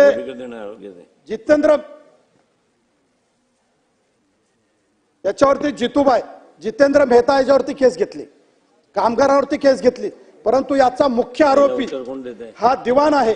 अध्यक्ष महोदय, दिवाणवरती केस घेतली नाहीये.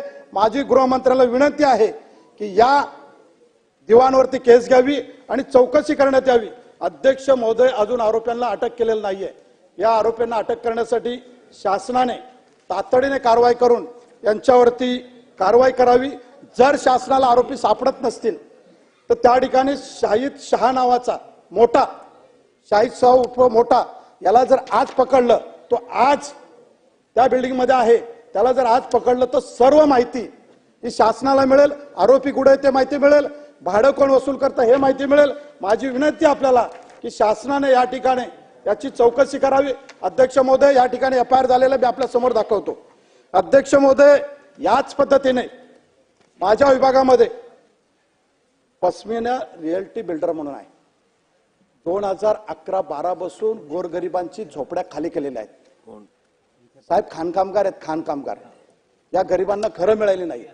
परंतु अध्यक्ष महोदय, त्या ठिकाणी सेल बिल्डिंग बांधली गेली, सेल बिल्डिंग विक्री होते. माझी आपल्याला शासनाला विनंती आहे, चौकशी करून त्या ठिकाणी सेल बिल्डिंग बांधलेली आहे ती विक्री थांबवावी आणि गोरगरिबांची घरं, ज्यांची हक्काची घरं आहेत, खाणकामगारांची घरं आहेत, त्यांना घरं द्यावेत. त्यांना अध्यक्ष महोदय भाडं सुद्धा दिलं जात नाहीये, रस्त्यावरती बसलेले आहेत. अशाच पद्धतीने अध्यक्ष महोदय सुमेर बिल्डर म्हणून आहे, संघर्षनगर मध्ये शासनाचे ताबापत्र नाहीयेत, खोट्या सह्या करून ताबापत्र दिलेले आहेत. लोक बाहेर आहेत, न्यायालयाने आदेश दिलेला आहे की बिल्डिंग खाली करा. माझी अध्यक्ष महोदय चौकशी करण्याची विनंती आहे, एवढी चौकशी करावी. एवढंच बोलत असताना अध्यक्ष महोदय एकच मिनिट घेतो, एकच मिनिट. अध्यक्ष महोदय 650 बेडचं हॉस्पिटल हे शासनाच्या माध्यमातून बांधकाम सुरू आहे. 7 माळे बांधून 14 वर्ष झालं बंद आहे. माझी शासनाला विनंती आहे की त्या ठिकाणी हे हॉस्पिटल शासनाने तातडीने बांधून द्यावं, एवढी विनंती करतो आणि थांबतो. धन्यवाद. जय हिंद, जय महाराष्ट्र. शेवटचे उत्तर. गृहनिर्माण विभागाच्या मागण्यांवर मी या ठिकाणी बोलायला उभा आहे. अध्यक्ष महोदय, 1995 साली एक अत्यंत महत्वाची योजना मुंबईतील 40 लाख झोपडपट्टी वासियांना पक्की घरं देण्यासाठी ही शासनाने जाहीर केली. अध्यक्ष महोदय, 40 लाख लोकांना घरं द्यायची होती, मोजली तर एक 10 लाख घरं ही त्यातून निर्माण होतील अशी अपेक्षा होती. परंतु आज 30 वर्षानंतर अध्यक्ष महोदय जेमतेम 2,10,000 लोकांना घरं मिळाली. एक 7-8 लाख 10 लाखाच्या घरामध्ये कुठे 40 लाख आणि कुठे 10 लाख. अध्यक्ष महोदय, ह्या सगळ्याचा विचार करताना हे SRA स्कीम कुठे अडचणीत आलेली आहे. SRA स्कीम ही का घरं निर्माण करू शकत नाहीये, तर ह्या बाजूला याबाबत लक्षात घेतलं पाहिजे की ज्या पद्धतीने झोपडपट्टी पुनर्वसन प्राधिकरणामध्ये काम चालतं त्याच्यामध्ये असंख्य केसेसमध्ये या न्याय प्रविष्ट होऊन जातात. अध्यक्ष महोदय, आता सध्या आजच्या घडीला 2,257 प्रस्ताव हे त्या ठिकाणी कार्यरत आहेत, परंतु त्यापैकी 1,612 जवळजवळ 65% ही प्रकरणं उच्च न्यायालयामध्ये पेंडिंग आहेत.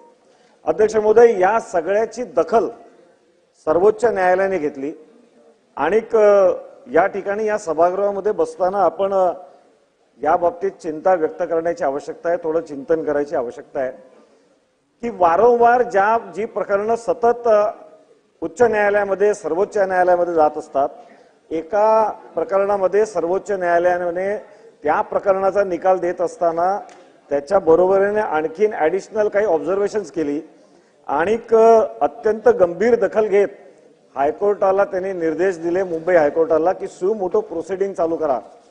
सुमोटो प्रोसिडिंग कशाबद्दल अध्यक्ष महोदय, की ज्या पद्धतीने या कायद्याचं वर्किंग होत आहे त्या वर्किंग बद्दल प्रश्नचिन्ह सुप्रीम कोर्टाने निर्माण केला. अध्यक्ष महोदय, सुप्रीम कोर्टाच्या भाषेत बोलायचं झालं तर कायद्याची प्रवृत्ती व नैसर्गिक कल हे आणखीन खटले निर्माण करण्यासाठी होत आहे अशा पद्धतीचं त्यांचं ऑब्झर्वेशन आहे.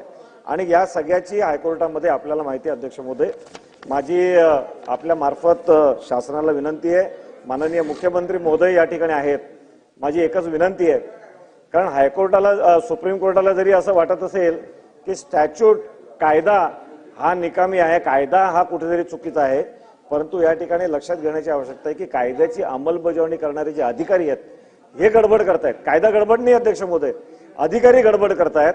आणि आता हायकोर्टामध्ये शासनाचं मत व्यक्त करायचं आहे या सुमोटो प्रोसिडिंगला. तेच अधिकारी जर का पुन्हा एकदा शासनाचं मत मांडणार असतील तर योग्य रीतीने मत तिकडे मांडलं जाणार नाही. आणि त्यामुळे माझी पहिली मागणी अध्यक्ष महोदय ही आहे की मुंबईच्या आमदारांची एक बैठक ही माननीय मुख्यमंत्री महोदयांनी किंवा माननीय उपमुख्यमंत्री महोदयांनी आयोजित करावी. आमचं मत हे लक्षात घ्यावं आणि त्यानंतर उच्च न्यायालयाकडे शासनाने त्यांचं मत द्यावं. अध्यक्ष महोदय, अत्यंत मार्मिक, अत्यंत महत्वाचे मुद्दे सर्वोच्च न्यायालयाने आपल्या नजरेस आणून दिलेले आहेत. आणि पहिला मुद्दा त्यांनी मांडला की स्लम डिक्लेरेशन करताना, स्लम एरिया डिक्लेअर करतानाच गडबड होते. दुसरा मुद्दा त्यांनी निर्माण केलेला आहे की आयडेंटिफिकेशन ऑफ स्लम ड्वेलर, कोण ह्यात पात्र आहे, कोण अपात्र आहे, कोणाला घेतलं पाहिजे, कोणाला नाही घेतलं पाहिजे, कोणाला समाविष्ट केलं पाहिजे, यातच गडबड होते. दुसरं ऑब्झर्वेशन सर्वोच्च न्यायालयाने केलं. अध्यक्ष महोदय, तिसरं त्यांनी सांगितलं की selection of developer majority manipulate केली जाते, अशा पद्धतीच्या 6-7 प्रकारचे ऑब्झर्वेशन सर्वोच्च न्यायालयाने दिले. मला वाटतं हे अत्यंत गंभीर आहे, कारण हे आम्ही रोज फेस करतोय. अध्यक्ष महोदय, विलेपार्ल्याच्या अंतिम भूखंड क्रमांक 187च्या प्लॉटवर 5 NOC लागतात, त्याच्यापैकी 5 NOC नाही, बेकायदेशीरपणे स्कीम संमत करून टाकली. अनेक्शर 2 अजून फायनल झालेला नाही, फक्त मसुदा आहे, बेकायदेशीरपणे LOI देऊन टाकला, झोपड्या तोडून टाकल्या. असंख्य अशा गोष्टी बेकायदेशीरपणे या चालू असतात, असंख्य केसेसमध्ये या चालू असतात. त्या सगळ्या प्रकरणं जेव्हा उच्च न्यायालयात, सर्वोच्च न्यायालयामध्ये जातात, त्या ठिकाणी सर्वोच्च न्यायालय त्याचा अशा पद्धतीने गंभीर दखल घेते. माझी विनंती आहे अध्यक्ष महोदय या माध्यमातून की या अंतिम भूखंड क्रमांक 187 मध्ये दिलेले सगळे बेकायदेशीर ज्या परवानग्या आहेत त्या रद्द कराव्या. अध्यक्ष महोदय, अजून एक छोटासा मुद्दा, कारण झोपडपट्टी पुनर्वसन योजना झोपडपट्टी वासीय चालवतायत की विकासक चालवतायत असा पूर्वी प्रश्न होता, आता न्यायालय चालवतंय असं वाटायला लागलं. अध्यक्ष महोदय, PAP कोणाचे? PAP जे जनरेट होतात ते म्हाडाचे, महानगरपालिकेचे, MMRDA कोणाचे? अशा पद्धतीचा एक प्रश्न निर्माण झाला. हायकोर्टाने एक टास्क फोर्स अपॉइंट करायला लावला. त्या टास्क फोर्सने आता असं म्हटलं की प्रत्येकाने आपापले PAP जनरेट करावेत, कारण SRAच्या स्कीमच्या माध्यमातून पूर्वी प्रोजेक्ट अफेक्टेड पर्सनसाठी टेनामेंट यायचे, ते आता येत नाहीत. 2011 पर्यंतचा नियम आल्यामुळे आता एक्स्ट्रा टेनामेंट राहत नाहीत. महानगरपालिकेला निर्देश देण्याची आवश्यकता आहे की जेवढे हाऊसिंग फॉर डिसॉर्स्ड प्लॉट आहेत त्यावर त्यांनी इमारती बांधल्या पाहिजेत, PAP जनरेट केले पाहिजेत. अदरवाईज अनेक विकासाचे जे प्रकल्प आहेत ते प्रकल्प बाधितांना घर देता येत नाही म्हणून अडकून पडलेले आहेत. धन्यवाद अध्यक्ष. शेखर निकम.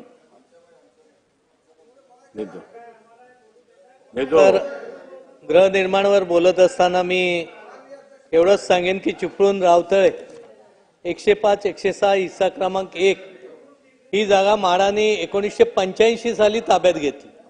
1985 साली लोकांकडून नाममात्र किमतीला ही जागा घेतली, परंतु आजपर्यंत या जागेमध्ये कुठचाही प्रोजेक्ट त्यांना करू शकले नाही. अनेक बैठका झाल्या, अनेक वेळा त्या संबंधी वेगवेगळ्या चर्चा झाल्या. इथे 60% जागा म्हाडाने घेतली, 40% जागा त्या स्थानिक लोकांना देण्याचा निर्णय देखील झाला, परंतु ही 40% जागा देखील अजूनपर्यंत त्या लोकांपर्यंत मिळू शकलेली नाही. अनेक वेळी त्यामध्ये या म्हाडाच्या जागेच्याबद्दल मी आपल्याला या निमित्ताने विनंती करतो की साहेब, चिपळूण शहराला ब्ल्यू लाईन आणि रेड लाईननी पूर्णपणे वेढलेलं आहे, त्यामुळे आता या जागांवर म्हाडा बिल्डिंग देखील बांधू शकणार नाही. तर माझी इथं या निमित्ताने आग्रहाची मागणी आहे की एक तर या जागा नव्या रेटने त्या शेतकऱ्यांना त्याची किंमत द्यावी, अन्यथा या जागा त्यांना परत देण्याबाबतचा विचार, धोरणात्मक विचार. केवळ मुद्दे मांडा, मुद्दे. अध्यक्ष महोदय, 2च मिनिटं. कामते इथं आमचं चिपळूण आरोग्याबद्दल बोलत असताना कामते इथं उपजिल्हा रुग्णालय, आज रत्नागिरी जिल्ह्यामध्ये जे आमचं मेडिकल कॉलेज झाल्यामुळे जिल्हा रुग्णालय पूर्णपणे मेडिकल कॉलेजच्या इथे, म्हणून माझी आग्रहाची मागणी आहे की उपजिल्हा रुग्णालय कामते हे सिव्हिल सर्जनच्या याच्यात 200 कॉटचं रुग्णालय आपण त्या निमित्ताने मंजूर करण्यात यावी. तसेच कामते येथील रुग्णालयामध्ये औषधाचा साठाच नसतो. प्रकाश आंबेडकर सारखे आता मंत्री लाभलेत, मला आशा आहे की या निमित्ताने त्या रुग्णालयामध्ये जी औषधं आहेत, कारण तिथे काही बाहेरून डॉक्टर स्वयंसेवी एक ह्यांनी प्रॅक्टिस देतात, पण तो औषधं उपलब्ध नसल्यामुळे अनेक अडचणी येतात. संगमेश्वरमध्ये ट्रॉमा केअर सेंटर असेल, देवरुख मधलं ग्रामीण रुग्णालय असेल, यासारख्या गोष्टी लवकरात लवकर त्याची पूर्तता होणं गरजेचं आहे. मेडिकल शिक्षणाच्या बाबतीत सांगायचं झालं तर मुश्रीफ साहेब इथे आहेत. मुश्रीफ साहेबांकडे मी आग्रहाची एवढीच मागणी करेन की नवीन कॉलेज सुरू करत असताना कोकणासाठी थोडासा वेगळा विचार करावा. थोडीशी लोकसंख्येची अट आम्हाला घातक होते आणि याच्यामुळे आमच्याकडे जो प्रॉस्पेक्टिव्ह प्लॅन आहे त्यामध्ये आमची गावं येत नाहीत आणि मग 15 लाख फी आहे. त्याच्याऐवजी आमच्याकडे जर नर्सिंग कॉलेज घ्यायचं असेल तर 45 लाख रुपये प्रोसेसिंग फी भरावी लागते. तर हा एक आमच्यावर होणारा अन्याय आहे, त्या बाबतीतही आपण विचार करावा. मेडिकल शिक्षणासाठी MBBS कॉलेजला एक 10% जागा तरी ज्या जिल्ह्यामध्ये आमच्या रत्नागिरीत आहे त्या जिल्ह्याला आपण जर त्याची परवानगी दिली तर खूप धन्यवाद. आमच्या पाडवी शेवटचे होते. महोदय, आदिवासी विकासच्या बारामध्ये बोलण्यासाठी मी उभा आहे. अध्यक्ष महोदय, या आदिवासी विभागामध्ये किंवा आदिवासींचे विषय मांडताना 2017 मध्ये 12,500 जे आदिवासी बोगस आदिवासींना खाली करून आदिवासींना भरती करायला पाहिजे म्हणून आदेश केला होता, पण ते आतापर्यंत ते आदिवासींची भरती केली गेली नाही. म्हणून माझी शासनाला विनंती आहे, ताबडतोब ते रिक्त जागावर आदिवासींची भरती करायला पाहिजे. दुसरं, शासकीय आश्रम शाळामध्ये दडगाव अक्कलकुवाचे जर विषय केला तर जेव्हा आदिवासींचे मुले शिकायला पाहिजे असं शासनाला वाटत असेल तर माझी शासनाला विनंती आहे, दडगाव अक्कलकुवा तालुक्यामध्ये दोनों मतदारसंघामध्ये 350 शिक्षक रिक्त आहे. मग आदिवासींचे मुले कसं शिकणार? म्हणून माझी शासनाला विनंती, आदिवासी मंत्री सुद्धा इथे बसला आहे, नाही तर त्या रिक्त जागावर तात्पुरता कोणी दिलं गेलं नाही तर भरती केली. जेव्हा पेशा क्षेत्रामधून आदिवासी विकास खातं त्या पेशा क्षेत्रामध्ये भरती करायला पाहिजे होतं, पण पेशा क्षेत्रामधून एकही शिक्षक भरला गेला नाही. म्हणून माझी आदिवासी विकास मंत्रीला विनंती आहे का ते भरती ताबडतोब करायला पाहिजे. दुसरं, जे शासकीय आश्रम शाळामध्ये दूरचं तर मी बोलत नाही, अतिदुर्गम भागाच्या बोलत नाही, पण मुंबईमध्ये मुलींच्या शासकीय आश्रम शाळा आहे. मुंबईमध्ये मुलींच्या शासकीय आश्रम शाळा जे आपला वसतिगृह आहे, त्या वसतिगृह भाड्याने आहे मुंबईमध्ये बिल्डिंग, आणि तिथे मी विजिट दिली असताना मुलीच्या डोक्या आणि पायाखाली सामान ठेवून झोपता आहे. हे व्यवस्था आदिवासींची मुलींची व्यवस्था आहे. तिथे बेड नाही. 75 मुलींना फातण्यासाठी हातळण्यासाठी ते गाद्या असतात ते सुद्धा नाही, आणि 75 मुलींना एकच चेंजिंग रूम आहे. चेंजिंग रूम एकच आहे. हे व्यवस्था आदिवासींची मुंबईमध्ये आहे, तर खेड्यावर काय असेल? म्हणून माझी आदिवासी विकास खात्यालाही विनंती आहे, मुख्यमंत्री साहेब आहे, अजितदादा पवार साहेब आहे, यांनाही विनंती आहे की आदिवासींचा जो बजेट आहे, आता आदिवासींचं बजेट स्थापनावर खर्च केला जात आहे असं, तर माझी हात जोडून विनंती आहे, आदिवासींवर अन्याय नाही होऊ द्यायचं. माझी सरकारला हात जोडून विनंती आहे का आमच्यावर ते खर्च व्हायला पाहिजे. दुसरं, आरोग्याचा विषय, आमच्या नंदुरबार जिल्ह्यामध्ये कुपोषणचा मोठा प्रश्न आहे, आणि म्हणून कुपोषण मिटायला पाहिजे. म्हणून आदिवासी विकास आणि आरोग्याचा विषय आहे. पिंपळखुटा जसं अतिदुर्गम भागामध्ये आहे, ते उपकेंद्र जे तालुका रुग्णालय मंजूर व्हायला पाहिजे. आणि जे डॉक्टर आहेत, लोक बघे 50% पद नंदुरबार जिल्ह्यामध्ये डॉक्टरचे पद रिक्त आहे, ताबडतोब ते पदे भरावे. एवढंच बोलतो आणि माझे 2 शब्द समाप्त करतो. जय हिंद, जय महाराष्ट्र. काय माननीय अध्यक्ष महोदय, सार्वजनिक आरोग्य विभागाच्या बाबतीत या ठिकाणी काही विषय या ठिकाणी मागणी करतो. चाकण ग्रामीण रुग्णालयाला अधिकचे 100 बेड व महिलांसाठी 100 बेड या ठिकाणी निधी मिळावा. देणे या ठिकाणी आदिवासी भागामध्ये 50 बेडचे उपजिल्हा रुग्णालय व्हावे, त्यासाठी निधी मंजूर व्हावा. त्याचबरोबर पश्चिम भागातील आंबोली, डेणे, वाडा, कुडा सदरची प्राथमिक आरोग्य केंद्र अद्ययावत होण्यासाठी निधी मिळावा. काळूस हे खेड तालुक्यातील मोठं गाव आहे, त्या गावाला आराखड्यामध्ये नवीन प्राथमिक आरोग्य केंद्र होऊन त्याला निधी मिळावा. त्याचबरोबर या ठिकाणी नव्यानं चालू असलेल्या दावडी आणि कोयाळी येथील प्राथमिक आरोग्य केंद्रांना अधिकचा इतर सुविधांसाठी प्रत्येकी 3 कोटी रुपये निधी मंजूर व्हावा. रुग्णवाहिका अद्ययावत व्हाव्यात. तसेच ग्रामीण रुग्णालय आळंदीला सुद्धा अजून 50 बेडसाठी इमारतीसाठी निधी मिळावा. आदिवासींच्या संदर्भात 1 मिनिटात फक्त मागण्या करतो. खऱ्या अर्थानं खेड तालुक्यामध्ये जवळजवळ 30 कोटी रुपये आदिवासी विकास कामांचे निधी येणे बाकी आहे. ते निधी त्वरित या ठिकाणी शासनाच्या माध्यमातून लवकर मिळावा, म्हणजे उर्वरित कामं चालना मिळण्यासाठी त्याची मदत होईल.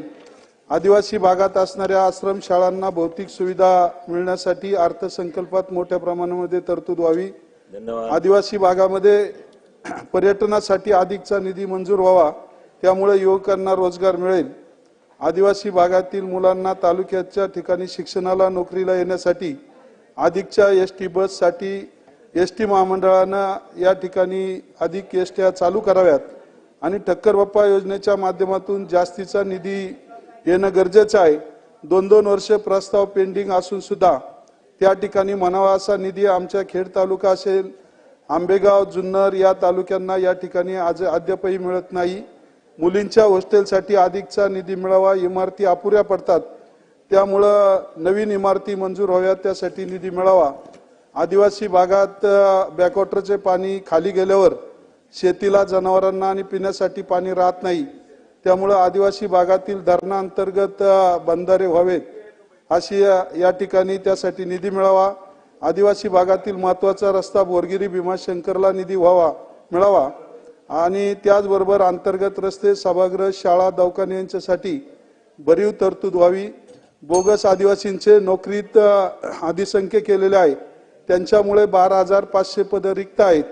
त्या ओरिजिनल आदिवासींना उमेदवारांची भरती तात्काळ सुरू व्हावी आणि पेसा भरती 5 ऑक्टोबर 2024 रोजीच्या GR नुसार झाली, त्यानुसार ती भरती कंत्राटी किंवा 11 महिने अशी न करता ती कायमस्वरूपी करण्यात यावी आणि आदिवासी भागामध्ये मोबाईल टॉवरची व्यवस्था व्हावी. अशा अनेक मागण्या या ठिकाणी सभागृहाला आपल्या माध्यमातून करतो. धन्यवाद. रामकृष्ण हरी. जय आदिवासी. कोविड-19 कैसा चला अध्यक्ष महोदय? ऐसा कैंसर पेशेंट मुंबई में बढ़ रहा है अध्यक्ष महोदय. महाराष्ट्र सरकार का तरफ से कैंसर हॉस्पिटल और कैंसर पेशेंट के साथ उनका रिलेशन आ रहा है, उनका रहने का व्यवस्था बहुत महत्व का विषय है अध्यक्ष महोदय. अध्यक्ष महोदय, सेंट्रल गवर्नमेंट बजट में सम्मानीय केंद्रीय मंत्री Nirmala Sitharaman ji cancer medicine 32 medicine के लिए इम्पोर्ट ड्यूटी निकाल दिया अध्यक्ष महोदय. मैं सम्मानीय मुख्यमंत्री साहब को विनती करता हूं, वो मेडिसिन का महाराष्ट्र का सरकार का तरफ से टैक्स निकाल की वो मेडिसिन को कितना पैसा कम कर सकता है. कैंसर पेशेंट का बहुत आवश्यकता है अध्यक्ष महोदय. कैंसर पेशेंट का विषय के ऊपर ध्यान देना चाहिए, कैंसर पेशेंट को बचाना चाहिए. धन्यवाद अध्यक्ष महोदय. विलास जी, विलास तरे. अध्यक्ष महोदय, सन 2025-26च्या अर्थसंकल्पीय मागण्यांवर बोलण्यासाठी मी उभा आहे. अध्यक्ष महोदय, गृहनिर्माण विभागाच्या संदर्भातला विषय वर मी बोलत आहे. अध्यक्ष महोदय, माझ्या मतदारसंघातील बोईसर ग्रामपंचायतीत मोठी म्हणजे राज्यामध्ये जवळजवळ 1,30,000 लोकसंख्येची ही ग्रामपंचायत मोठी ग्रामपंचायत आहे आणि ह्या संदर्भात 2010 पासून मी एक मागणी केलेली होती. SRAच्या माध्यमातून इथे पुनर्विकास व्हावा या संदर्भात ती मागणी होती. मी शासनाला धन्यवाद देईन की शासनाने एक महत्त्वपूर्ण असा निर्णय घेतला की माझ्या बोईसर ग्रामपंचायतीचा समाविष्ट SRAच्या योजनेच्या अंतर्गत घेतलेला आहे. अध्यक्ष महोदय, अध्यक्ष महोदय, बोईसर ग्रामपंचायतीमध्ये भीमनगर, दिवाकर चाल, भैयापाडा, दत्तवाडी, सफाई मोहल्ला, दांडीपाडा, लोखंडीपाडा, यादवनगर, धनानी नगर, गणेश नगर, सुतारपाडा, होलीपाडा, वंजारपाडा, काटकरपाडा, काठेपाडा, बोईसर मार्केट, श्रीरामनगर यासारख्या 11 झोपडपट्ट्या येतात आणि याच्यामध्ये असलेली संख्या साधारण 12,000 झोपडपट्ट्या या बोईसर ग्रामपंचायती अंतर्गत येतात आणि इथेच 60,000 पेक्षा लोकसंख्येच्या ह्या झोपडपट्ट्या आहेत. अध्यक्ष महोदय, ही योजना SRAची योजना महत्वपूर्ण योजना शासनाच्या माध्यमातून मंजूर झालेली आहे, परंतु इथे FSI जो दिलेला आहे तो 1.4चा FSI दिलेला आहे. अध्यक्ष महोदय, हा इथला 4चा FSI दिल्यानंतर जर वाढीव 4चा FSI दिला तर नक्कीच या भागामध्ये चांगला सुधारित विकास होईल आणि शासनाच्या माध्यमातून हा प्रकल्प प्रस्तावित झालेला आहे. तरी मी तात्काळ मंजूर करण्याच्या संदर्भात शासनाला निवेदन करत आहे आणि सर्व प्रकल्प मंजूर केल्याबद्दल शासनाचं अभिनंदन सुद्धा करतो आणि माझं मनोगत इथेच थांबवतो. धन्यवाद. राजू तोडसाम, पटापट 2-2 मिनिटात मुद्दे मांडा. अध्यक्ष महोदय धन्यवाद. सन्मान्य अध्यक्ष महोदय, सन 2025-26च्या अर्थसंकल्पीय मागण्यावर मी माझं मत व्यक्त करण्यासाठी या ठिकाणी उभा आहे. अध्यक्ष महोदय, आज रोजी संपूर्ण महाराष्ट्रामध्ये संपूर्ण लोकसंख्येच्या 10% आदिवासी समाज आहे. 1.5 कोटीच्या जवळपास समाज आदिवासीची लोकसंख्या आहे आणि या लोकसंख्येकरता सन्मान्य आदिवासी मंत्र्यांनी आणि राज्य सरकारने 27,821 कोटीचं बजेट या ठिकाणी केलं. सन्मान्य अध्यक्ष महोदय, एवढं मोठं बजेट असताना सुद्धा आदिवासींच्या विविध विकासावर खर्च केला जात नाही. मागील 7 वर्षामध्ये अध्यक्ष महोदय 17,552 कोटी रुपयाची कात्री लावलेली आणि इतरत्र हा पैसा वरती करण्यात आला. सन्मान्य अध्यक्ष महोदय, या संदर्भात मी सन्मान्य आदिवासी मंत्र्यांना निवेदन करू इच्छितो की दरवर्षी हा पैसा इतरत्र वरती करत असताना काही महत्वाच्या कामासाठी वरती केला तर चालेल, परंतु सन्मान्य अध्यक्ष महोदय, ज्याप्रमाणे आंध्र प्रदेश, तेलंगणा, कर्नाटक आणि बिहार या राज्यामध्ये या वर्षाचा पैसा जर खर्च झाला नाही तर तो पैसा उर्वरित बजेट म्हणजे पुढच्या बजेटमध्ये तो तरतूद केला जातो. त्याकरता सन्मान्य मंत्र्यांनी कायदा करण्यासंदर्भात मी त्यांना निवेदन करतोय. सन्मान्य अध्यक्ष महोदय, नामांकित शाळेच्या बाबतीत सांगायचं झाल्यास मागच्या वर्षी 2022 ते 2023-24 मध्ये सन्मान्य अध्यक्ष महोदय 7,427 विद्यार्थी एका वर्षामध्ये कमी झाले. अध्यक्ष महोदय, नामांकित शाळेची परिस्थिती दिवसांदिवस चांगली व्हायला पाहिजे. अध्यक्ष महोदय, तर त्या ठिकाणी खालवल्या जात आहे, तिथला शैक्षणिक दर्जा खालवला जातो. त्याकरता सन्मान्य अध्यक्ष महोदय, मी आदिवासी मंत्र्यांना विनंती करतोय की नामांकित शाळेच्या संदर्भात एक चांगल्या प्रकारची एक समिती नेमावे आणि त्या शाळेमध्ये चांगल्या दर्जाचे विद्यार्थी कसे घडता येईल त्यासाठी प्रयत्न करणे काळाची गरज आहे. सन्मान्य अध्यक्ष महोदय, घरकुलच्या संदर्भात आम्ही ग्रामीण भागामध्ये शबरी घरकुल व्यवस्था निर्माण केलेली आहे, परंतु शहरामध्ये घरकुलची व्यवस्था नाही. त्याकरिता शबरीच्या धर्तीवर शहरी भागात सुद्धा घरकुल निर्माण करावं आणि घरकुलच्या किंमत ही जी आहे ती 2 लाखापेक्षा जास्त करावी अशा प्रकारची विनंती या ठिकाणी करतो. सन्मान्य अध्यक्ष महोदय, आदिवासी विकास विभागामध्ये करोडो रुपयाचा फंड खर्च करत असताना वसतिगृहामध्ये डीबीटीची व्यवस्था आहे. त्या संदर्भात मी सन्मान्य अध्यक्ष महोदयांना विनंती करतो की त्या डीबीटीच्या पैशामध्ये एक तर वाढ करून द्या, नाहीतर मग सामाजिक न्याय विभागाच्या धर्तीवर वसतिगृहाची जी व्यवस्था आहे तशीच वसतिगृहाची व्यवस्था त्या ठिकाणी करण्यात यावी अशा प्रकारची विनंती करतोय. अध्यक्ष महोदय, फक्त 2 मिनिट द्या. सन्मान्य अध्यक्ष महोदय, परदेशी शिक्षण व्यवस्था, परदेशी शिष्यवृत्ती ही आदिवासी विद्यार्थ्यांकरता 2005 पासून कायदा करण्यात आला. अध्यक्ष महोदय, 2005 पासून तर आजपर्यंत जवळपास 20 वर्ष झाले. अध्यक्ष महोदय, या 20 वर्षामध्ये केवळ 100 पोरं सुद्धा गेले. अध्यक्ष महोदय, माझी सरकारला विनंती. अध्यक्ष महोदय, सन्मान्य आदिवासी मंत्र्यांनी त्याकडे जाणीवपूर्वक लक्ष द्यावं आणि विद्यार्थ्यांची संख्या जास्तीत जास्त सन 2025-26च्या अर्थसंकल्पीय अनुदानाच्या मागणीवर चर्चा करण्यासाठी या ठिकाणी उभी आहे आणि याच्यामध्ये सगळ्यात महत्त्वाचा एकच विषय अध्यक्ष महोदय, मला एकच विषय या ठिकाणी मांडायचा आहे. सन्माननीय अध्यक्ष महोदय, या ठिकाणी हाऊसमध्ये शेवटचा मुद्दा. सन्मान्य अध्यक्ष महोदय, या ठिकाणी सन्मान्य मुख्यमंत्री बसलेले आहेत. ज्या नागपूर शहराची निर्मिती गोंड राजा भक्त बुलंदशाहांनी केली त्या एक मिनिट ज्या गोंड राजांनी नागपूर शहराची निर्मिती केली त्या गोंड राजाच्या स्मारकासाठी मागच्या काळामध्ये एक लक्षवेधी लागली. केवळ 9 कोटी रुपयासाठी साधारणतः 8 वर्ष लागली. अध्यक्ष महोदय, ही खेदाची बाब आहे. अध्यक्ष महोदय, राज्यामध्ये अनेक प्रकारचे स्मारक उभे होते. अध्यक्ष महोदय, या राज्यामध्ये गोंड राजे 21 राज्य होऊन गेले. अध्यक्ष महोदय, या ठिकाणी वीर बाबरावजी शेळमाके यांनी 1857 मध्ये 4 वेळा त्या इंग्रजांना सळुकी पळ करून सोडलं. अध्यक्ष महोदय, त्या वीर बाबरावजी शेळमाकेसाठी 100 कोटीची तरतूद करावी आणि चंद्रपूर या ठिकाणी त्यांना ज्या ठिकाणी फाशी दिली त्या ठिकाणी मोठा स्मारक त्या ठिकाणी उभं करावं अशी माझी विनंती. सन 2025-26च्या अर्थसंकल्पीय महत्त्वाच्या मागण्यावर चर्चा करण्यासाठी आणि एक मागणी करण्यासाठी या ठिकाणी मांडत आहे. अध्यक्ष महोदय, अमरावती येथे मेडिकल कॉलेज, शासकीय मेडिकल कॉलेज मंजूर केले शासनाने, त्याबद्दल मी शासनाचे आभार मानते. आणि त्या ठिकाणी ऍडमिशन सुद्धा चालू झालेलं मागच्या वर्षी, आता दुसऱ्या वर्षाच्या सुद्धा ऍडमिशन या ठिकाणी होणार आहे.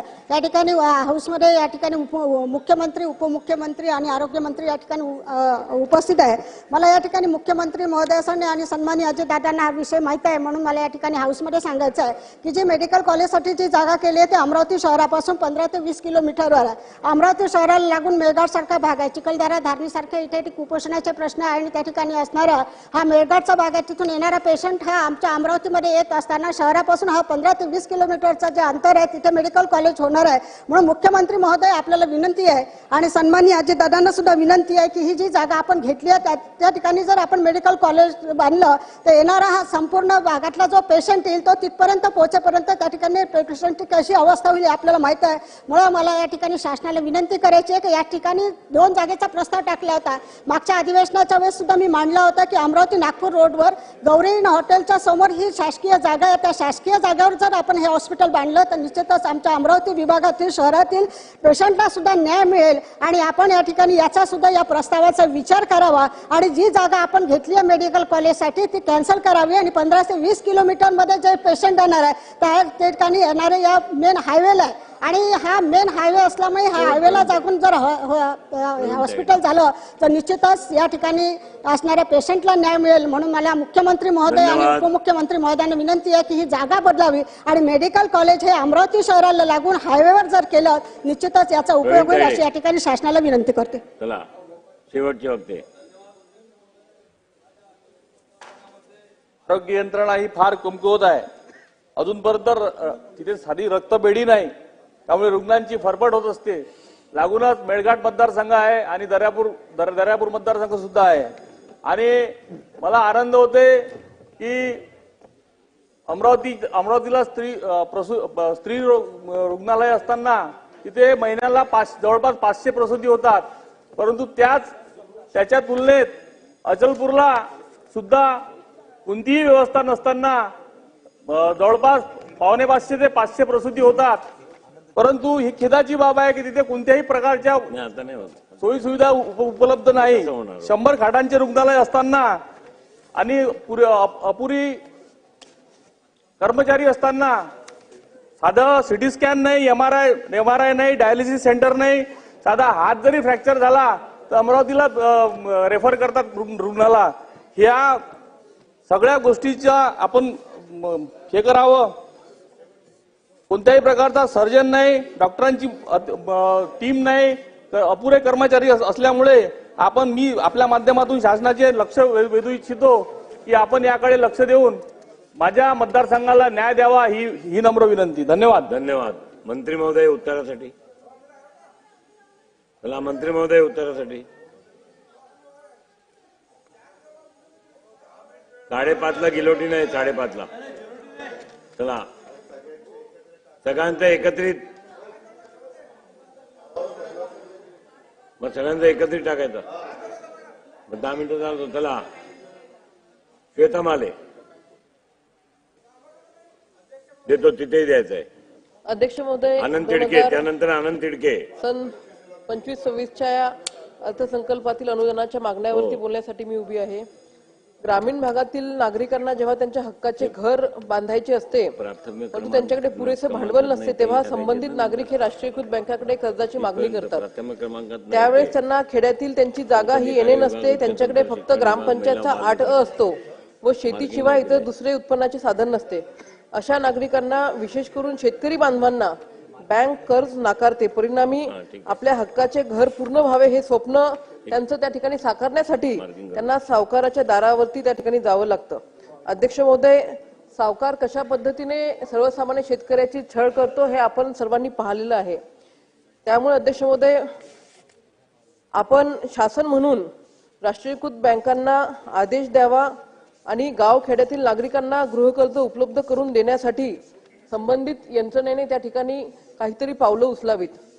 अध्यक्ष महोदय, मुंबई, नवी मुंबई किंवा राज्यातील इतर मोठ्या शहरांमध्ये ज्याप्रमाणे म्हाडा, सिडको, इतर महामंडळ त्या ठिकाणी महागृहनिर्माण योजनेअंतर्गत सदनिका बांधून अत्यल्प उत्पन्न गट व अल्प उत्पन्न गटातील नागरिकांना सदनिकांचे वाटप करण्यात येते.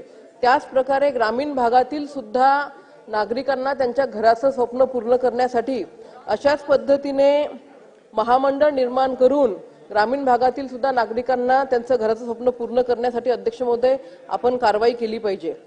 अध्यक्ष महोदय, राज्यातील आरोग्य कर्मचाऱ्यांची वेतन श्रेणी S9 करण्यात आलेली आहे. या पदाच्या पदोन्नतीनंतरचे पद आरोग्य निरीक्षक असून त्यांची वेतन श्रेणी देखील S9 आहे. पदोन्नतीनंतर जबाबदाऱ्या वाढत असताना वेतन श्रेणी अपरिवर्तित राहणे अन्यायकारक आहे. इतर विभागामध्ये S9 वेतन श्रेणीच्या पदाच्या पदोन्नतीसाठी S3 वेतन श्रेणी आहे. त्यामुळे आरोग्य निरीक्षक पदाची वेतन श्रेणी S13 करण्यात यावी. कोरोना काळात आरोग्य कर्मचाऱ्यांनी उल्लेखनीय सेवा दिली आहे. त्यांच्या योगदानाची दखल घेऊन वेतनातील ही तफावत तातडीने दूर करण्यात यावी. तसेच आरोग्य कर्मचाऱ्यांना कायम प्रवास भत्ता सध्या 150 रुपये आहे, की जो पेट्रोलचे दर जेव्हा 40-45 रुपये होते तेव्हा हा 150 रुपयाचा भत्ता तेव्हा ठरवण्यात आलेला होता. सध्याच्या घडीला पेट्रोलच्या ज्या किमती आहेत ह्या 105-110 रुपये त्या ठिकाणी आहे. या वाढलेल्या पेट्रोलच्या किमतीनुसार हा जो प्रवासी भत्ता आहे हा प्रवासी भत्ता अध्यक्ष महोदय 5000 रुपये त्या ठिकाणी करण्यात यावा. अध्यक्ष महोदय, धन्यवाद. चिखली तालुक्यातील मंजूर झालेल्या उपजिल्हा रुग्णालयात अद्याप रेडिओलॉजी विभाग त्या ठिकाणी सुरू झालेला नाही. त्यामुळे माझी विनंती आहे की चिखलीच्या उपजिल्हा रुग्णालयामध्ये तत्काळ रेडिओलॉजी विभाग सुद्धा त्या ठिकाणी सुरू करण्यात यावा. धन्यवाद. आनंद तिडके. अध्यक्ष महोदय, मुद्दे मांडा केवळ.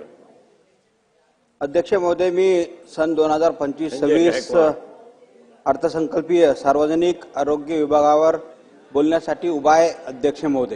अध्यक्ष महोदय, माझ्या नांदेड दक्षिण विधानसभा मतदारसंघातील नांदेड हे अत्यंत गाजलेले शहर आहे. अध्यक्ष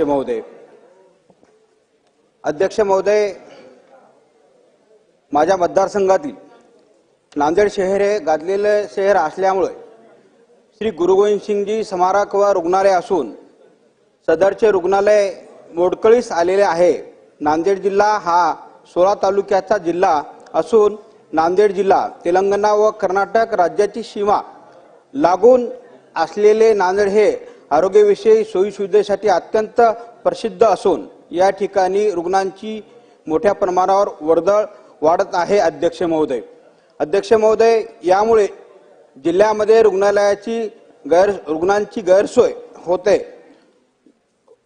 आहे व जागेअभावी रुग्णांना दुसऱ्या शहरामध्ये जावे लागत असल्याने या ठिकाणी नवीन इमारत बांधकामाची आवश्यकता आहे. अध्यक्ष महोदय, तत्कालीन आरोग्यमंत्री यांनी गुरु गोविंद सिंगजी स्मारक रुग्णालय येथे 300 खाटाच्या अंतरुग्ण विभागाच्या इमारती बांधकामासाठी 138 कोटी रुपयाची मंजूर केलेले असून सध्या हे काम थांबलेले आहे. अध्यक्ष महोदय, शासकीय रुग्णालयात खाटांची मर्यादा संख्या येथील होणारी रुग्णांची गर्दी लक्षात घेता जिल्हा रुग्णालयात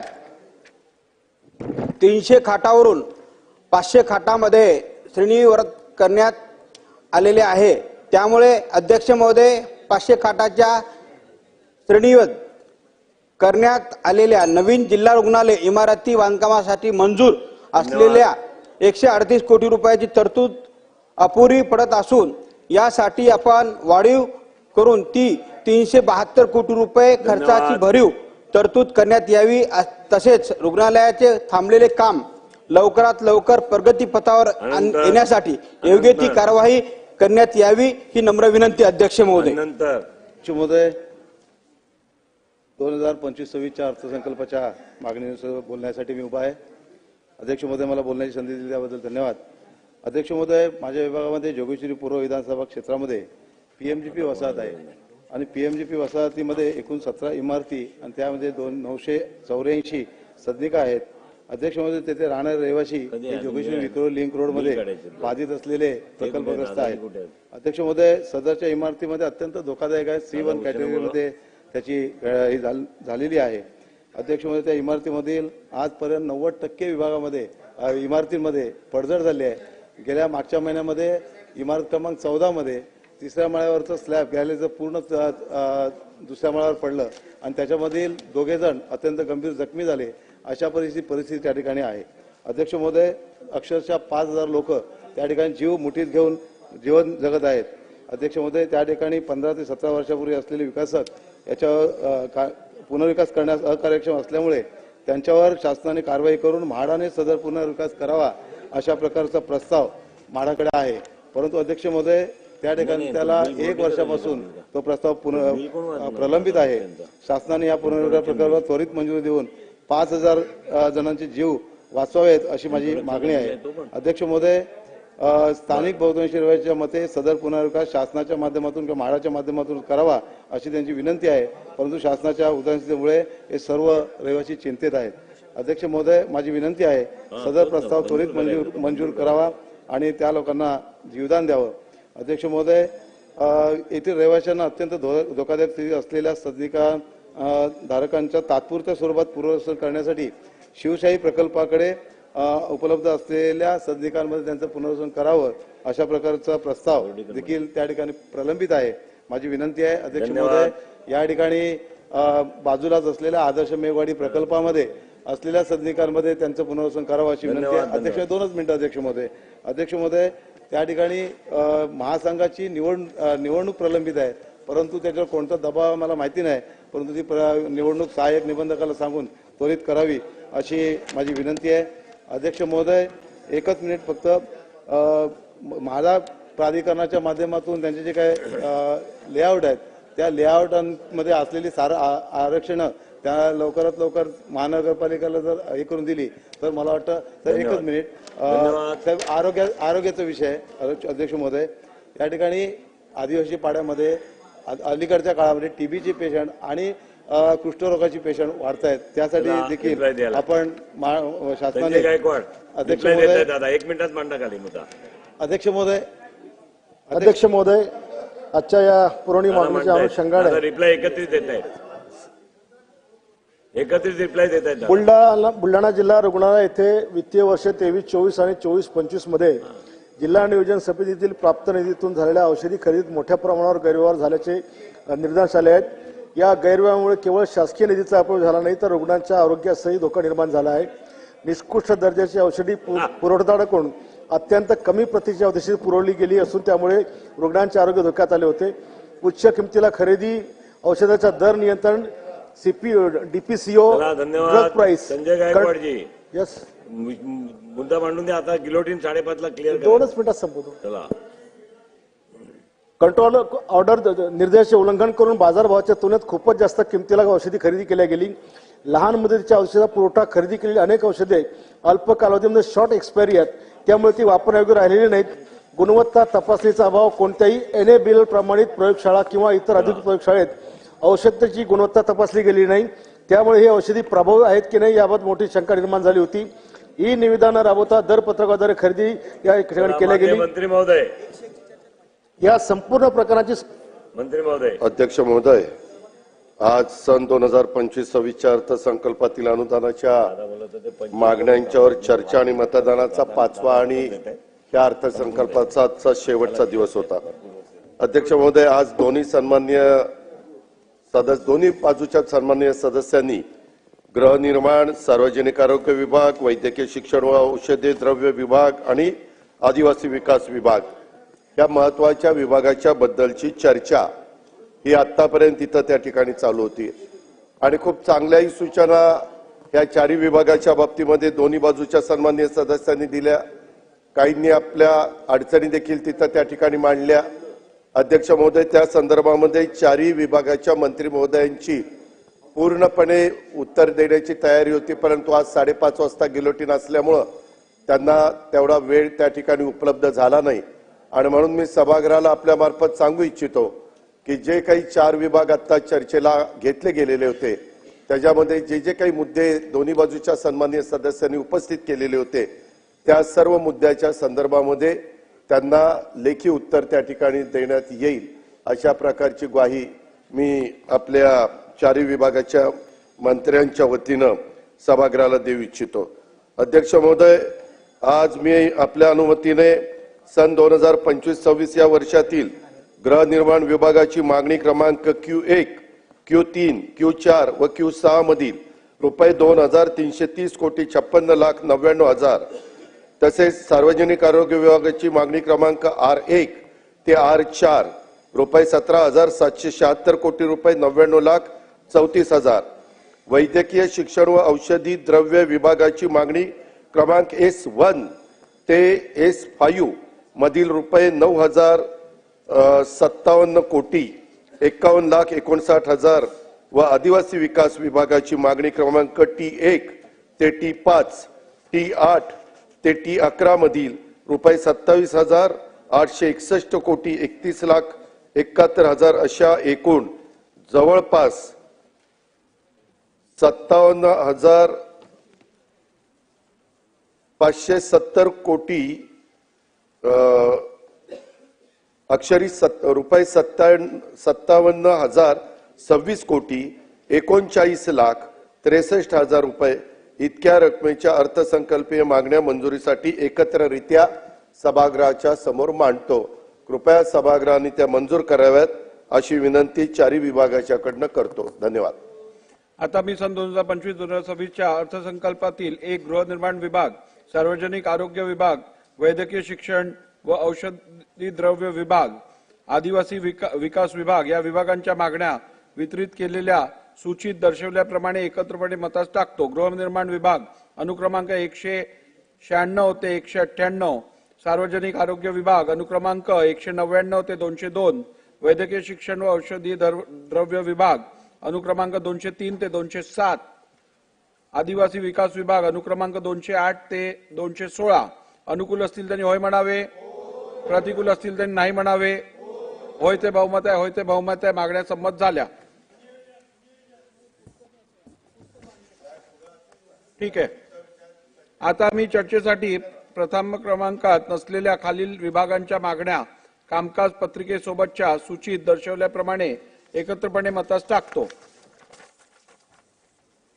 संसदीय कार्य विभाग अनुक्रमांक 193 ते 195, उच्च व तंत्र शिक्षण विभाग अनुक्रमांक 225 ते 232, महिला व बाल विकास विभाग अनुक्रमांक 233 ते 236, कौशल्य रोजगार औद्योगिकता व नाविन्यता विभाग अनुक्रमांक 243 व 244, महाराष्ट्र विधिमंडळ सचिवालय अनुक्रमांक 245 ते 247, अर्थसंकल्पीय विकास विभाग अनुक्रमांक 254 ते 256, मुद्र व जलसंधारण विभाग अनुक्रमांक 266 ते 270, दिव्यांग कल्याण विभाग अनुक्रमांक 271 ते 274.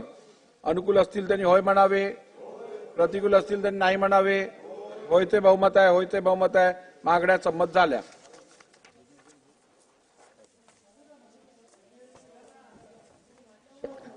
पुरस्थापनार्थ विचारखंडेशा विचार व संमत करणे सन 2025 विधानसभा विधेयक क्रमांक 28 महाराष्ट्र विनियोजन विधेयक 2025. अध्यक्ष महोदय, मी सन 2025 विधानसभा विधेयक क्रमांक 28 महाराष्ट्र विनियोजन विधेयक 2025 आपल्या अनुमतीने मांडतो. विधेयक मांडण्यात आले. अध्यक्ष महोदय, मी सन 2025 विधानसभा विधेयक क्रमांक 28 महाराष्ट्र विनियोजन विधेयक 2025 विचारात घेण्यात यावे असा आपल्या अनुमतीने प्रस्ताव मांडतो. परंतु अध्यक्ष महोदय, हा प्रस्ताव मांडत असताना 2025-26 या अर्थसंकल्पीय मागण्यांवरील विनियोजन विधेयकावर माननीय सर्वश्री नानासाहेब पटोले व श्री विजय वडेट्टीवार विधानसभा सदस्य यांनी म20 नियम 264 च्या 5 नुसार उपस्थित केलेल्या मुद्दे आणि सूचनांच्या अनुषंगाने त्यांनी काही मुद्दे मृद व जलसंधारण विभाग, दिव्यांग व कल्याण विभाग, कौशल्य रोजगार उद्योजकता व नाविन्यता विभाग आणि विजयराव वडेट्टीवार साहेबांनी उच्च आणि तंत्र शिक्षण विभाग अशा पद्धतीने या वेगवेगळ्या विभागाच्या काही सूचना सन्माननीय नाना पटोले साहेबांनी विजय वडेट्टीवार साहेबांनी त्या ठिकाणी केलेल्या आहेत. अध्यक्ष महोदय, अर्थमंत्री या नात्याने मी या मुद्द्यांची नोंद त्या ठिकाणी घेतलेली आहे. संबंधित विभागाच्या मंत्र्यांच्या म्हणजे मी दोन्ही पर्याय त्यांना देतो. एक तर मी संबंधित मंत्र्यांच्या त्या विभागाच्या मंत्र्यांना सांगून त्यांच्या स्वाक्षरीने त्यांची उत्तरं दिली जातील किंवा जर त्यांना ते मान्य नसेल तर मी दरवेळेस मीटिंग तशी घेतो, तशा पद्धतीनं सन्माननीय विजयराव आणि सन्माननीय नानासाहेब तशा प्रकारची बैठक जर आपण त्याचा आग्रह धरला तर बैठक घेऊन देखील याबद्दलचे त्यांचे जे काही मुद्दे आहेत त्याच्या संदर्भामध्ये त्यांच्या सूचना असतील, त्यांचे मुद्दे असतील, त्याच्याबद्दल योग्य ती पुढची कारवाई ही माझ्याकडनं त्या ठिकाणी केली जाईल. महत्वाचा विषय आहे आणि ज्याचा माननीय मुख्यमंत्री महोदयांनी मागच्या काळात त्याचा उल्लेख केला होता की पूर्व विदर्भामध्ये विशेष करून भंडारा, गोंदिया हे जिल्हे तलावाचे जिल्हे म्हणून आणि मालगुजारी तलावाचे जिल्हे आहेत. आपण ज्यावेळेस आमदार म्हणून, विरोधी पक्षनेता म्हणून आणि मुख्यमंत्री म्हणूनही सुद्धा आपण तिथं बसल्यानंतरही ती भूमिका मांडली की या सगळ्या तलावांचं, कारण की काही शासनाने बांधलेली तलाव नाही, हे सगळे जुन्या काळामध्ये लोकांनी बांधलेली तलाव आहेत, अनेक वर्षाची तलाव आहेत आणि त्याच्यामध्ये सातत्यानं गाळ साचतो आहे आणि त्याच्यामुळे ते सगळे तलाव उथळ झालेली आहेत. एकीकडे आपण नदी जोडो प्रकल्पाच्या माध्यमातून कोरडवाहू भागामध्ये पाणी द्यायला निघालेलं आहात, पण एकीकडे हे जे सगळे साठे आहेत या साठ्यांना मजबूत करण्यासाठी उपाययोजना आणि त्या पद्धतीची निधी उपलब्ध करून देण्याची भूमिका ही सातत्यानं आपण इकडे होतात तिकडे अवस्थांनी मांडलेली आहे.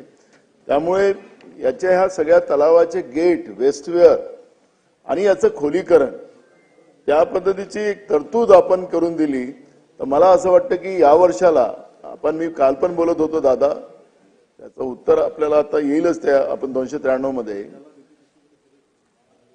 याला डीपीडीसी मध्ये हेड नाही, पण डीपीडीसी मध्ये होणार नाही. आपणही मागच्या काळात हा प्रयोग केलेला होता मुख्यमंत्री महोदय. या वर्षाला आपण पाहिलात की उन्हाळा कडक आहे. आता 9 लोक उष्माघातामध्ये, आता याच कालचा आकडा आलेला की 9 लोक उष्माघातामध्ये त्याच्यामध्ये मृत्युमुखी पडलेत असं पद्धतीची बातमी आली. अध्यक्ष महाराज, माझा या ठिकाणी एवढंच म्हणणं आहे की ही सगळी जुन्या काळातली ब्रिटिशकालीन तलाव आहेत आणि याला एक आपल्याला राज्य शासनाच्या माध्यमातून या सगळ्या गोष्टीची एक निधी उपलब्ध आपण करून दिली तर हा प्रश्न आपल्याला निकाली काढता येईल. आणि महत्वाचं आहे की आपण मिटिंग लावून किंवा मंत्र्यांकडून पत्र पाठवून आपण सांगितलेलं आहे. परवा मुख्यमंत्री महोदय सांगत होते की कौशल्य विकास योजना अंतर्गत शासकीय विभागामध्ये काम करीत असलेले कर्मचारी यांना 11 महिने बेरोजगारांना संधी आपण 5 महिने वाढवण्याची भूमिका घेतली. अध्यक्ष महाराज, त्यांच्या तीव्र भावना आहेत आणि ह्या तीव्र भावना शासनाने समजाव्यात विविध विभागामध्ये. आणि आपली भाषणं पण माझ्याजवळ आहेत, मुख्यमंत्री महोदयांचं आहेत, एकनाथ शिंदे साहेबांचं आहे, आपले लोढा साहेबांची भाषणं आहेत की त्यावेळेस आपण सांगितलं की आपण त्या विभागामध्ये यांना स्थापित करू, अशा पद्धतीची आपण भूमिका मांडली होती त्यांच्या मेळाव्याला जाऊन. तर या सगळ्या तरुणांच्या माझ्याजवळ आहे. तुमचं नाही म्हटलं मी माझ्याजवळ तिघांचे भाषण आहेत, मी देऊन देणार.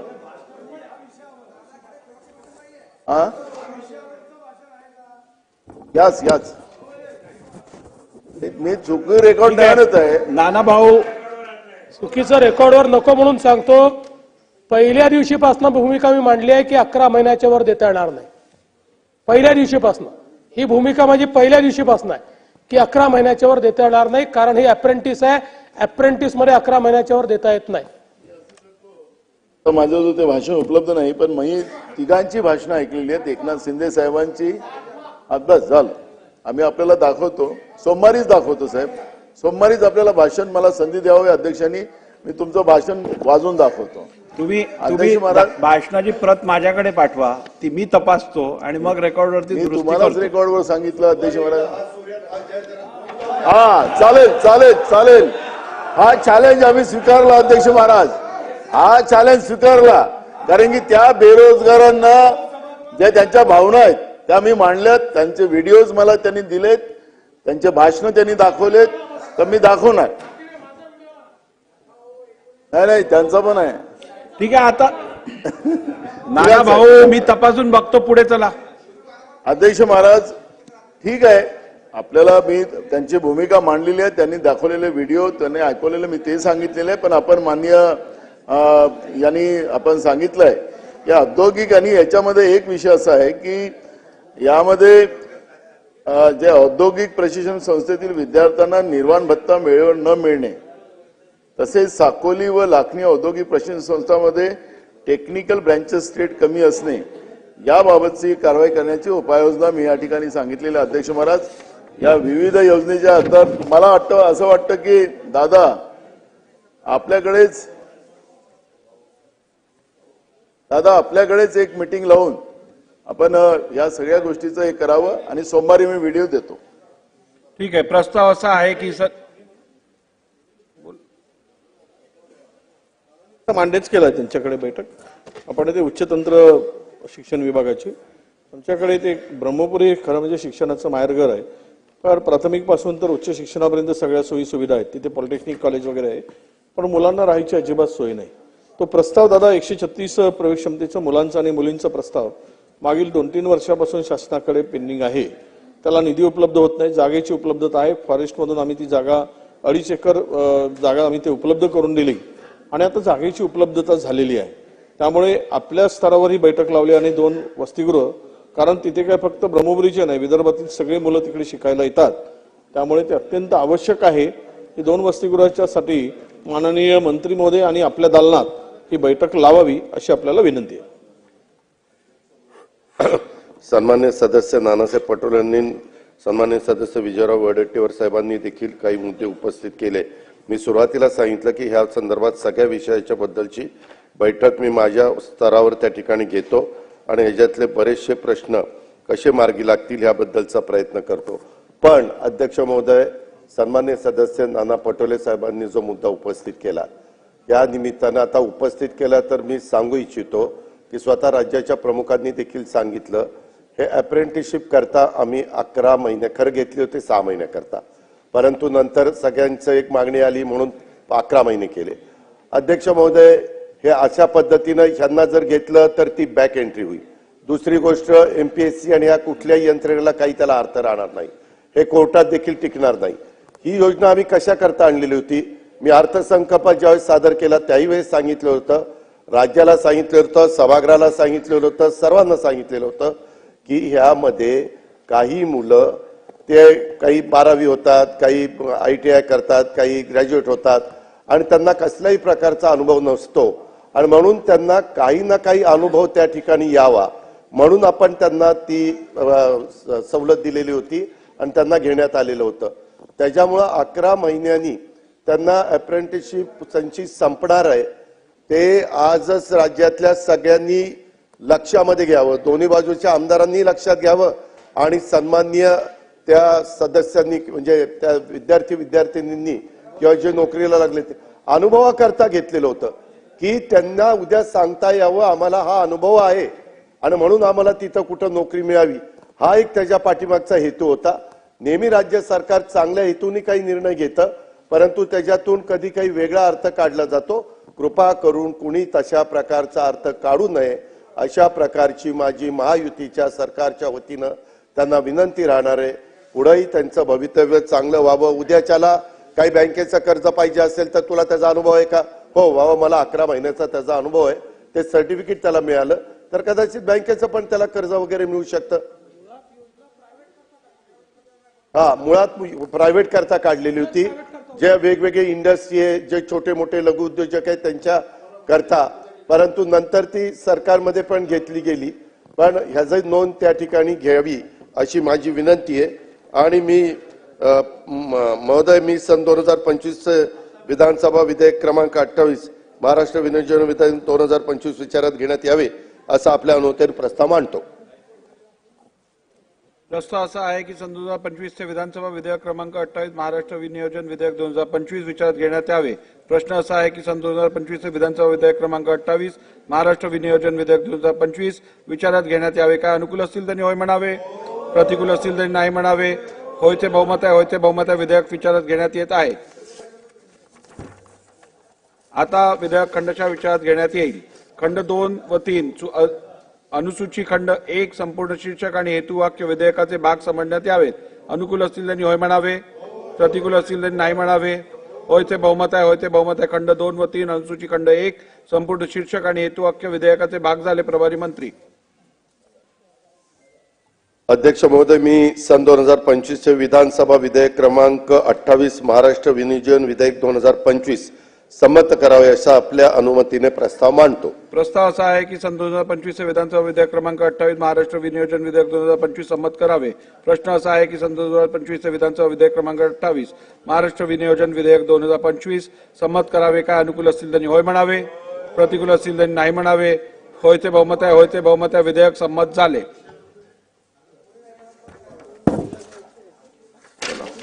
आता पुढचा आपण आता विधेयक 2 आहेत ती घेणार आहोत. विधेयक झाली की 293 वरचा आपण रिप्लाय घेऊ आणि 101 ची चर्चा घेऊन आपण आजचं कामकाज थांबवू. गेल्या शुक्रवारी आपण अशासकीय घेतलं. गेल्या शुक्रवारच नव्हता, मागचा शुक्रवार हा रंगपंचमी धुलीवंदनाचा. पहिला शुक्रवार आपण एकाचं काम घेतलं. अशासकीय विधेयक आहे अध्यक्ष महाराज, महत्वाचे विधेयक आहे.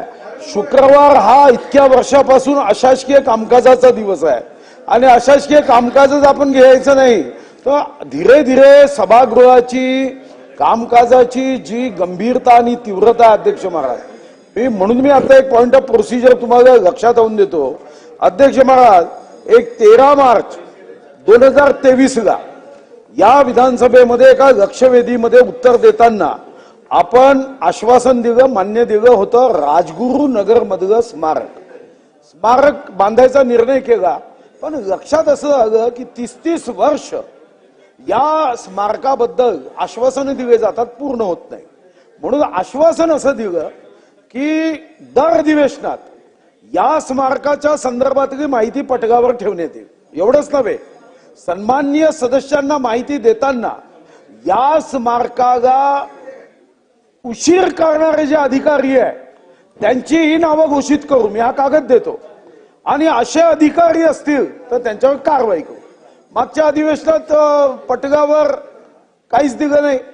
आता अधिवेशनाचे शेवटचे 3 दिवस आहे.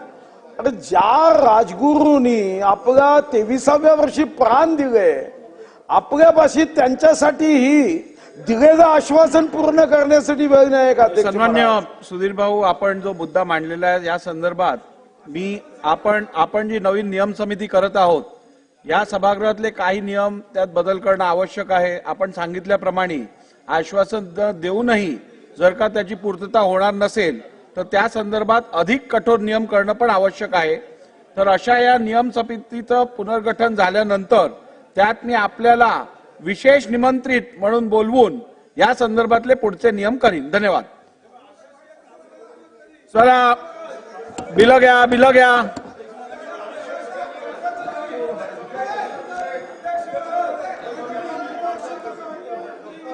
आता मला बिल काढू देत, पुढे बघू. आता पहिली मला शासकीय विधेयक काढू देत. अहो, एवढी शासकीय विधेयक होऊ देत, मग ठरवू आपण. चला घ्या. काय अशी सांगताना सांगितलं की हे शासकीय बिलं झाल्यानंतर आम्ही 293 घेऊ, त्याचं उत्तर केव्हा देणार ते नाही बोललात. आणि आज अंतिम आठवडा आहे, त्या अंतिम आठवड्याचं काय? हे पहा, अंतिम आठवड्यावरती चर्चा आपण सोमवारी घेणार आहोत. अंतिम आठवड्यावरचा रिप्लाय आपण मंगळवारी सकाळी घेऊ आणि आज आपण 293 कंप्लीट करू. 293चं उत्तरच आज घेणार आहोत आपण. आता एवढं बिल झाल्यावर कंप्लीट केली आहे, त्याचं उत्तरच बाकी आहे. ते उत्तर आज आपण पूर्ण करू. सोमवारी आपण अंतिम आठवड्याची चर्चा करू, मंगळवारी त्याचं उत्तर होईल. त्या दिवशी करू ना आपण, ते उत्तर फक्त ठेवून बाकी 2 दिवस संविधानावरच चर्चा आहे. नाना भाऊ, पुढच्या 3 दिवसाचा ऑर्डर ऑफ द डे आज ठरवायची गरज नाही.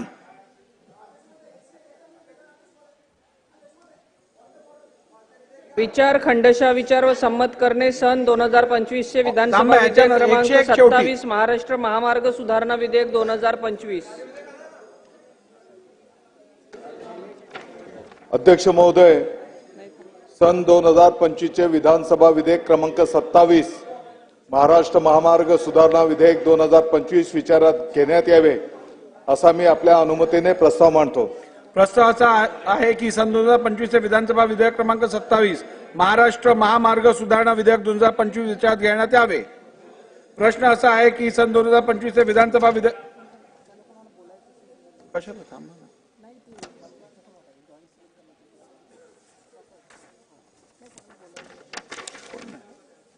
आता विधेयक खंडशः विचारात घेण्यात येईल. खंड 2 व 3 खंड 1 संपूर्ण शीर्षक आणि हेतुवाक्य हे विधेयकाचे भाग समजण्यात यावेत. अनुकूल असतील त्यांनी होय म्हणावे, प्रतिकूल असतील त्यांनी नाही म्हणावे. होयचे बहुमत आहे, होयचे बहुमत आहे. खंड 2 व 3 खंड 1 संपूर्ण शीर्षक आणि हेतुवाक्य विधेयकाचे भाग झाले. प्रभारी मंत्री.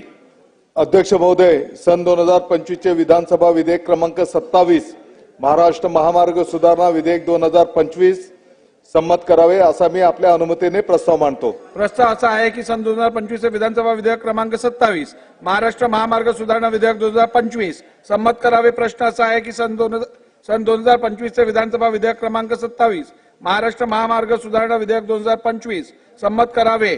अनुकूल असतील त्यांनी होय म्हणावे, प्रतिकूल असतील त्यांनी नाही म्हणावे. होयचे बहुमत आहे, होयचे बहुमत आहे. विधेयक संमत झाले. चला पुढचं. माथाडी घ्यायचं साहेब, वाचा समजेल साहेब.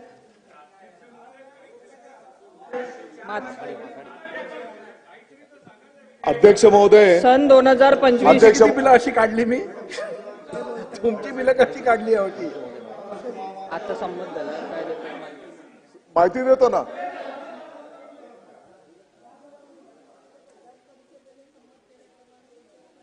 सर्व संमत करणे. सन 2025 चे विधान परिषद विधेयक क्रमांक 3 महाराष्ट्र माथाडी हमाल व इतर श्रमजीवी कामगार नोकरीचे नियमन व कल्याण सुधारणा विधेयक 2025. अध्यक्ष महोदय, विधान परिषदेने संमत केलेले सन 2025 चे विधान परिषद विधेयक क्रमांक 3 महाराष्ट्र माथाडी हमाल व इतर श्रमजीवी कामगार नोकरीचे नियमन व कल्याण सुधारणा विधेयक 2025 मी आपल्या अनुमतीने मांडतो. विधेयक मांडण्यात आले. परिषदेने संमत केलेले 2025 चे विधान परिषद विधेयक क्रमांक 3 महाराष्ट्र माथाडी हमाल व इतर श्रमजीवी कामगार नोकरीचे नियमन व कल्याण सुधारणा विधेयक 2025 विचारात घ्यावे असा मी आपल्या अनुमतीने प्रस्ताव मांडतो. प्रस्ताव असा आहे की विधान परिषदेने संमत केलेले सन 2025 चे विधान परिषद विधेयक क्रमांक 3 महाराष्ट्र माथाडी हमाल व इतर श्रमजीवी कामगार विधेयक 2025 विचारात घ्यावे. प्रश्न असा आहे की विधान परिषदेने संमत केलेले सन 2025 चे विधान परिषद विधेयक क्रमांक 3 महाराष्ट्र माथाडी हमाल व इतर श्रमजीवी कामगार विधेयक 2025 विचारात घ्यावे. काय अनुकूल असतील त्यांनी होय म्हणावे, प्रतिकूल असतील त्यांनी नाही म्हणावे. होयचे बहुमत आहे, होयचे बहुमत आहे. विधेयक विचारात घेण्यात आले. बोला दटके साहेब, बोला. विधानसभा विधेयक क्रमांक 3. मी फक्त याच्यामध्ये मंत्री महोदय चर्चेला उत्तर देतील. आज सकाळी विधान परिषदेने याला मान्यता दिल्यानंतर विधान परिषदेचे जे प्रमुख सदस्य होते आणि आपण त्या ठिकाणी होता, एक आमची सगळी बैठक झाली. विरोधी पक्षनेतेही विधान परिषदेचे होते आणि त्यांनी बिलाला मान्यताच दिली. फक्त त्यांनी विधानसभेमध्ये एक क्लॅरिफिकेशन मी करावं असं त्यांची अपेक्षा होती. तर त्या संदर्भात मी सांगतो की या बिलामध्ये आपण अंग मेहनतीचं काम याची डेफिनेशन आता केलेली आहे आणि त्याच्यामध्ये ज्यावेळेस याचे नियम तयार करण्यात येतील त्यावेळी जिथे सेमी ऑटोमॅटिक काम होतं त्याही ठिकाणी जर अंग मेहनतीचं काम असेल तर त्या अंग मेहनतीच्या कामाला माथाडीचा कायदा लागू असेल. हे आपल्या नियमांमध्ये आपण त्या ठिकाणी आणणार आहोत. आणि जे काही बोर्डचं गठन आहे त्या सगळ्या बोर्डचं गठन हे 6 महिन्याच्या आत करायचं अशा प्रकारचाही आपण त्या जे काही आपले नियम असतील त्या नियमामध्ये त्याचा समावेश आपण करणार आहोत. माननीय अध्यक्ष महोदय, विधानसभा विधेयक क्रमांक 3 माथाडी महाराष्ट्र माथाडी हमाल व इतर श्रमजीवी कामगार अधिनियम 1969 या विधेयकावर बोलण्याला आपण संधी दिल्याबद्दल आपला आभारी आहे. अध्यक्ष महोदय, हे माथाडी बिल गरीब कामगारांकरता या एकट्या महाराष्ट्रात आहे आणि ज्या वेळेला हे बिल आणलं होतं त्यावेळेला जे उद्देश होते ते त्या गरीब कामगाराचं भलं झालं पाहिजे, त्याला काम मिळालं पाहिजे आणि जे मोठमोठे इंडस्ट्रीज त्या गरीब कामगारांची पिळवणूक करायची त्याला त्या त्यांची पिळवणूक होऊ नये म्हणून एक बिल आणलं होतं. पण आजची स्थिती अशी आहे अध्यक्ष महोदय, मी नागपूरवरनं येतो, नागपूरला रेल्वेने बोला बोला बोला नागपूरला रेल्वेने जे काही माल वाहतूक होते त्या माल वाहतुकीमध्ये समजा एक रॅक लोखंडाची रॅक आली तर प्रति टन 400 ते 425 रुपये पट्टी कापायचं भाडं घेतलं जातं. पट्टी कापायचं भाडं. एका रॅकमध्ये किती टन माल असतो अध्यक्ष महोदय? 2700 ते 3500 टन आणि त्याचं भाडं होतं 14 लाख रुपये. आणि तो जो मालक किंवा जो माणूस हे सगळं उतरवतो तो 8 लेबरनी 15 ते 20 हजार रुपये देतो, 8 तासात उतरवतो. हे 14 लाख रुपये लागत असल्यामुळे नागपुरात येणारा व्यवसाय आदिलाबाद असेल, रायपूर असेल, छिंदवाडा असेल किंवा जबलपूर असेल इथे शिफ्ट झाला आणि नागपुरातल्या त्या गरीब माथाडी कामगारांचं मरण झालं. माननीय अध्यक्ष महोदय, रेल्वे स्टेशनवरची माल वाहतूक ही महाराष्ट्रातनं कुठे सिल्वासा असेल, कुठे सुरत असेल इथे शिफ्ट होते आणि हे जे बोगस माथाडी आहेत, जे बोगस माथाडी या गरीब माथाड्यांच्या भरोशावर आज बंगल्यांमध्ये 2-2, 3-3 कोटींच्या गाड्यांमध्ये फिरतात. याच्यावर या बिलाच्या माध्यमातून अंकुश आणला पाहिजे आणि तो अंकुश आणल्यानंतर ते तपासणी करता एक मोठं माध्यम तयार केलं पाहिजे. मध्ये माननीय राम कदम साहेब इथे बोलत होते की या माथाडी बोर्डात काही निर्णय झाला तर मंत्री महोदय या कामगार खात्याचे असतील किंवा अधिकारी असतील त्यांना सुद्धा अधिकार नाही, डायरेक्ट हायकोर्टात जावं लागतं. त्यामुळे यात अशा काही गोष्टी करण्याची गरज आहे की त्या माथाडी बोर्डाच्या निर्णयावर किमान सुनावणी, किमान त्याच्यावर रिव्ह्यू पिटिशन असेल काय असेल तो अधिकार या कामगार खात्याकडे असला पाहिजे. माननीय अध्यक्ष महोदय, एक उदाहरण सांगून मी 5-7 मिनिटातच बसणार आहे. एक दिनेश दाभाडे नावाचे अधिकारी आहेत. दिनेश दाभाडे, सहाय्यक उपसंचालक कामगार. हा माणूस माल वाहतूक कामगार मंडळ 2018 ते 2021 इथे काम केलं. हा गृहस्थ कपडा बाजार व दुकाने मंडळ मुंबई 2018 ते 2021 यांनी याच्याकडे काम केलं. मुंबई लोखंड व पोलद कामगार मंडळ मुंबई 2023 ते सध्या 2025 पर्यंत. The railway goods and clearing Mathadi मंडळ मुंबई 2021 ला यांनी काम केलं. धातू व कागद बाजार मंडळ मुंबई 2023 जून ते 2024 ऑगस्ट पर्यंत या महाभागाने काम केलं. हा महाभाग काय करतो माननीय अध्यक्ष महोदय? बेकायदेशीर प्रमाणे जे बोगस माथाडी आहेत त्या टोळ्यांना मान्यता देणे, त्या रजिस्टरमध्ये खोडताळ करणे, पोलीस संरक्षण पत्र कंपनीची मागणी नसताना थेट पोलीस संरक्षण पत्र देण्याची कारवाई दिनेश दाभाडे करतात. शासकीय नोंदणीमधील खोडताळ करतात. मंडळांच्या कर्मचाऱ्यांवर बळजबरी करतात. सराईत गुन्हेगारांना या माथाडी टोळ्यांमध्ये किंवा या कंपन्यांमध्ये सराईत गुन्हेगारांना आणून त्यांच्या माध्यमातून दादागिरी करतात. माननीय अध्यक्ष महोदय, कामगारांच्या लेव्हीवर चालणाऱ्या माथाडी मंडळाच्या माहितीचा अधिकार लागत नाही अशी खोटी माहिती परस्परपणे पसरविणे, खोटे दाखले देऊन माहिती अधिकारात देणारी माहिती देणे बंद करणे. विशिष्ट दरपत्रक. माननीय अध्यक्ष महोदय, जे बोगस माथाडी आहेत त्यांच्या संबंधित टोळ्यांना मंडळाचे अधिकृत रुजसर दरपत्रक असताना वेळोवेळी त्यांच्या मागणीनुसार सर्व नियम धाब्यावर बसवून नवीन दरपत्रक तयार करणे. माननीय अध्यक्ष महोदय, हे धंदे सगळे चालले आहेत. आता मी तुम्हाला सांगतो माननीय अध्यक्ष महोदय, कुठे या माथाडी बोर्डात किंवा या बोगस टोळ्या आहेत त्याच्यावर म्हणजे मी काय काय गुन्हे आहेत त्यांच्यावर ते एक वाचून दाखवतो. गुन्हा नोंद क्रमांक 75/217 कलम 336, 143, 145, 149, 223 अशा प्रकारचे अनेक गुन्हे या महाभागांवर असलेले अनेक टोळ्यांमध्ये बोगस माथाडी आहेत. माननीय अध्यक्ष महोदय, हे माथाडी गरीब लोकांकरता आपण सुरू केलं होतं. म्हणजे तुम्हाला सांगायला अडचण नाही, भाषण संपवली, या माथाडी बोगस माथाड्यांचो एकूण किती कोटींची मालगा एक दत्ता नावाचा बोगस माथाडी आहे. या मुंबई शहरात 11 मालमत्ता या माथाड्यांकडे, 11, त्याची किंमत कितीतरी कोटी आहे. आणि या बोगस माथाड्याकडे 10 गाड्या ज्याची किंमत किमान 15-20 कोटी आहे.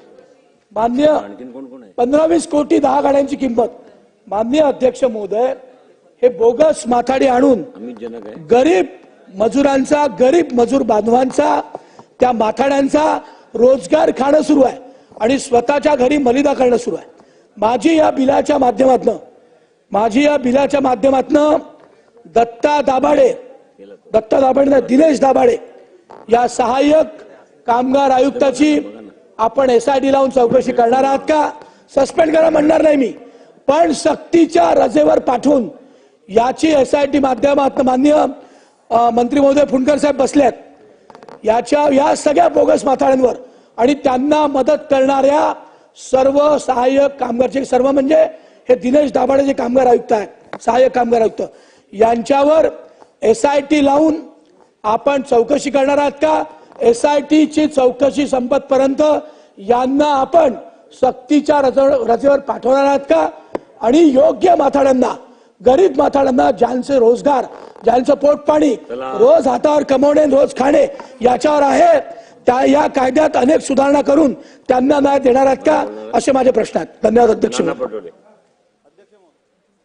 अध्यक्ष महाराज, आपण हा जे बिल आपण इथं आणलेलं आहे ते खरं तर कशासाठी आणलेलं आहे हे कळायला कारण नाही आहे. आणि अध्यक्ष महाराज, याच्यातले जे उद्देश आपण पाहतोय, ही माथाडी व्यवस्थाच उद्ध्वस्त करायचं सरकारचं धोरण आहे का, हा याच्यातून दिसत आहे. अध्यक्ष महाराज, श्रमजीवी कामगारांच्या नोकरीचे नियम करणे, त्यांच्या नोकरीच्या अटी व शर्ती यासाठी अधिक चांगली तरतूद करणे, अशा नोकऱ्यांमध्ये ज्या ठिकाणी त्यांचे कल्याण, आरोग्य व इतर सुरक्षिततेच्या उपायासाठी तरतूद करणे टाळता योगायोग, बेकारीस प्रतिबंध करण्यासाठी अशा नोकऱ्यामध्ये अशा कामगारांचा पुरेसा पुरवठा होईल, त्याचा पूर्ण यथोचित उपयोग केला जाईल हे निश्चित करण्यासाठी तरतूद करणे, अशा पद्धतीचं गोंडस भूमिका या बिलामध्ये मांडलेली आहे. अध्यक्ष महाराज, पण याचे परिणाम काय होणार? याचे परिणाम असे अध्यक्ष, याच्यामधले जे प्रस्तावना अधिनियमातील कलम 2 चे पोट कलम 2, 3, 6, 7, 11, 12, कलम 4, 1 व 13, 1, 3 च्या व्याख्या बदलणे होणारे परिणाम, हे जे व्याख्या आपण बदलत आहे, तुम्हाला ते सांगत आहे ना, या मंत्र्यांना तंबी द्या. अध्यक्ष महोदय, तुमचा आवाज त्यांच्यासाठी भारी आहे. मंत्री मुंबईचे गडबड साहेब. हा अध्यक्ष महाराज, याच्यामध्ये मी आपल्याला हे सांगितलं की अधिनियमातील व्याख्या बदलणे, कायद्याची व्याप्ती कमी होऊन कायद्याचा उद्देश व हेतू असफल होणे, अनेक उद्योग व कायद्याच्या अंमलबजावणीतून बळगले जातील, त्यामुळे हजारो कामगार बेरोजगार होतील व त्यांचे शोषण होईल. हा तुमच्या हे जे सगळं कलम तुम्ही वगळलं त्याच्यातून त्याचे परिणाम काय होतील ते मी तुम्हाला या ठिकाणी सांगितलेलं आहे. तसेच कायद्याचे संरक्षण मिळण्यास पात्र असलेले लाखो कामगार कायद्यापासून वंचित राहतील व त्यांची पिळवणूक होईल.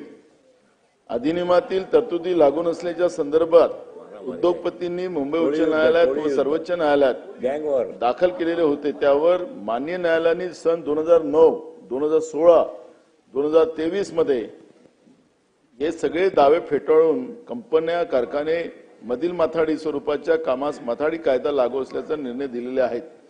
आणि म्हणून तुम्ही या उद्योगपत्यांसाठी हे कायदे आणतायत का, हा त्याचा अर्थ निघतोय. अध्यक्ष महाराज, माननीय न्यायालयाने उद्योगपतींना शासनावर दबाव आणून नवीन सुधारणा विधेयक आणण्यास सरकारला भाग पडलाय का, हा प्रश्न या ठिकाणी निर्माण होत आहे. मला माहित आहे तुम्ही काय अडवताय मला. मी तुम्हाला तुमच्या आणि म्हणून या अध्यक्ष, या कायद्यामुळे हजारो आस्थापना, उद्योग, कारखाने संचय व साठवणूक उद्योगामधील लाखो कामगारांना संरक्षण प्राप्त झालेले आहे. ते संरक्षण नाहीसे होऊन हे सगळे माथाडी बेरोजगार होतील अशा परिस्थिती आज या कायद्यामुळे निर्माण होणार आहे. अध्यक्ष महाराज, याच्यातलं ब अधिनियम 3 व 2 व क कायद्यातील तरतुदीनुसार प्रत्यक्षात काम करणाऱ्या कामगारांची नोंदणी केली जाते. त्याऐवजी नवीन भरती करून एक प्रतिशा यादी तयार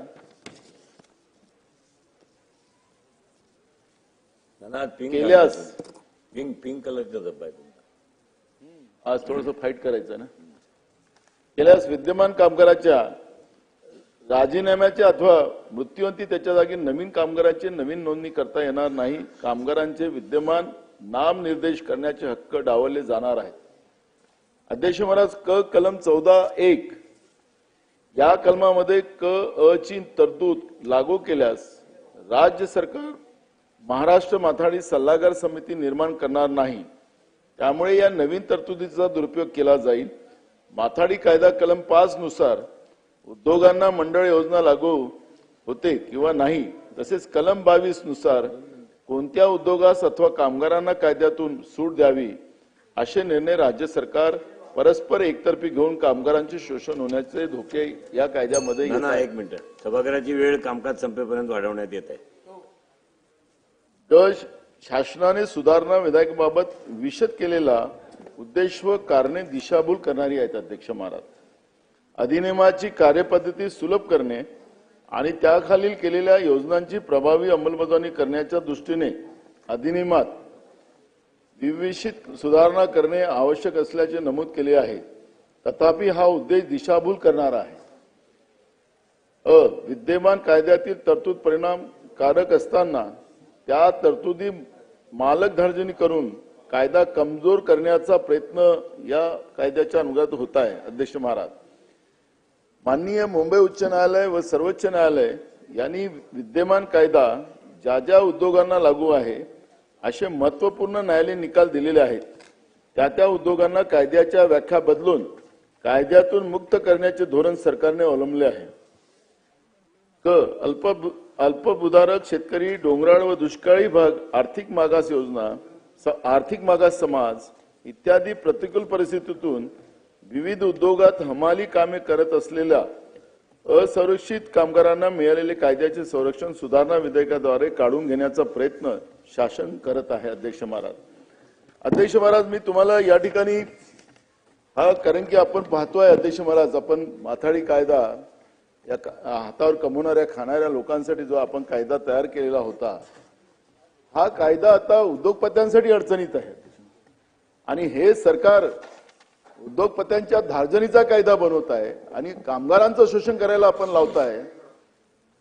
हे बोलताय. तर अध्यक्ष महाराज, या कायद्यामुळे या कामगारांचं आणि माथाडी कामगारांचं नुकसान केलं जाणार आहे.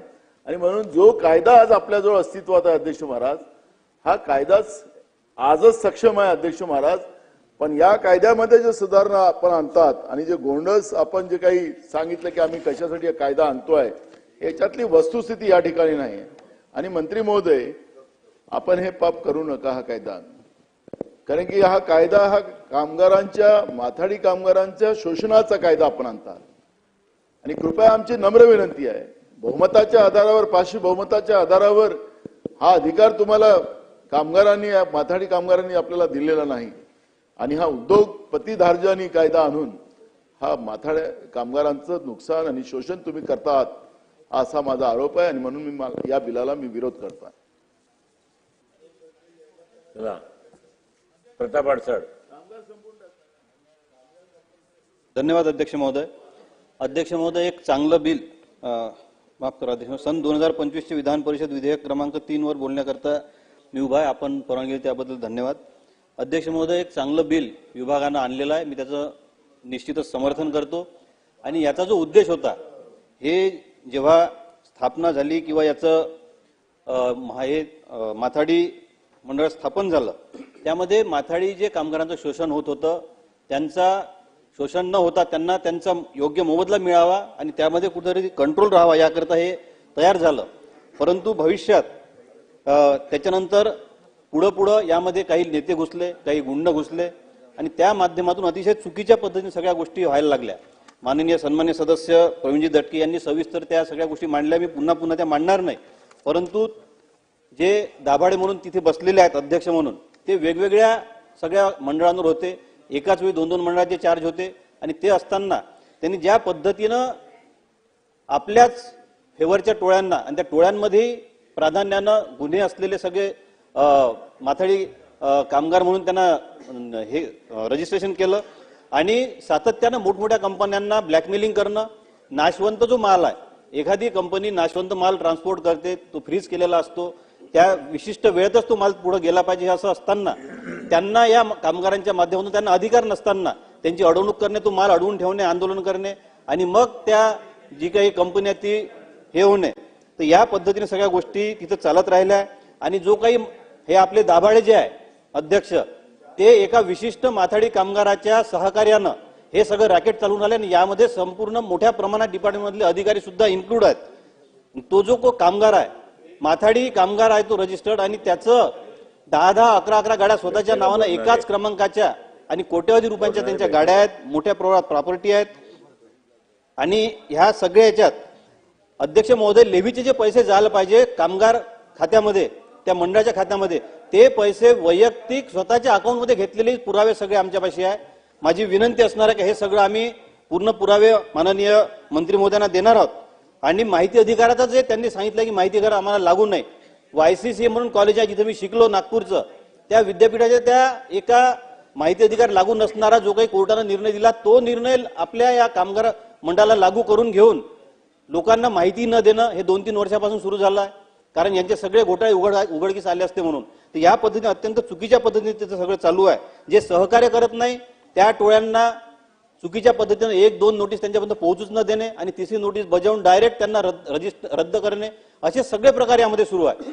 आणि निवळ एक 10-12 सगळ्या टोळ्या त्यांचीच कंपनी तयार करणे, जे कामगार मंडळात जायला पाहिजे ते पैसे स्वतःच्या कंपनीच्या नावावर वळते करणे. एकच मिनिटात सांगतो, अत्यंत महत्वाचा आणि सिरियस विषय आहे. बिलावर बोलून राहिलाय आपण. रिपीट होत आहे.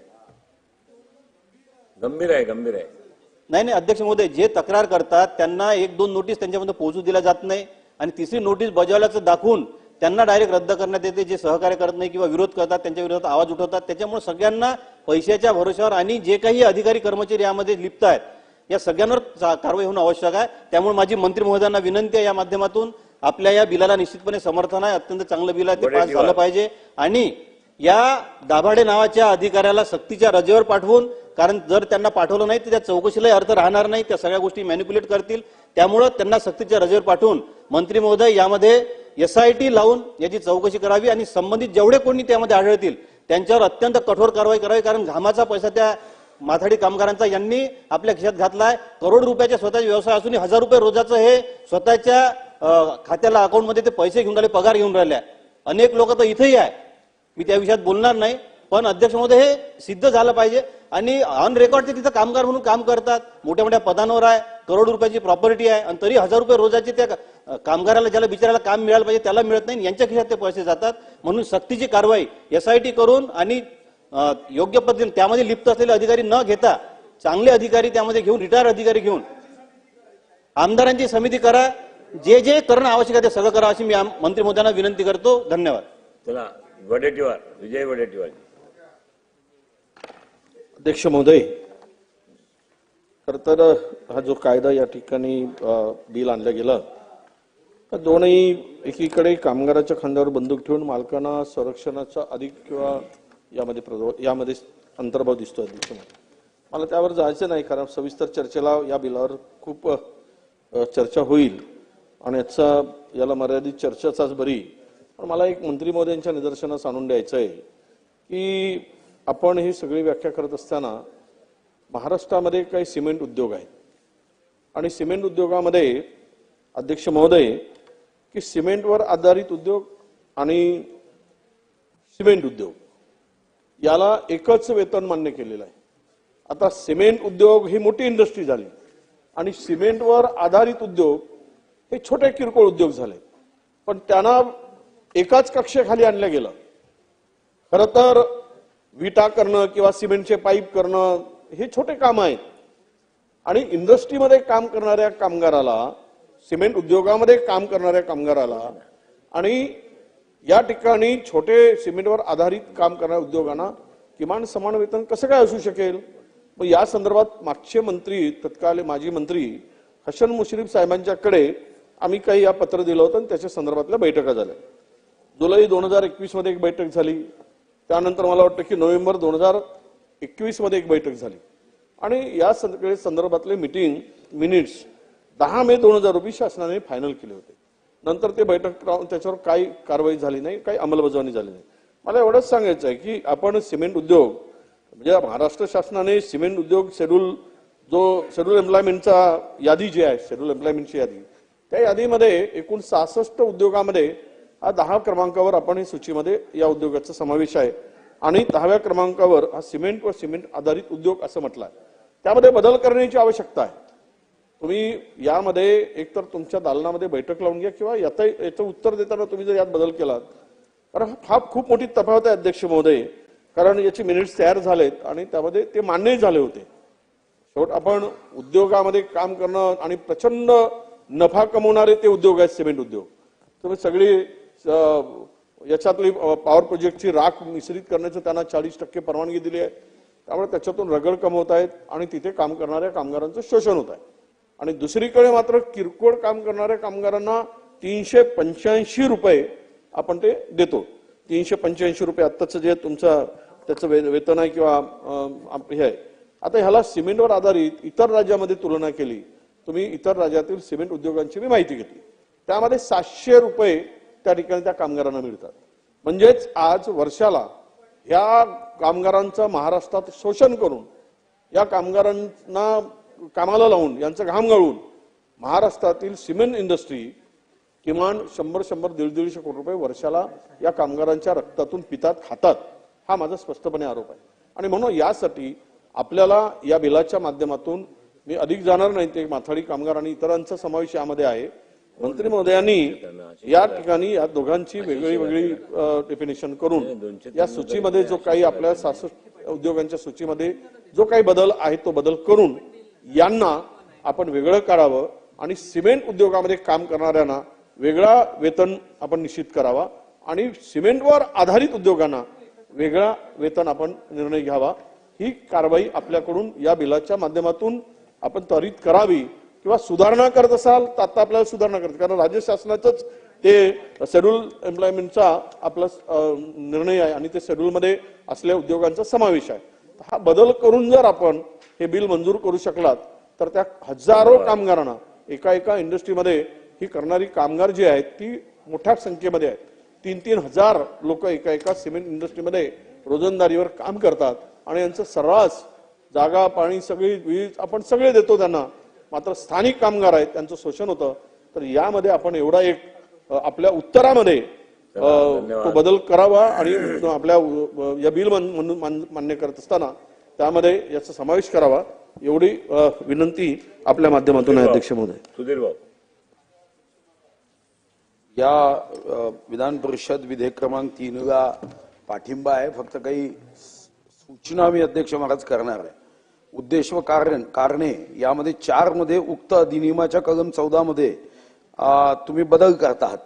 पण हा बदल करताना मला एक गोष्ट लक्षात येत नाही की 6 महिन्यामध्ये जर पद भरायचं आहे तर मग ही समिती जेव्हा अस्तित्वात नसेल असे शब्द का वापरले? म्हणजे समिती ही तर नेहमीच अस्तित्वात असली पाहिजे. समिती अस्तित्वात नसेल तेव्हा शासनाला समिती कार्यरत होईपर्यंत अधिसूचना काढता येतील. तर मग पुन्हा एकदा समितीच्या ऐवजी अधिकाऱ्यांकडेच या संदर्भातला अधिकार जाईल. याची स्पष्टता आणली पाहिजे की विधान परिषद भंग होत नाही. मग जशी विधान परिषद कधीच भंग होत नाही तशी ही समिती भंग झाल्यास या शब्दाचा उपयोग या कायद्यामध्ये का केला? अध्यक्ष महाराज, एका गोष्टीकडे शासन म्हणून बारकाईने लक्ष द्यावं लागतं. कधी कधी अध्यक्ष महाराज आपण कायदे करताना दोन्ही बाजूंना ते कायदे योग्य अयोग्य आहे की नाही दोन्ही बाजू, कारण याच्यामध्ये एकीकडे आपल्याला महाराष्ट्रामध्ये उद्योग आणि कामगार या दोघांचा समन्वय ठेवायचा आहे. पण कायदा करत असताना कधी कधी घाईनी करतो. आता कोविडमध्ये अध्यक्ष महाराज असे 48,000 कुटुंब आहे की ज्या 48,000 कुटुंबापैकी एका व्यक्तीचं निधन झालं. 22,000 कुटुंब असं आहे की त्यांच्यावरची आई आणि वडील दोघेही निघून गेले. आता तुम्ही इथं वयोमर्यादा जेव्हा करताय, एखादा आता 16-17 वर्षाचा मुलगा असला आणि तो कुठे कामावर गेला तर तुमचा कायदा त्याला अडवणार आहे. आता त्याच्या घराची चिंता तुम्ही कशी करता? त्याची 18 करताय, 14 ते 18च्या मधात, पण उद्या एखाद्या कुटुंबात तो 16 वर्षाचाच पोरगा आहे. मग सरकार म्हणून तुमच्याकडे असणाऱ्या पैशातून काही त्याला मदत करणार आहात का, की फक्त बंधनं टाकायचे, बाकी आम्हाला घेणं देणं नाही? सरकारची ही जबाबदारी नाही. सरकार म्हणजे आपण मायबाप सरकार म्हणतो. आता 22,000 कुटुंबामध्ये आई वडीलच नाहीये. आता कुटुंब ही छोटी झाली. पहिल्यांदा मामा असायची, मावशी असायचे, काका असायचे, पहिल्यांदा हम साथ साथ आहे म्हणायचे. आता हम आपके आहे कोण म्हटलं जातं? Man is a social animal, इथून man is a selfish animal आणि man is a political animal, इथपर्यंत आपण पोहोचलोय. आणि म्हणून या दृष्टीने फक्त कायदेच करणं हे आपलं काही कर्तव्य नाही. खरं तर आपल्या बाहेर विधान भवन नाव लिहिलं, पण अधिवेशनाचं कामकाज पाहिलं ते 1% सुद्धा विधानासाठी काय. आता धीरे धीरे या भवनाचं नाव हे विधान भवनावरून लक्षवेधी भवन करा. हे विधान भवन ठेवू नका, कारण कायद्याच्या संदर्भात घाईच होते. आता आम्ही आज अशासकीय विधेयक मांडवीत म्हणतो, चला सांगितलं तुम्ही नाही, अशासकीय विधेयकावर तुम्ही मांडायचंच नाही. तुम्हाला विधेयकावर कामकाजच करायचं नाही हे आपण आता ठरवून घेतलेलं आहे. आणि मग त्याच्यातून लूफहोल्स कसे राहतात अध्यक्ष महाराज? कधीतरी फॅक्टरीज ऍक्ट 1948 मध्ये असं लिहिलं होतं की 20 कामगार जिथं असेल, कारण तेव्हा 48, 20 कामगार जिथं असेल तिथं अध्यक्ष महाराज थंड पिण्याच्या पाण्यासाठी रांजण किंवा मडकं ठेवलं पाहिजे. मग काय झालं? धीरे धीरे वॉटर कूलर आले. एका इन्स्पेक्टरनी फॅक्टरीज ऍक्टच्या जाऊन एका उद्योगपतीला चालन केलं. म्हणाले तुझ्याकडे 100 आहे, तुला चालन करतोय कारण तू मडकं आणि रांजण ठेवलं नाही. तो म्हणाला मी वॉटर कूलर ठेवलंय, पण नाही, 48चा कायदा सांगतोय रांजण आणि मडकच पाहिजे. असे शब्दच्छल करणारे लोक या छत्रपती शिवाजी महाराजांचा महाराष्ट्रात आहे. सन्माननीय आमचे मित्र प्रताप अडसरांनी कोण तो दाभाडे माहिती दिली. मग आणि हे कामगार आयुक्त जे कोणी असेल, 2 सदस्यांनी गंभीर तक्रारी मांडल्या. म्हणजे ऐकल्यावर तर काटे येतात अध्यक्ष महाराज. मग अशा प्रसंगात असा अधिकारी, कदाचित तो चमकेश असेल, पण तुमचं नाव आकाश आहे, त्याला आकाशात पाठवणार आहात की नाही? अध्यक्ष महाराज, कोणालाच भीतीच राहिली नाहीये.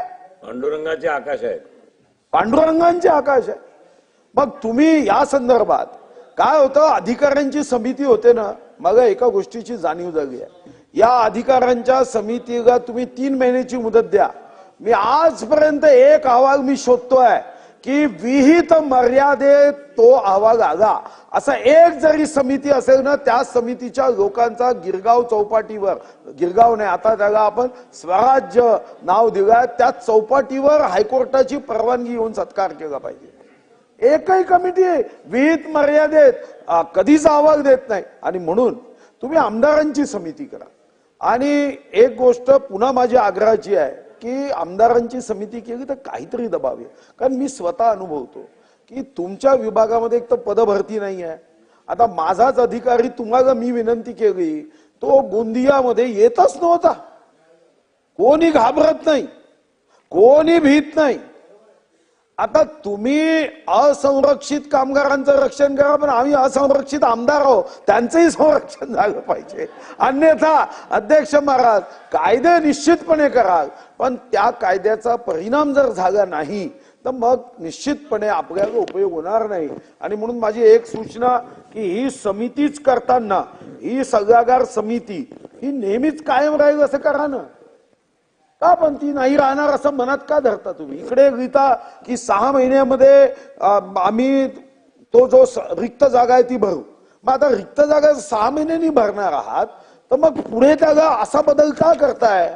काय म्हणत आहे की समिती करायचीच नाही किंवा समिती कागदावर दाखवायची आणि अस्तित्वात ठेवायचीच नाही, फोटो आहे पण मनुष्य जिवंत नाही, असं काही आहे का? मग कमीत कमी विधान परिषद जशी अभंग आहे की जे कधीच भंगू शकत नाही, तशी समिती ठेवा ना. तुमच्या समितीच्या माध्यमातून मग अशा पद्धतीमध्ये जेव्हा जेव्हा प्रश्न उपस्थित होईल आणि टाकायचंच असेल तर कायद्यात एक टाका की समिती समोर जेव्हा केव्हा एखादा प्रश्न उद्भवेल आणि तो मार्गदर्शनासाठी येईल त्याला काही तर कालमर्यादा द्यावा ना. म्हणजे तो 18व्या वर्षी लागलेला कामगार 65 वर्षाचा झाल्यावरही तुमच्या समितीकडे असणाऱ्या प्रस्तावावर जर चर्चाच होत नसेल त्याला कायदेशीर बंधन नाहीये. समितीच्या बैठकीच्या बाबतीत कायदेशीर बंधन नाहीये. मग 14 मध्ये बदल का करताय तुम्ही? म्हणजे तुमचं 14 मध्ये बदल करण्याचं कारण काय आहे की 14 मध्ये तुम्ही बदल करून काय अपेक्षित करताय उत्तरात आलं पाहिजे. म्हणून माझी मागणी आहे की ही अभंग असावी.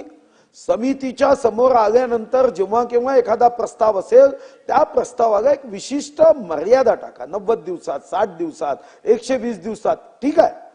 ती जी काही कामगार विभागातल्या अधिकाऱ्यांची क्षमता असेल त्यानुसार टाका. पण अमर्यादित वेळ आता देणं हे अयोग्य आहे आणि मग त्याच्यावर निर्णय होत नाही. कितीतरी विषय प्रलंबित आहे. मी तर एक विषय असा पाहिला 25 वर्षापासून प्रलंबित आहे तुमच्या कॉन्ट्रॅक्टच्या संदर्भात. 25 वर्ष हे गंमत जम्मत सुरू आहे म्हणून करू नका. तुम्ही या संदर्भामध्ये स्पष्टता आणा. या कायद्याला आमचा पाठिंबा आहे पण सूचना सहित पाठिंबा आहे. धन्यवाद.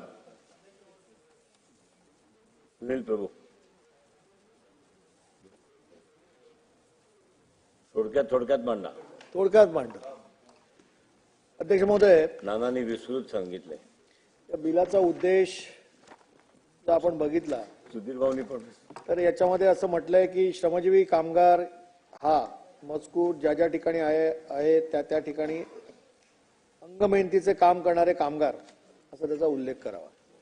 आणि माननीय सुधीर भाऊ ज्याच्याबद्दल बोलले की उद्देश मध्ये जे 4 मध्ये जी म्हटले की समिती स्थापन केली जाणार आहे आणि समितीचं कामकाज जे सुरू होणार आहे तर या समितीमध्ये ज्या ज्या गोष्टी तुमच्याकडे मांडल्या जातील त्या सगळ्या गोष्टीला न्याय देण्याच्या बाबतीत एक निश्चित कालमर्यादा या ठिकाणी असणं आवश्यक आहे. अध्यक्ष महोदय, आपण जर बघितलं असेल तर पूर्वीच्या काळामध्ये हा जो कायदा आला तो कायदा माथाडी कामगारांचा जो आला त्याच्यामध्ये आपण जर बघितलं तर अल्पभूधारक शेतकरी, डोंगराळ व दुष्काळ भागात, आर्थिक मागास समाज इत्यादी प्रतिकूल परिस्थितीतून विविध उद्योग व हमाली काम करणारे असलेल्या असुरक्षित कामगार हे या माथाडी कामगार म्हणून या ठिकाणी काम करत होते आणि त्यांना सुरक्षा देण्याचं काम खऱ्या अर्थाने माथाडी कामगारांच्या कायद्याने केलं आणि त्यामुळे निश्चितच एक या सगळ्या कामगारांना एक आधार मिळाला आणि खऱ्या अर्थाने कामगार म्हणून त्यांना मानवी हक्क जो आहे तो उपलब्ध झाला आणि त्या दिवसात ते काम करू लागले आणि खऱ्या अर्थाने सरकार पण त्यांच्या पाठीशी आहे अशी भावना त्यांच्या मनामध्ये येऊ लागली. पण अलीकडच्या काळामध्ये अशी जी आपण जर बघितलं तर या सगळ्या कामगार क्षेत्रामध्ये आपण मंत्री महोदय माहिती घ्या की मागच्या काळामध्ये या माथाडी कामगारांना ज्या पेट्या वाटल्या गेल्या आणि भांडी वाटली गेली ना याच्यामध्ये पण कामगारांच्या नावाने पैसे काढले गेले. मंत्री महोदय, हे सत्य आहे, याची चौकशी करायला लावा. आज बिलाच्या निमित्ताने मी बोलतोय. जर मी बोललो हे असत्य असेल तर माझं पटलावरून वाक्य काढून टाका. पण माझा या ठिकाणी आरोप आहे या बिलावर बोलताना. तुम्ही करणार नाही मला माहिती आहे पण माझा बोलणं अधिकार आहे म्हणून मी बोलतोय. मान्य मंत्री महोदय, आपण नोंद घ्या की भांडी आणि पेट्या वाटल्या गेल्या त्याच्यात देखील कामगारांच्या नावाने पैसे खाल्ले गेले.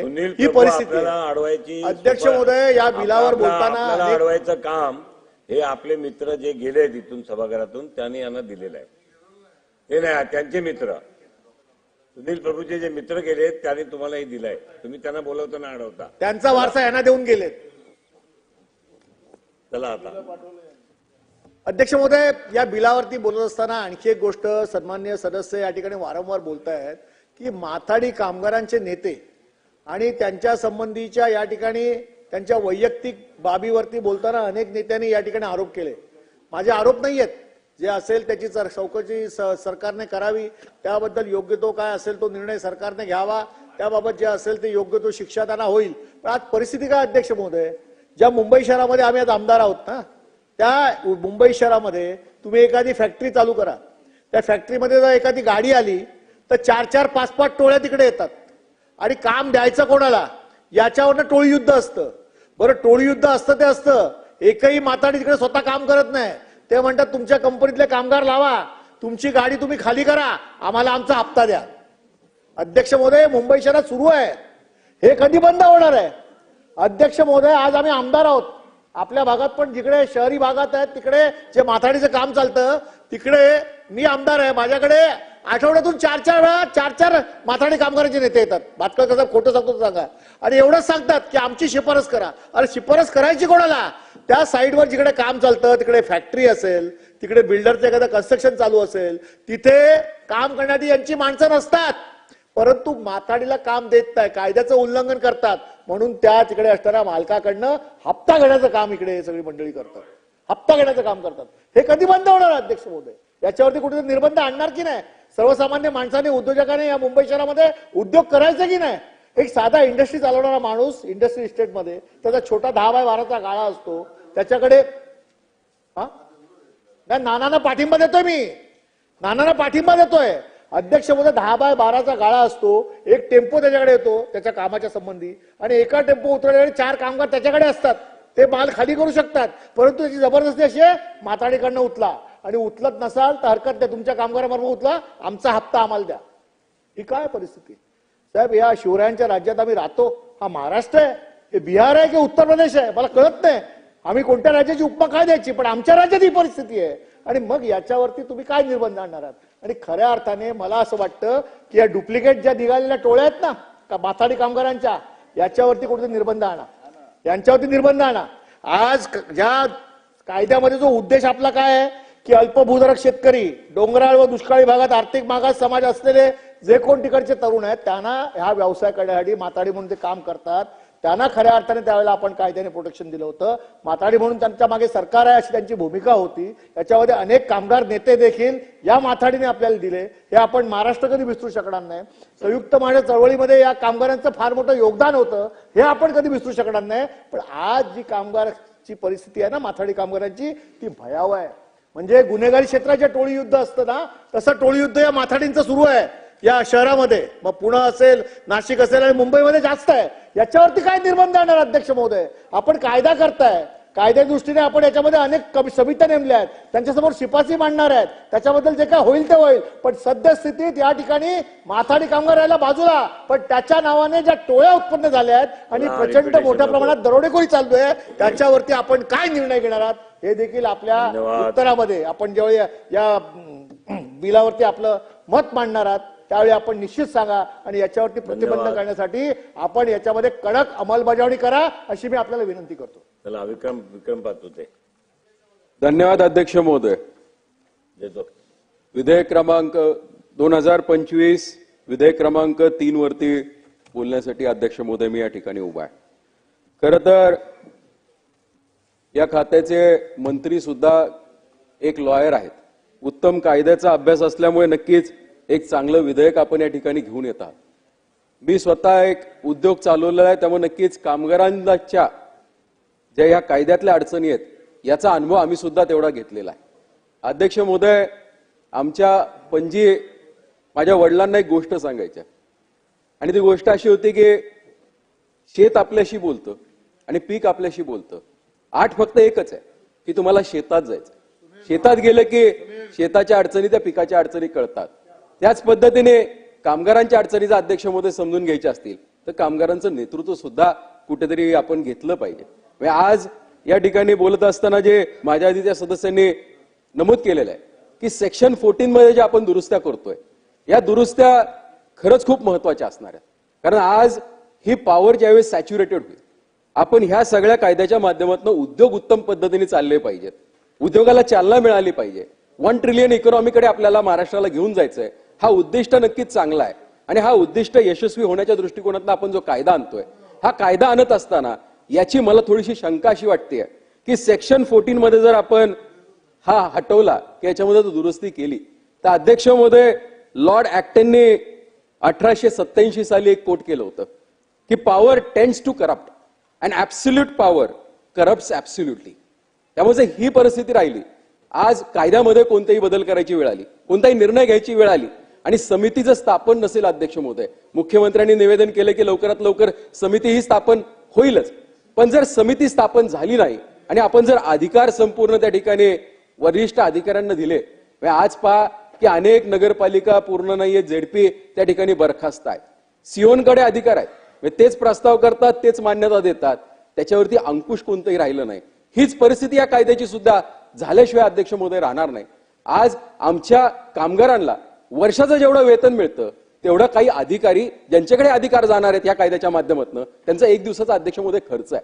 त्यामुळे आपल्याला याचा विचार करणं गरजेचं आहे की नक्कीच अशी लोक या कामगारांचा विचार करू शकतील का, योग्य पद्धतीने त्यांची मांडणी केली जाऊ शकते का. कारण इतर गोष्टी जर आपण पाहिल्या ज्या सुधारणा केल्या ह्या नक्कीच फायद्याच्या आहेत, पण याच्यामध्ये जसं आधीच्या सहयोगी सदस्यांनी सांगितलं, जर समिती तयार व्हायला वेळ लागत असेल त्याला एखादी त्याच्यावरती कंट्रोलिंग समिती जी आपल्या विधानसभेच्या माध्यमातून परिषदेच्या माध्यमातून किंवा जी कधीही बरखास्त होणार नाही अशी एक काही सदस्यांची आपण समिती करू शकलो. कारण या कायद्याला आमचा विरोध नाही, या विधेयकाला आमचा विरोध नाही, याला आमचं समर्थनच आहे. पण हे समर्थन असताना ही समिती कायम जिवंत राहील या दृष्टिकोनातनं काही परिषदेचे आमदार जे रिटायर होत असताना त्याची प्रोसेस असते त्याच पद्धतीने विधानसभेतले काही आमदार यांना त्याच्यामध्ये काही ठेवू शकलो आणि कामगारांचे प्रतिनिधी जर त्याला निवडायला वेळ लागत असेल तर नक्कीच या समितीचा अंकुश ह्या सर्वांवरती राहील. अंकुश राहणं खूप महत्वाचं आहे अध्यक्ष महोदय. नाही तर आपलं उद्दिष्ट खूप चांगलं आहे.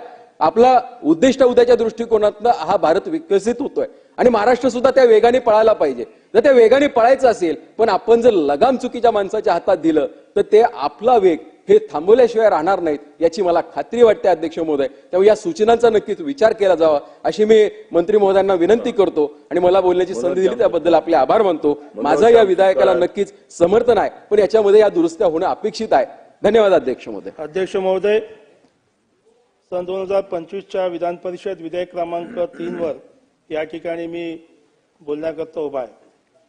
खरं म्हणजे या अधिनियमातील व्याख्याच बदलण्याचा प्रयत्न या ठिकाणी होत आहे. मुख्य अधिनियमात या ठिकाणी श्रमजीवी कामगार हा मजकूर ज्या ज्या ठिकाणी असेल त्या त्या ठिकाणी अंगमेहनतीचं काम करणारे कामगार असा मजकूर करण्यात आलेला आहे. खरं म्हणजे या व्याख्येनुसार कदाचित मालक वर्ग याच्यातून कुठेतरी कायद्याच्या पळवाटा काढण्याचा प्रयत्न करतील असा माझा संशय आहे. प्रस्तावना अधिनियमामध्ये कलम 2 चे पोस्ट कलम 2, 3, 6, 7, 11, 12 आणि कलम 4, 1 आणि 13, 1 आणि 3 च्या व्याख्या या ठिकाणी जर बदलल्या तर त्याचे परिणाम ज्या पद्धतीने होणार आहेत की अधिनियमातील व्याख्या बदलाने कायद्याची व्याप्ती कमी होऊन हा कायद्याचा उद्देश व हेतू असफल होणार आहे. अध्यक्ष महोदय, अनेक उद्योग या कायद्याच्या अंमलबजावणीतून वगळले जातील आणि त्यामुळे हजारो कामगार बेरोजगार होण्याची त्या ठिकाणी भीती निर्माण होत आहे. कायद्याच्या संरक्षण मिळण्यास पात्र असलेले लाखो कामगार कायद्यापासून वंचित राहतील अशा पद्धतीची या ठिकाणी पिळवणूक होण्याची शक्यता नाकारता येत नाही. अध्यक्ष महोदय, या ठिकाणी या अधिनियमातील तरतुदी लागू नसल्यास उद्योगपतींनी मुंबई उच्च न्यायालय आणि सर्वोच्च न्यायालयात दावे दाखल केले होते. त्यावर माननीय न्यायालयाने सन 2009, 2016 आणि 23 मध्ये हे दावे फेटाळून लावून त्या ठिकाणी कंपन्या कारखान्यामधील माथाडी स्वरूपाच्या कामास माथाडी कायदा लागू केला असल्याचे निर्णय त्या वेळेला दिलेले आहेत. अध्यक्ष महोदय, सध्या कायद्याने हजारो आस्थापना, उद्योग कारखाने व संचय व साठवणूक उद्योगातील लाखो कामगारांना संरक्षण प्राप्त झालेले आहे. ते संरक्षण नाहीसे होऊन बेरोजगार होण्याची भीती कामगारांमध्ये या ठिकाणी आहे. अध्यक्ष महोदय, या ठिकाणी आपल्याला सांगू इच्छितो की मुख्य अधिनियम कलम 2 मध्ये खंड 6 हा नवीन तरतूद त्या ठिकाणी करण्यात आलेली आहे आणि या नवीन तरतुदीनुसार अंगमेहनतीचे काम म्हणजे कोणत्याही प्रकारच्या यंत्रणाच्या कोणत्याही मदतीशिवाय किंवा आधाराशिवाय किंवा सहाय्याशिवाय मानवाने केलेले कोणत्याही प्रकारचे शारीरिक श्रमाचे काम आणि त्यामध्ये अनुसूचित नोकऱ्यांमधील माल चढवण्याचे, उतरवण्याचे, रचण्याचे आणि त्यांनी नेआण करण्याचे, त्याचे वजन व मापन करण्याचे अंगमेहनतीचे काम यांचा समावेश होतो असं म्हटलेले आहे. अध्यक्ष महोदय, 54 वर्षापूर्वी हा माथाडी कायदा जन्माला आला आणि त्यावेळेला देखील त्यावेळेच्या तत्कालीन विद्वान असतील, तज्ज्ञ असतील, त्यावेळेला हा कायदा बनवताना देखील त्यावेळेच्या टाटा स्टील सारख्या किंवा अन्य ज्या स्टीलच्या रोलिंग कंपन्या होत्या त्या कंपन्यांमध्ये देखील 1 ते 10 टनापर्यंत त्या ठिकाणी पट्ट्या बांधून सळ्या वगैरे उतरवण्याचं काम होत होतं आणि त्यावेळेला देखील काही यंत्राच्या माध्यमातून हायड्रा असेल, फोर्कलिफ्ट असेल, संदर्भातच बोला, त्याच्याच संदर्भात बोलतोय, कायद्याच्याच संदर्भात बोलतोय. मला अध्यक्ष महोदय, मला स्पष्ट करायचं आहे की जे ऑटोमायझेशनचा हा विषय ते आलाय हा त्या काळात पण होता, पण त्या काळात पण हे जेव्हा कायदा संपत झाला 54 वर्षापूर्वी, त्यावेळेला देखील माथाडी कायद्यामधून अशी कुठेही पळवाट देण्यात आली नव्हती. 100% जिथे ऑटोमायझेशन आहे तिथे आम्ही समजू शकतो, पण जिथे काही प्रमाणात माणसांची गरज लागते, आजही जिथे ऑटोमायझेशन आहे, म्हणजे हायड्रा असेल, फोर्कलिफ्ट असेल, तिथे काही ना काही प्रमाणामध्ये माथाडी कामगारांची गरज लागते. त्या ठिकाणी आजही माथाडी कामगार कमी मजुरी घेऊन बोर्डाच्या नियमानुसार त्या ठिकाणी काम करत आहे. त्यामुळे हे जे जो खंड आहे नवीन करण्यात आलेला, हा त्या ठिकाणी त्याच्यात दुरुस्ती करण्यात यावी, जेणेकरून माथाडी कामगारांवर पुढे अन्याय होणार नाही. अध्यक्ष महोदय, या ठिकाणी 18 ते 65 वर्षाच्या कामगारांची जी अट घातलेली आहे, आज तुम्हाला सांगू इच्छितो की आजही आमचे माथाडी कामगार 70-75 वर्षाचे जे शरीरयष्टीने आणि आरोग्याने चांगले आहेत, ते आजही माथाडी कामगार काम करतायत. पण जर 65 वर्षाची अट असेल तर किमान याच्यामध्ये आपण काही सुधारणा केली पाहिजे.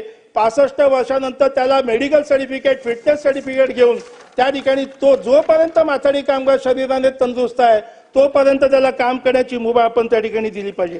अध्यक्ष महोदय, मी या ठिकाणी आपल्याला सांगू इच्छितो की उद्देश व कारणे याचं निवेदन कामगार मंत्र्यांनी या ठिकाणी दिलेलं आहे आणि या बिलासोबत जे निवेदन आलेलं आहे त्या निवेदनामध्ये त्यांनी म्हटलेलं आहे की सल्लागार समितीचे कामकाज सुलभपणे चालण्याच्या दृष्टीने राज्य शासनाचे प्रतिनिधित्व करणाऱ्या सदस्यांव्यतिरिक्त अन्य सदस्यांच्या रिक्त जागा लवकरात लवकर आणि कोणत्याही परिस्थितीत अशा जागा रिक्त झाल्याच्या दिनांकापासून 6 महिने समाप्त होण्यापूर्वी भरले जातील, तशी तरतूद या कलमात करणार आहे.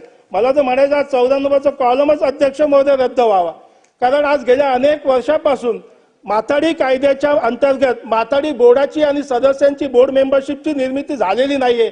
अनेक वर्षापासून ते तसं प्रलंबित आहे. मगाशी आपले मुनगंटीवार साहेब बोलत होते की सल्लागार समिती अनेक वर्ष गठीत झालेली नाहीये आणि त्याच्यामुळे यांनी 6 महिन्याचा एक कॉलम टाकलेला आहे.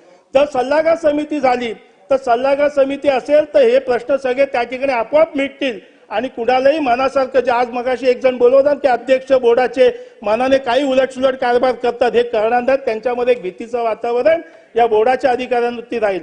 या ठिकाणी मी सांगू इच्छितो की याच्यामध्ये जी सल्लागार समिती कार्यरत नसेल तर शासनाला समिती कार्यरत होईपर्यंत अधिसूचना काढता येतील किंवा त्या अन्वये निर्णय घेता येतील, अशी तरतूद या दृष्टीने कलम 14 अन्वये सुधारणा करणे आवश्यक आहे.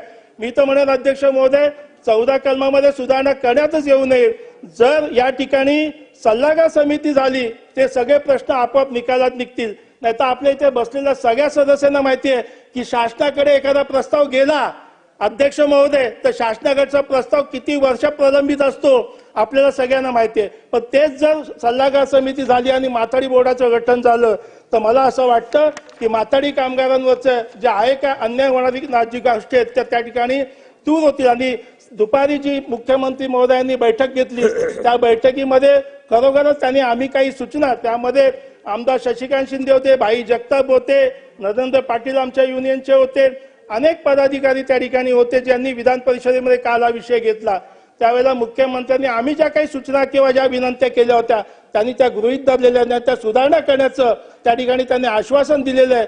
त्यामुळे या सुधारणा वेळेत व्हाव्या. मी फुंडकर साहेबांजवळ आपल्याकडे अध्यक्ष महोदय आपल्या माध्यमातून कामगार मंत्री महोदय आकाश फुंडकर साहेब आपल्याकडे आम्ही अपेक्षेने बघतो, कारण मागच्या 4-5 वर्षामध्ये जे माथाडी बोर्डामध्ये जो अहंकार माजलेला आहे, म्हणजे या महाराष्ट्र मुनगंटीवार साहेब जरा 2 मिनिटं ऐका, आपण फार चांगला म्हणजे सगळ्या बाजूने बोलता आम्हाला आनंद वाटतो, जरा वस्तुस्थिती आपण नेहमी घेत असता. मागच्या 4-5 वर्षामध्ये माथाडी बोर्डामध्ये ज्या पद्धतीने चुकीची प्रथा आणि परंपरा चाललेली आहे, म्हणजे आम्ही आमचे दिवंगत नेते शिवाजीराव अण्णासाहेब पाटील त्यांच्या काळापासून 36-37 वर्ष आली, पण केव्हाही माथाडी कामगारांच्या बोर्डातल्या विषयामध्ये कुठल्याही कामगार मंत्र्याच्या OSDने किंवा PSने किंवा PAने कधी एकेका कामगारासाठी फोन लावून कुठे हस्तक्षेप केला तेव्हा चुकीचा हस्तक्षेप केला हे आम्ही आमच्या आयुष्यात कधी बघितलं नाही.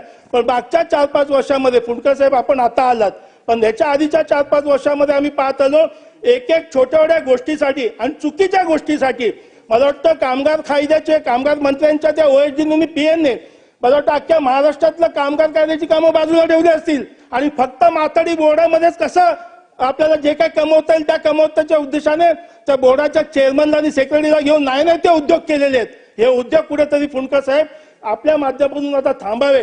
कारण जर एखादा गरीब कामगार रितसर अर्ज घेऊन गेला तर त्या कामगाराला 1-1 वर्ष 2-2 वर्ष न्याय मिळत नाही. पण तो जर कामगार मंत्रालयातल्या एका ओएसडीकडे गेला किंवा पीए कडे गेला तर अर्ध्या रात्री 12-1 वाजता लेटर टाईप होताना आदेश निघतात. ह्याच्यावरती आपण लक्ष ठेवा. आपल्याकडे आम्ही फार अपेक्षेने बघतोय आणि हे जी काय सुधारणा आली आहे ही सुधारणा आणताना कुठेही जे ओरिजिनल माथाडी कामगार आहेत त्यांच्यावरती कुठेही अन्याय होणार नाही याची कृपया आपण दक्षता घ्यावी. जय हिंद, जय महाराष्ट्र. अतुल भातखळकर आणि नंतर राहुल कोळ, नंतर मंत्री उत्तर दे. अध्यक्ष महोदय, महाराष्ट्र माथाडी हमाल व इतर श्रमजीवी कामगार अधिनियम 1969 मधल्या अधिक सुधारणा करणाऱ्या विधेयकावर बोलण्याकरता मी उभा आहे. खरं तर आधीच्या वक्त्यांनी फार विस्तृतपणे या कायद्याच्या संदर्भात भाष्य केलेलं आहे. पण मी जेव्हा जमिनीवर काम करत असतो तेव्हा ज्या गोष्टीचा उल्लेख मगाशी सन्माननीय सुनील प्रभूजींनी केला की माथाडी कामगारांच्या नावावर आणि त्या ठिकाणच्या त्यांच्या नोंदणीच्या जोरावर खरं तर त्या ठिकाणी लोकांना त्रास देण्याचं एक मोठं षडयंत्र काम त्या ठिकाणी चालू असतं. आणि त्यामुळे या विधेयकाचं मी मनापासून मुळात नियम 14 मध्ये जे सुधारणा सरकार करू इच्छित आहे त्याचं स्वागत करण्याकरता उभा आहे.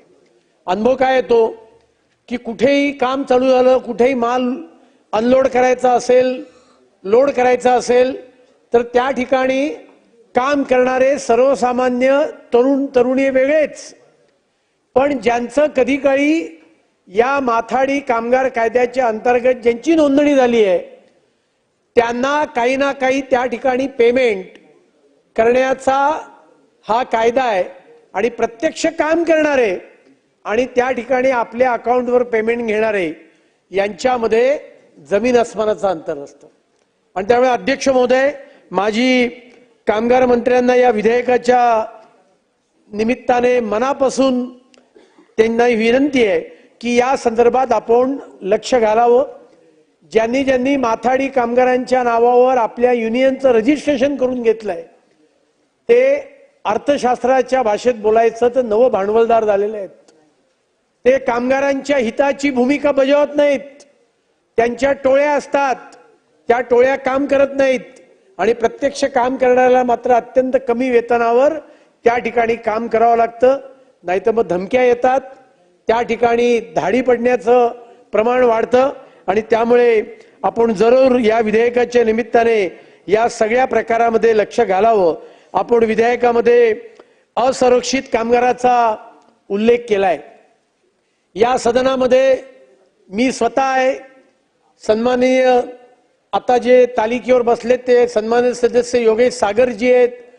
आम्ही सगळ्यांनी सदनामध्ये वारंवार रिक्षा चालक महामंडळाच्या बाबतीत आम्ही अनेकदा ठराव मांडलेले आहेत.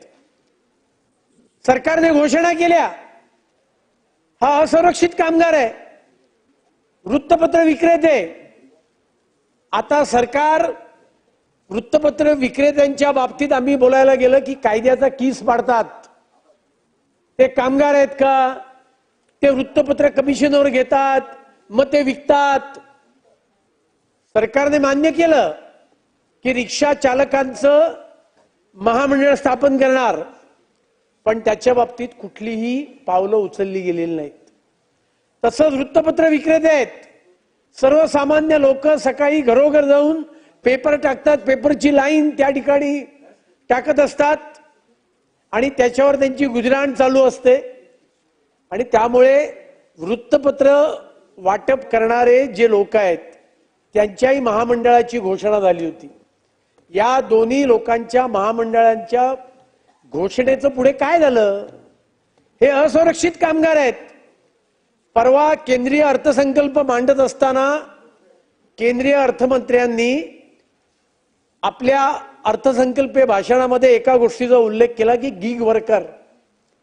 आज झोमॅटो, स्विगी, ब्लिंकिट अशा नवीन नवीन ऍपवर काम करणारे शेकडो नाही हजारो तरुण तरुणी आहेत जे आपल्या अंग मेहनतीने 4 पैसे कमवण्याचं काम त्या ठिकाणी करतायत आणि मोठ्या प्रमाणावर ही रोजगाराची निर्मिती या माध्यमातून होती. पण या गिग वर्कर ज्याला म्हटलं जातं त्यांच्या संरक्षणाचं काय? माथाडी कामगारांकरता महामंडळ आहे, पण या सगळ्या असुरक्षित कामगारांकरता कुठल्या उपाययोजना आपण करणार आहोत?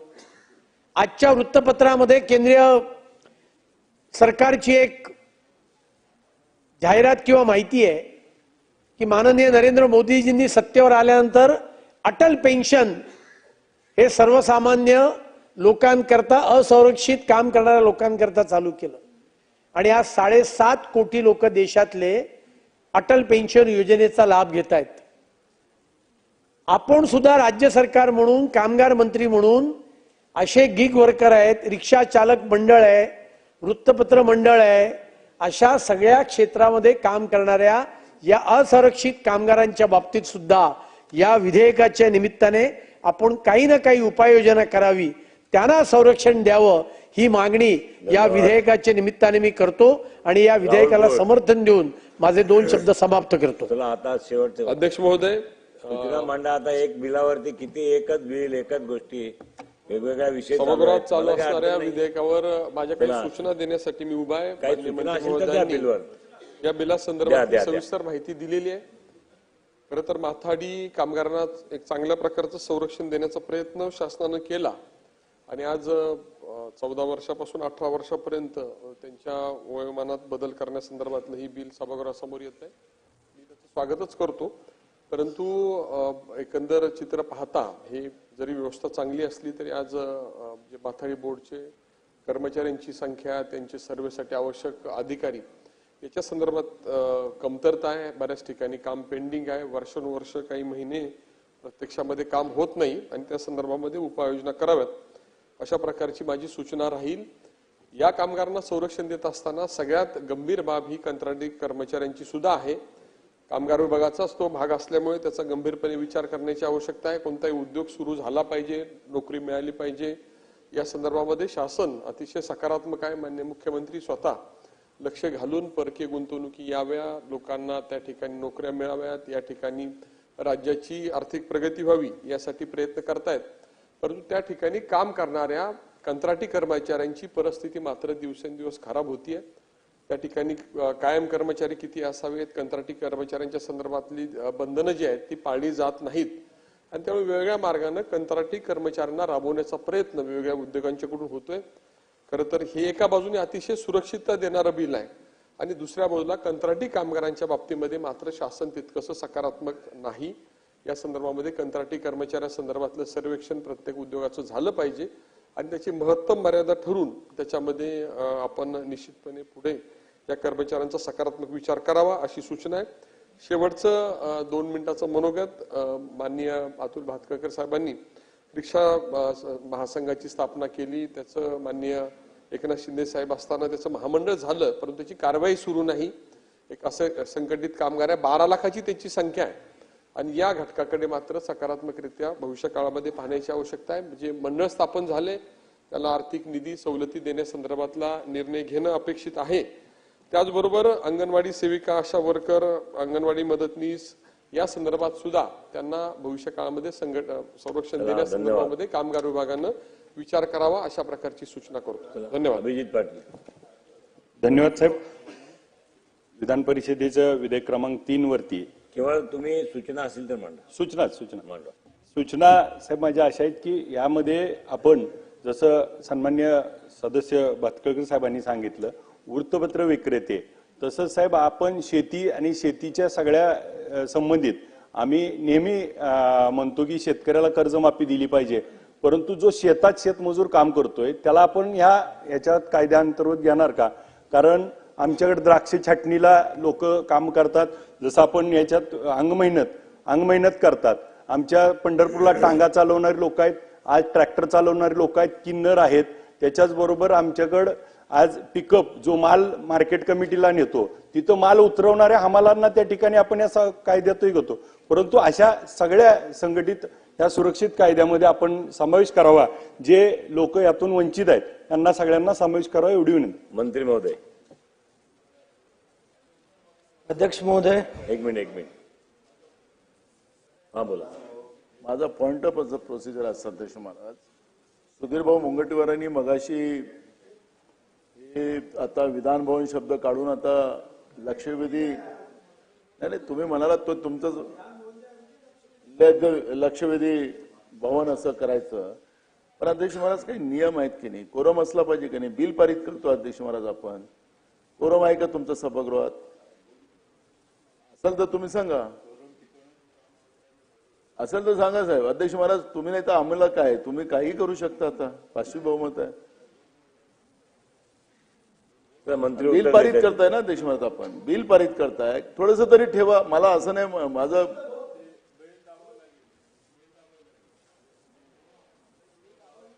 मंत्री उत्तर देतील तेवढ्यात. नाही असं नाही होत. बाहेर लॉबीमध्ये बसले, आणा ना तुम्ही. लॉबीमध्ये बसलेत बघा. येत आहेत सुधीर भाऊ. मंत्री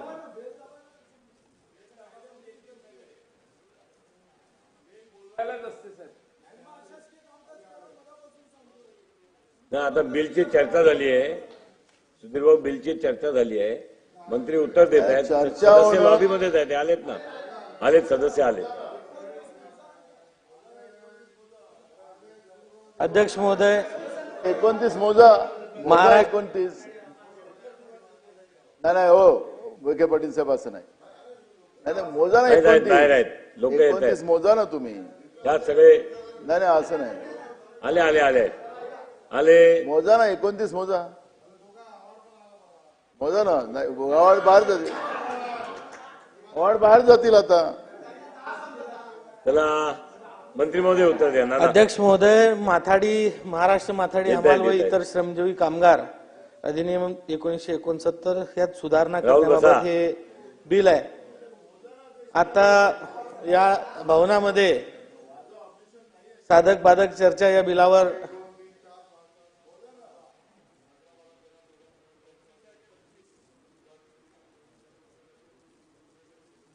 ते 33 आले. आले सदस्य आले. तोपर्यंत चाललंय, काय प्रॉब्लेम नाही. आता विषय काढलेला असेल तर रेकॉर्डवर चुकीचं जाऊ नये. ती बेल आपण दाबा, म्हणजे सगळे येतील आणि कोरम भरेल. नंतर जायचं त्यांना जातील परत. पण आपण बेल दाबायला इकडे तिकडे का बघताय?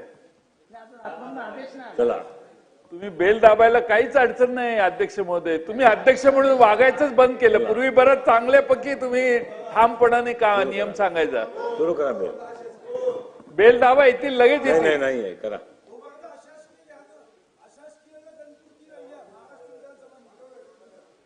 कामकाज करून टाकू.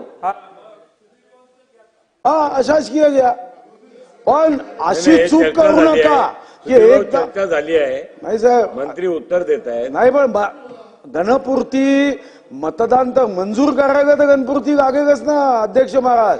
विधानसभेच्या नियमाची एवढी अमृत महोत्सवीवर साजरं करतोय आपण.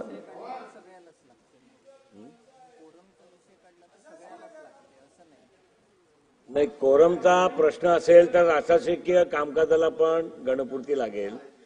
कोरमचा विषय असला सुरू करा तुम्ही. अशासकीयाला पण गणपूर्ती लागेल. आता गणपूर्तीचा अध्यक्ष महोदय गणपूर्ती होत राहील. आज समोर विरोधी पक्षाच्या लोकांनी जे प्रश्न उपस्थित केले त्यात ते कुठे हजर नाहीये.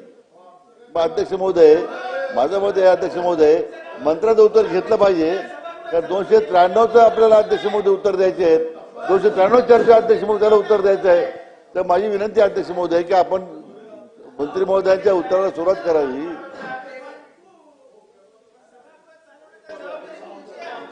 नाही अध्यक्ष महोदय, माझी विनंती आहे आणि सन्माननीय सदस्य विरोधी पक्षाचे सन्मान्य सदस्य ज्येष्ठ सदस्य नानासाहेब आहेत, जितेंद्रजी आहेत, जयंत पाटील साहेब आहेत, आपण उत्तर होऊ द्या ना.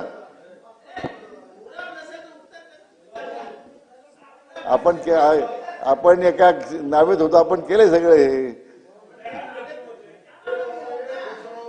जयंत पाटील साहेब, पण असं बघत बसणं योग्य नाही.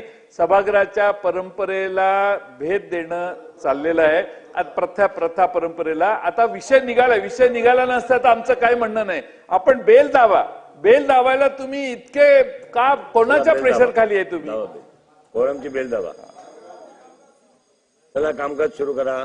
मंत्री महोदय उत्तर द्या. हा 5 मिनिटं थांबा. बरं ठीक आहे. चला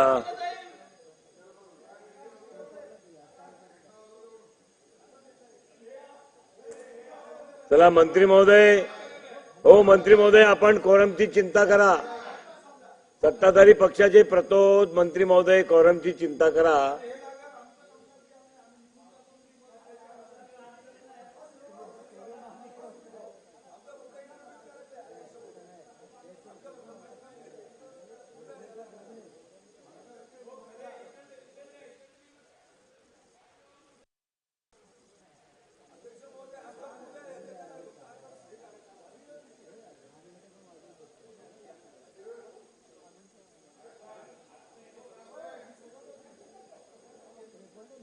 बसा ना इकडे.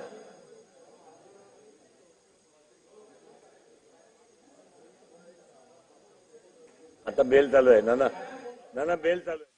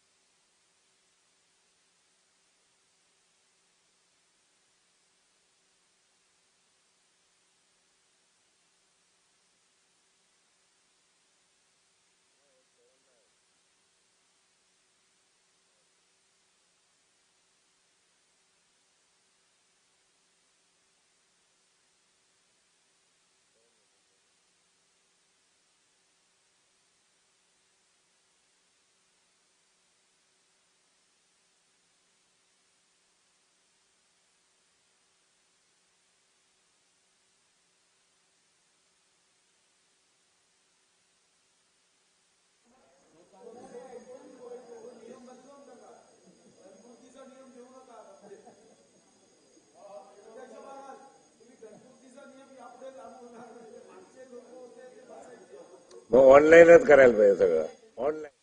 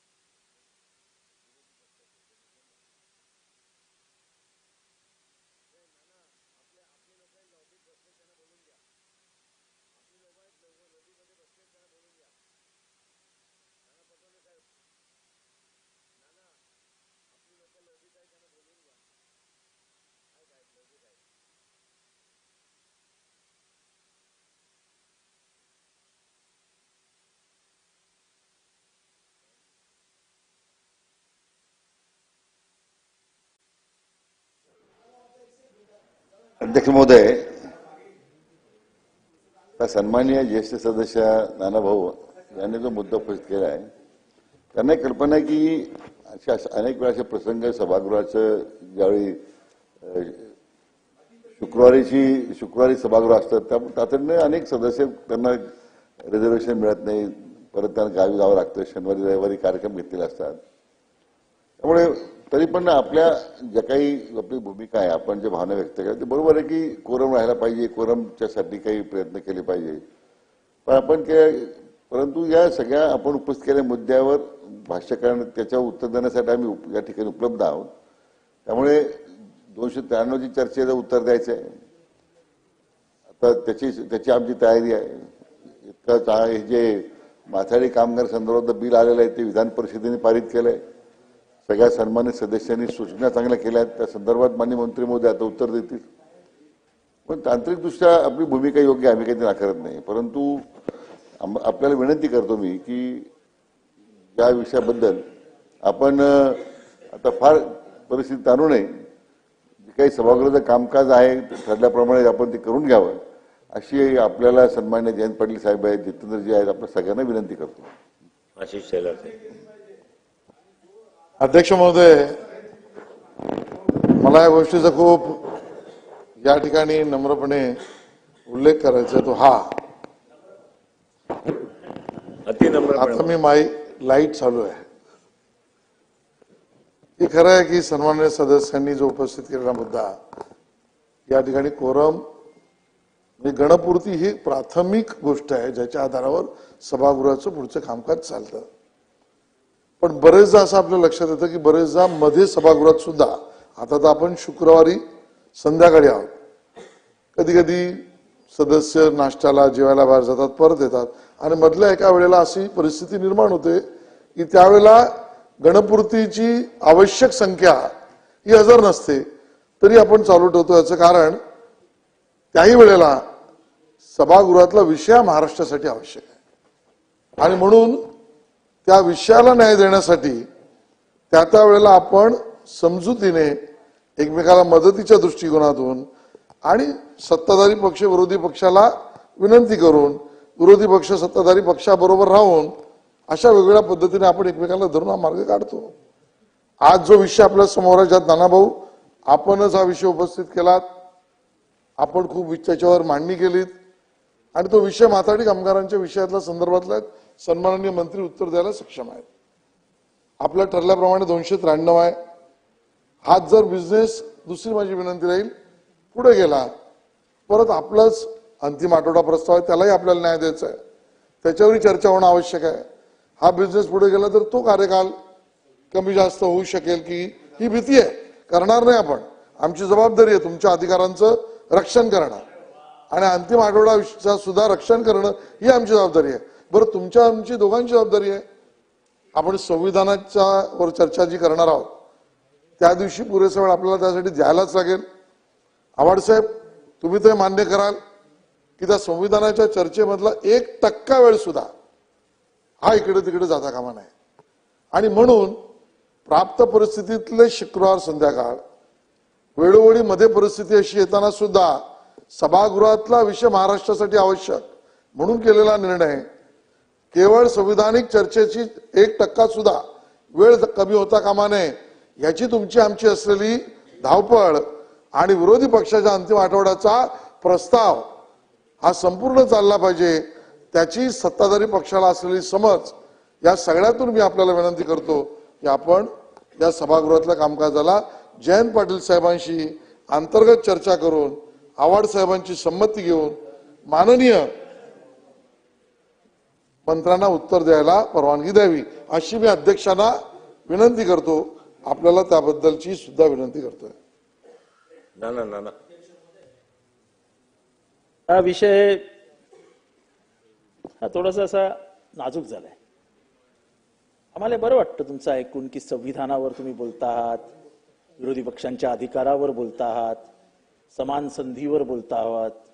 तुम्ही आणि मी अशी कशी आपुलकीची भाषा बोलली पाहिजे आणि कसं आपण दुसऱ्याला मिठ्या मारून एकत्र पुढे गेलं चांगलं बोलतोय ना. नाही, ते तर आपलंच वेगळं आहे. पण अध्यक्ष महोदय, विरोधी पक्षांचे अधिकार हा एक चर्चेचा विषय झालाय आता. विरोधी पक्षांचा अधिकार हा एक चर्चेचा विषय आहे. आम्ही काय जाणून बुजून करतो अशातला काही भाग नाही. पण हे संविधानामधलं जे महत्वाचं आहे की पार्लमेंटरी डेमोक्रेसीमध्ये opposition and the ruling party are two wheels of the same cart. असुम बुलेट ट्रेनला कार्ट नाही ना साहेब, आपले चाकं नाहीत ना, त्याला डायरेक्ट बेसिक काय आहे की ते चाकच आजकाल असं गडगड गडगड गडगड होते आणि त्याच्यामुळे एखादी संधी मिळते असं दाखवायला की हे होऊ शकतं. हे आम्हाला करायचं नाहीये. आमची बिलकुल इच्छा नाही की असं काहीतरी सरकारला अडवून काहीतरी आमचा मोठेपणा दाखवायची. पण विरोधी पक्षाला त्यांची संख्या नाही, नगण्य आहेत म्हणून त्यांना जे चेपण्याचं काम चालू आहे ते सभागृहाला शोभा देणार नाही. आणि ज्या प्रेमाने तुम्ही आज बोललात त्याच प्रेमाने तुम्ही सभागृहाच्या सुरुवातीपासून बोलत राहिलात तर आम्हाला पण आपलेपणा वाटेल ना. आता ती संधी देण्याचं काम त्यांचं आहे, माझं नाहीये ना. आता कोण तुम्हाला संधी देत नाही हे तुम्हाला पण माहिती आहे आणि मला पण माहिती आहे. त्याच्याबद्दल जास्त चर्चा करायला नको. पण अध्यक्ष महोदय, अत्यंत गांभीर्याने सांगतो की पार्लमेंटरी डेमोक्रेसी मधले दोन महत्वाचे घटक म्हणजे विरोधी पक्ष आणि सत्ताधारी पक्ष. पण सत्ताधारी पक्ष जर विरोधी पक्षाला मोजणारच नसेल तर ही परिस्थिती येते. आणि म्हणून माझी विनंती आहे की तुम्ही आमची लक्षवेधी घेत नाही. लक्षवेधी घेतानाही आम्हाला वेळ देत नाही. नंतर वर्ण बोलतानाही टन टन टन टन टन टन वाजत राहतं. सगळ्याचा राग आमच्या मनात आहे ना. हा राग आम्ही काढणार नाही विखे साहेब. आम्ही विखे साहेब काँग्रेसी आहोत मनानी, राग मांडणारी माणसं नाही आम्ही. आम्ही फार मोठ्या हृदयाची माणसं आहोत. त्याच्यामुळे हे काय फार ताणणार नाही आम्ही. पण आम्हालाही ऐकवण्याची संधी मिळाली पाहिजे आणि हे महाराष्ट्राच्या कानाकोपऱ्यात गेलं पाहिजे की यांचा कसा छळ होतो तो. त्यामुळे आता जे काय बोलायचं ते आमचे ज्यांनी हा मुद्दा मांडलाय ते मांडतील. काय झालं करत नाही. आम्ही तर इतका मोठं हृदय आहे, विरोधी पक्षाच्या लोकांना आम्ही आमच्यात घेतो, त्यांना मोठी मोठी सन्मानाची पदं देतो आणि तुम्ही असं म्हणता की विरोधी पक्षाचा छळ करतो. हे रेकॉर्डमध्ये राहणं योग्य आहे का अध्यक्ष महाराज? एवढ्या मोठ्या मनाचा सत्तारूढ पक्ष हा स्वातंत्र्यानंतर पहिल्यांदा लाभला आहे. पुढे आले तुम्ही मागे गेले. हे बघा, हे पुढे आले तुम्ही मागे गेले. चला नाना पटोले.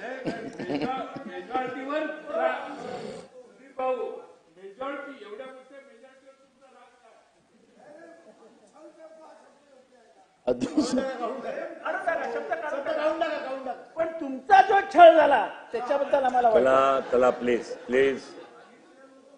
अध्यक्ष महाराज, या अधिवेशन सुरू झालं तेव्हापासून पहिल्या आठवड्यापासून मी जे आमचं कामकाज आहे, जे आयुध आम्हाला या सदनाच्या माध्यमातून, या नियमाच्या माध्यमातून, प्रथा परंपरेच्या माध्यमातून आम्हाला मिळालेले आहे, त्या आयुधाचा वापर आम्ही सातत्यानं करतो अध्यक्ष महाराज. पण अध्यक्ष महाराज, सरकारकडूनही आम्हाला सांगतात की तुमचं आहेच किती संख्या. अध्यक्ष महाराज, असं होत नाही. आणि या सभागृहामध्ये जुना पण इतिहास पाहिला, कारण की विरोधी पक्ष नेत्याला नेमायचं होतं म्हणून मी पण अनेक आपले जुने पुरावे काढले. तर विरोधी पक्षाची त्यावेळेची संख्या आपण पाहिली, ज्यावेळेस 2 या 3 लोक राहायची तरी विरोधी पक्षाचा नेता बनायचा. हे संपूर्ण अधिवेशन संपलं, पहिलं अधिवेशन हिवाळी गेलं, आता आपलं बजेट अधिवेशन संपतंय, विरोधी पक्ष नेता आपण नेमला नाही. आमच्या सत्ता पक्षाच्या लोकांना बोलायला जास्त संधी आणि विरोधी पक्षाच्या लोकांना बोलायला संधी नाही. अध्यक्ष महाराज, हे सातत्यानं होते आहे. लक्षवेधी वगैरे भावना मांडल्यात त्यांनी, मला त्याच्यात जायचं नाही आहे. अध्यक्ष महाराज, जे काही नियमानं कामकाज आहे, 293च्या ठराव आता आपले 6 पेंडिंग झालेत. अंतिम आठवडा आला, तो चालला आता पुढच्या आठवड्यात. अध्यक्ष महाराज, असं कामकाज कधीच या सभागृहात नाही झालं. अध्यक्ष महाराज, पहिल्या पानावरच आपल्या सत्ता पक्षाने जो ठराव आणला होता त्या ठरावामध्ये एक लाईन चांगली लिहिलेली आहे, शेतकरी सुखी. तर काय लिहिलंय, पहिल्याच पानावर तुमचा ठराव आहे जो, शेतकरी सुखी तर जग सुखी. तर आपण पहिल्या दिवशीपासून वाचतोय, मंगळवारी आला होता तो प्रस्ताव. का इतक्या दिवस याला ठरावा लागतं? अधिवेशन संपल्याला अध्यक्ष महाराज तो ठरावच होणार नाही. अध्यक्ष महाराज असं कामकाज नाही होत. अध्यक्ष महाराज आपण आमच्या नंतर या सभागृहात आलात, आमच्यापेक्षा सिनियर जयंतराव आहेत, सुधीर भाऊ आहेत, सगळे लोक आहेत. अध्यक्ष महाराज असं कामकाज आम्ही नाही पाहिलं. त्या असं कामकाजाची पद्धत होत नाही. आम्हाला काही अडवायचं नाही आहे बिल वगैरे, काय आम्ही आमची संख्या आहे, कोरम नाही आहे, नियमावली आहेत, हे चालत राहणारी परंपरा आहे. शुक्रवार आहे आम्हाला माहिती आहे. आता तुम्ही बिल आणायचंच होतं, शुक्रवारीच का आणलं? मग आणायला नव्हतं पाहिजे. पण तुम्हाला असं वाटतं की आमच्या जो पाशवी बहुमत आहे, आम्ही पाशवी बहुमताच्या आधारावर आम्ही काही करू शकतो, हे डोक्यातून आपण काढलं पाहिजे. हे काढत नसेल सरकार तर ठीक आहे, मग आम्हाला काय आमची थोडी संख्या असेल तर आम्ही भांडत बसू. पण याचा अर्थ असा नाही, इथं भांडायसाठी नाही, लोकांना न्याय देण्यासाठी आम्ही आलेलो आहोत. आणि त्याच्यामुळे सातत्यानं जो अपमान आमचा जो इथं केला जातोय तो कदापि आपण करू नका. बजेटमध्ये सुद्धा आम्ही, सुधीर भाऊ, एक गोष्ट तुम्ही म्हणालात की आम्ही पण मोठं मन करायचो. हे वित्तमंत्री होते, मला माहिती आहे 60 आम्हाला द्यायचे तर 40 तुम्हाला द्यायचे, असं शून्य आकडा कधी दिला नाही. हे अर्थमंत्री आल्यानंतर अजितदादा थोडंसं गडबड करायला लागले, त्याचा तुम्हालाही मलाही अनुभव आहे. आता थोडा काळ आमच्या 2.5 वर्ष आमच्याकडे होतं तर तुमच्यावर अन्याय, आता तू इकडे गेले तर आमच्यावर अन्याय व्हायला लागला. आता असं करू नका. तुमचा अनुभव मोठा आहे, तुम्ही अर्थमंत्री राहिलेला आहे. नगर विकासचा निधी आम्हाला मिळतच नाही आणि हे असं नाही होणार ना. मग तुम्ही समान न्याय देण्याची भूमिका करत असाल तर मग समान न्याय देण्याची भूमिका असेल तर सगळ्यांना थोडे 60-40 तर करा, 40 द्या आम्हाला, आम्हाला नको द्या 60. पण असं तर काहीतरी ठरवा ना. आम्ही काय जाऊन सांगणार मतदारसंघामध्ये? तिथं लोक राहत नाही, तुमच्या पक्षाला मतं मारली नाहीत त्या लोकांनी. हे म्हणजे आमच्याकडे लोक म्हणजे काही नाहीच आहे. आम्ही तर 200च मतांना आलो, तुम्हालाच मिळाली बरोबरीची मतं. ते म्हणतात ना मला, मी त्या संविधानावर जेव्हा चर्चा होईल ते कसं झालं त्याच्यावर आपण अंदाज मी मांडणारच आहे सगळी भूमिका. पण हे जे सगळी आमची चेष्टा केली जाते, मतदारसंघातल्या विकासाची चेष्टा केली जाते, हे सहन करायचं का आम्ही? तुमचा अपमान वेगळा होत आहे. आता तर खऱ्या अर्थानं बाहेर चर्चा काय होते माहिती आहे सुधीर भाऊ? विरोधी पक्षाची भूमिका आता सुधीर मुनगंटीवरच निभवत आहे. नाही तुम्ही नाही, आम्ही तुम्हाला प्रोत्साहनच देतोय. विरोधी पक्ष नेत्याची भूमिका सुधीर मुनगंटीवरच निभवत आहे, अशी चर्चा त्या ठिकाणी चाललेली आहे. तर चांगलं आहे, ते आम्हाला काही नाही, त्याचं समर्थनच आमचं. बसावं तुम्ही, बसा. हेच बोलत ते तुम्हाला सांग, ते सांगत आहे, ते चांगलं करतात आहे, ते चांगलं करतात आहे, त्यांचं मी त्यांना स्वागतच करतो. आणि अध्यक्ष महाराज आपल्याला, मी विषयावरच येतो अध्यक्ष महाराज, संपूया आपण. नाही विषयावरच येतोय अध्यक्ष महाराज. बिल आपल्याला पारित करायचं असेल, आपण कायदा करतोय अध्यक्ष महाराज, कायद्याला कोरम असला पाहिजे, हे तर या गोष्टीला मान्य आहे ना. बाकीच्या चर्चेचा विषय आपण केला त्या चर्चा चालत राहतात, दुपारी असेल की असेल, तरी आम्ही मोठं मन करू. जनतेच्या प्रश्नासाठी आम्हाला त्याची काही अडचण नाही. पण याचा अर्थ असा नको की वारंवार आमचा अपमान आणि विरोधी पक्ष व्यवस्था संपलेली आता महाराष्ट्रातून, असं काही भूमिका घेऊन आपण लोक चालत असाल, हे डोक्यातून काढा. आता बिल पारित करा, आम्हाला काही अडचण नाही. चला मंत्री महोदय, एकच गोष्ट, नाना पटोलेंचा मी धन्यवाद व्यक्त करतो, पण एक गोष्ट स्पष्ट असली पाहिजे. मी बिलकुल नाही, तुम्हाला विचारल्याशिवाय काही वाजवतच नाही मी, आणि तुम्ही सांगितले तेव्हाच वाजवलेली आहे पूर्वी. अध्यक्ष महोदय ते असं म्हणाले की सुधीर भाऊ विरोधी पक्षाची भूमिका करतात बाहेर चर्चेत. मी त्या ठिकाणी एवढंच म्हणतो अध्यक्ष महोदय, ती भूमिका काय वाहतात ते त्यांनाच माहिती.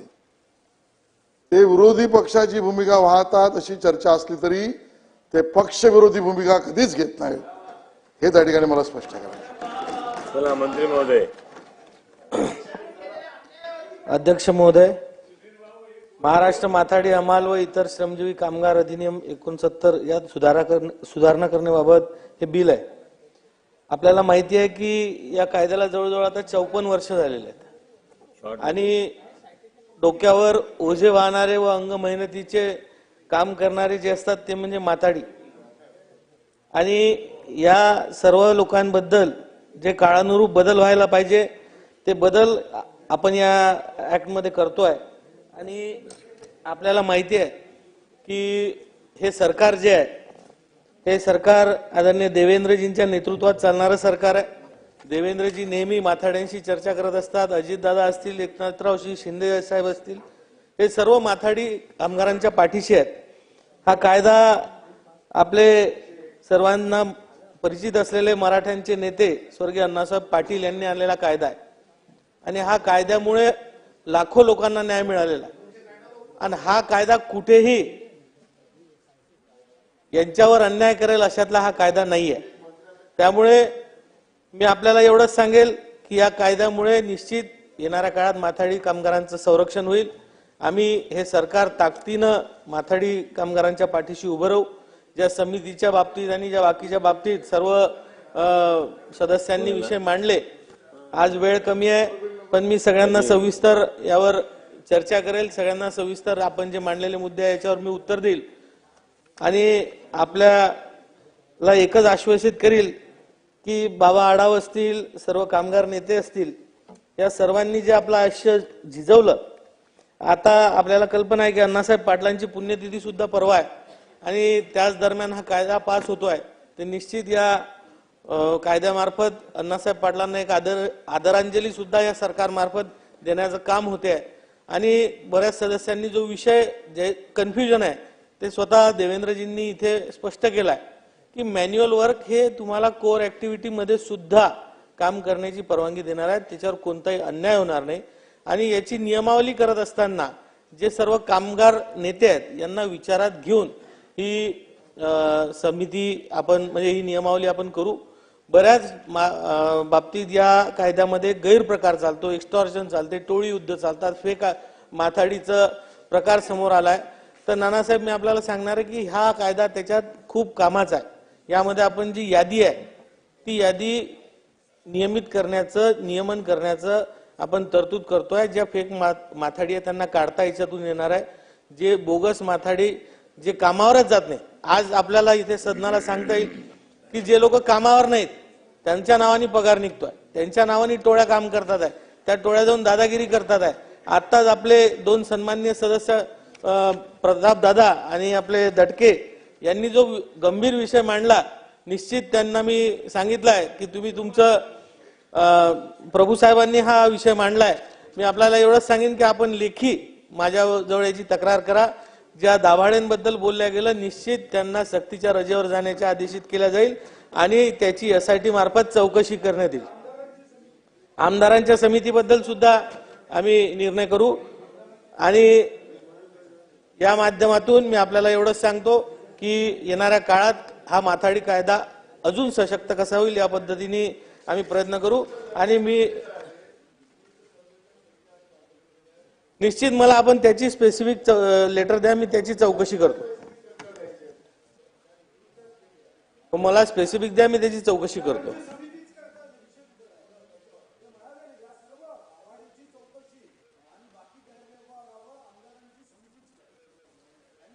म्हणून मी आपल्या सदनाला हे विधेयक संमत करावे अशी विनंती करतो. प्रस्ताव असा आहे की विधान परिषदेने संमत केलेले सन 2025 चे विधान परिषद विधेयक क्रमांक 3 महाराष्ट्र माथाडी हमाल व इतर श्रमजीवी कामगार नोकरीचे नियमन व कल्याण सुधारणा विधेयक 2025 विचारात घ्यावे.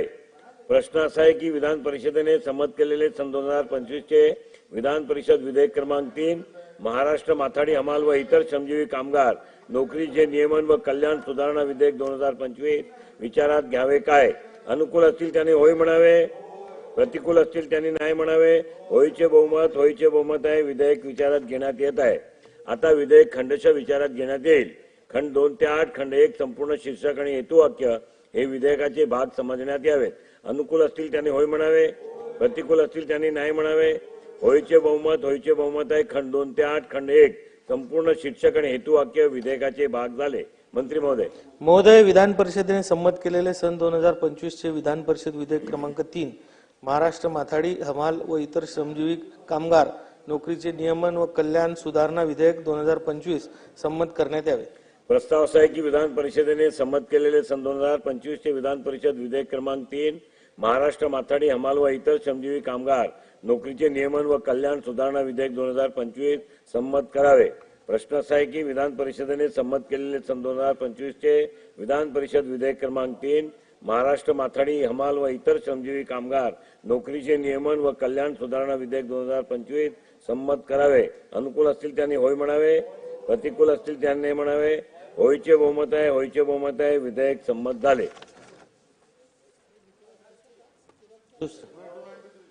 महोदय, विधान परिषदेने संमत केलेले सन 2025 चे विधान परिषद विधेयक क्रमांक 4 झाले. मंत्री महोदय झाले. आता संमत. हा, एक राहिलंय. 293 आता. अध्यक्ष महोदय, आता 293 सुरू करायचे ना. एक अशासकीय खाली इंट्रोडक्शन आहे, पुनर्स्थापना अर्थ आहे. पुनर्स्थापना अर्थ केवळ मांडायचे आहेत. हा, केवळ मांडायचे. हा, कुठला अशासकीय आहे? हा, चला बिल मांडा.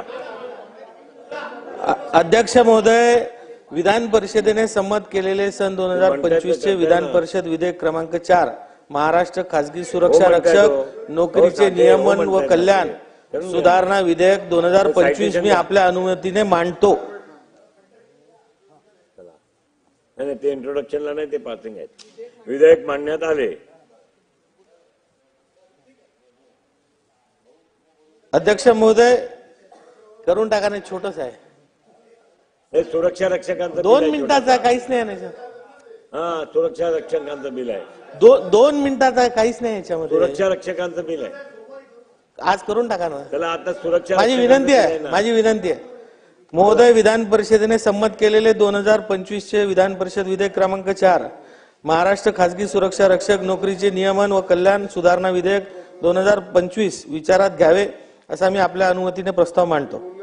प्रस्ताव असा आहे की विधान परिषदेने संमत केलेले सन 2025 चे विधान परिषद विधेयक क्रमांक 4 महाराष्ट्र खासगी सुरक्षा रक्षक नोकरीचे नियमन व कल्याण सुधारणा विधेयक 2025 विचारात घ्यावे.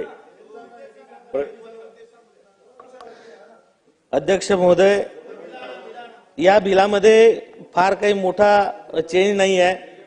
याची जी आपण पाहिलं असेल तर याची जी व्याख्या, मूळ व्याख्या होती, यामध्ये आस्थापना म्हणजे जी आस्थापना होती ती मुंबई दुकाने व संस्था अधिनियम 1948 च्या कलम 2 खंड 8 मध्ये जी व्याख्या केली होती, त्या जागी आता ही सुधारित व्याख्या महाराष्ट्र दुकाने व आस्थापना नोकरीचे व सेवा शर्तीचे विनियमन अधिनियमन 2017 नुसार निश्चित करण्यात आली आहे.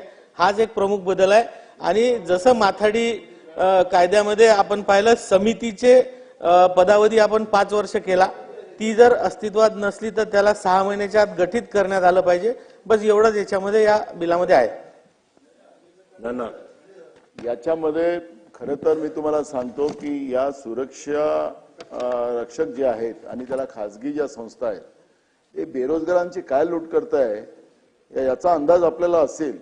रोज कंप्लेंट येतात. आपले सगळे शिकलेले मुलं मुली ते कॉन्ट्रॅक्टर असतात, त्यांना त्याच्यामध्ये नोकरी लावतात आणि मग त्यांना कसं त्याचा वापर केला. चर्चा होईल ना याच्यामध्ये. याच्यात सुधारणा करायची असेल तर ती करावंच लागेल ना आपल्याला. हो आशिष भाऊ,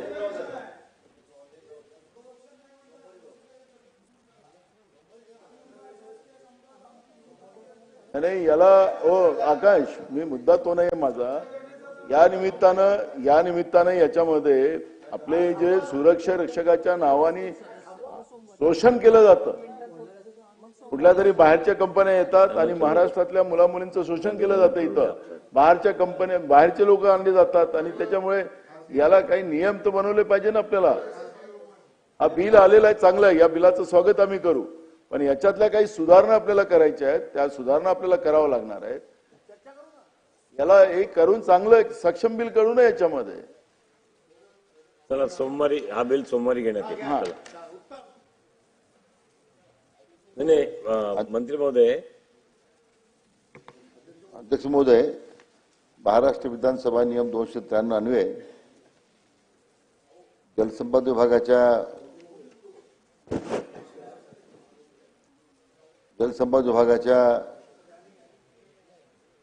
विभागासंदर्भात मान्य सन्मानित सदस्य जयंत पाटील साहेब, मान्य सिद्धार्थजी खरात, मान्य राहुलजी कुल, मान्य अनंतराव नर, त्याचप्रमाणे सन्मान्य श्री बाबाजी काळे, सन्मान्य किरणजी लहामटे, मान्य सचिनजी पाटील, मान्य अभिजितजी पाटील, सन्मान्य विक्रमजी पाचपुते, शंकररावजी मांडेकर, हेमंत टकले, तर सर्व सन्मान्य सदस्यांनी या संपूर्ण विषयावर चर्चा करताना काही चांगल्या सूचना निमित्ताने केलेल्या आहेत. मी त्या सर्व सन्मान्य सदस्यांचा आभारी आहे. आता विषयानुरूप अध्यक्ष महोदय,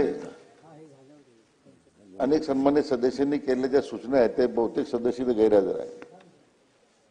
त्यामुळे अध्यक्ष महोदय ठीक आहे, त्यांनी काही केलेल्या सूचना आहेत त्या संदर्भात निश्चित आपण त्या विषयाची आमच्या विभागाच्या मार्फत जी कार्यवाही सुरू आहे त्याबद्दलची माहिती अध्यक्ष महोदय देण्याची आपण व्यवस्था करू. कारण जलसंपदा खात्याच्या दृष्टीने जे काही मूलभूत प्रश्न काही उपस्थित झालेले आहेत, कोपा बंधाऱ्याचे आहेत, कालव्यांच्या अस्थिरीकरणाच्या आहेत, नवीन धरणाच्या कामासंदर्भात आहे,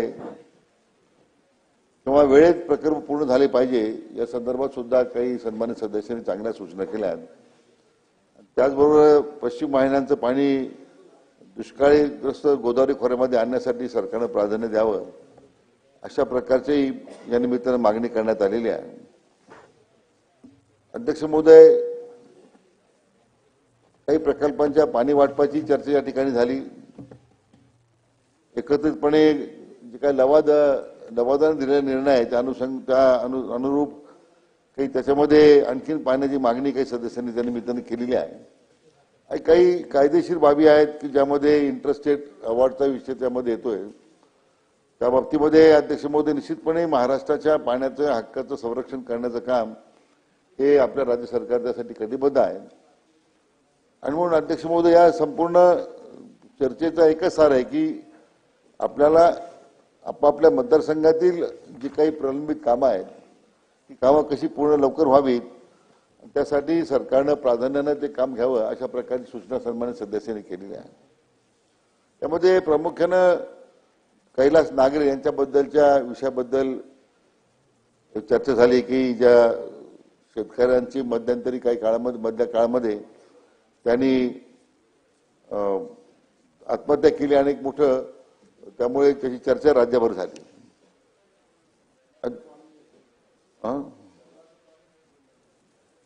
अध्यक्ष महोदय, या संदर्भामध्ये त्यांची जी मागणी होती की ज्या धरणातून ते पाणी सोडावं, त्यांच्या त्या कालव्यातून त्यांच्या बंधाऱ्यामध्ये सोडावं. अध्यक्ष महोदय, त्यामध्ये काही तांत्रिक बाब मुख्यतः अशी होती की त्या जे धरण बांधण्यात आलेलं आहे अध्यक्ष महोदय, त्या धरणाच्या लाभ क्षेत्रामध्ये मुळातच ही गावं येत नव्हती.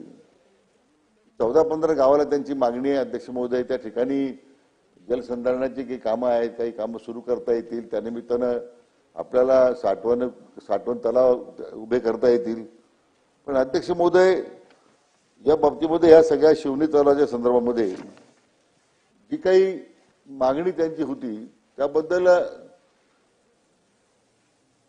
वस्तुस्थिती आहे अध्यक्ष महोदय की या मुळातच धरणातलं जे पाणी आहे याची पाण्याची बिगर सिंचनाचं आरक्षण हे दिवसेंदिवस पिण्याच्या पाण्यासाठी वाढवल्यामुळे 60,000 हेक्टर क्षेत्र तसं या धरणाच्या लाभ क्षेत्रात कमी होऊन गेलेलं आहे शेतीचं.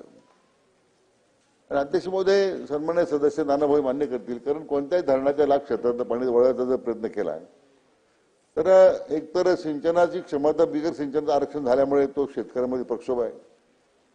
आणखीन त्या मुळात लाभ क्षेत्राच्या बाहेर अनकमांड एरियामध्ये पाणी वळवण्याचा जर प्रयत्न झाला आणखीन प्रक्षोभ त्या शेतकऱ्यांचा तयार होऊ शकतो. याचा अर्थ पण त्यांना पाणी द्यायचं नाही अशी भूमिका नाही आहे. परंतु अध्यक्ष महोदय, या सगळ्या वस्तुस्थितीला काहीतरी आपल्याला समर्पक अशा प्रकारचा मार्ग काढला पाहिजे. कारण ज्यावेळी एका धरणातून 7,000-8,000 क्षेत्र ज्यावेळी सिंचनापासून कमी होत आहे, आपण हे सगळं आरक्षण पिण्याच्या पाण्यासाठी वाढवलं आपण. त्यामुळे जो काही त्या भागातल्या शेतकऱ्यांच्या मध्ये मी म्हटल्याप्रमाणे असंतोष होता आणि म्हणून यातून एक कसा समन्वय मार्ग काढता येईल. सन्मान्य सदस्यांची जी मागणी होती या सगळ्या प्रकाराची चौकशी झाली पाहिजे। या सगळ्या प्रकारातून हे का घडलं असं, शेतकऱ्याला आत्महत्या प्रवृत्त करण्यासाठी काय अशी बाबी घडल्या की ज्यामध्ये शासनाला हस्तक्षेप करता आला नाही। अध्यक्ष महोदय, खरं म्हणजे याच्यात काही शासनाला काही किंवा विभागाची प्रतिष्ठेचा प्रश्न विभागाचा नव्हता। मुळातच सन्मान्य जिल्हाधिकारी महोदय असतील, आमच्या विभागाचे अधिकारी असतील, त्यांनी त्या सन्मान्य सदस्यांच्या म्हणण्याप्रमाणे सरकारने काही केलं नसं नाहीये, परंतु दुर्दैवानं कैलासवासी जे नागरे यांच्या बाबतीमध्ये त्यांच्या कुटुंबियांना, त्यांना, त्यांच्या गावकऱ्यांना आपण समजावण्याचा प्रयत्न केला की याच्यातून शेवटी जलसंधारणाच्या माध्यमातून हे काम होऊ शकतात, अतिरिक्त पाण्याचे साठे त्यामुळे निर्माण होऊ शकतात, या धरणातून पाणी देणं ही शक्य होणार नाही। तरी पण भविष्यात त्याचा कशा पद्धतीने आपल्याला विचार करून त्याबद्दल काही विचार करता येईल का म्हणून आपण प्रयत्न केले अध्यक्ष महोदय। परंतु ही दुर्दैवी घटना घडली आणि त्यांनी त्यांच्या ते पत्र लिहून ठेवलंय, त्या पत्रामध्ये सुद्धा या सगळ्या बाबींचा उल्लेख करत शेवटी शासन हे अतिशय संवेदनशील आहे की या बाबतीमध्ये त्यांच्या कुटुंबियांना मदत झाली पाहिजे अशा प्रकारची मागणी आली। निश्चितपणे माननीय मुख्यमंत्री महोदयांनी ज्या सद्भावना व्यक्त केलेल्या आहेत आणि त्यांच्या कुटुंबियांना सुद्धा भरीव मदत देण्याचं राज्य सरकारनं आता मान्य केलं, राज्य सरकारनं ठरवलंय। आणखी त्या कुटुंबाच्या मग मुलांच्या शिक्षणाचे प्रश्न आहेत, एकदा मी आधी वरिष्ठ अधिकाऱ्यांना पाठवलंय, त्या कुटुंबाची चर्चा करून त्यांना मुलांच्या शिक्षणाच्या करता काही आपल्याला मदत करता आली अध्यक्ष महोदय, तो सुद्धा आपण निश्चितपणे प्रयत्न करू। परंतु कोणत्याही धरणाच्या मी म्हटलं लाभ क्षेत्रामध्ये दोन्ही प्रवाह आहेत। लाभ क्षेत्रामध्ये येणाऱ्या शेतकऱ्यांची जी मतं आहेत आणि लाभ क्षेत्राबाहेरच्या असणाऱ्या शेतकऱ्यांची मतं आहेत। आता उपलब्ध पाणी तेवढंच आहे आणि पाण्याच्या या प्रश्नामध्ये केवळ हेच धरण नाही, राज्यातल्या सगळ्याच धरणांच्या बाबतीमध्ये अध्यक्ष महोदय अशा प्रकारचे प्रश्न तयार होत आहेत। आणि म्हणून याला एकच मार्ग आहे की उपलब्ध पाणी जास्तीत उपलब्ध करणं। आपला जो विदर्भाचा जो नळगंगा प्रकल्प जो आता महत्वाकांक्षी प्रकल्प साधारण मला वाटतं विदर्भातील नळगंगा खोऱ्यामध्ये जे पाणी आपण आणतोय त्यामध्ये जवळजवळ 6 जिल्ह्यांमध्ये पाणी जाणार आहे। आणि अध्यक्ष महोदय, एवढी मोठी योजना मला वाटतं देशाच्या स्तरावर सगळ्यात मोठी योजना होणार आहे, ज्यामुळे विदर्भातील जे कार्यक्षेत्र आहे जे दुष्काळ भाग म्हणून तो अध्यक्ष महोदय आतापर्यंत राहिला आहे, त्याला सिंचनानं जोडण्याचं काम या निमित्तानं ते करण्याचा निर्णय घेतलाय। स्वतः माननीय मुख्यमंत्री महोदय याच्यामध्ये आग्रही आहेत। देशाचे सन्माननीय प्रधानमंत्री आदरणीय मोदी साहेबांनी सुद्धा या प्रकल्पाला आपलं म्हणजे पाठबळ देऊ केलं अध्यक्ष महोदय। म्हणून निश्चितच या नळगंगा प्रकल्पाच्या माध्यमातून आपल्याला महाराष्ट्र दुष्काळमुक्त करण्याकरता जे मुख्य पाऊल पडलं पाहिजे त्या दृष्टीने अध्यक्ष महोदय कार्यवाही सुरू आहे। आणि म्हणून दुष्काळी जेवढे खोरे आहेत या दुष्काळी खोऱ्यामध्ये पिढ्यानपिढ्या जी माणसं दुष्काळी भागामध्ये जी राहत आहेत, उदाहरणार्थ हे नळगंगाचा एक प्रकल्प आहे, नंतर नाशिक कोकण नाशिक भागातील सुद्धा जे काही वेगवेगळे प्रकल्प आपण आणतो अध्यक्ष महोदय, गोदावरी खोऱ्यामध्ये 65 TMC पाणी आपण आणतोय पश्चिम वाहिन्याकडे जाणार। आणि अशा या सगळ्या प्रकल्पाचा परिणाम तो कालावधीमध्ये पूर्ण व्हावा। 15-15, 20-20 वर्ष अध्यक्ष महोदय धरणाची कामं सुरू असतात, त्यामुळे स्वाभाविकपणे त्या भागातील शेतकरी पाण्याची वाट पाहत आहेत। म्हणून या संपूर्ण खोऱ्याच्या पाण्याचं नियोजन आपण करताना आपण आता नाबार्ड असेल किंवा अन्य ज्या संस्था आहेत, वित्तीय संस्था आहेत, त्यांच्या माध्यमातून मोठा निधी आपण अध्यक्ष महोदय आता उभा करण्याचा आपण निर्णय केलेला आहे। त्यामुळे निश्चितच एक विशिष्ट कालावधीमध्ये आपण हे सगळे धरणाची कामं किंवा जुन्या झालेल्या कालव्यांच्या अस्तरीकरणाची कामं आहेत। आता नवीन धोरण आपण अध्यक्ष महोदय आणतोय की प्रवाही सिंचनामधून आता पाण्याचा नाश होता, म्हणून सगळ्या नव्या धरणांवर तर आपण करतोच आहे, पण जुन्या धरणावर अध्यक्ष महोदय या सगळ्या प्रवाही वाहिन्यांमध्ये आपण पीडीएनचे काम जे आहे ते पीडीएनचं पाईप डिस्ट्रीब्युशन नेटवर्क याच्या माध्यमातून अधिक पाण्याचं बचत कशी होईल, अधिकाधिक लाभ क्षेत्रातल्या शेतकऱ्यांना पाणी अधिक कसं देता येईल। कारण प्रवाही सिंचनामुळे बऱ्याच जुन्या धरणांवर 30%, 40% आता क्षेत्र पूर्णतः अनकमांड झालेलं आहे। मग सगळ्या शेतकऱ्यांना पाणी देता येईल म्हणून काही सगळ्याच धरणांवर कालव्याचं आस्तरीकरण करण्याबरोबर पीडीएन करावं. खर्च थोडा वाढणार आहे, परंतु ते निश्चितपणे करण्याशिवाय पर्याय नाही अध्यक्ष महोदय, म्हणून आपण तो एक निर्णय करतोय. त्याचबरोबर जी जुनी कोल्हापूर बंधारे झालेली आहेत, जी जीर्ण झालेली आहेत, 25-30 वर्षापूर्वी काय वगैरे झालेली आहेत अध्यक्ष महोदय, त्याचं रूपांतर बॅरेजेसमध्ये करण्याचा आपण एक धोरणात्मक निर्णय करतोय, ज्यामुळे अधिकचं पाणी साठवता येईल, पाण्याचे लिकेज कमी होईल आणि केवळ प्रत्येक वर्षी केटीवरच्या दुरुस्तीला जो खर्च येतो त्याचं त्या बॅरेजमध्ये त्याचा आपला अध्यक्ष महोदय निश्चितपणे आपल्याला त्या निमित्तानं अधिकचं पाणी उपलब्ध करता येईल. प्रत्येक खोऱ्यामध्ये ही मागणी आहे. या ठिकाणी उदाहरणार्थ भीमा व सीना नदीवर मोठे बंधारे बांधण्याची मागणी आहे. त्याचप्रमाणे सगळ्या अध्यक्ष महोदय सगळ्याच धरणांवर, सगळ्याच नद्यांवर जीर्ण झालेल्या केटीवरचं रूपांतर बॅरेजमध्ये करावं, अशा प्रकारचा आपण धोरणात्मक निर्णय करतोय.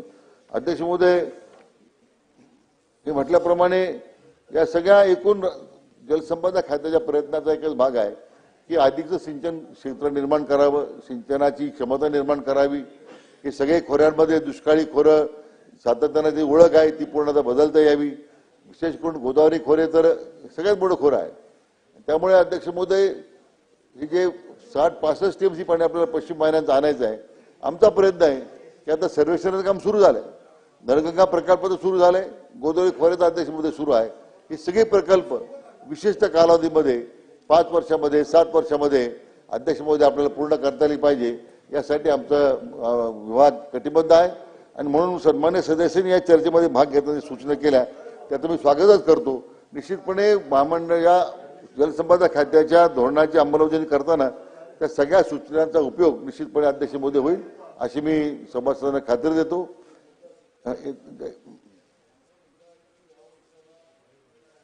उन्हाळा तेज आहे, पाण्याचं नियोजन तुमचं नाही आहे महाराष्ट्रात. अशा वेळेस एप्रिल महिन्यामध्ये जो उन्हाळा जो एकदमच जास्त होणार आहे आणि तो जूनपर्यंत चालणार आहे, अशा काळामध्ये या वर्षाच्या पाण्याचं नियोजन पिण्याच्या पाण्यासाठी, गुरांच्या पिण्याच्या पाण्यासाठी, चाऱ्यासाठी त्याचं प्लॅनिंग आपलं सरकारचं काय ते सांग. सन्मान्य सदस्य नानाभाऊ म्हणतात ती गोष्ट बरोबर आहे. आपण कालवा सल्लागार समितीच्या मी सगळ्याच ठिकाणी बैठक घेतोय आणि प्राधान्यानं मे मध्ये जून मध्ये लागणारं जे पिण्याचं पाणी आहे, जनावरांच्या चाऱ्यासाठी लागणारं पाणी आहे, पण पिण्याच्या पाण्याला प्राधान्य देत तशा पद्धतीचं आरक्षण पाण्याचं करावं अशा सूचना आमच्या विभागाला दिलेल्या आहेत. सन्मान्य जिल्हाधिकाऱ्यांना सूचना देण्यात आलेल्या आहेत की त्यांनी त्या जिल्ह्याचं पाण्याचं नियोजन करताना जे पाण्याचे साठे उपलब्ध आहेत ते किती आहे त्याचं आरक्षण करावं या संदर्भात कार्यवाही सुरू आहे अध्यक्ष महोदय. त्यामुळं शासनाची भूमिका जी आहे की पिण्यासाठी प्राधान्यक्रम प्राधान्यक्रम पिण्याच्या पाण्यासाठीच आहे. नाही, आता प्रत्येक धरणासाठी वेगळे आहेत ना अध्यक्ष महोदय, प्रत्येक धरणाच्या मध्ये साठे वेगळे आहेत. उपलब्ध पाण्याचं नियोजन आपण केलेलं आहे. सगळ्या कालवागार समितीला बहुतेक म्हणजे विशेष करून कृष्णा खोऱ्यामध्ये आणि गोदावरी खोऱ्यामध्ये मी सगळ्या ठिकाणी जाऊन आलो. विदर्भ खोऱ्याची त्या ठिकाणी आणखी माहिती नाही, परंतु निश्चितपणे मी आपल्याला आश्वासित करू इच्छितो की पिण्याला प्राधान्य आहेच आहे नानाभाऊ. आपण त्या दृष्टीने निश्चित आपण पुढे असं टंचाई भासेल, टंचाई निर्माण होईल अशा प्रकारचं कोणतंही, मला वाटतं अशा प्रकारचं कोणतंही काम होणार नाही. आता उपलब्ध पाण्याचं जर साठे जे उपलब्ध आहे ते जर पाणी किती उपलब्ध राहणार आहे, 1 महिन्यासाठी आहे, 2 महिन्याकरता आहे, 3 महिन्याकरता अध्यक्ष महोदय, पण सूचना चांगली आहे की पिण्याच्या पाण्याच्या दुर्भिक्ष लक्षात घेता योग्य नियोजन झालं पाहिजे अशी आपली मागणी आहे आणि ते अतिशय बरोबर आहे अध्यक्ष महोदय. त्यानिमित्तानं जे पणन विभागाच्या संदर्भात सुद्धा माननीय रणधीरभाऊ सावरकर, आदित्यजी ठाकरे, अतुलजी भातखळकर, विजय वडेट्टीवारजी, योगेश सागरजी, त्याचबरोबर या निमित्तानं आपण सन्मान्य सदस्यांनी ज्या सोयाबीन खरेदीचा मुद्दा होता, तूर खरेदीचा मुद्दा होता अध्यक्ष महोदय, एकूण पणन विभागाच्या माध्यमातून ज्या ज्या सूचना आपण केलेल्या आहेत, कांदा निर्यातीचं धोरण असेल अध्यक्ष महोदय, या सगळ्याच बाबतीत विचार एकत्र करून मला वाटतं या गतिमान सरकारमध्ये निश्चितपणे राज्याच्या शेतकऱ्यांचं हित डोळ्यासमोर ठेवून तर अग्रक्रम देऊन आपण आमचं सरकार निश्चितपणे काम करील आणि ते काम निश्चितपणे या बाबतीमध्ये मी सभागृह आश्वासित करू इच्छितो की हे जे महायुती सरकार आहे की जे मान्य देवेंद्रजी यांच्या नेतृत्वाखाली आम्ही काम करतोय, मान्य एकनाथ शिंदे साहेब आहेत, मान्य अजितदादा आहेत आणि विशेष करून आम्हाला जे मार्गदर्शन आदरणीय प्रधानमंत्री मोदी साहेबांनी लाभलेलं आहे, राज्याच्या शेतकऱ्यांच्या हितातच काम अविरतपणे करत राहील अशी खात्री अध्यक्ष महोदय या सभागृहाला देतो आणि थांबतो. जय हिंद. आशिष शेलार. अध्यक्ष महोदय, 293च्या आपल्या प्रस्तावावर चर्चा करताना गृहनिर्माण विभागातर्फे आणि या विषयावर सन्माननीय सदस्य अतुल भातखळकर, तुपे, सन्माननीय आनंद बाळानर, सन्माननीय ज्योती गायकवाडताई, सन्माननीय मुर्जी पटेल, सन्माननीय हारून खान, सन्माननीय रमेश बोरनारे अशा सर्व सदस्यांनी विविध सूचना केल्या आणि विविध विषय सुद्धा या ठिकाणी मांडले. आणि अध्यक्ष महोदय, सर्वांच्या सूचना सभागृहात राहणार या विभागाने लिहून घेतलेल्या आहेत. कोरमसाठी सदस्य ज्या आवश्यक आणि उत्तम सूचना आहेत त्याच्यावर कार्यवाही करावी या संदर्भातलं शासनाचं धोरण आहे. या सगळ्या सूचनांमधनं फार झंझट झाली. आवश्यक आणि योग्य सूचनांच्या आधारावर आगामी काळात गृहनिर्माण विभागाचं धोरण बोलायला मग सगळ्यांना बोलायला पाहिजे. आणि विभागाची कारवाई 100% होईल. जे जे काही सन्माननीय सदस्य बोलले त्यांना त्या लिखित उत्तर मिळवण्याची व्यवस्थाही त्या ठिकाणी आपण करू. या सभागृहामध्ये जे सदस्य उपस्थित आहे आणि आवश्यक विषय आहेत त्याचा फक्त उल्लेख मी या ठिकाणी करतोय. सन्माननीय अतुल भातखळकर हे सदस्य या ठिकाणी उपस्थित आहेत आणि त्यांनी एक मुद्दा या ठिकाणी उपस्थित केला होता की झोपडपट्टी पुनर्वसन योजनेमध्ये पात्रतेचा निकष आणि पात्रता एनेक्शर 2 ठरवणाऱ्या सर्व एजन्सीज यांना एका सामायिक पोर्टलवर आणून झोपडपट्टी पुनर्विकास प्राधिकरण पोर्टल करावं. अध्यक्ष महोदय, खरं आहे की जी लँडलॉर्ड प्राधिकरण आहे त्या पद्धतीने तिकडच्या एनेक्शर 2 आणि पात्र अपात्र ठरवण्याची प्रक्रिया त्या जमीन मालकाच्या, भले सरकारी असेल तर त्या विभागाच्या माध्यमातून होत असते. आणि त्यामुळे अध्यक्ष महोदय, या ठिकाणी 18 मार्च 2025 म्हणजे 18 मार्च आज आपण 22-23 तारखेला आहोत, 21 तारखेला आहोत. आपण एक शासन निर्णय काढून सर्व सक्षम प्राधिकरणांना स्वयंचलित एनेक्शर 2, ऑटोमोटिव्ह एनेक्शर 2 या पोर्टलच्या माध्यमातून जनतेलाही सोयीचं, त्या ठिकाणी प्राधिकरणालाही सोयीचं, कामाची गती फास्ट आणि एका पोर्टलवर सर्वच त्या प्राधिकरणाने ऑटो एनेक्शर 2 स्वयंचलित परिशिष्ट 2 या पद्धतीचा निर्णय घेतला सुद्धा आहे आणि त्याच्या सूचना 18 मार्च 2025 दिल्या आहेत. अध्यक्ष महोदय, झोपडपट्टी पुनर्वसन योजनेत खाजगी जमिनीचे संपादन करण्याबाबतचा महत्वाचा मुद्दा सन्माननीय सदस्य अतुल भातखळकर यांनी मांडला. हे खरं अध्यक्ष महोदय, मुंबई शहरातल्या झोपडपट्टी पुनर्विकास योजनांमध्ये गती देण्याचा शासनाचा संपूर्ण प्रयत्न असला तरी सन्माननीय सदस्यांनाही माहिती, आपल्याला याची कल्पना आहे की विविध योजनांमध्ये न्यायालयाचे आदेश, त्यावर निर्माण होणाऱ्या कोर्ट केसेस, त्यातनं होणारे हिअरिंग्स, त्यात होणारे अपील, या सगळ्यातनं बरेचदा या झोपडपट्टी पुनर्विकास योजना याला अपेक्षित वेळेत पूर्ण करण्यामध्ये अडचणी निर्माण होतात. हे आपण त्या ठिकाणी प्रत्यक्ष पाहतो. जो प्रश्न या ठिकाणी उपस्थित केलाय खाजगी जमिनीवर, आपल्याला याची कल्पना आहे की 3C द्वारे आपण झोपडपट्टीने बाधित खाजगी जमिनीवर हे झोपडपट्टी पुनर्वसन क्षेत्र आहे असं आपण 3C ने घोषित करतो आणि कलम 14 नुसार त्यावर पुनर्वसन योजना राबवण्याला आपण मंजूर देतो आणि मग खाजगी जमीन खाजगी मालकाची असेल तर ती संपादनाची कारवाई सुरू होते. पण अध्यक्ष महोदय, ज्या एका हायकोर्टाच्या केसचा उल्लेख सुद्धा सन्माननीय सदस्यांनी केला आणि सर्वोच्च न्यायालयाने SRA कायदा याचं पुनर्विलोकन करा अशा स्वरूपाचे निर्देश दिल्यानंतर ते निर्देश मुंबई उच्च न्यायालयाला आणि मुंबई उच्च न्यायालयाने सुनावणी सुरू केली SRA अधिकाऱ्यांना बोलवून. आणि मग अपेक्षित हे आहे या योजना जलद गतीने कशा होतील. अपेक्षित हे आहे या झोपडपट्टीत राहणाऱ्या माझ्या मुंबईकर नागरिकाला वेळेत त्या ठिकाणी घर कसं मिळेल. अपेक्षित आहे त्यामध्ये असलेला रोडा अडा अडचणी या बाजूला जाऊन हा कायदा सक्षम कसा होईल आणि म्हणून सन्माननीय सदस्यांनी उपस्थित केलेला मुद्दा खरा आहे की मुंबई उच्च न्यायालयासमोर जरी या बाबतीतल्या सुनावणीला प्रतिसाद म्हणून एसआरएचे अधिकारी आपल्या असलेल्या अंतर्गत व्यवस्थेतील जाणकार अधिकारी व काही विशेषज्ञ यांना घेऊन या एसआरए कायद्यात अशा पद्धतीचा पाठपुरावा करतायत की ज्यातनं या योजना जलद गतीने व्हाव्यात, तरीही जी सूचना सन्माननीय सदस्यांनी मांडली की प्रत्यक्षामध्ये जमिनीवर खाली काम करताना होणाऱ्या अडचणी, ऍक्विजिशनला लागणारे नोटीस नंतरचे 120 दिवस, काही केसेसमध्ये तर मालकी हा विषय डिबेटेबल आहे. या जागेची मालकी सांगणारे, अधिकार सांगणारे एक नाही अन्य व्यक्ती असतात, कधी कधी अतुलची मल्टिपल व्यक्ती असतात. मग त्यांचा दिवाणी न्यायालयामध्ये मालकीचा निर्णय होईपर्यंत प्रत्यक्ष त्या जागेवरच्या झोपडपट्टी पुनर्विकास योजनेला आपण थांबवणार का? 120 दिवसामध्ये हा निर्णय करणं अपेक्षित आहे की मालकी तुम्ही कोणाची ठरायची ती ठरू दे, पण कायद्यानुसार एसआरएच्या त्यांना मिळणारा जो जमिनीचा मोबदला आहे तो संरक्षित ठेवून त्या योजनेला आपण पुढे घेऊन जाता येऊ शकतो का?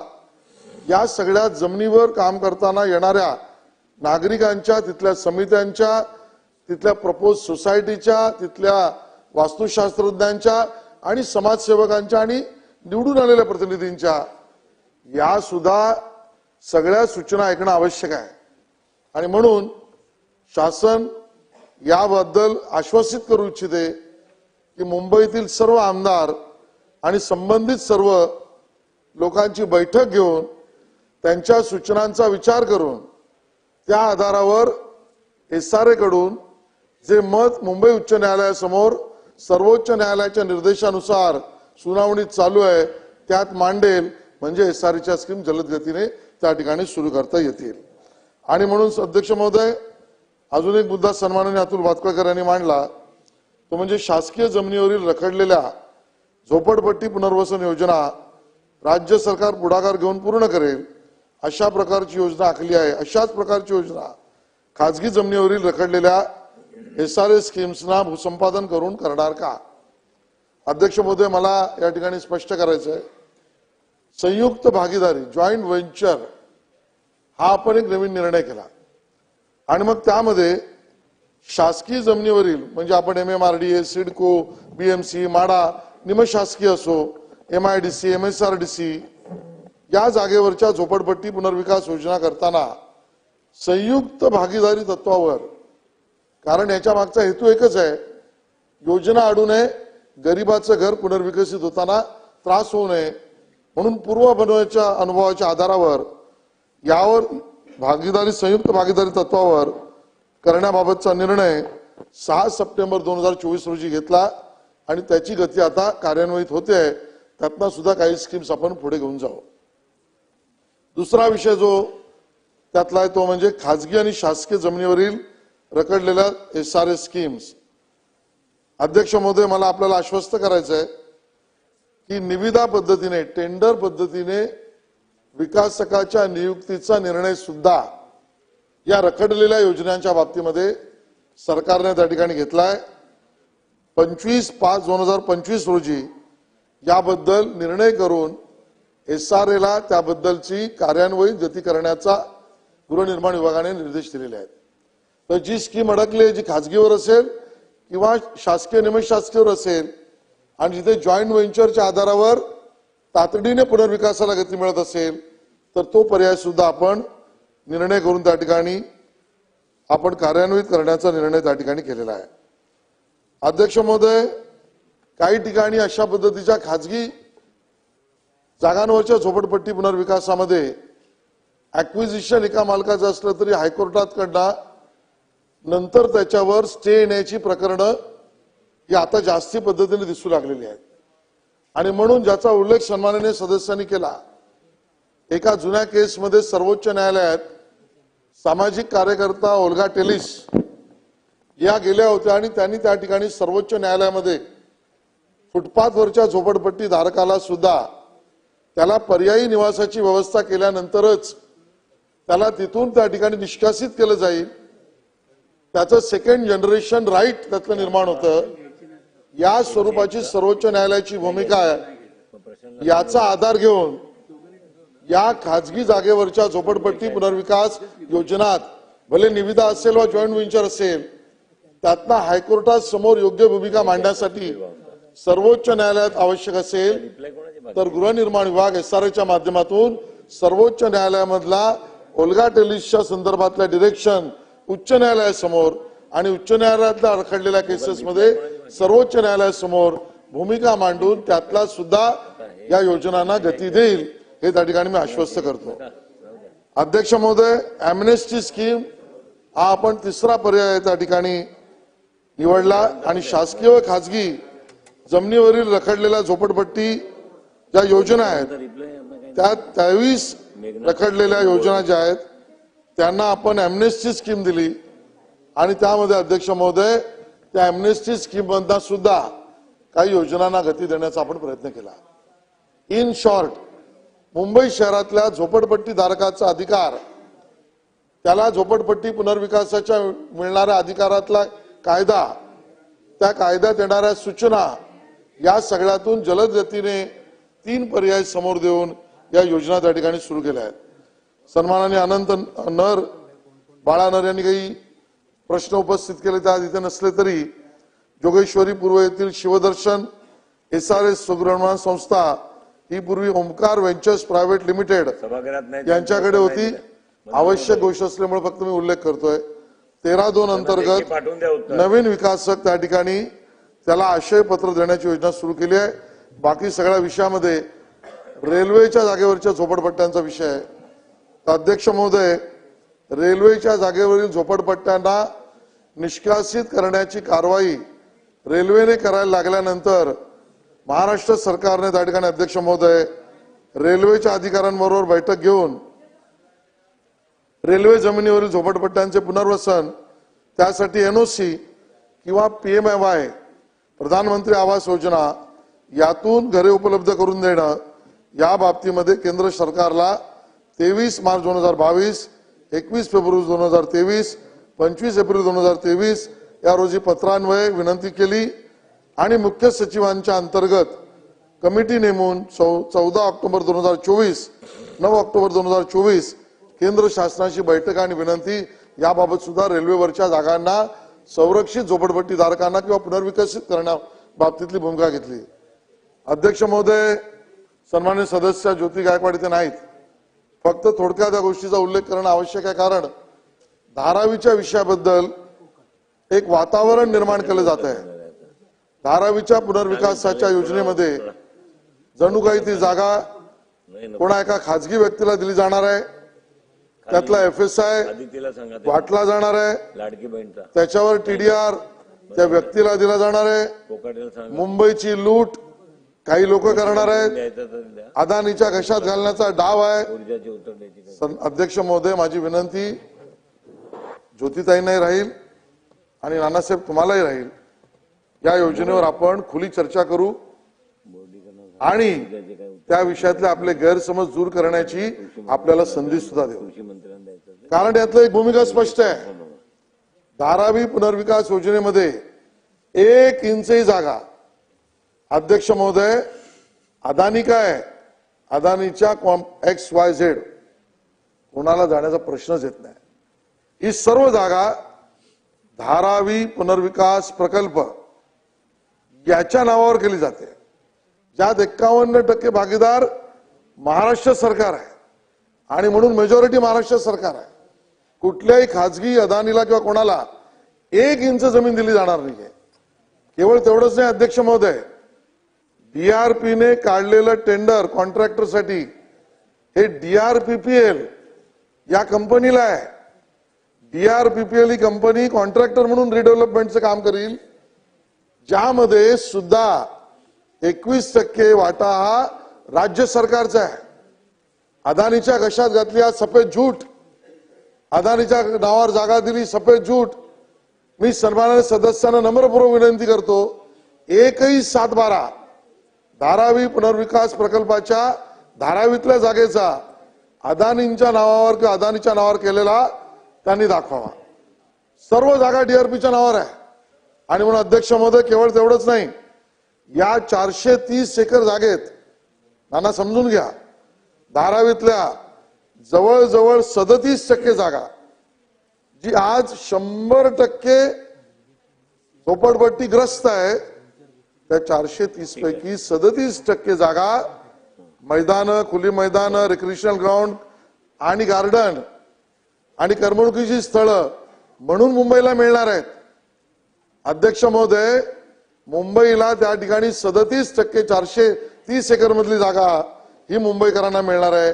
केवळ तेवढंच नाही अध्यक्ष महोदय, या ठिकाणी याही गोष्टीची स्पष्टता केली पाहिजे, जी जागा आज धारावीची आमच्या मुंबईकर गरीब बंधू भगिनी त्या ठिकाणी राहतात, मुंबईतला पहिला प्रोजेक्ट असेल की ज्यामध्ये अपात्र झोपडपट्टी धारकाला सुद्धा निवारा मिळाला पाहिजे याची व्यवस्था आहे.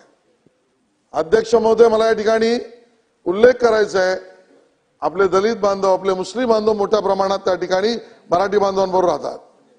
ही पहिली योजना आहे की ज्यामध्ये या आमच्या दलित, मुस्लिम, मराठी, मुंबईकर सगळ्यांना मुंबईतच आणि तिथे राहणाऱ्या धारावीतल्या पात्रधारकांना तिथेच हे घर मिळण्याची पहिली योजना आहे.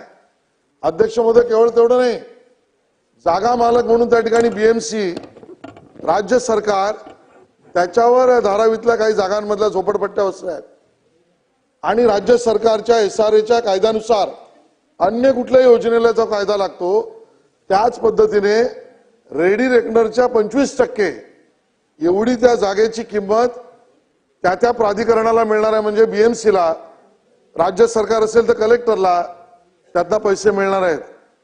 अंदाज 15,000 कोटी रुपयापर्यंत या योजनेतून केवळ प्राधिकरण, डीआरपीतली मालकी वेगळी, डीआरपीपीएल मधला 21% वाटा वेगळा, हा राज्य सरकार आणि बीएमसीला मिळणार आहे. अध्यक्ष महोदय, लँड प्रपोर्शनल डेफिसिट आहे आणि लँड प्रपोर्शनेट निघणारा TDR याला सुद्धा इंडेक्सेशन केलेलं आहे. मुंबईतल्या पुनर्विकासाचं आणि विकासाचं मार्केट हे बॅलन्स राहिलं पाहिजे. खरं तर मला आज हेतू आरोप करायचा नाही, हे टेंडरच तुमच्या काळात नाना निघालंय, तुमच्या काळात झालेल्या चुका या ठिकाणी दुरुस्त केल्या आहेत, इंडेक्सेशन नव्हतं आणि म्हणून अध्यक्ष महोदय, या पद्धतीने TDR ला सुद्धा इंडेक्सेशन करून ह्या पद्धतीने धारावी पुनर्विकास होतोय आणि 1 इंचही जागा ही अदानीला त्या ठिकाणी नावावर देण्याचा प्रश्नच येत नाही. किंबहुना त्या ठिकाणी भाड्यावरची घरं याची निर्मिती करून त्यातनं निघणारं भाडं ही रिकरिंग इन्कम हे त्या ठिकाणी प्राधिकरणाला, सरकारला आणि त्या ठिकाणी आपल्या योजनात्मक शासनाला होणार आहे. आणि म्हणून अध्यक्ष महोदय, सन्माननीय सदस्यांनी दिलेल्या सूचना, उपस्थित केलेले प्रश्न, त्याच्यावरच्या योग्य बाबती विचारात घेऊन हा सगळा पुनर्विकासाचा राज्य सरकारचा महामेरू हा सगळ्यांना बरोबर घेऊन पुढे त्या ठिकाणी आपण घेऊन जाऊ, एवढंच मी आश्वस्त करतो. बरोबरीने 293 मध्ये उद्योग विभागावर त्या ठिकाणी चर्चेमध्ये सन्मान्य सदस्य योगेश सागरजी, रमेश बोरनारेजी, रणधीर सावरकरजी यांनी आपली त्या ठिकाणी मतं मांडली, योग्य सूचना केल्या. त्या योग्य सूचनांची दखल, त्याच्यावर आवश्यक ती कारवाई, त्याच्यावर उत्तरं ही त्या ठिकाणी दिली जातील. तिन्ही सदस्य सभागृहात नाहीत आणि म्हणून, कारण आपण आता तालिका अध्यक्ष आहात आणि म्हणून मी त्याच्यावरची उत्तरं देणं, तुमची इच्छा असेल तर देतो, ठीक आहे ना. त्यामुळे त्याही सूचनांचं आम्ही स्वागत करत आहोत. मेघनाताई बोर्डीकर. अध्यक्ष महोदय, नियम 293 झालेल्या चर्चेला उत्तर देण्यासाठी मी उभी आहे. अध्यक्ष महोदय, या चर्चेमध्ये सन्मान्य सदस्य नाना पटोलेजी, सन्मान्य सदस्य अतुल भाटकळकरजी, बाबाजी काळेजी, राजू खरे, किरण लहामोटेजी, रामदास मसरामजी, रत्नाकरजी गुट्टे, सचिनजी पाटील, अभिजितजी पाटील, हेमंतजी ओगले, चरण सिंगजी ठाकूर, विश्वजितजी कदम ह्या सन्मान्य सदस्यांनी भाग घेतलेला अध्यक्ष महोदय. सत्ताधारी पक्षांनी जे 293चा प्रस्ताव आणलाय त्याच्यामध्ये म्हणलंच आहे शेतकरी सुखी तर राज्य सुखी. आणि सन्मान्य नाना पटोलेजींनी सुद्धा किंवा विरोधी पक्षाच्या सगळ्या सदस्यांनी सुद्धा शेतकऱ्यांच्या बाबतीमध्ये विजेच्या बाबतीमध्ये त्यांच्या प्रस्तावामध्ये चर्चा केलेली आहे. तर सर्वांची एकच मागणी की शेतकऱ्यांना दिवसा वीज मिळाली पाहिजे. पण अध्यक्ष महोदय, शेतकरी आतापर्यंत महाराष्ट्रात शेतकरी नुसता लोड शेडिंगमुळे त्रस्त होता. पण जेव्हापासून आपल्या राज्याचे मुख्यमंत्री देवेंद्र फडणवीस साहेब यांनी ऊर्जा विभाग सांभाळला आणि त्यांच्या पहिल्या मुख्यमंत्री पदाच्या कार्यकाळामध्ये सुद्धा मुख्यमंत्री सौर कृषी वाहिनी योजना त्यांनी अंमलात आणली आणि तेव्हापासून लोड शेडिंगचं प्रमाण महाराष्ट्रातलं हे बंद झालेलं आहे. त्याचबरोबर शेतकऱ्यांना दिवसा वीज मिळावी हीच सर्वांची वेळोवेळी मागणी असायची आणि त्यासाठी सुद्धा आपल्या राज्यामध्ये मोठ्या प्रमाणामध्ये सौर कृषी पंप देणं आणि मुख्यमंत्री सौर कृषी वाहिनी योजना टप्पा 2 सुद्धा अंमलात आणलेली आहे. आणि ह्या सौर कृषी वाहिनी टप्पा 2 वाहिनी योजना अंतर्गत राज्यातील 39 लाख कृषी ग्राहकांना दिवसा वीज पुरवठा होण्यासाठी लाभ होणार आहे. अध्यक्ष महोदय, आतापर्यंत आपल्या राज्यामध्ये एकूण मागेल त्याला सौर पंप ह्या योजनेअंतर्गत 1,84,000 पंप हे प्रस्थापित करण्यात आलेले आहेत. येणाऱ्या दिवसामध्ये 2,75,000 सौर कृषी पंप आपण प्रस्थापित करणार आहोत. दिवसा 1,000 पंप प्रतिदिन एवढ्या गतीने सौर पंप लावण्यात येत आहेत. अध्यक्ष महोदय, याच्यामुळे या योजनेमुळे जवळपास एका वर्षात मागच्या वर्षात 14 लाख एकर जमीन ही सिंचनाखाली आलेली आहे आणि येणाऱ्या दिवसामध्ये 10 लाख शेतकऱ्यांना मागेल त्याला सौर पंप ह्या योजनेअंतर्गत सौर पंप देण्यात येणार आहेत. त्याचबरोबर अध्यक्ष महोदय, 7.5 HP